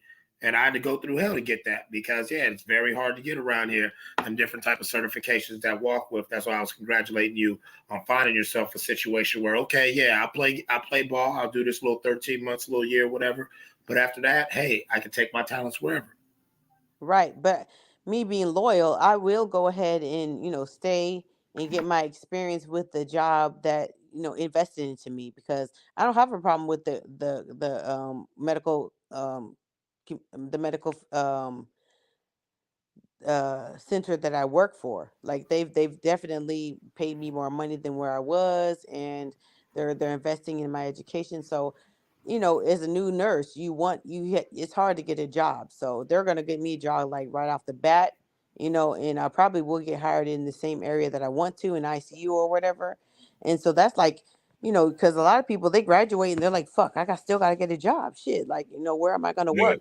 They're gonna hire me. So like right off the bat, so I'm like, okay, well I'll go ahead and stick with you guys for like a year, maybe two, and then I'll go to like travel nursing possibly. But I'm still not only focused on nursing because the thing is, I will never become a millionaire as a nurse, no matter how hard I work.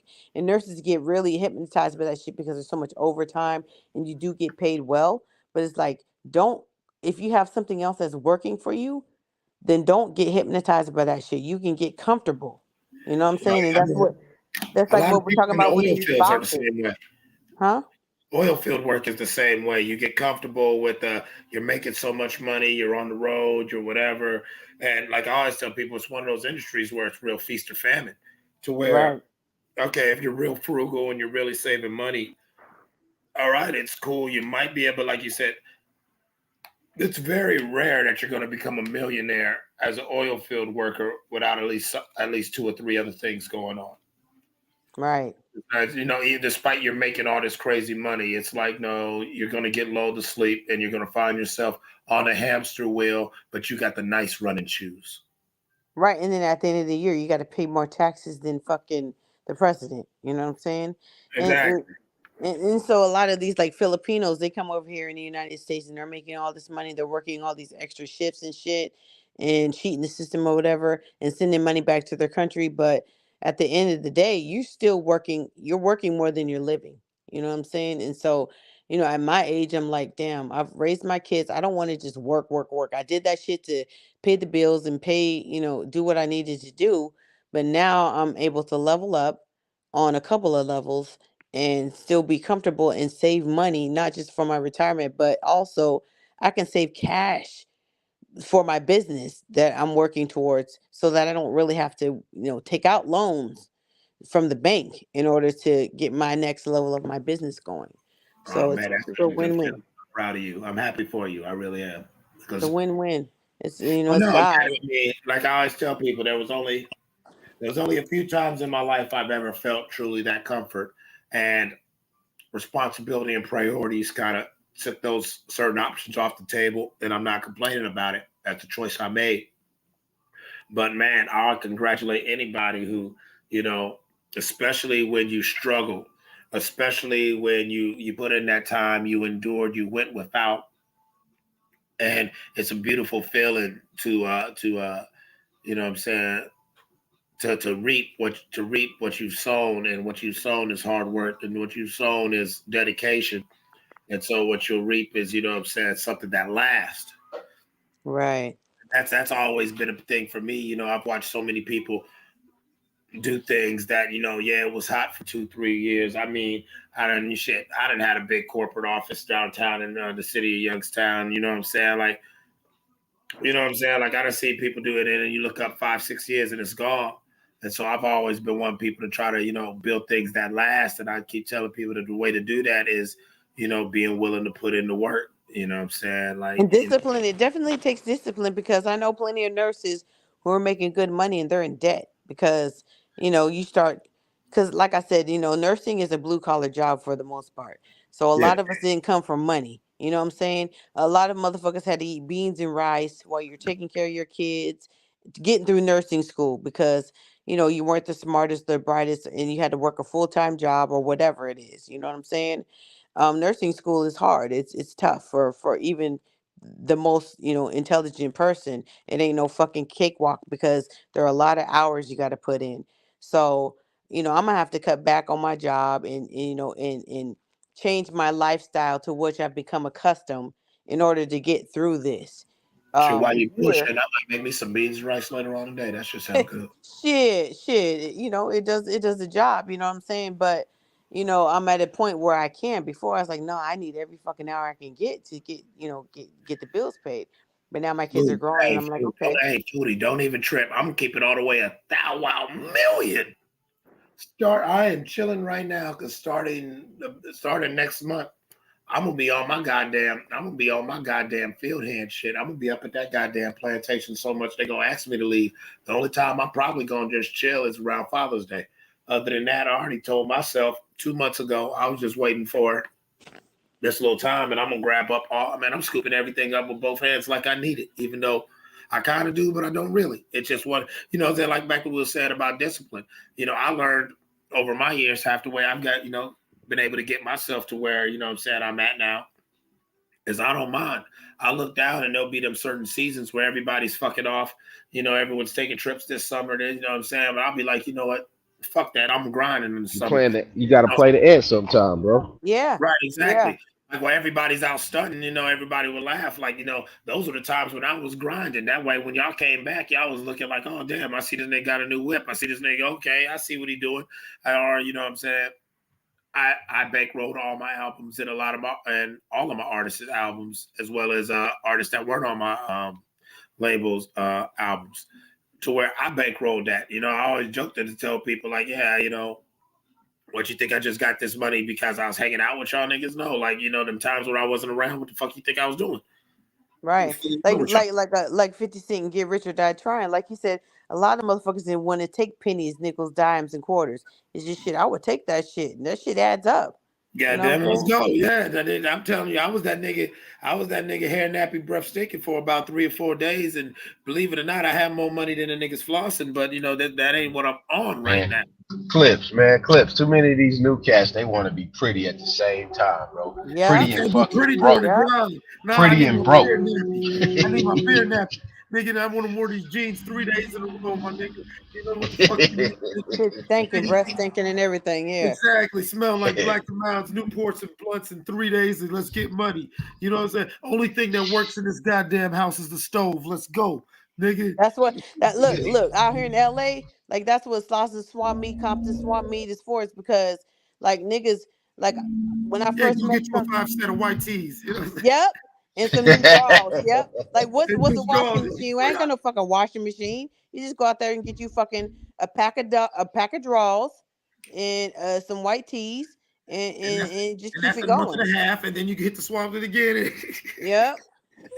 They got another lifestyle. You ain't gotta listen. Like I didn't understand that shit. Like everybody, like you can't take it to the laundromat. Like niggas ain't fucking your mom ain't taught you how to fuck. Where you gonna put your laundry detergent? Like I didn't get it. Like see, I knew how to wash clothes. That's what always fucked people up. Like I said, even in relationships, a lot of chicks will be fucked up because they want a Jody, they want a baby boy ass nigga. And like I've met very few women who can cook better than me. No. What I'm saying is like these niggas was in the dope house. Like there was no fucking stove. But I still wouldn't have that lifestyle where everybody be laughing. Like people who knew me would know I'm on grind mode because it's like, yeah, you keep seeing me like I'm just switching up my clothes because I'm just throwing this shit away. Like nigga, I've been wearing this shit for like 3 days, nigga.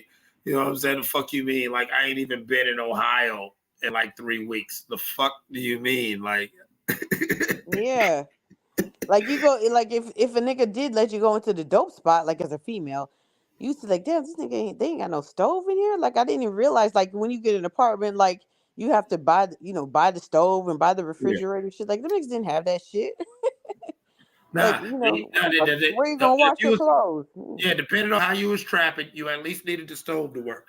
You had the stove to work, you could cook up. Well, yeah, probably they had a stove or whatever, but yeah. Yeah. But you know what I'm saying? You didn't care about your electricity because you might just like I'd have been in so many places where we was candlelight thugging. Like it looked almost dope how the whole thing we would have it laid out. It almost looked pretty. It was crazy. You know what I'm saying? And always still I think some places they didn't have no stove though. I guess they just got it cooked up already. Yeah, they didn't cook up there. That was just where they go bop out. Right, yeah. At the back window or whatever, yeah. Right, yeah. Knock on the window. Yeah, the stash house and trap house be the worst in the fucking world. I'm telling you. Be making that shit work. And then all of a sudden, they start getting a little money, motherfucker act like he can't eat here, he can't eat there. Hey, bro. Hey, KP, hold on, I gotta that. I can hear you good. There you go. Shit, like you know what I'm saying? Like, man, when You know what I'm saying? It'll be like 60 y'all. Y'all coming up that one way. I'm talking about niggas going half on slices of pizza. Like, you know what I'm saying? Like 4 niggas all going in on a pack of Newports. Like, all right, man, it's 20. It's 20 cigarettes in here. You know, that's 5 a piece. You know what I'm saying? We all just brothers and we grind it. Soon as that trap house starts slapping and jumping, like you said, now niggas can't eat there. Now niggas. Yeah. Hey, I y'all don't smoke remember? this kind of Y'all weed remember? no more. Yeah. I Right? don't smoke Yeah, that weed. I don't smoke no dirt weed no man. more. Exactly. Hey, Like just a hey, month ago, you was food. just asking your Hey, baby do y'all mama. remember? Switched up so fast, my nigga. So fast. Like, Hey, nigga, that was remember just last Jay? month, my nigga. Hey, I'll never forget. Never forget Jay-Z made that song. We was so happy poor, but when we got rich, Yeah. niggas think they rich because they got about 5 bands. Hey, bro, you need to chill the fuck out. We ain't really got no money. Thank you. We Like, ain't got no money. We still ain't paid to re-up. You know what I'm saying? So far, you done made you 5 bands off the little bag. Okay. Now I done seen you. You done clubbed the last 2 weekends. You done missed 3 of your shifts. You know what I'm saying? It's like, come on. Niggas do a month in the motherfucking trap and swear their life has changed. And that goes Yep. back to what you was saying about that dedication. Like, okay, you got a few things, but that 5 bands didn't even cover your re-up, partner. And you know what I'm saying? Like, so now you on it, like what I say, you on the hamster wheel, but you got the pretty shoes. Yeah, and it's a female. Like I didn't get that shit. Like, oh man, that nigga, he had money like last month. Like what happened? Like that shit, it goes in cycles, man. Like sometimes that's just not dependable. I didn't get that shit. I used to Before when always tell niggas there's no 401k in dope. I still say nope, that niggas no 401k in dope. or Okay. boxing. Yeah. Like, you know what I'm saying? This like dope is one of those things where, yeah, you can just come up and change the world and change your life overnight. But if you really on your shit, yeah, that money ain't yours. Back to that 5,000. Okay.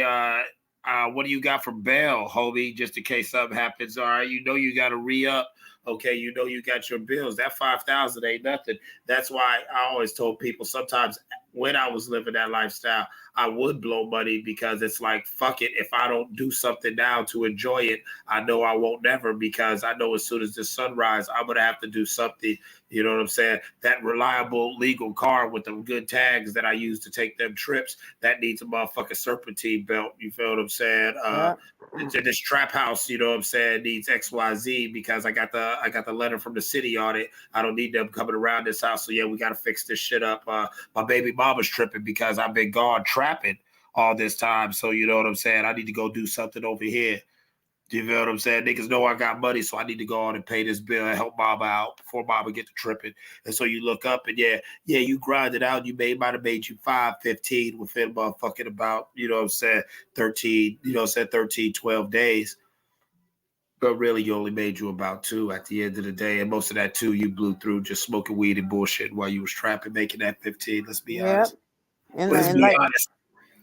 and like Biggie said, sometimes the rap game remind me of the crack game, even though he Yeah, wasn't that's how really the in it music like that. industry is. Yeah. Yeah, that's You how the put all music this money industry into is. Like artists to make it out. Out here in LA, we seen so many motherfuckers that had it one day and was gone the next day. And the motherfuckers was on the bus. Like, you done seen the motherfucking Lady of Rage in the 99-cent store. And she was like, what? She got a hit single, and like motherfuckers didn't understand. Well, Like, yeah, so they're that's like, why I was never impressed when you meet somebody who up right now. You're like, okay, well, you know what I'm saying? Like, to be honest with you, low, like on the low, like, um, on Tupac, like, yeah.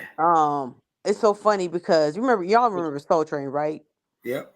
And then like in the late 90s and the early 2000s, it was something different. So there was a dude up there who used to always hit on the high school girls, like, because he was on Soul Train. He had a little broke down little bucket ass car. What's the name? AJ. Yeah. AJ, I think. Yeah, he was one of them dudes on the Soul Train or whatever. And everybody knew that motherfucker. And some girls would be impressed with it.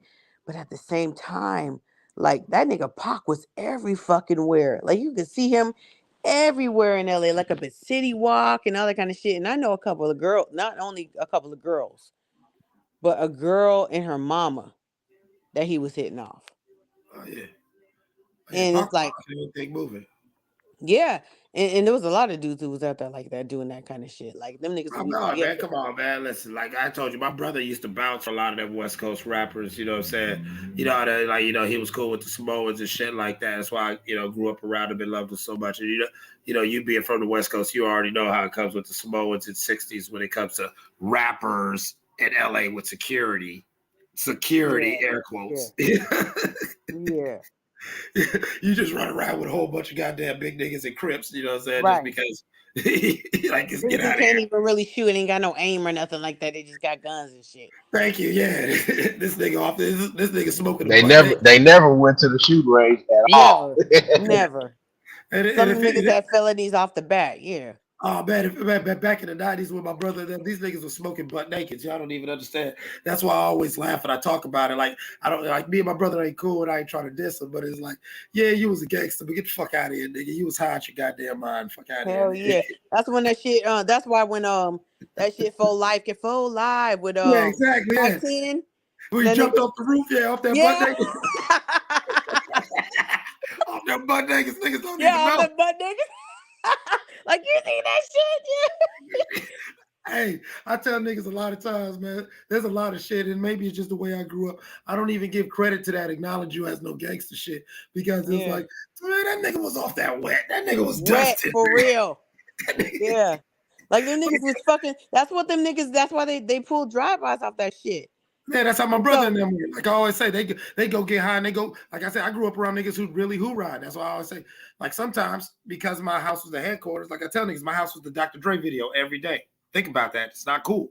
I'd rather go take a shift in the trap house so I can do my homework because every day you got these motherfuckers, lifting weights. In and out, yeah. Yeah. Said drinking a 40, smoking a wet, and then at some point in the night, somebody's gonna say, hey, cuz, let's go who riding. That means these niggas is about to go steal a car, put in some work, go get high as fuck, and go right around the opposition side of town till they find them one or two. Just because you can't think of what else to do with your fucking brain, yeah. Yeah, because these niggas is bored. They're gonna go hunting. That's what we used to call it. Let's go hunting. We didn't call it who riding. That was a Cali shit. You know what I'm saying? Out in Arizona, we call it, let's go hunting. We gonna get us one. You know what I'm saying? People don't understand. I grew up around motherfuckers who had that fucked up get a trophy mentality, talking about a goddamn human life. To where, you know what I'm saying? It's like some that people shit was too often out here, man. Yeah, you gotta understand, like some, you know what I'm saying, it's different for some of these motherfuckers. Like some of these motherfuckers is weird. So I don't expect much from certain people. Crack babies, man. I'm telling you, they was crack babies. Like looking back, like damn, these niggas. Right, yeah, our friends was crack babies. You know what's so weird? It's like I wonder, like I'm like, man, I was born in like 79. Y'all was born in like 80 or whatever. It's like I'm 80. When we were born, there wasn't even no crack yet. Like so they was cocaine babies. Period. Like what's the name? Test tube babies. Yeah, like, these new babies is crack babies. Most of these babies, most of the people that's coming up, that's kind of, because I'm 83, so everybody kind of behind me, they kind of came into crack. So some of them is crack babies for real, and they displaying it in real life every day. Straight up. Come on, I knew friends when we were kids. Some of us we just knew. You know what I'm saying? Because, we still serving their moms or whatever. Like, rest in peace to my homeboy Yoni. You know what I'm saying? Black Mexican cat. And, Foodie know what I'm talking about. He was one of them Latin dudes with the alcohol fetal syndrome face. You know what I'm saying? Like where you can tell, he got the fish eyes and the goddamn horse mouth. You can tell. Sloped eyes with sloped eyes. Yeah. Looking hella lost all the time, looking lost. Yeah, exactly. You know what I'm saying? That's my name, but that's just how his face was. We used to let his mama was a heroin addict. Like I always tell people, and my bullshit. I never even like fucking with the boy. I never like being around it or whatever because of Yoni. Because with Yoni, for a long time, it was always we spent a lot of time together because our houses were fucked up, but his house was safe because his mom was a heroin addict. But part of the routine was when we got out of school and we went to his house, it was, where's Waldo? This bitch is somewhere passed out. Hopefully she ain't naked or threw up and messed herself. And we'd have to find her, clean her up, get her in a room. Sometimes Yoni would have to give her a fix, you know what I'm saying, tie her off and blast her off, and she'd be in her room cool. And we had, our little safe space over Yoni's house where we'd be at. But yeah, we have to first deal with this fucking heroin addict mama of his. And it was just something that niggas knew. Like I'm talking about, this is fifth grade. Bad, man. 6th, 5th grade. This is the routine when we go over Yogi's house, to where I was that one friend who wasn't like, yo, man, what the fuck's going on with your mom? I'd be the one who just kind of look at him and, okay, all right, Miss Martinez, let's go. You know what I'm saying? Just think about how psychologically fucked up that is. And then when you put it in a paradigm where now you're a parent, you're like, ain't no fucking way I'm sending my kids nowhere like that. And that's the crazy thing, Niggas though. be Is like fucking wild, I be don't acting like an understand. ass. Like I don't understand. Like a lot of motherfuckers who grew up in that shit and still let their kids, like they even teach their kids, like this is what you do. This is what happens when your mom nods off, or this is like what the fuck. Like you don't even try to teach your kids to like get better. Like just move out of that fucking area. Man, I hear you. No, I hear you, Food. I think it was you I was talking to either on my show or another time we was cooking up late on Mark's show like this. Rest in peace to my guy Floyd C. Powell, man, Dogface. He was one of the few cats who could really sit there and smoke with me. And like he would admit, the reason why he did was, you know what I'm saying, both his mom and dad was on that shit to where like by the time he was 5, they'd have him cook up for him. They'd be too fucked up to cook up or tie me off, baby, and everything, to where I'm like, for real, like, man, this was one of the illest hustlers. Cuz was one of the illest goddamn motherfucker, Hoover Deuce Crip ass nigga. And this nigga, he was one of the niggas who he'd always laugh at me for reading my alchemy books and shit like that.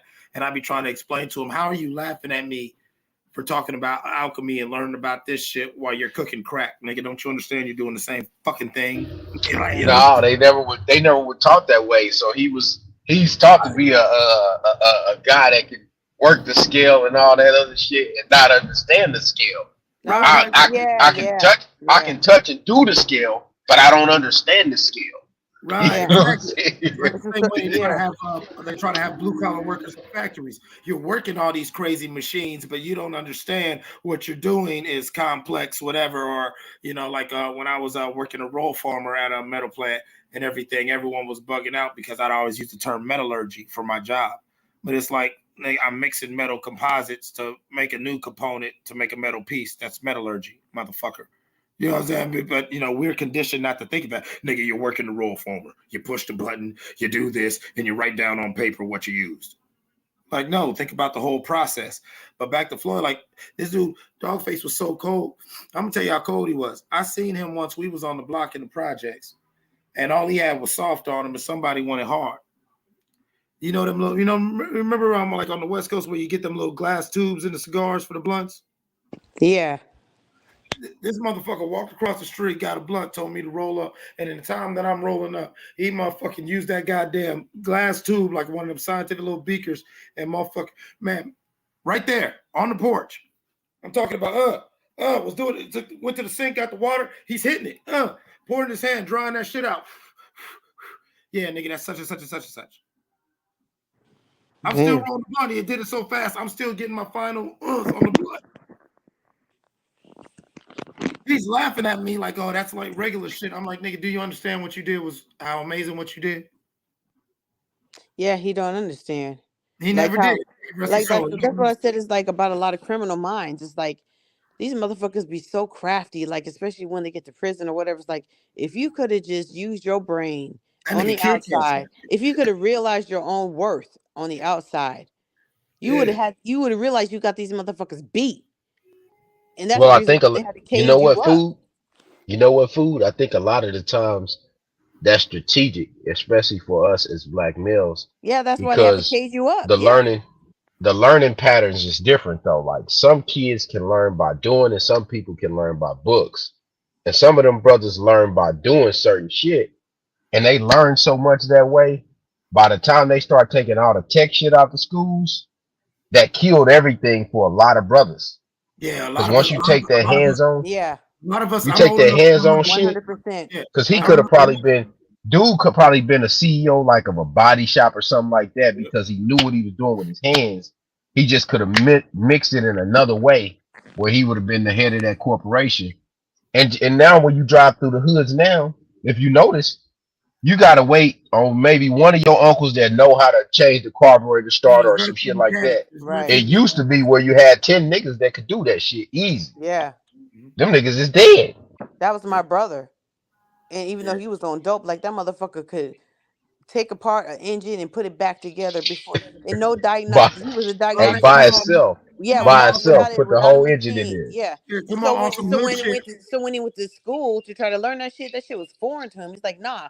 I'm like, he was like teaching the teachers, like, nah, this ain't how you do it. Like, I don't need this computer. And so he didn't work with the matrix. You know what I'm saying? So, Well, and there's, that makes there's, you uh, that, but there's it a makes you study. believe that you don't fit in when actually you're accelerated. You're like smarter Right. than the average. Well, Yeah, they trying to slow you down.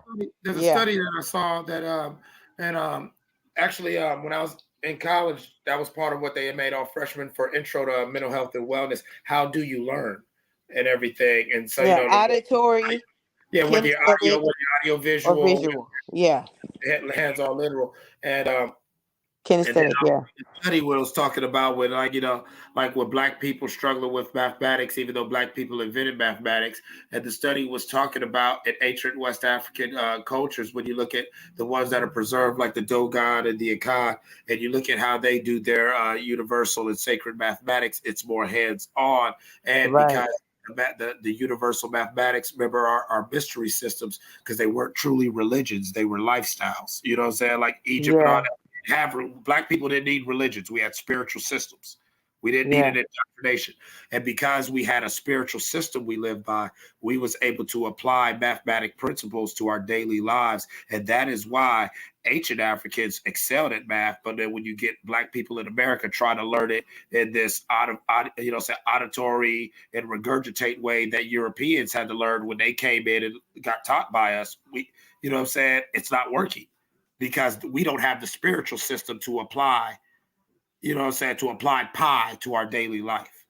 You know what's funny is that the trick is they trick you because they will take something away from you and then apply it to somewhere else in the world. Like over there, I was studying that because when I was in like nursing education, they teach you that auditory, visual, or kinesthetic learning, or like what type of learner you are. You need to identify what type of learner your students are so that you can best get this information in because That's these the make or schools. break right there.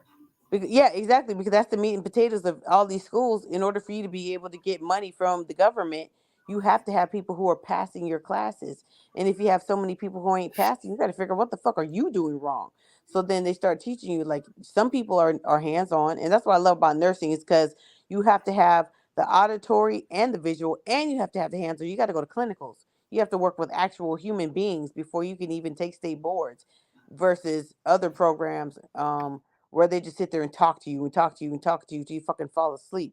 But it gives you the opportunity to learn what kind of learner you are. Because in college they don't baby feed you like they do in high school and in junior high. You got to figure it out on your own. So that's what I figured. Okay, how the fuck am I gonna? I'm paying so much money for this shit. Like I gotta fucking figure this shit out. So I learned what type of Yeah. learner I am, and then um like with like over there in the Netherlands, they go to school about 20 hours a week, and the governor's kid goes to school with the poorest kid. There's because of socialism, like they don't have the whole class situation. I mean, I'm sure they got some type of classism, but there's no, as far as education goes, they want everybody to be educated on the same level because then you can pour into the economy the same way. And oh, Eclipse is gone. And Yeah, go so ahead. Keep going, food. I'm here.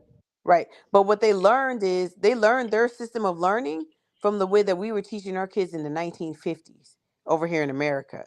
Like what's working for them now is what worked for us then. And we just fell off of that shit. So I was like, damn, that's crazy.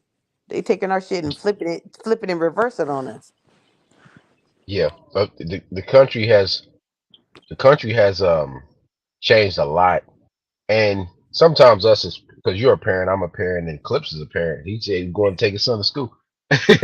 So the funny thing is, you start some stuff we miss as far as blind spots, but when you're in your career field, it allows you to see certain things that's on the horizon as far as whatever the technologies is coming.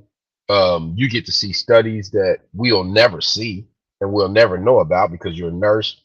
So it's a lot of those things that shape the way we see this world and the way that we envision it going forward. And a lot of the times people don't like to hear other people's point of views, but it's always great to hear other people's point of views because you're gonna interact with those people. I need to interact with my banker. I need to interact with a nurse. I need to interact with a lender. All those things come into play when you own a home, when you pay property taxes. Your property taxes go to the school. Your school filter out what they're going to teach your kids, and what they teach your kids filter out to what your kids are going to turn out to be like. And a lot of the times people don't kind of put all that in a bigger picture in a circle. They just kind of Right. look at some things as individual things, but all those things play a cog into shaping those people, and that's the people that we got now. And that's because capitalism has us in a survival mode all the time. Like, what do I need to do to survive right now, today? I'm not gonna worry about tomorrow. Yesterday's gone, and that's true to a certain extent. But the people who really make it in this world tap out of the matrix, like the Elon Musks and the Steve Jobs and all of them people. Like, they made it bigger than the fucking Bill Gates and shit, who went to college and got an education. Because, well, I think Elon Musk did finish. He did finish college. I can't remember, but the Mark Zuckerbergs who dropped out because they realized that there's more. Like, what I'm looking for isn't right here in these textbooks. You know what I'm saying? And I've got something more to offer. So if we could just figure out and tap in what our kids are best at and capitalize on that and teach them how to do that, then then they'll have a place in this world. Otherwise, they're gonna have to leave it up to us who see it the way that it is, and we're gonna have to pass down our money so that they can survive. And it's like, that's kind of scary, because you don't want your kids to just you know just depend on you. You want them to make their own way in the world. But we're kind of in it. We're kind of in the figure. I'm like you. I'm like, if someone were to ask me what I should tell their 5-year-old to go to college for, shit, I wouldn't even fucking know. Like, what's gonna be popular when they reach 18? Yeah, because I don't even fucking know. right, because at 5 years old, you're thinking 15 years from now. You know what I'm saying? Like 13 years from now. And it's like, we couldn't have, I wouldn't have thought that 13 years ago. It's kind of crazy though. Do you get this sense that the level of awareness that you didn't have the same level of awareness 10 years ago, let alone 15, but the level of awareness that you have now is so heightened. I think my level of awareness is heightened after COVID, Yeah, that it I could has. never have predicted that my level of awareness would have been at this level. See, that was God hitting the reset button, because there are so many CEOs and so many even industries that have crumbled simply because the people at the top realize, I'm not really making any of the decisions here. And I'm tired of that shit. I'm working myself to death. And I can't even guarantee that I'm going to even have any money to leave back. Like when my kids die, because the whole currency situation is changing. Yeah. You know what I'm saying? It, and you're So watching the stocks and everything fall every day. So you see, that's because a lot of people are liquidizing their assets, you know, because we aren't dependent on the credit system as much as we used to be. People aren't taking out as much loans and don't have as much. They're trying to get rid of their debt, and they can see how they can do that shit by selling properties and all that kind of shit. And there are people who are just deciding to just sell their properties, have that cash in the bank, and live the life that they want to. Work from home or not at all, because fuck it, it Or might not be virtual. here when Yeah. I'm dead. Mhm. Yeah. Yeah. It's a different paradigm.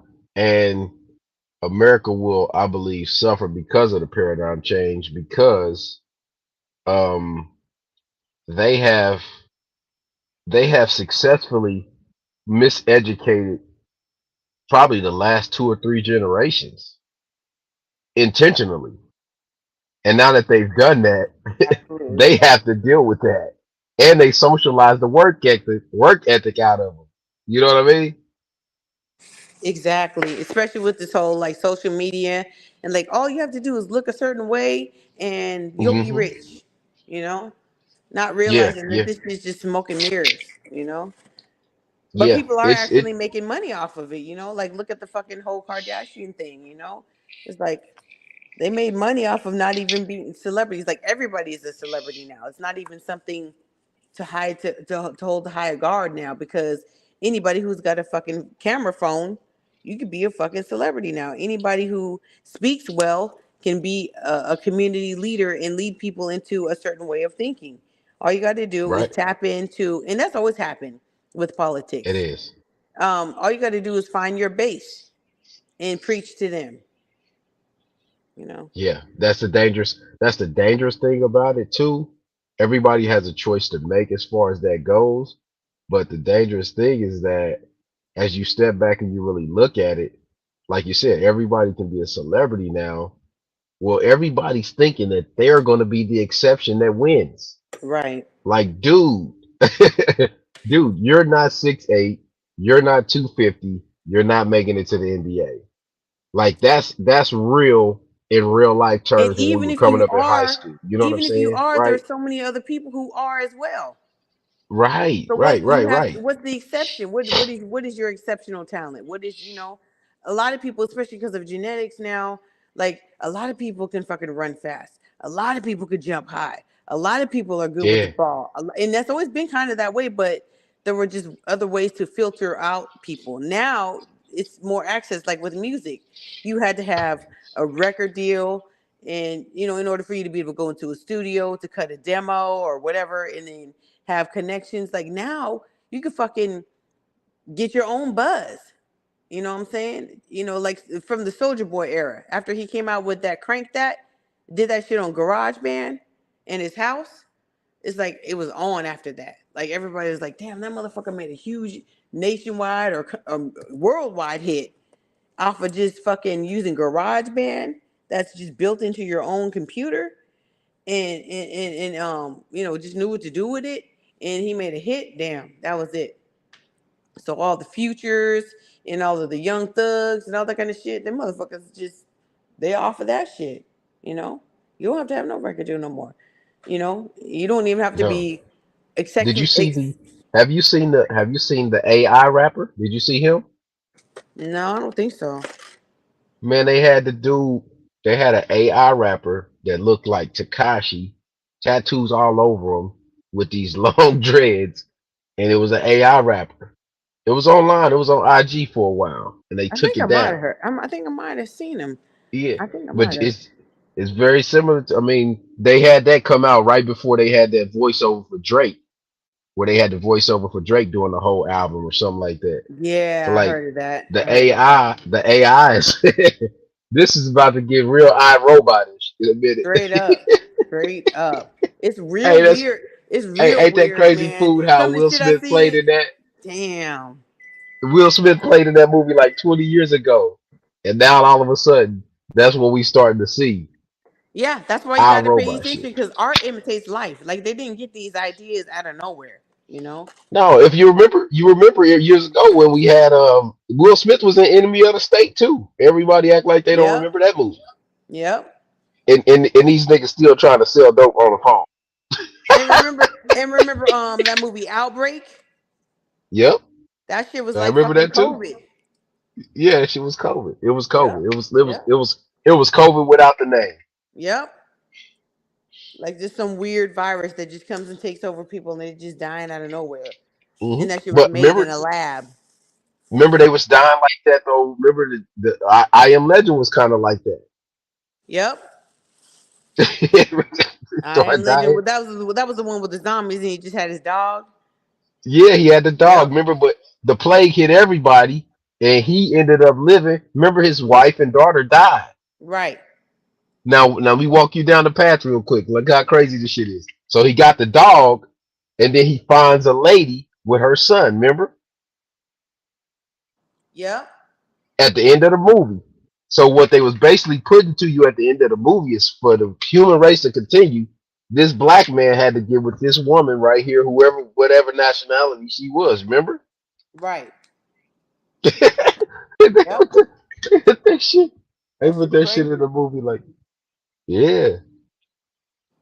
And another thing, just to like kind of off topic, is like what I noticed like on commercials. I don't really see that many commercials anymore because I don't have cable. I like I like do mostly subscription services, but it's so funny that race is still a topic and like interracialism is still kind of a topic in America, but it's like, why is it that they're so comfortable with seeing black women married to white men on these commercials?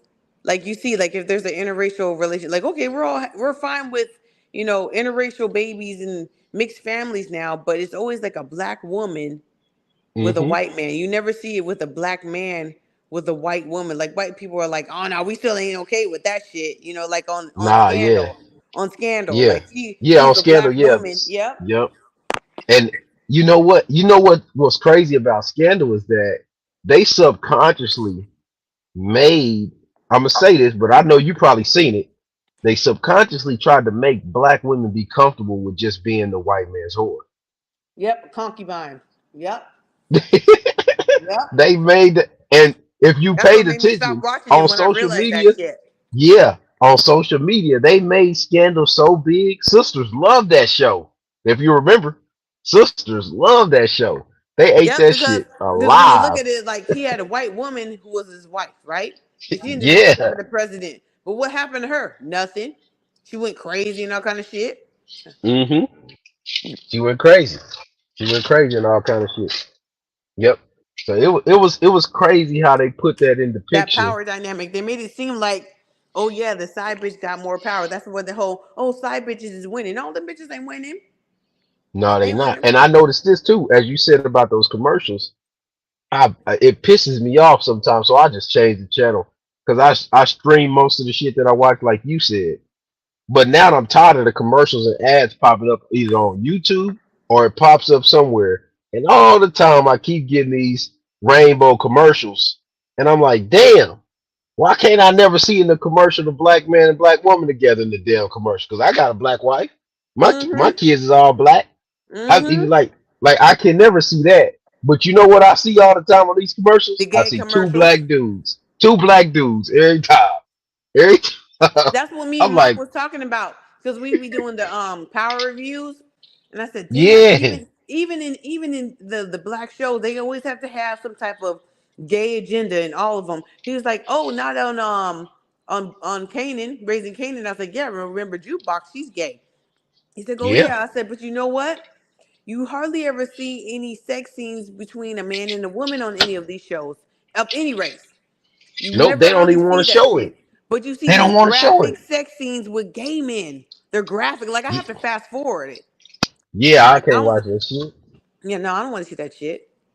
No, I don't I, want to see I that I shit. literally have to fast forward it just to be able to watch the show. Yeah, yeah. You know what? And I remember too, in Power, they played the stereotypes up too. If you think about the characters, right?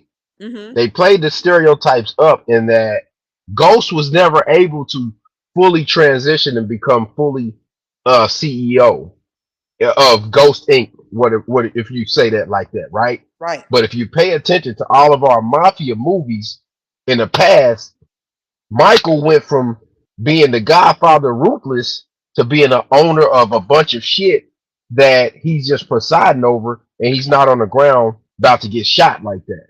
You Right. see That's what the I'm whole saying? goal. Mm-hmm. Ghost never was able to transition. When Ghost transitioned, they used his own fucking son to kill him off. Yep. His own son.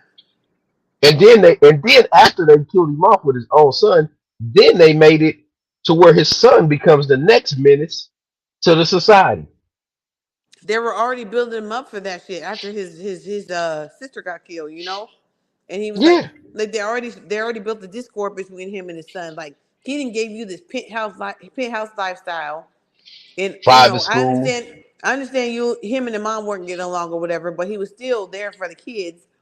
But he's like, fuck that shit. My dad ain't this. That. Like, wait a minute, where did you in boarding school? What's going on? Like, where Hey, hey, just think about the effects that had on our kids if they watched it. Because my son is 19, my oldest, so he watched it. But it made you understand that, like, whatever we came from, which was probably less than what our kids have now, it make you say, "Hey, man, you gonna look at me like this motherfucker do?" Yeah. Because you know what I'm saying? Because food, you start to Mm-hmm. think about it like, hold on, motherfucker. I live in the suburbs. You go to a damn good school. Da da da da. We got Walmart, Target. We got Academy Sports. We got Dick's. We got all the stores. Everything that's big out here. And you telling me you gonna talk to me like that? Because Right. that's how. Because Tariq was talking to Ghost like he wasn't Well, he Ghost. wasn't Like, shit. yeah, And that nigga didn't like, fucking backhand him or nothing. Well, I think they like, did bro, get you don't into know it. where they came from. You know what I'm Mm-mm. saying? Like, you don't understand where your mom and daddy just struggled to get out of, bro. Like, how you gonna come from all of this affluence and then decide you want to go back to where your daddy came from? So he Right. ain't keeping it real. See, that's that fucking that diatribe about That keeping it that's the real. that's that job. You know that remind me of Ja Morant. Because Ja Morant went to IMG Academy. I don't know if you ever heard of that. Have you heard of IMG? No, it's probably some elite school, I'm sure. Okay, it's an elite school for elite athletes. So Right. that's where he went. Like, bro, you went to IMG, bro. Why you on video with this gun about to throw away $200 million? Yeah, see, I haven't been following the NBA over the I used to be a huge NBA fan in the 90s and early 2000s. I watched that shit way more than boxing, but since like 2010, 2011 I've been watching, but so I've heard only like the sound bites and I'd be watching it and I'd be like, wait a minute. I told myself, I said, what the fuck is going on with this dude that's your age? Like what's going on? Like everybody's like he comes from a good family. He's got both parents and he comes from a good school and see that's the whole point I'm trying to make. It's like black people and in Hispanic people, because we see what's missing so much, which is a lot of times a father in home for whatever reason, we think that that's just a just add water answer. Like if you just have a father in home, then it's gonna fix everything. Bullshit. Because I know plenty of hoes out there with their legs wrapped around the pole who had a good father who taught them better than that, but they took their own fucking path. Like it doesn't necessarily But make fool, make a difference of outcome. You but know. fool, you know the thing that people don't try to pay attention to? Hmm. The influence of environment and culture. Mm-hmm. Mm-hmm. Environment and culture. Mm-hmm. Because what you seen in that show in Ghost in Power is that Tariq was trying to get back to that culture Right. of bullshit. And his Right. daddy had escaped it into a higher level of class. So now Well. his daddy is running for office. See, like now you're a nurse. Right. So you're a nurse, so you're in a different class of people. You're Mm-hmm. trying to get your kids to build on the class that you're on Right. or go above. You're not trying to get them to go below in class. Of course So not. let's just Right. say if you could, let's just say you could, you would want your, let's just say your son or your daughter. Okay, Go to the I would Ivy want League you to run school. for, Right. I would want you to run for third district council or some shit Right. like that. Right. So after Right. you run for third district council and we get to that level, well, your son is at third district council level. So your grandson will be trained and raised in private school education, Right. da da da da. And then With they go in to the the in next better level. social groups. Yes. Exactly. Right. So you move to social groups. The problem that black people and Hispanic people, mostly black people, have is that black people don't like to separate from dumb nigga class shit. 100%. They act as if 100%. everybody's the same. And I'm gonna explain it to you like this.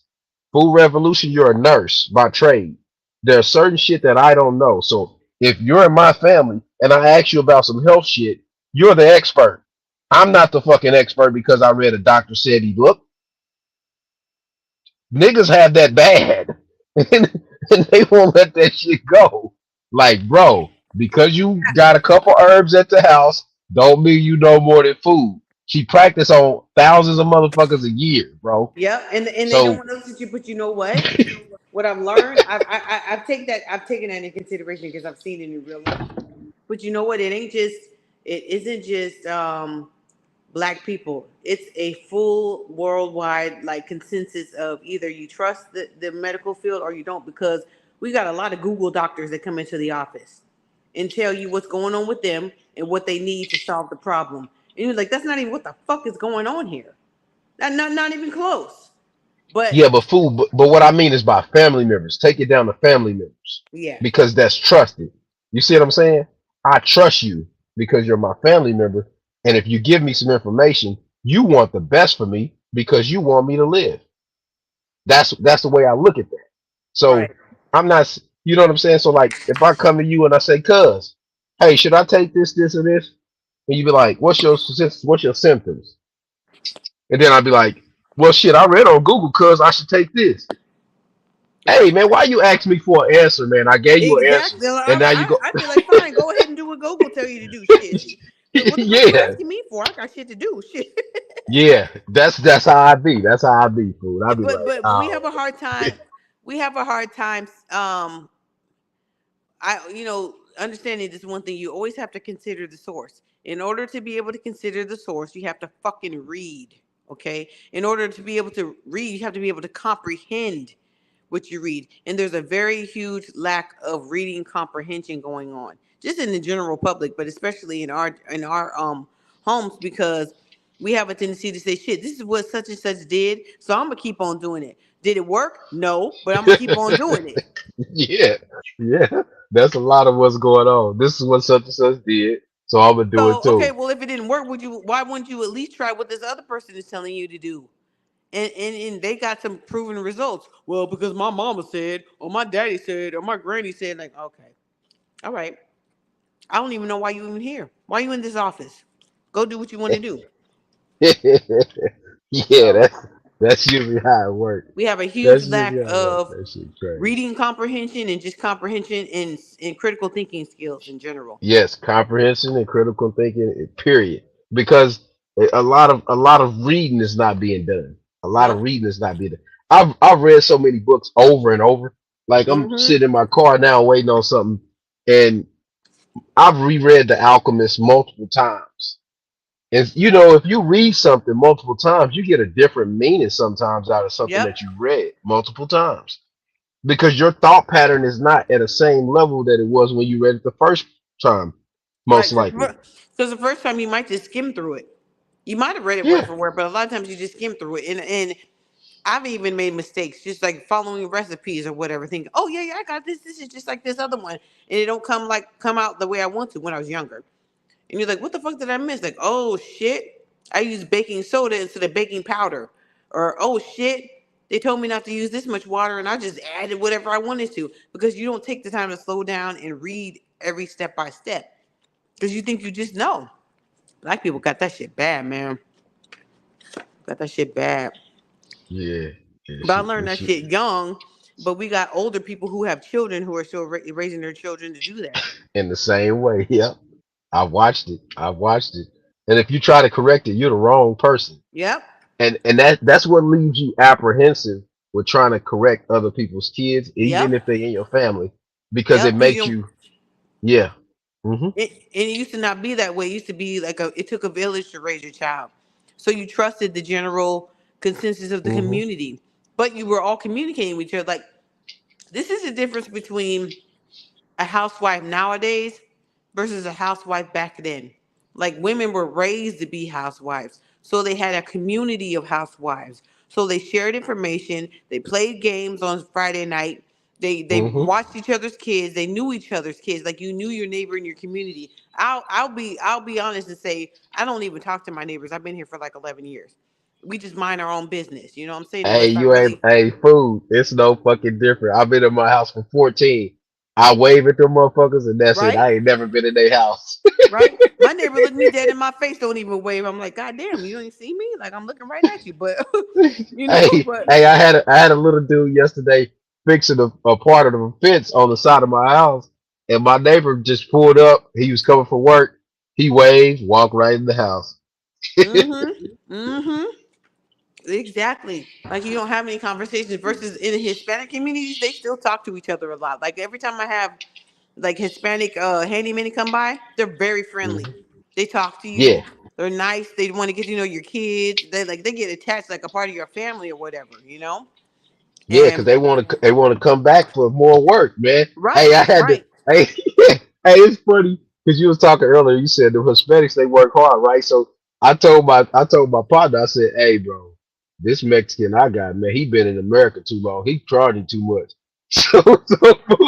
So food. I gave him a quote of a price to do this deck and this fence. So he did half the work, and I said, Pablo, hey man, you gonna do the other half? He said, no, more money. I said, Yeah. Pablo, I gave you the money you asked for the whole job. See, don't He do said, that shit, no. man. Hey, Ooh, hey, look, listen, fool. He I've said, been burned no, that way. more money. I said, okay. I said, Pablo, when you finish doing that, I'll holler at you if I'm gonna get you back. I never call his ass back because Yep. I gave you the number that you asked for on the first bid. I paid you all of that money, and then I said, okay, since you're gonna play like that, don't come back. So I had one of my little partners from the neighborhood I knew from years ago. He can do the work. Man, he came in and put that fence in so fast yesterday. I said, okay, I think I found the right brother. These This is gonna be contractors my have gotten guy. smart. They've gotten smart because they know they're unlicensed, so we pay them a lot less. And that's what you're Hmm. looking for, like especially if you've got a lot of jobs to do. And so Yeah. they'll agree to a certain point, and then they'll just stop. They'll just disappear, and they'll be like more money. Like, God damn, now I'm stuck. They think that they got you, and that's happened to so many people. And I've seen even Hispanic. They do to Hispanic people too, so not just black people or whatever. Yeah, yeah. Hey, I told him don't come back. I found me Hell somebody else, no, bro. My little, hell no, my little young, exactly. hey, my little young homie from the block that he was so young when I left the block. Yeah, he old now. He a grown man now. So I'm like, okay, Yep. cool. I can work with him. I He learned my good. lesson He on on that shit, time. man. He gonna do the work. All right, cool, cool. I got you, little blood. Cool. Come on over. Knock this Learned out. I that got some lesson, more bro. work for you in a couple weeks. Exactly. And I pay you Yeah, half up front and then yeah, half on the other end. But the problem is, some of them are happy with that half up front. They don't give a fuck. They have no yeah. They'll intentions of disappear with finishing the the job. half. Yeah, Yep. yeah. You ain't lying. Hey, you know these. Hey, you been around long enough, so you know these Yep. contractors, boy. Yep. Hey, it's in the name. Time is in the contractor, Especially so after it's in the COVID, name. man. And they get these Man. PPE loans and shit. Like, I ain't gotta work no more. Shit. Used to see them on the Hmm. corners all the time at like Home Depot and shit. Now it's only the old broke down men who, they got their old rickety Yeah. truck and they can't even really do the job good. That be out No, there. they got an S10. They 63 with carpal tunnel and all kind of shit. Mm-hmm. Bad knees. Don't even have the right tools and shit. Yeah, got nothing left, man. Oh man. Well, I'm gonna let you go, fool, man. We'll For talk sure. when Mark brings back on. I'm about to get to work. All right, Have man. a Have good a one, good one. sister. It's always good talking to you. For sure. All right.